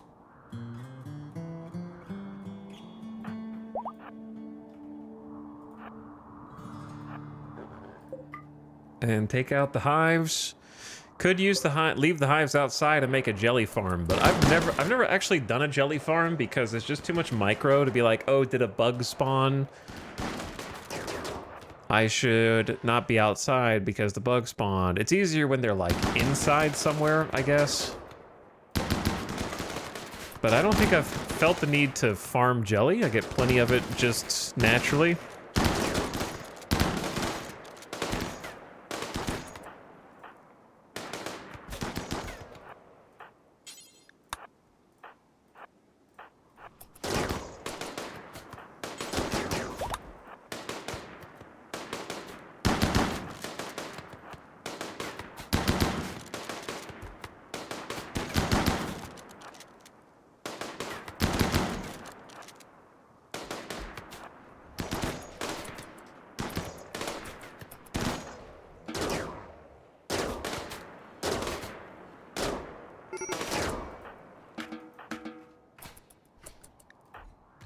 Yes.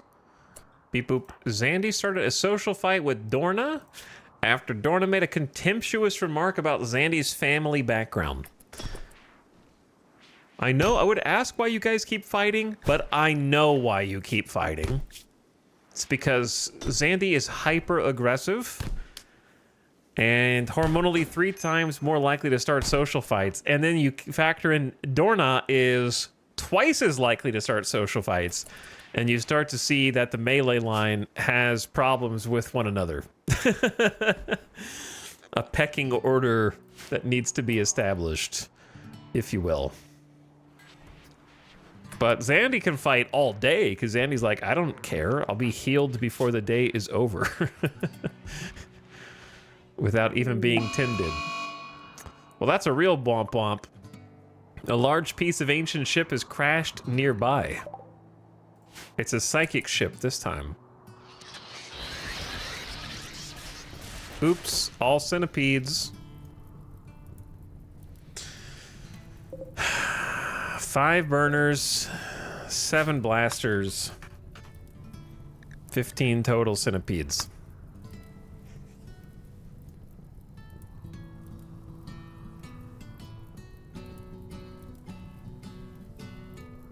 A non-trivial annoyance, to be sure, but handleable. I wish it wasn't a psychic ship, is the only thing. Because it'd be great if we had the opportunity to get them to fight some other threat.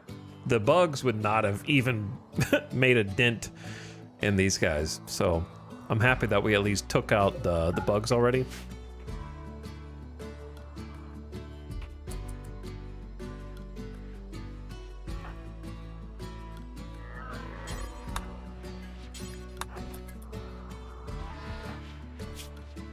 But I definitely have a couple ideas. So the psychic ship will start at a low drone and build up to a high drone. So right now it's not going to be too bad, but it will become too bad.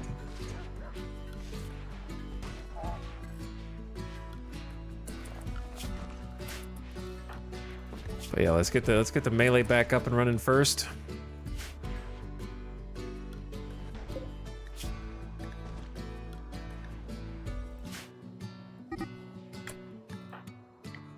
All of my people are starting social fights at the same time to weaken me even further.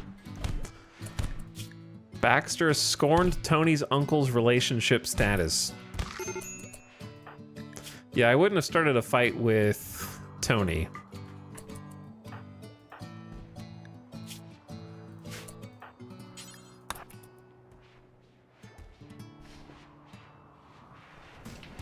Would not have been the best choice, yeah. He would kick your ass. Yeah, let's just weaken everyone while the mechs are here.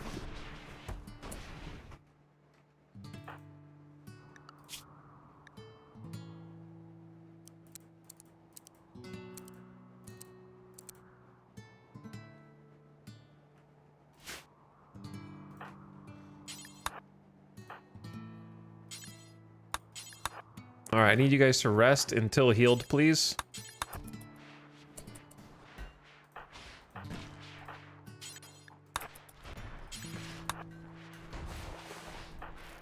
Baxter, you're gonna be down for the count for a bit.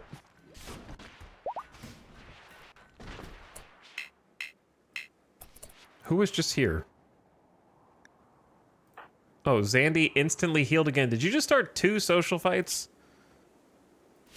No. Who was the person Baxter just fought? That was Tony.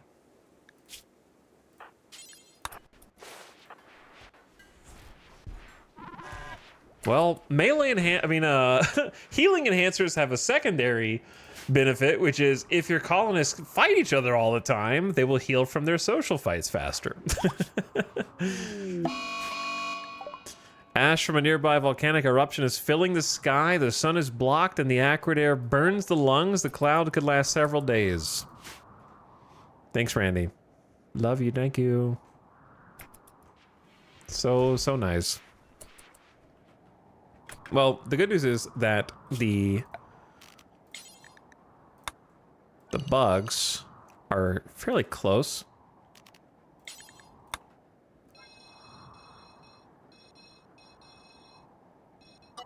I would say if you give them a wide enough berth,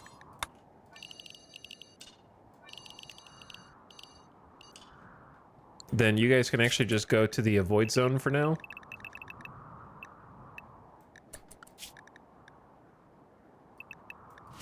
That way you can bring the bug bodies in and we can have delicious, fine meals.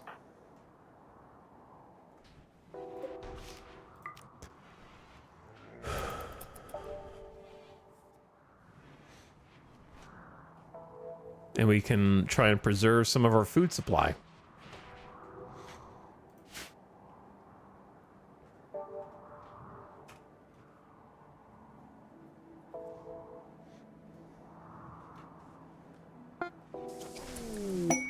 Bill complete. Make longsword. Hawk has a new excellent obsidian longsword, freshly crafted from our finest smith. For you, Miko.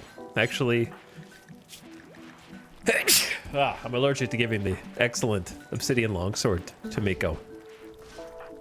That'd probably be better for Snap to have, and then Miko get the good one, I would say. Inspired recruitment, we don't have any prisoners, so that doesn't really do much for me. Why is the hospital door forbidden? Because I don't want people going through it and cutting through the hospital. I want them to take the hallways.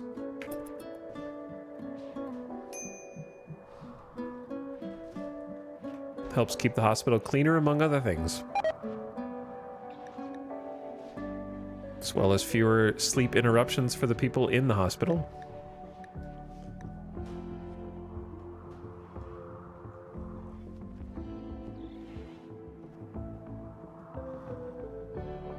So,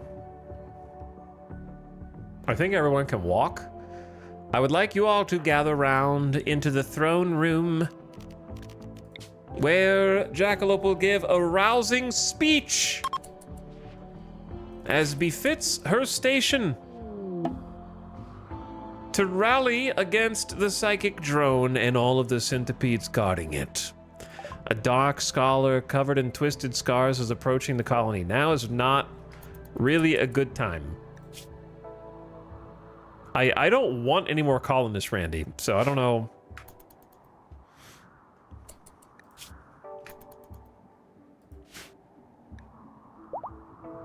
Why would you take, not that they are gonna wake up, but why would you take that path?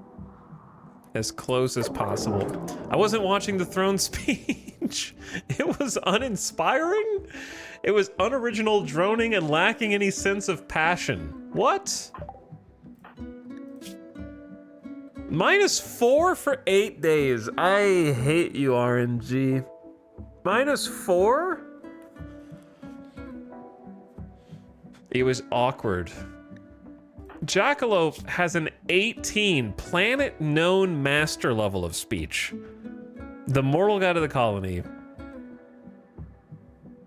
And is a praetor of the empire. How could that possibly go bad?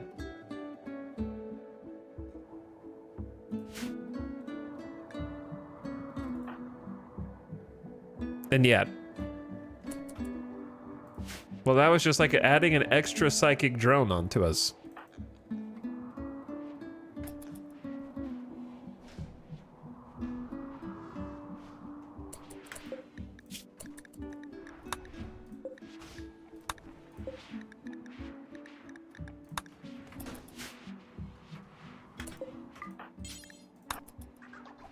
Zeus hammer's just been getting snowed on when I didn't notice.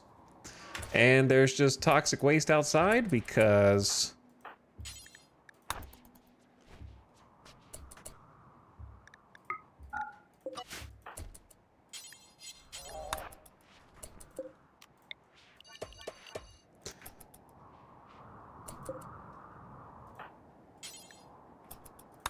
Okay. Yeah, there's enough toxic waste out here for the Pollux tree, I think.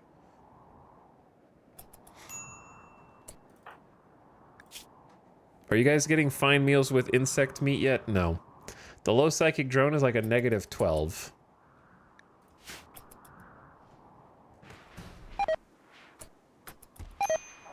Beep boop. Now we're getting a little insect meat.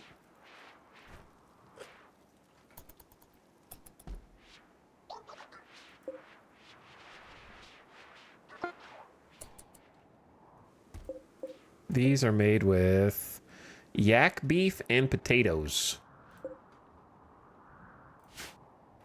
Delicious yak beef potato. Chat, am I a bad person if I am considering going to meet this visitor and murdering them and hoping that they, in their death throes, summon a bunch of extremely angry and vicious creatures in order to fight against the centipedes?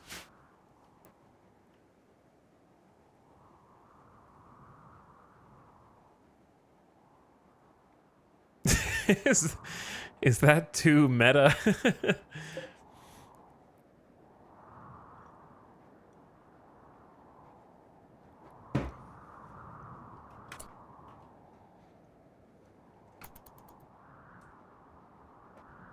What's the worst that could happen?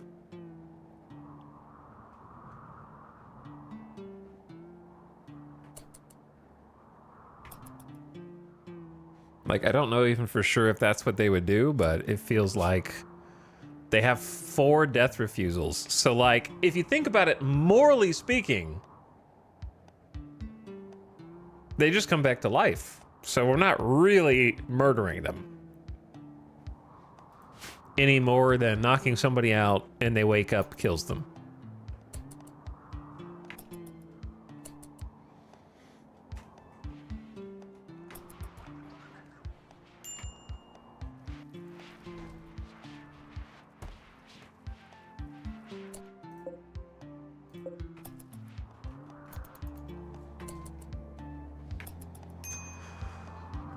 All right, what are you working on? A healing enhancer?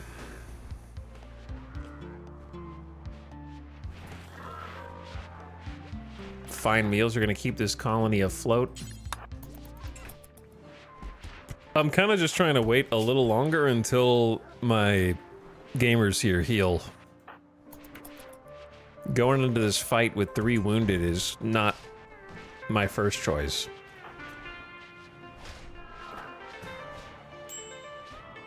But I also need to do something before the psychic drone gets too high.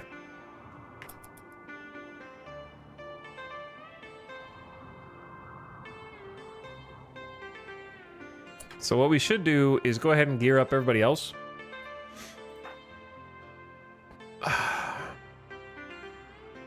And everybody else in this case is Samantha.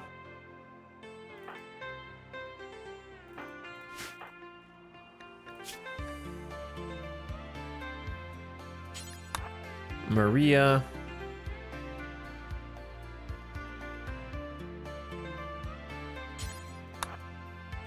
Hawk. Kiko.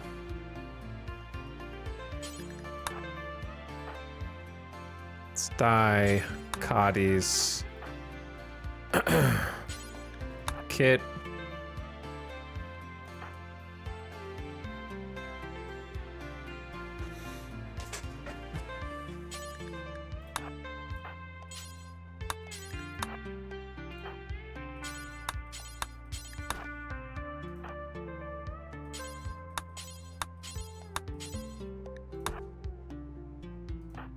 Okay.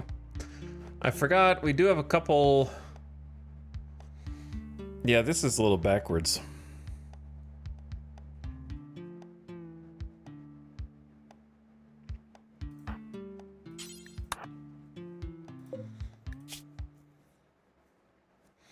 No one's wearing the Grenadier armor, which is a little strange.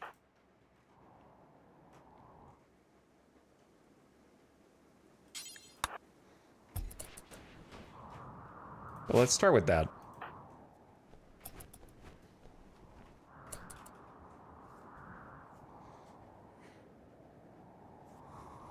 Jackalope visitor ignored. They're becoming increasingly upset 11 hours. what, what happens if they become more upset?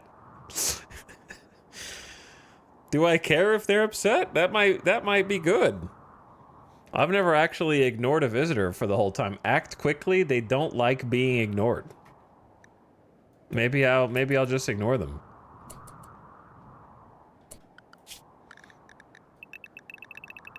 While making sure everyone stays inside, because that sounds beneficial to me.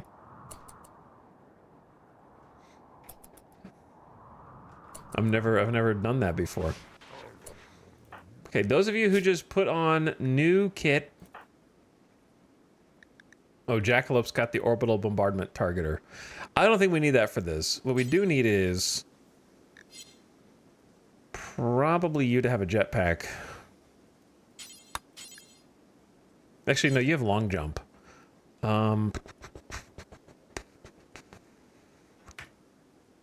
Sure, carry that around with you. Who knows?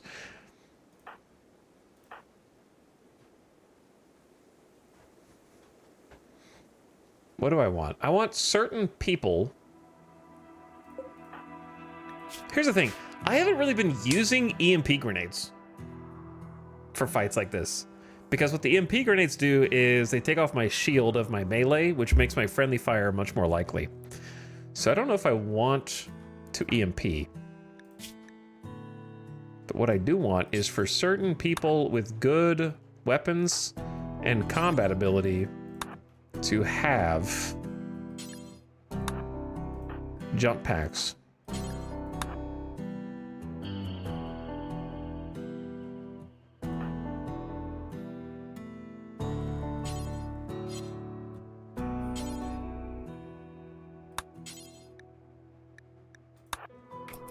Wait, yeah, I keep forgetting you're a single fish. You don't need that. Somebody else can. Kaloon?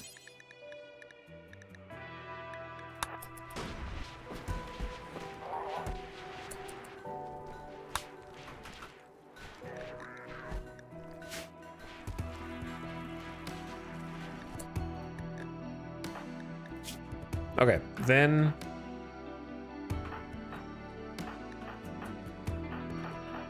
we don't need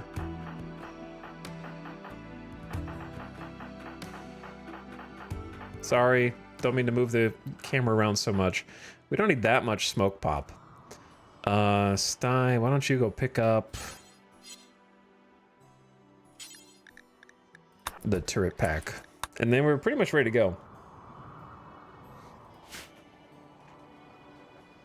But yeah, I think at this stage of the game, we are beyond EMP grenades. They are kind of useless for us.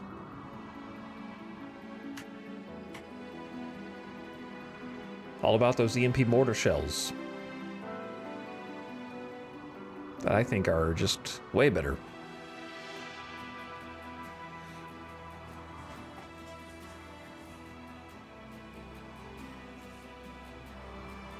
And if you think about it, it's the same thing, because they'll adapt after the first EMP, whether that is thrown or mortared.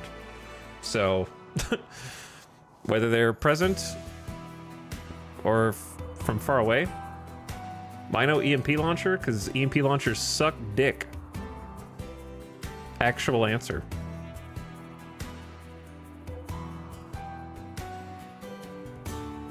That's pretty much it.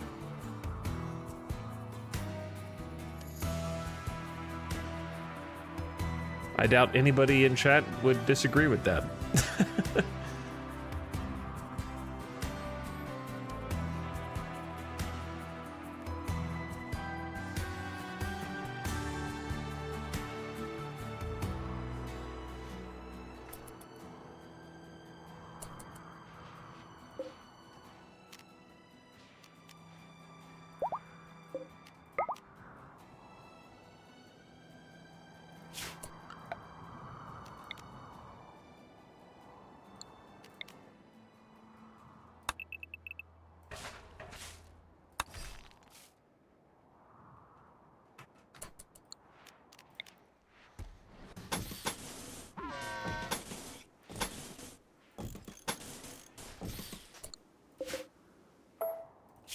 Actually... yeah, there's another layer to that first.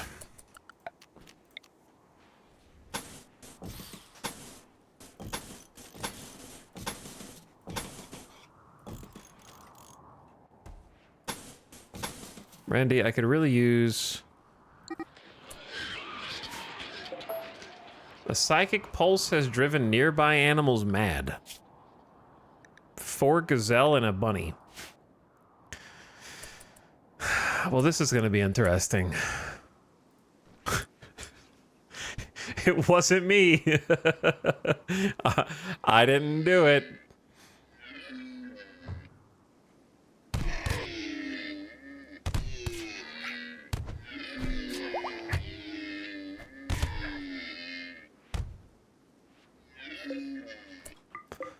Well, they're technically not dead. They're using death refusal to self-resurrect. So this is going to be really awkward for Yezhov.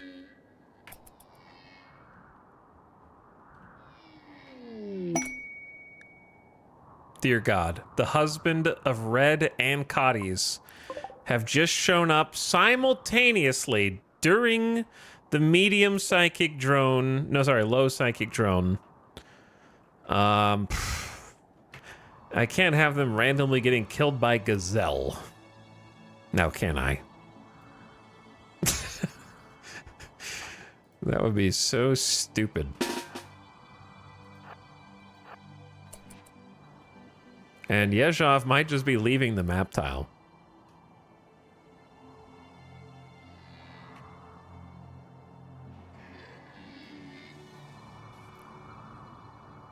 Why are you guys here right now? Why don't you with your loved ones?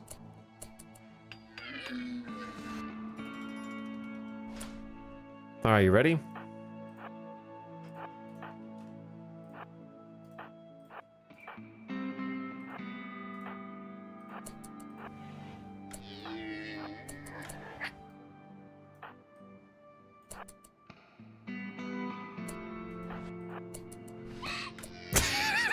Bonk.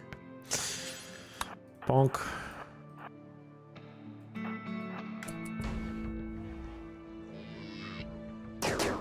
Oh, sneaky. Cheeky. Bonk.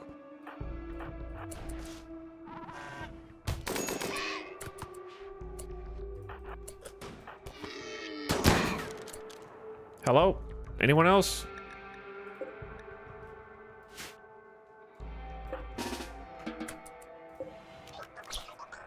There, I've protected our guest temporarily.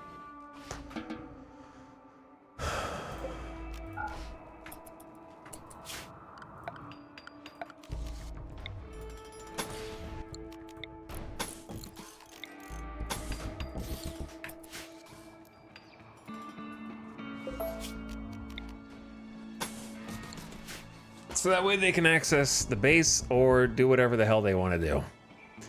Randy, I don't want to get these people killed, but also, could you please send like a big nasty raid right now? Not mech, please no more mech. Though at 29 degrees Fahrenheit, it tends to be mechs.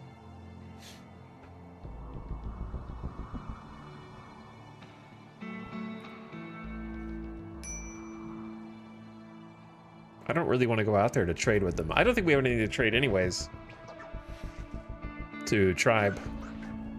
Well, the visitor left, and I didn't have to kill him. It's too bad he didn't summon a bunch of monsters.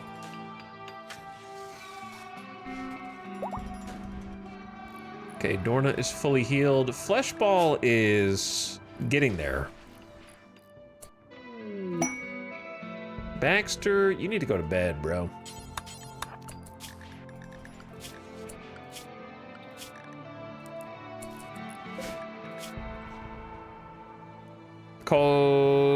Foskos, Forion, Baron of the Exodus Empire, is fleeing a troubling political situation and wants to stay with you for 10 days. You must keep their mood above 25% and they will not do any work. You have 7 days to accept, and you can get 3 honor. We will definitely accept that, but after I build this room.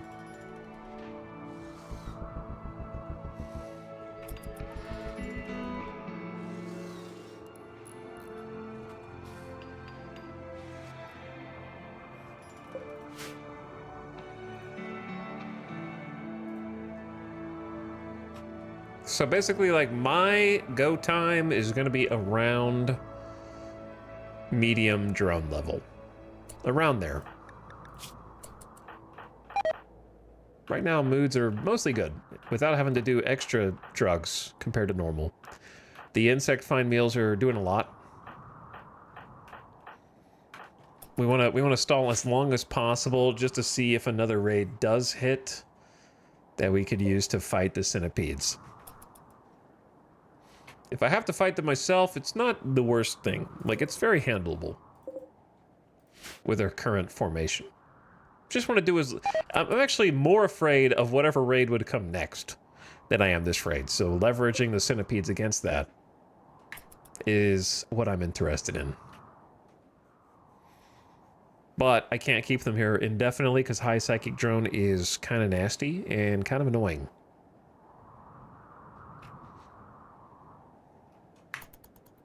So who's the husband? Trader Komka and Toxo.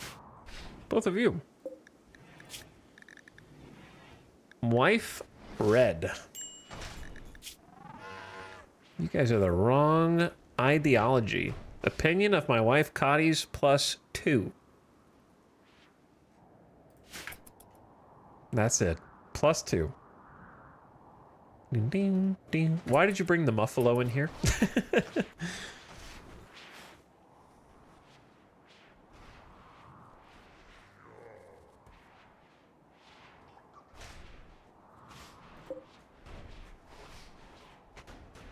Unnecessary dirtiness.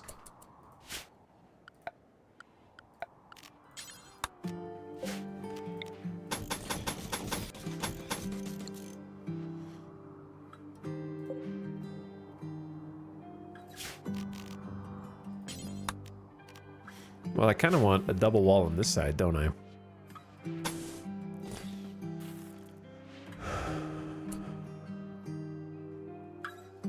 This is a pretty large bedroom.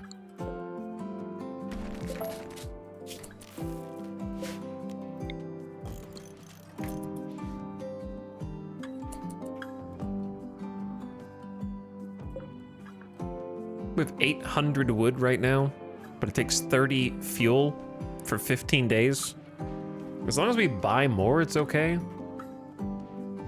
Where are the other braziers?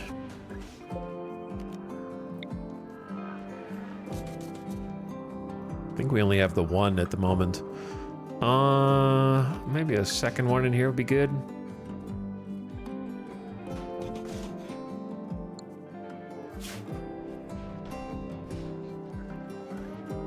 And then for the throne room, we're gonna need to move everything over. But until we move everything over, I think I'm just gonna put a lamp in there.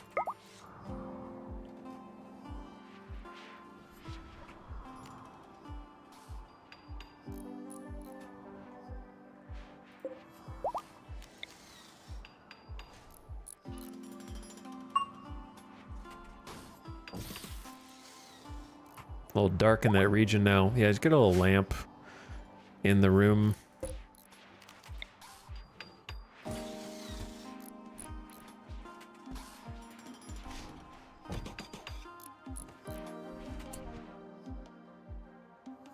Oh, these are 5, not 4.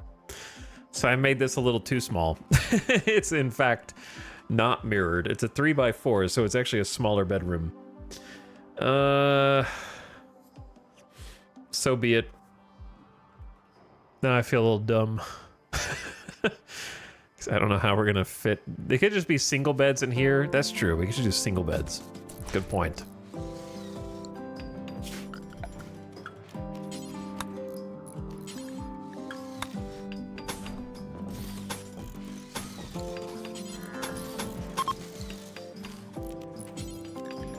How about some orange carpet? Just like in the other place. Maybe want to get some furniture in there first before I decide the flooring.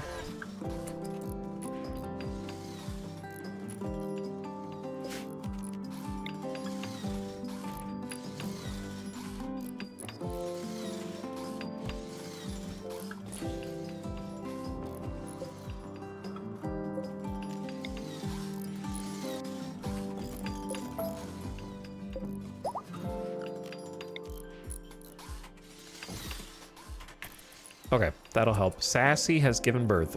Oh my god, I didn't realize how many snails we had. This is not good. All right, too many snails. Unless we can sell them to someone.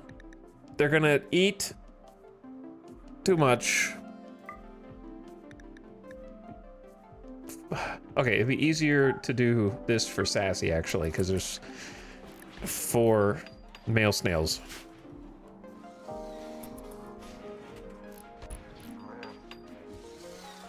We gotta put a stop to that.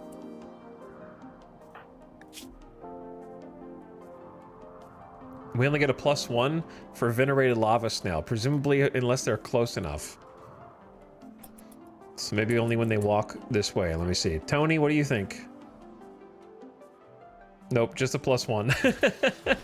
No benefit from the extra ones? That's not cool. I thought you got a benefit from the extra ones.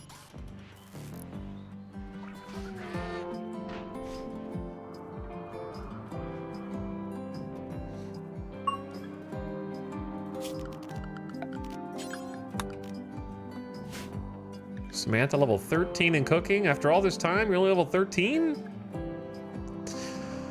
Okay, we may just have to fight. We might just have to fight. I've been trying to just wait until everyone's healthy. Baxter's the only one who's not fully healed. Though, they can still hold a gun and just move a little more slowly.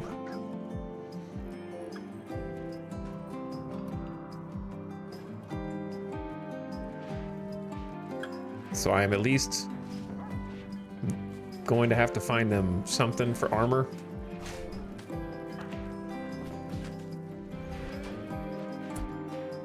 Where's Kit?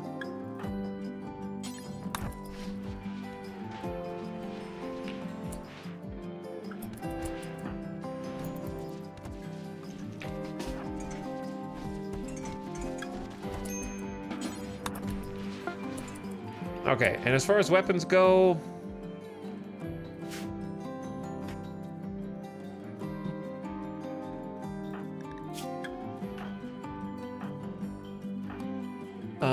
who's got the jump packs?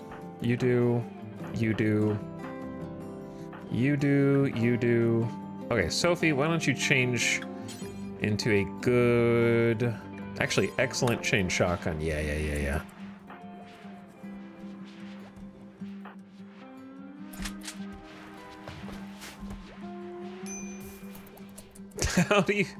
How do you sterilize a giant snail?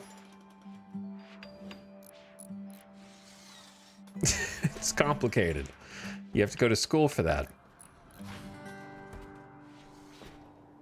Damn, how are we so low on food already, dude?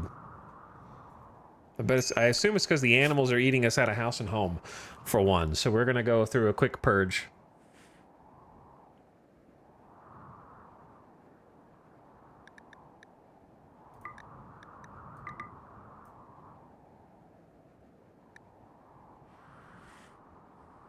Donkey 3, you don't even have a name, so you're out. The rest of you can stay for now. Alright. Another psychic pulse that has driven nearby animals mad, including 1 emu and 1 bunny. We're doomed. It's over.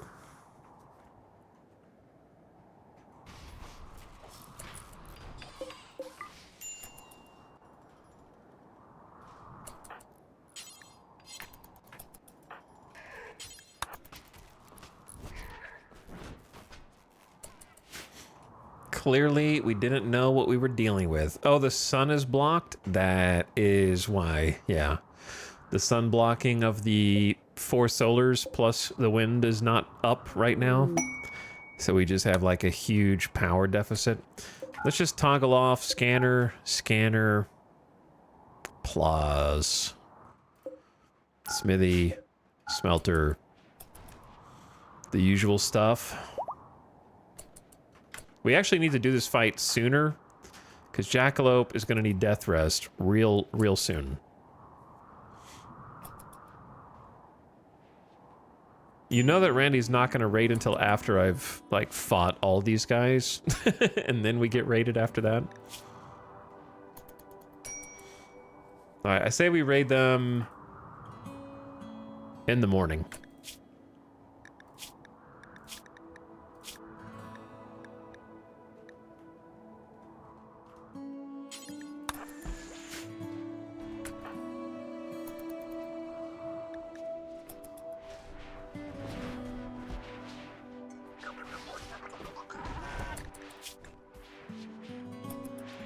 That cooked insect meat, though. High life missing. See, some of them just don't know how to do anything.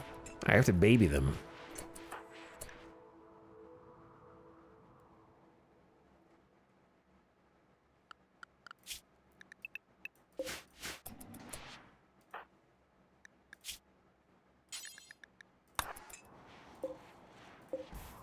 They refuse to eat and drink sometimes.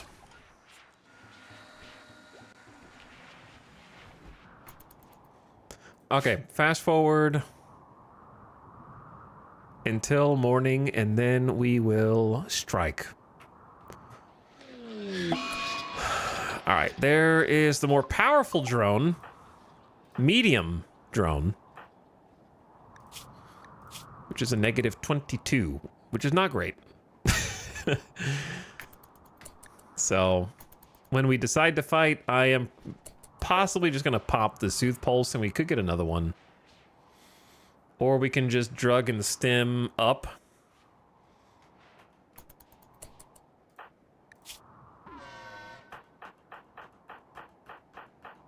For most of us, it's not gonna be too bad. For some of them, it will be.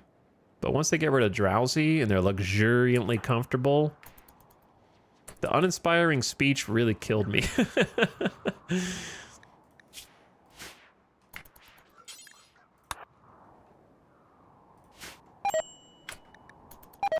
Beep boop.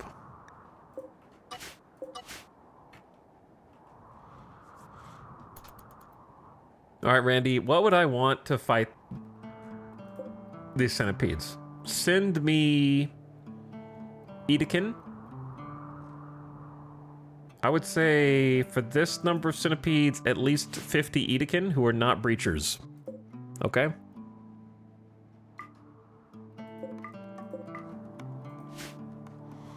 Maybe 60 Edekin. 50 to 60. Just regular dudes.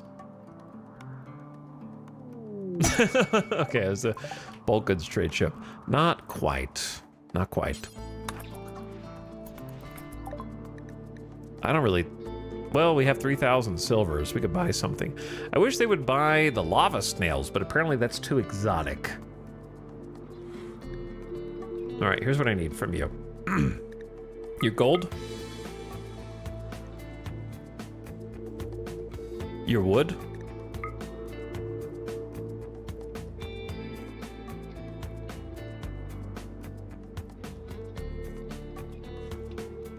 Maybe a melee book? I don't know. I just buy whatever book now.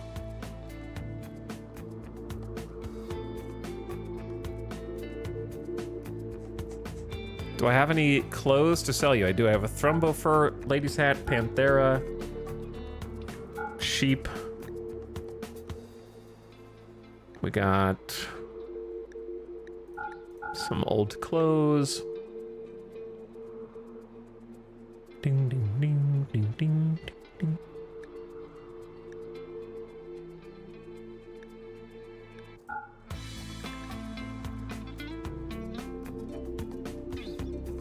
These menus get too long at this stage.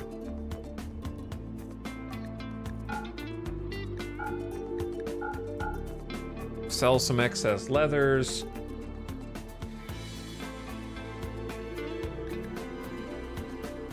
Whoa, the insect jelly. They can only reach 181. I think we got, maybe we didn't haul the rest in.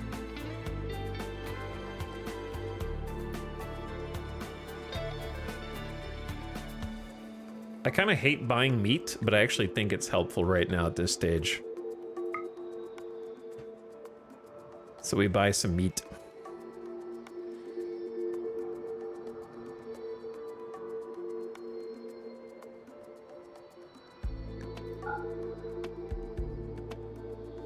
Okay, that's 2,000 silver gone. You trying to kill Zandy?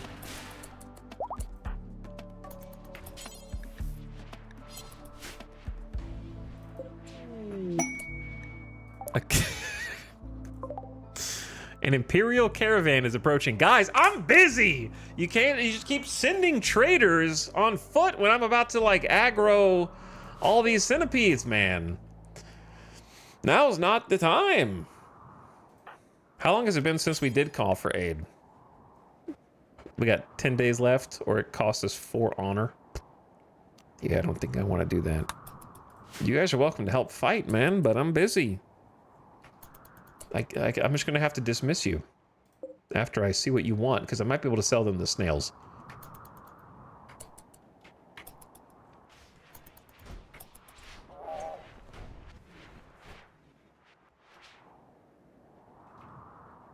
Good hauling, because nobody's doing anything else.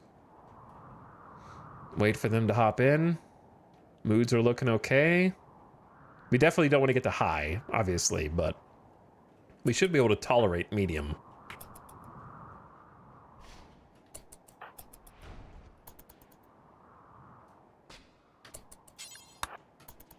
Go say hello.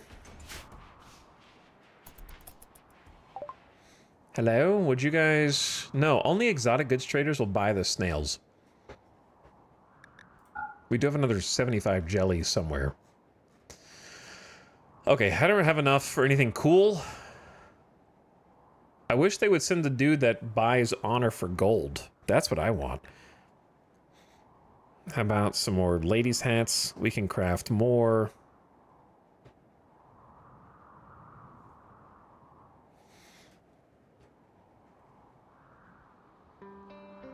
We have another healing enhancer. Well, that'll be good. That would have been good for this raid, but we don't have time. Yeah, I don't think I want anything else. Just sell that, get some silver. And be off. What did I just do, actually? I didn't see the silver manifest. Alright, you guys get out of here.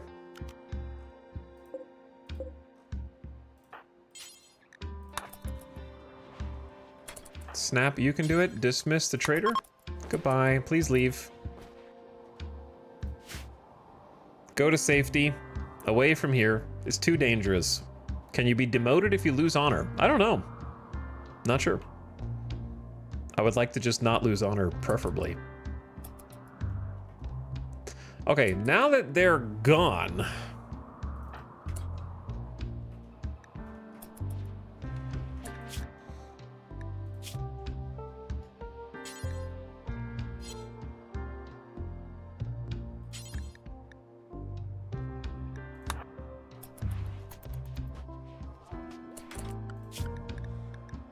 We need more people on combat cider.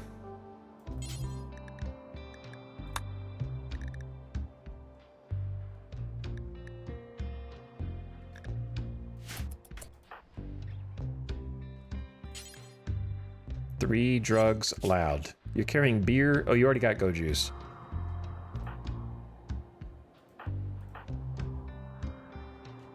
But outrun doesn't. Okay, gamers. Let's get this show on the road, yeah? Who are we gonna leave behind? That is always the question. I think... Hawk is not a bad choice to leave behind, just because even though he's strong and has a charge lance, he is a wimp. Could be a liability in combat.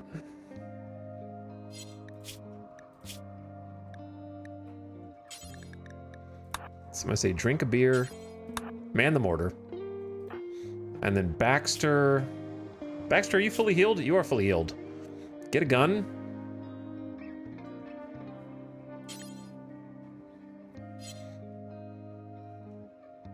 We don't really have a great option for you. So, grab an assault rifle. And then, who would I leave? I feel like Kaloon always gets grumpy. So maybe Kaloon. But they have a 15 shooting skill. But that'll help them land their shot. So, you know. You drink a beer. And then hit the other mortar. That are both configured for EMPs. Then we got everyone who's not named Hawk and Kaloon. And we head to the front. So then the question becomes, do we want to attack them here, or do we want them to spread out?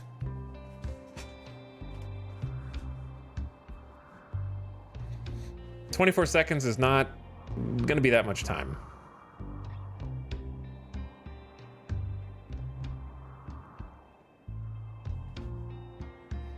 There is kind of a funny all-in here. That could be dangerous, but we have a low shield if it gets too dangerous.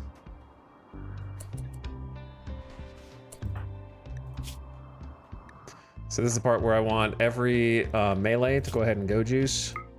Tink, tink, tink. Tink, tink, tink. Tink, tink, tink. Outrun did not get the go juice. Great. Nice job. Did I not tell them to pick it up, or did I interrupt them on the way?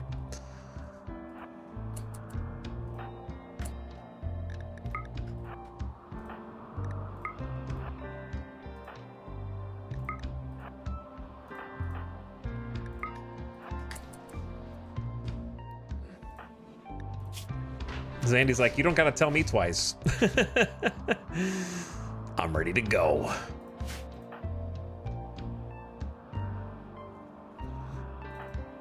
All right, people who are still grumpy,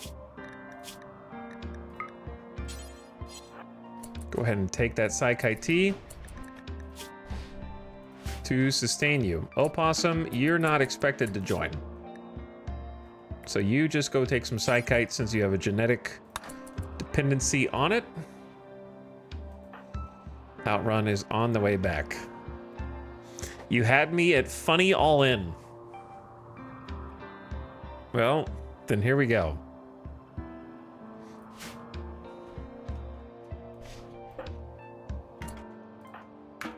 Bomba, you also don't go.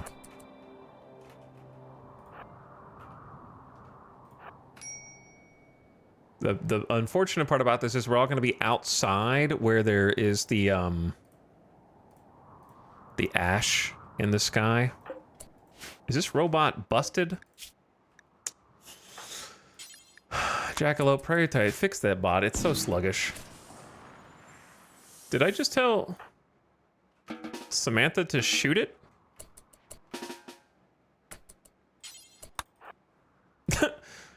What? Why did Samantha just shoot?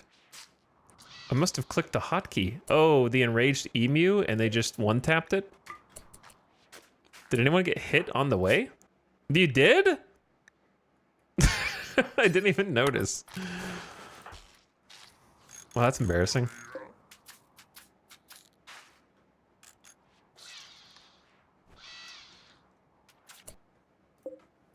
Okay, anyway. We need to get a little closer.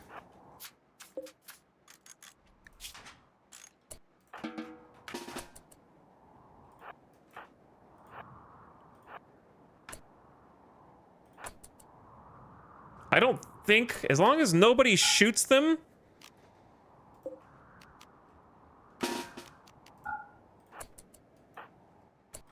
then they won't wake up, I think, unless we build something or destroy something.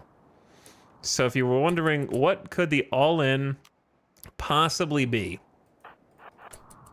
This is it.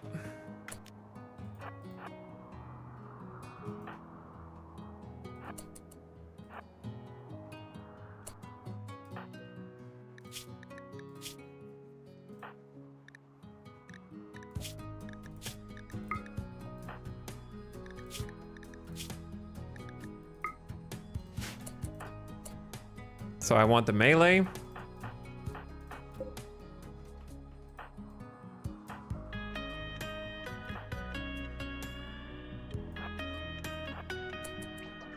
Up front.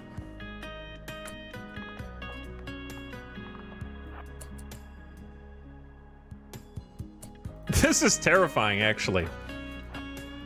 Actually, you guys stay right here. This is gonna be a very confusing way to do. Cohen, go inside. You're not supposed to be out here, brother.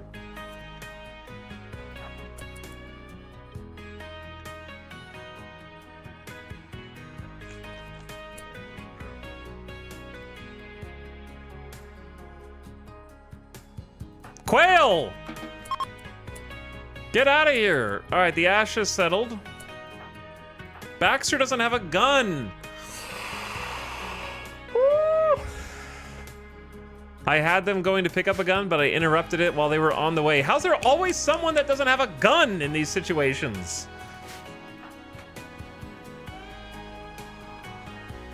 Every damn time, brother. I wish I could carry an extra gun for the inevitable.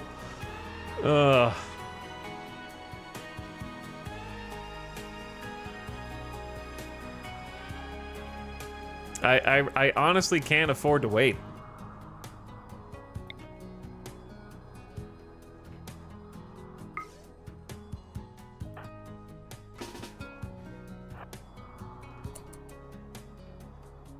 Because moods are already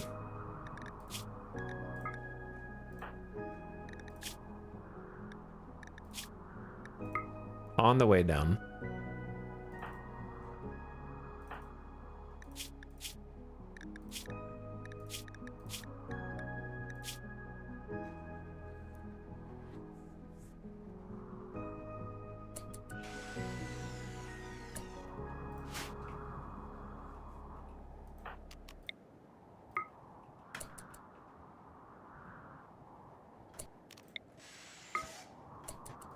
We're trading places real quick.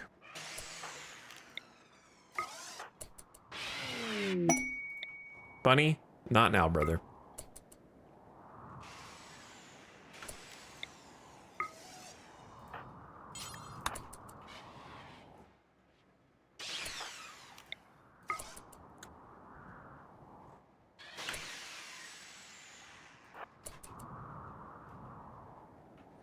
All right, gamers. Shut up! Sorry. Somebody, for this whiny little baby, drop a beer and a Psychite tea or whatever. Like, I don't... What are you, Eepy? Somebody drop Wake Up. You're gonna mix Wake Up and a beer.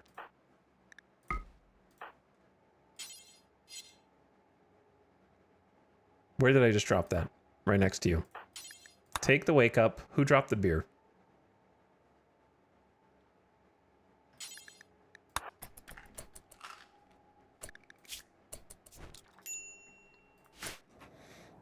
All right, here we go. Ready? Game time. So we're gonna try and drop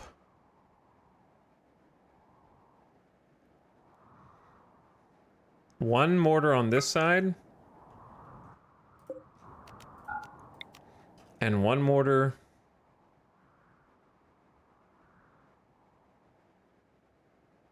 on that side simultaneously.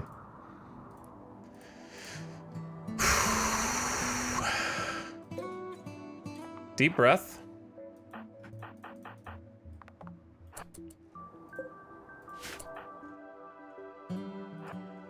Okay, jackalope into the back. Cotties. Front, front.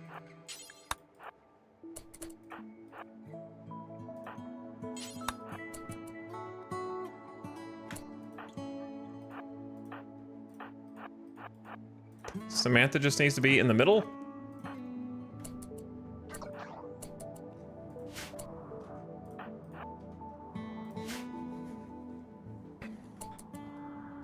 Here we go.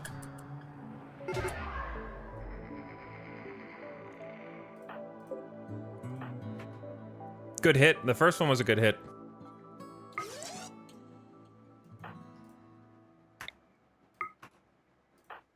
And then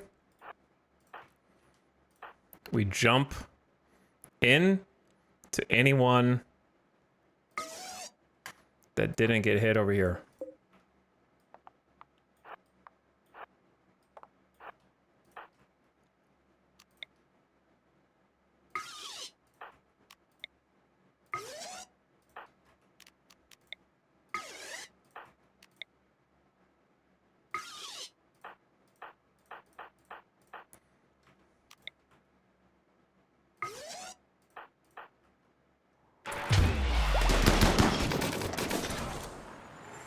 That was clean as hell, dude. Everyone just got simul-stunned.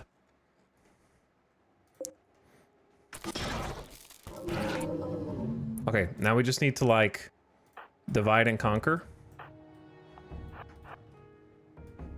And we want to focus fire. Individual centipedes down. 17 seconds.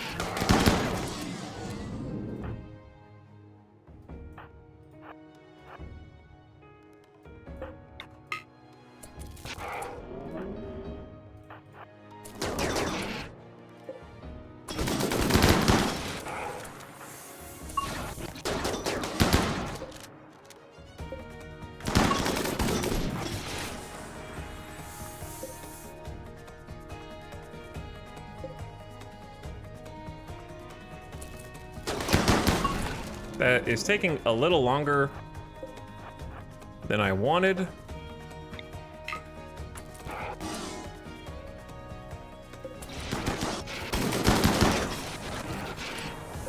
You guys are allowed to, everyone's allowed to fire at will.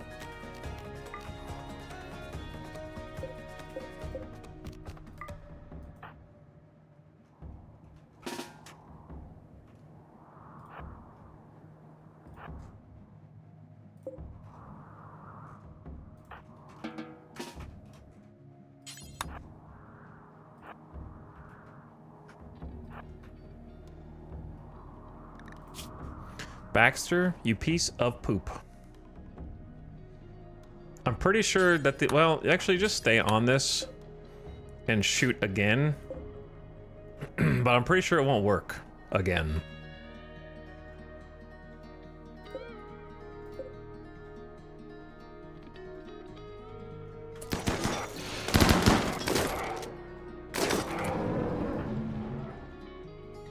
Okay, this is where we change tactics.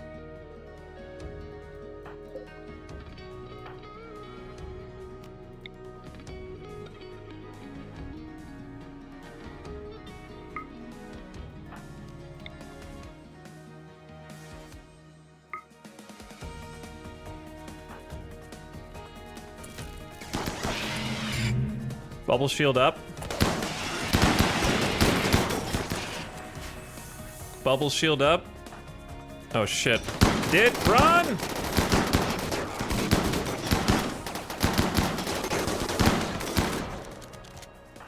Kiko, do not snap right now. Do not snap right now.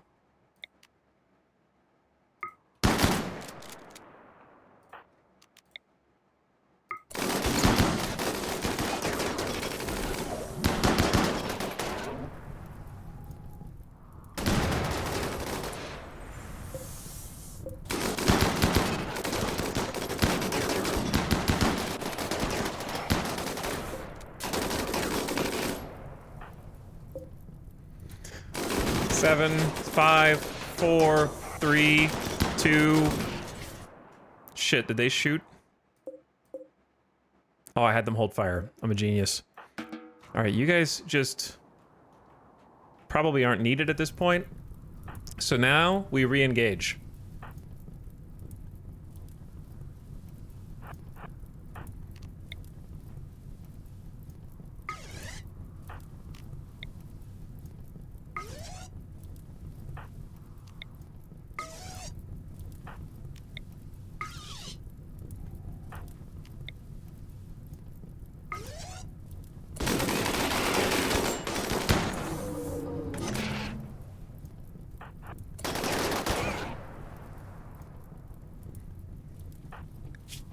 Did bruised with a minigun? Oh, it's one of their miniguns.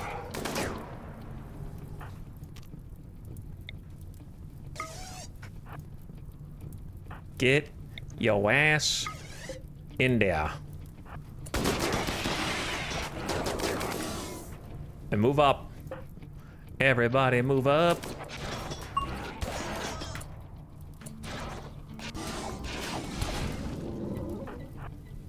Snap is about to lose their field hand, bro.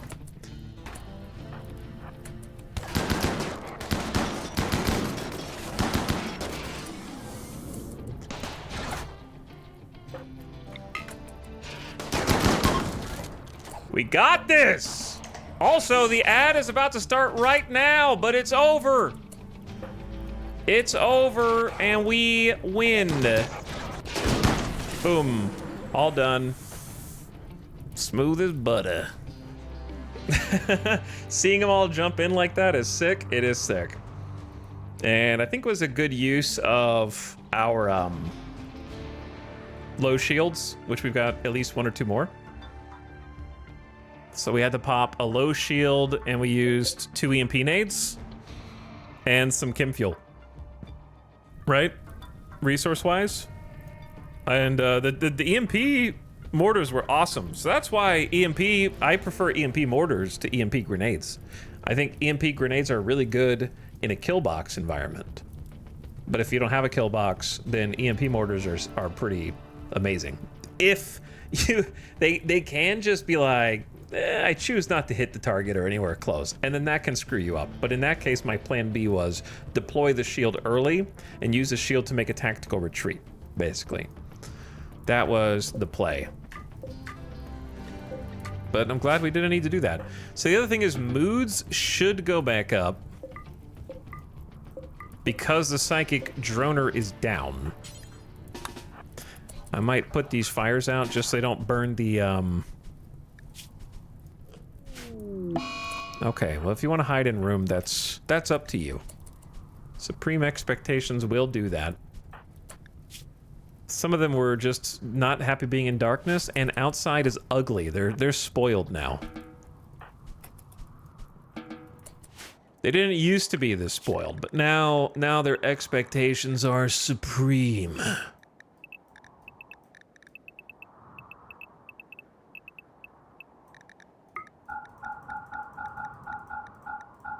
And that's why we have to keep them drugged out of their mind. Going to consume a fine meal. Why are you choosing to just stand here and eat it like a gremlin instead of go into my very lovely 70s inspired, slightly dirty lounge area with poker table and mega screen TV?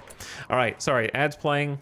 I'm gonna just chill for a second. I made sure to snooze it a couple times to make sure you guys didn't get interrupted during the combat. Hey, what's up, Fairlight? Commendable tactics, thank you. I love my Locust armor. Locust armor jump plus shield belt is so good. It is my favorite combo in RimWorld, yeah. 40 Neanderthals wander in. Wouldn't be the first time, and it probably won't be the last. But what's up, Fairlight? Yeah, the live or die by... That's why I said it was an all-in, because the EMPs could miss, and then I would have had to have shielded and run away.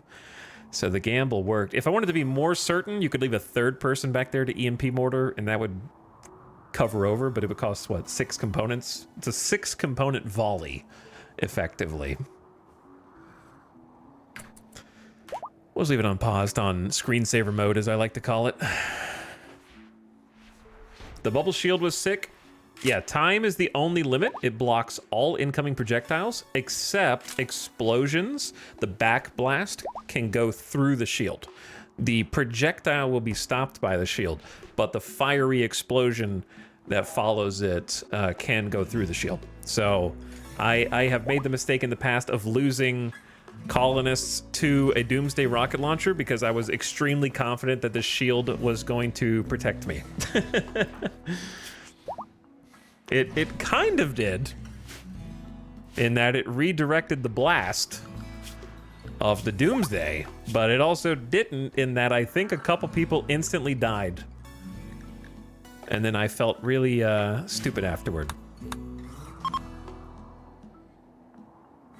Ignore my fake information and listen to etal. Yep, the shield will block everything for the full 25 seconds, except for what I just mentioned. There is no upper limit on it that I have ever seen. So if it had HP, that would be news to me, because I've literally never seen it go down. It is time only. In a small bubble around you. And you can craft them if you have shield cores.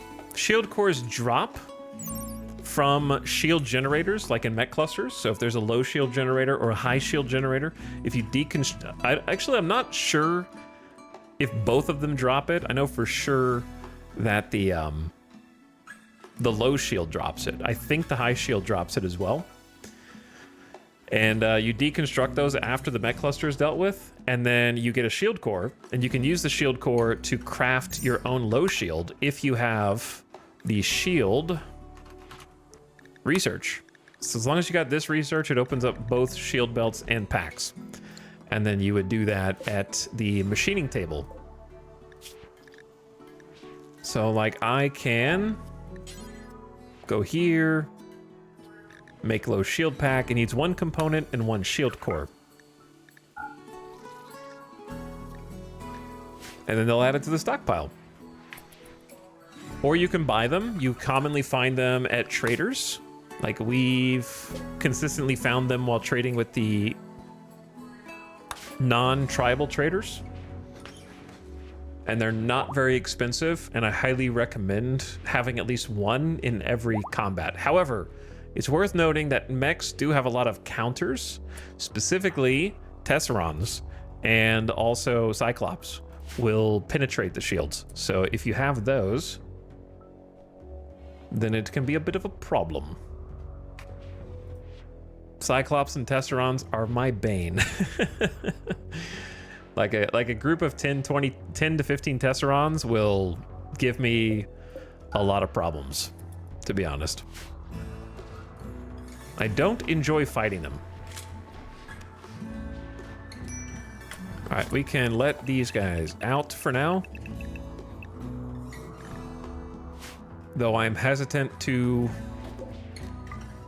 change out of my armor. Randy likes to double and triple up. Getting to test out the healing enhancer. So our melee was just head-to-head, which is unfortunately quite literal in the centipede's case, because they headbutt as their attack. Snap almost lost an arm in that engagement. The last time we fought centipedes hand-to-hand, it was 2 left legs that got destroyed through headbutts alone. So centipedes in melee are quite devious and do way more damage than you would think that they would, even when you're fully armored up. We've been losing limbs all day to centipedes, so we got more bionics than we've had to date. But warhammers are excellent against them. So uranium warhammers, how much uranium do we have? 253? I forgot the Zeus hammer. Rookie mistake. We'll get them next time. Normally Snap carries that around. They've been the wielder of the Zeus. That's cruel, man. Randy sent a psychic drone ship that started at a low drone, built up to a medium drone. We stopped it before it got to a high drone, but he sent the high drone anyways. Extremely rude. Sore loser. I don't think he earned that one.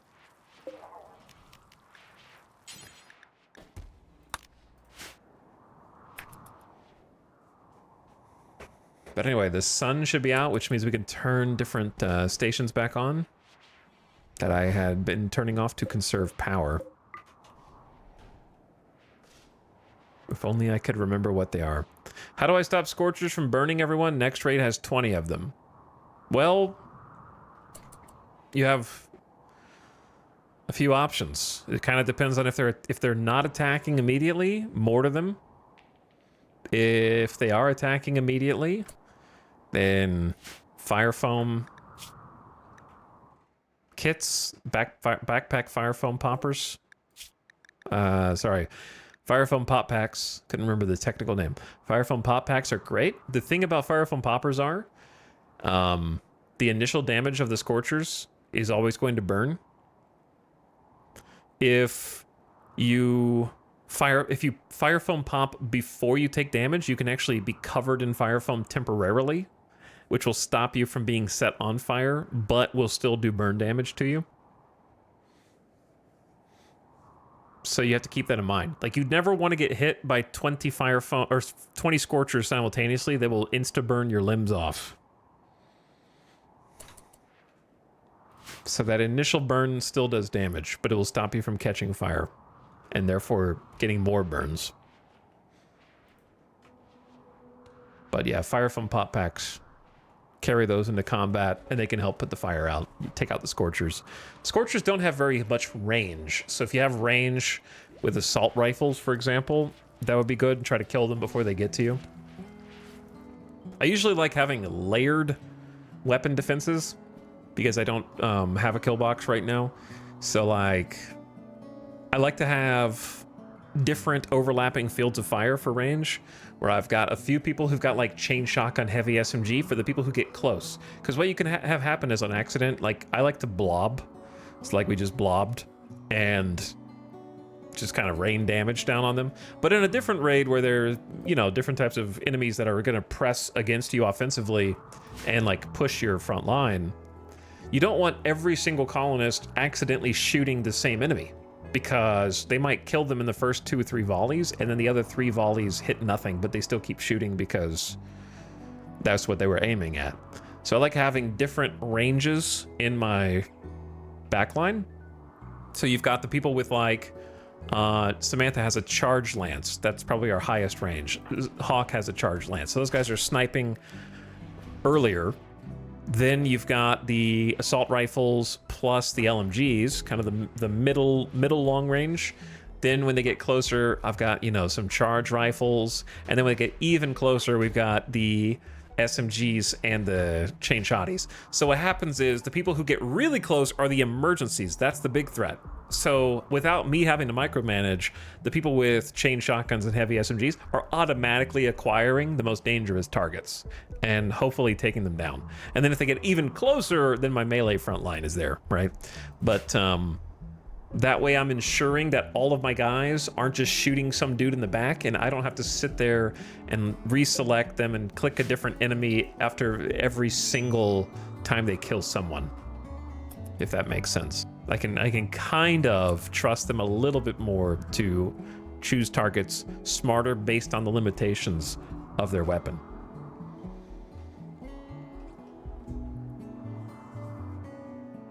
Doesn't always work, but it's just kind of how I like to do it. The illusion of choice with the high drone. Yeah, so we don't get a bonus for that doesn't count for Met Cluster bonus, unfortunately. So we still have the insect bonus, but not that one. So what I'll do is just give a couple people a little smoke leaf as the need arises. Oh, and I'm just gonna have to take the chance and put Jackalope into Death Rest, because she is Death Rest exhausted. -12. The casket calls and I fall weary. The world's pall makes all so dreary. I need to death rest. I like that the last sentence is just, I need to death rest. It's kind of got very chaotic energy. There are fire foam turrets. There are fire foam turrets. There are also uranium slug turrets. Produce armor pin uranium slug turrets with a massive uranium slug that tears through plasteel like paper. I'm kind of just researching stuff that I don't even know for sure if I'll use, but I may as well have it unlocked, just in case.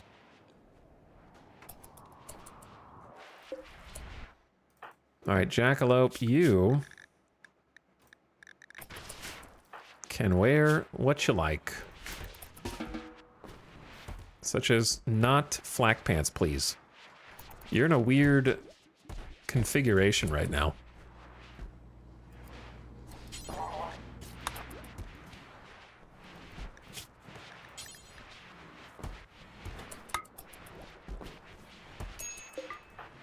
There are pants in here, you're simply choosing not to wear them, so I will try and get you to wear them, and then we're going to put you to bed.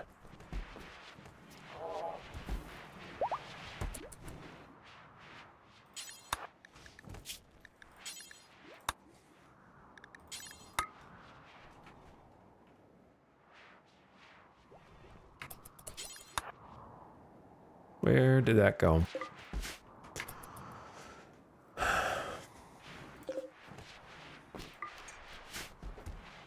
Okay, let them haul as much of this stuff as they can to where it's supposed to go.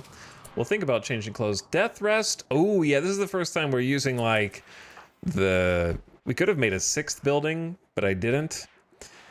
But we have 5 buildings now. She's got the double accelerator now for the first time. So it's a 2.5 day death rest, and we've got double glucosoid, which is going to make her very fast. And then hemopump, which gives her more room for more blood, more hemogen.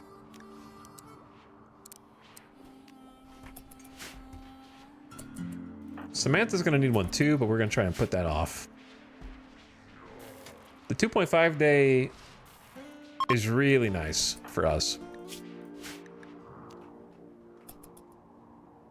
You guys need to haul these bugs, actually, before you haul this. Well, too bad, you're already here. If you're already there, then that's fine.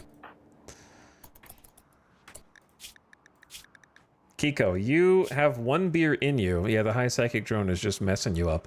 Go have a smoke. If you make it that far. If only the leader speech didn't bomb so tragically, huh? Beep beep boop. Baxter, have a smoke. Smoke leaf is for high psychic drone days.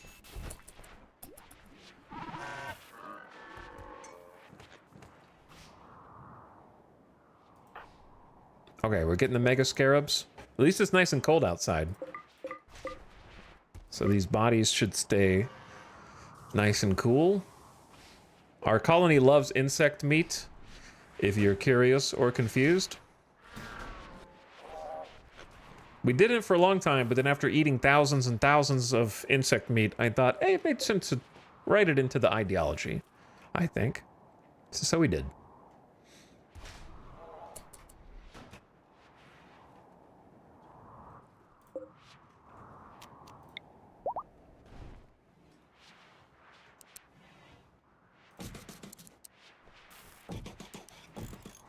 Make a few steel beds in here. Set up the bedrooms. This is just gonna, I guess, be a guest room, I suppose.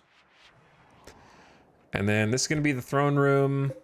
This is gonna be where we put the waste pack. No. This is gonna be where we put housing for Royal, which we have a quest for, if we can get this room set up in 4 days. And then we're gonna convert the old throne room into where we have the waste pack atomizer, and then odds and ends things. I don't know. It's a funky shaped room. We'll see what we can do with it.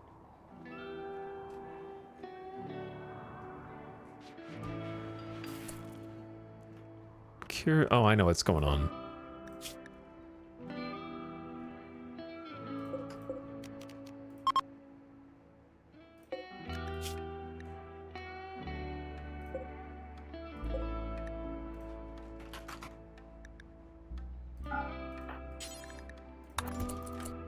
I see what's happening.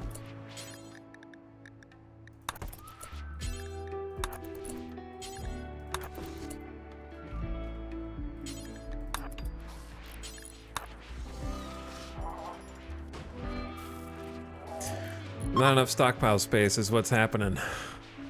Winter has officially begun. And it's gonna get cold. It's already 10 degrees Fahrenheit and we're not even in the heart of winter yet.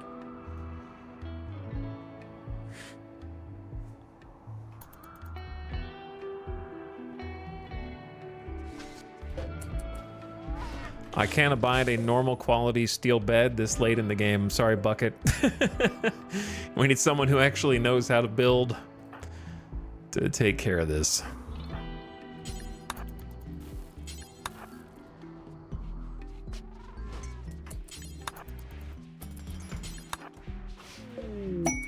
Boom, masterwork.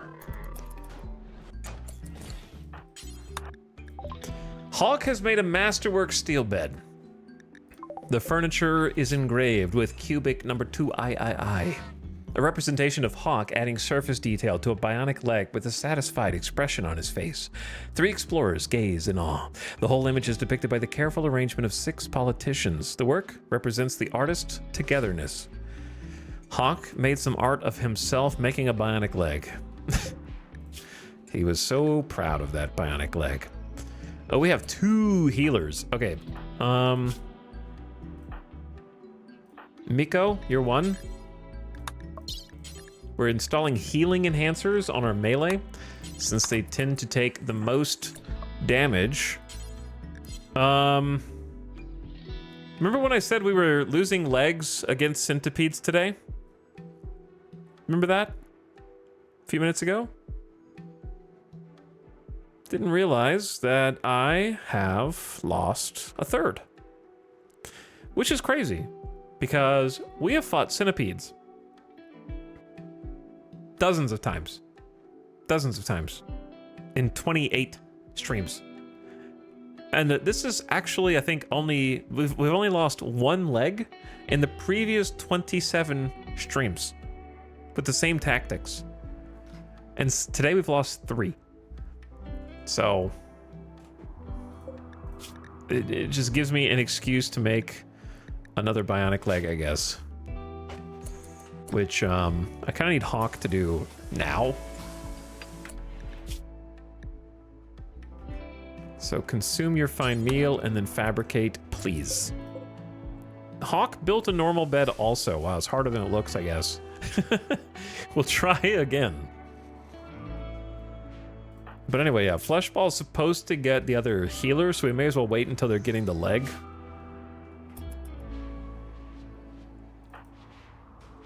And then when they start getting the leg...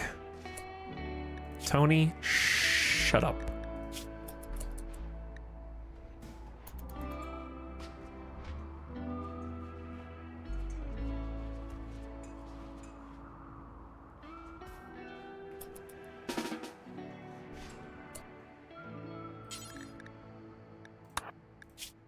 You already have a... Okay, Tony, you have a smoke leaf and psychite tolerance. Drink a beer. It's kind of the best I can do for you right now. Hopefully it'll be good enough.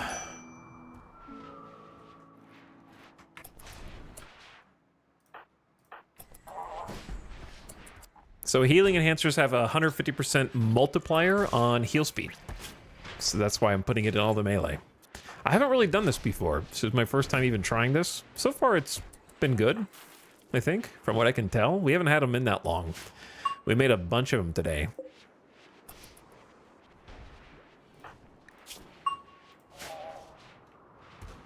Successful surgery operation for Miko, who also has a joy wire.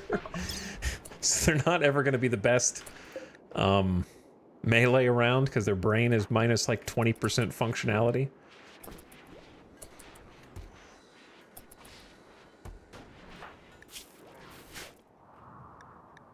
Two colonists idle. That's crazy. We could turn the scanners back on to give them something to scan. I think that'll fix the idleness. Mech needs repairs. Samantha, not Samantha. Jackalope will have to do that once she's off a death rest.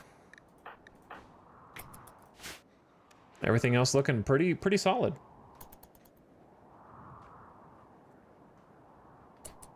Just kind of need them to haul and butcher.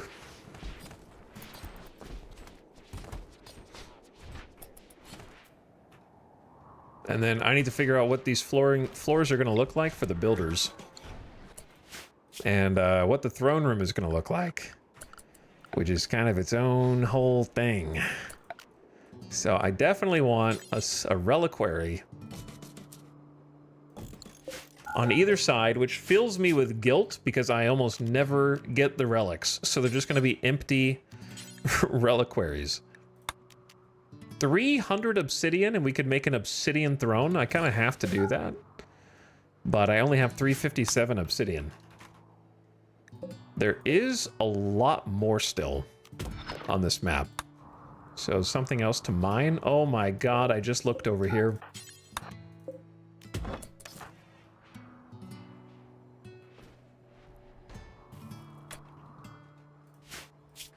So, I need to look at the requirements. A Praetor versus an Archon. Archon throne room is 80 tiles, all fine floored. Okay, so that's an important one. Brazier times 2, column times 6, drapes, piano. Okay. 6 columns, fine flooring.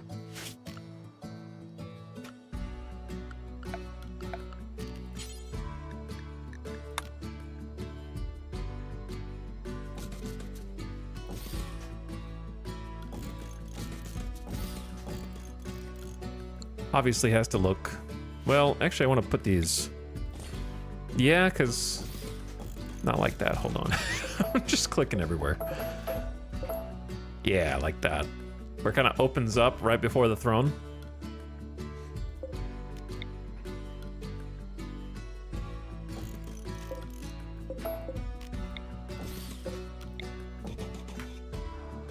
And then we can move the other braziers over when we want. For the drapes...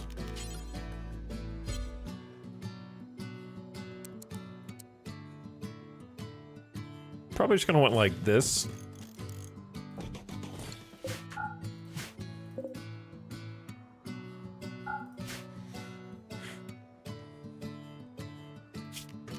Floor gets a little more complicated if it all has to be fine.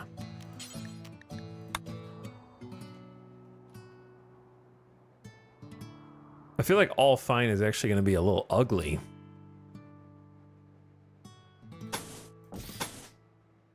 But it is what it is. Because it has to be either carpet, the checkered one, or the totemic one.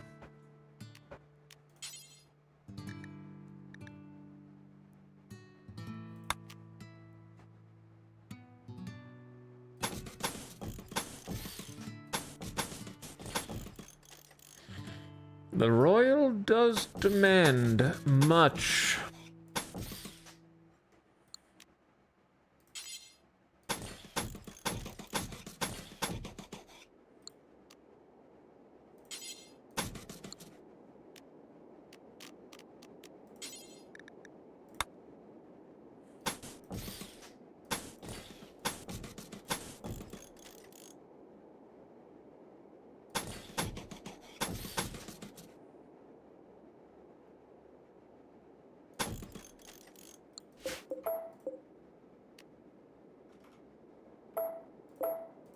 Sorry, just thinking.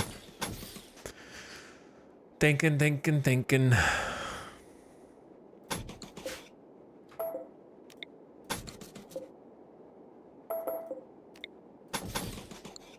Something like this, maybe.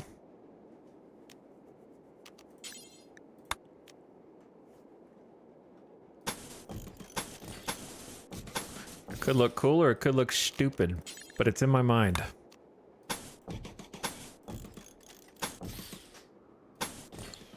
So why? This is going to take forever to build.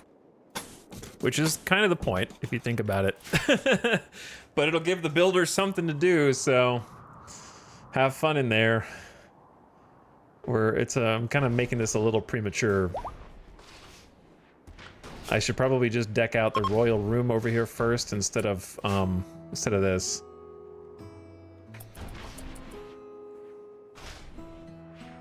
Missed a spot under brazier. Who asked you, Sunday Elite?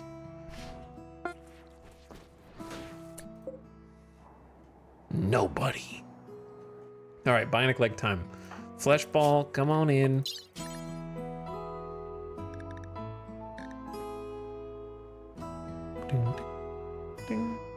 Where is it? Oh, they have to put it in a stockpile first. It is not in the stockpile, therefore it does not exist. Okay, right leg plus healing. Enhancer in the torso. This is going to be a double surgery. Kit, can you come stand by?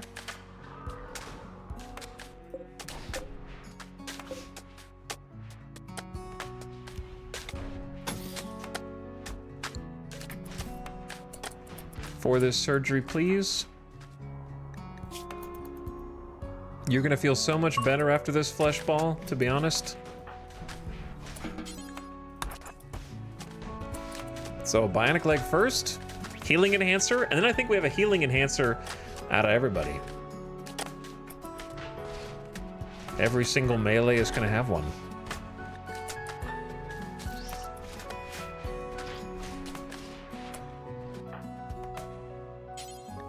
You didn't finish your operation, did you? There is one more to be installed.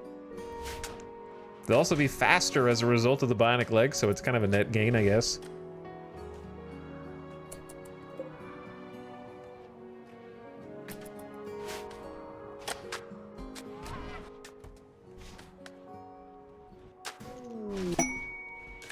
I assume that... Oh, alright. Both surgeries were a success. We will rebuild you. Prison Warden, Anthusa Mosthio, Baron of the Exodus Empire, seeks your help. Anthusa's royal archaeologist recently extracted 4 prisoners.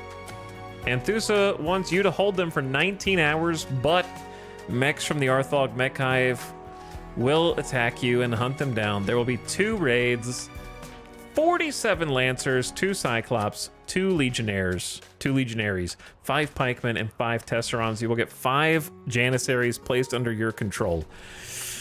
Yo, that's 100 Lancers almost. I can handle a lot of things, but I don't really know how I would handle 47 Lancers. The only way would be basically if they didn't immediately attack and we could bombard them with mortars. How are we still getting food poisoning? I don't understand.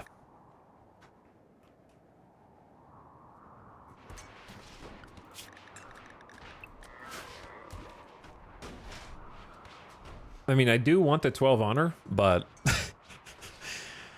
that's the kind of thing that you call in an emergency. If it's like there is a colony ending event coming, bring on the Lancers to help defend the base.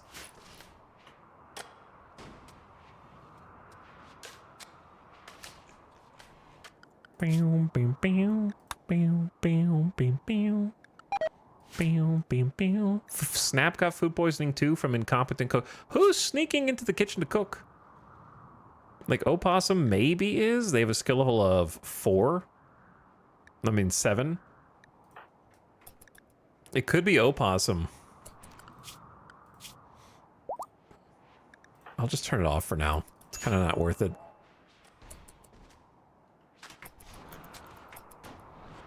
Yeah, trying to build this is going to burn through all the stone. It's going to give people jobs, though. Construction jobs.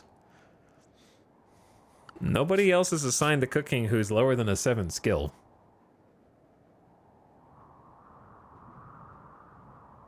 $15, $16, $12, $13. So I don't know. It's got to be them. It's the only thing that makes any sense.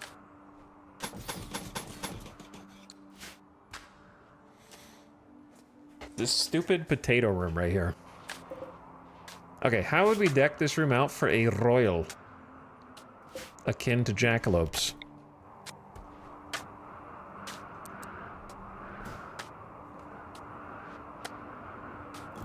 I kind of like the way that jackalopes is set up.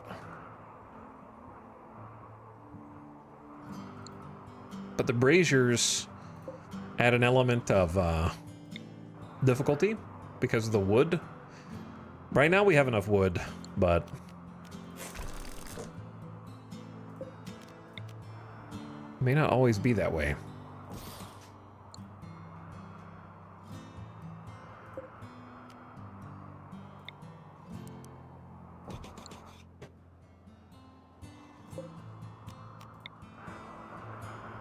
We have a lot of space on the side, which I guess kind of works in there. This room's a little chunkier. I don't really know decoratively what to put in there because we don't really have any art or anything like that. One day I will make art again.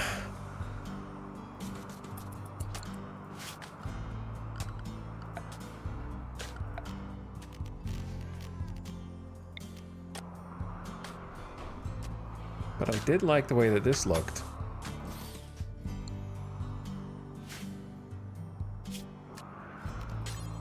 So I'm just going to copy it.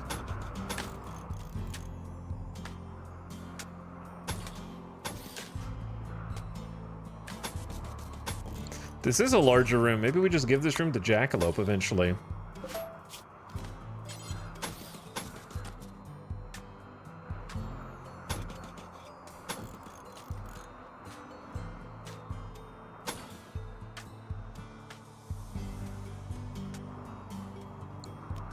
Okay, so then like a marble brick outline around this.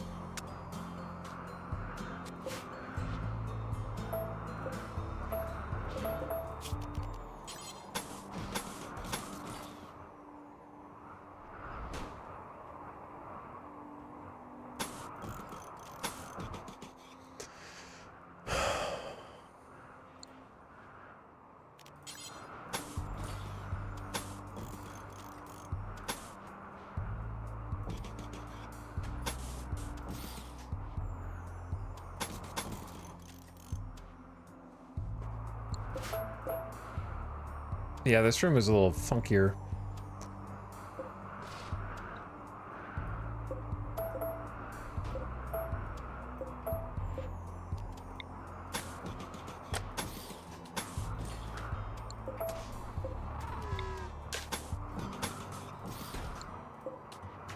Maybe we start with that and see where it goes.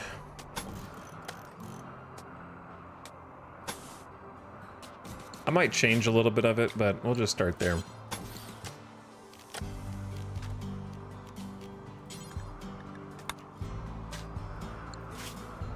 Another thing is, we should be building a roof over here.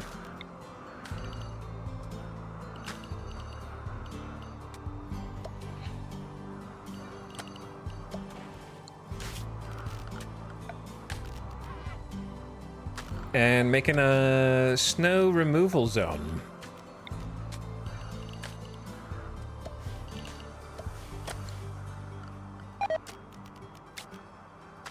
Quail gotten food poisoning. What is going on here?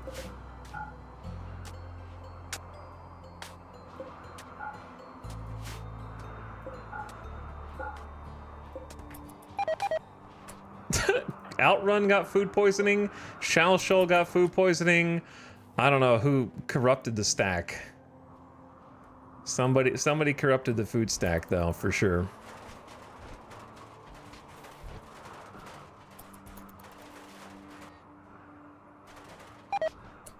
Baxter now has food poisoning. Oh my god, why did everyone just stay inside for a day? That way you don't get too far away from the base. Samantha just got food poisoning. It's an epidemic. Nomac, you are rating at the exact second I was about to say, well, it's 2 a.m. everybody, and I think I've had a good stream and my entire colony is getting ill with food poisoning simultaneously. So what a great stream, everyone. Thanks for coming. It's 2 a.m. I said today was going to be a short stream, and I am now at normal stream length, 8+ hours. So, you know, it was not a short stream after all, even though I said it was yesterday and today, which was my bad. I did not mean to tell a lie. Just a itty bitty stream today. You know how it is. You get stuck in a game and the time starts going by too fast and things are happening, but not enough things. And so you keep going, you keep playing. One thing leads to another. And then suddenly it's 2 a.m. But thank you so much for the raid. Nonetheless, Nomac, I appreciate it. How are you? How you doing? What's up, Raiders? If you are in my stream, you could do me a favor and go check out my friend Nomac. He's been streaming tonight and playing some Vampire Survivors, a classic, vintage, a modern classic, which I assume has had probably 1,000 updates since I last played, and a nigh infinite amount of content that they keep pumping into it, because they actually have like real crossovers with other games and things now. But thanks for jumping in, dude. Welcome back, Samir, Gamertech, Snakebeard. Hey guys, we are in the game RimWorld. It's very late in the colony. It's also very late in the stream. We're trying to seek out an ending slowly, but if we don't find one, it's you know, I've kind of at the point where things are rolling right along, and I have a few more things that I'm trying to build before my base is complete, as it were. And we're trying to suck up to the Empire and become royalty in this campaign so that they will take us to the stars. But I've never seen that ending.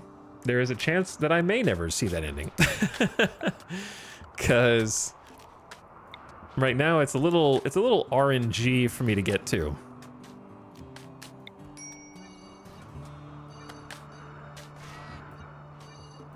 I have to wait on specific people to show up so that I can give them an offering, a wonderful, bountiful offering of gold, and then they'll give me honor, and if I get enough of that, then I will get a high enough rank that they will consider me worth taking off of this godforsaken rock. And then we will get some credits if we make it that far. So we'll see if we make it that far, but it's been going well. Glad you stopped by and jumped in. Hope you had a nice evening. I am about to get some food here in a second. I was just seeing how much I could finish in here before I got to that point.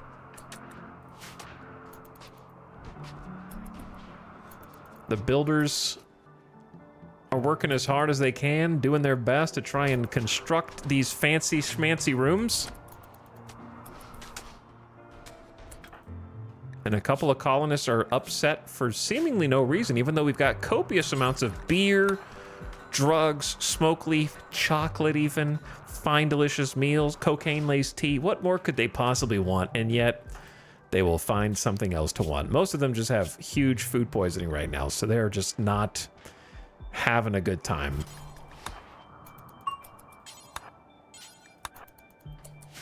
There's puke all over my streets. There has been an epidemic of food poisoning that has been holding many of our colonists back, unfortunately.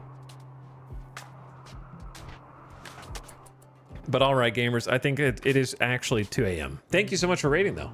I appreciate it. I'm tired.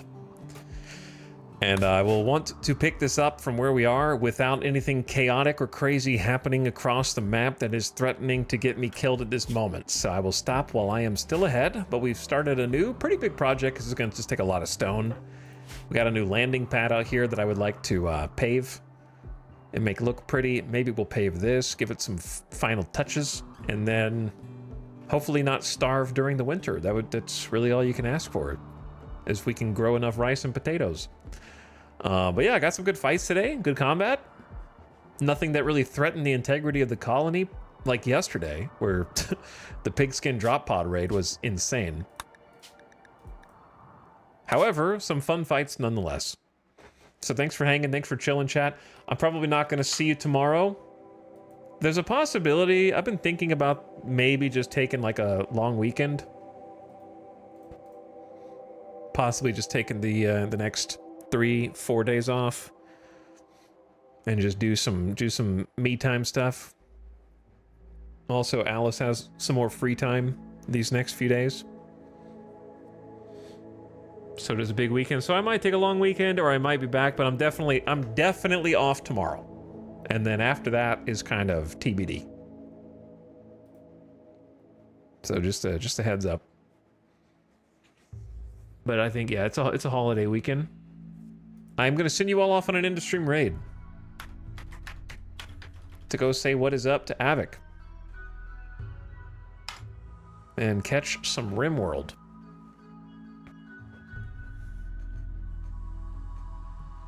Are you interested in Metal Gear Solid Delta? Not really. If I played Metal Gear Solid 3, I want to play the original one and not the remake.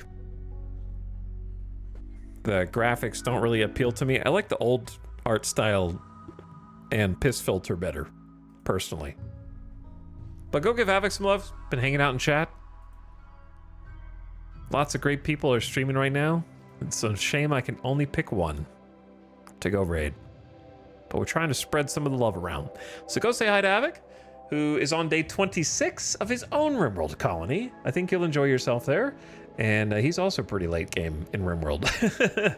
I think has more wealth in his colony than I do, and I think more colonists as well. So a little crazy trying to manage all that. But good night, everybody. I will see you guys again in a few days, probably, if not sooner. But thanks everyone for clicking, for watching, for hitting the follow button or the unfollow button. So some of you need to hit the unfollow button. I thank you for that too. Now go give Avic some love, give a nice strong morning raid, and good night. Get out right now.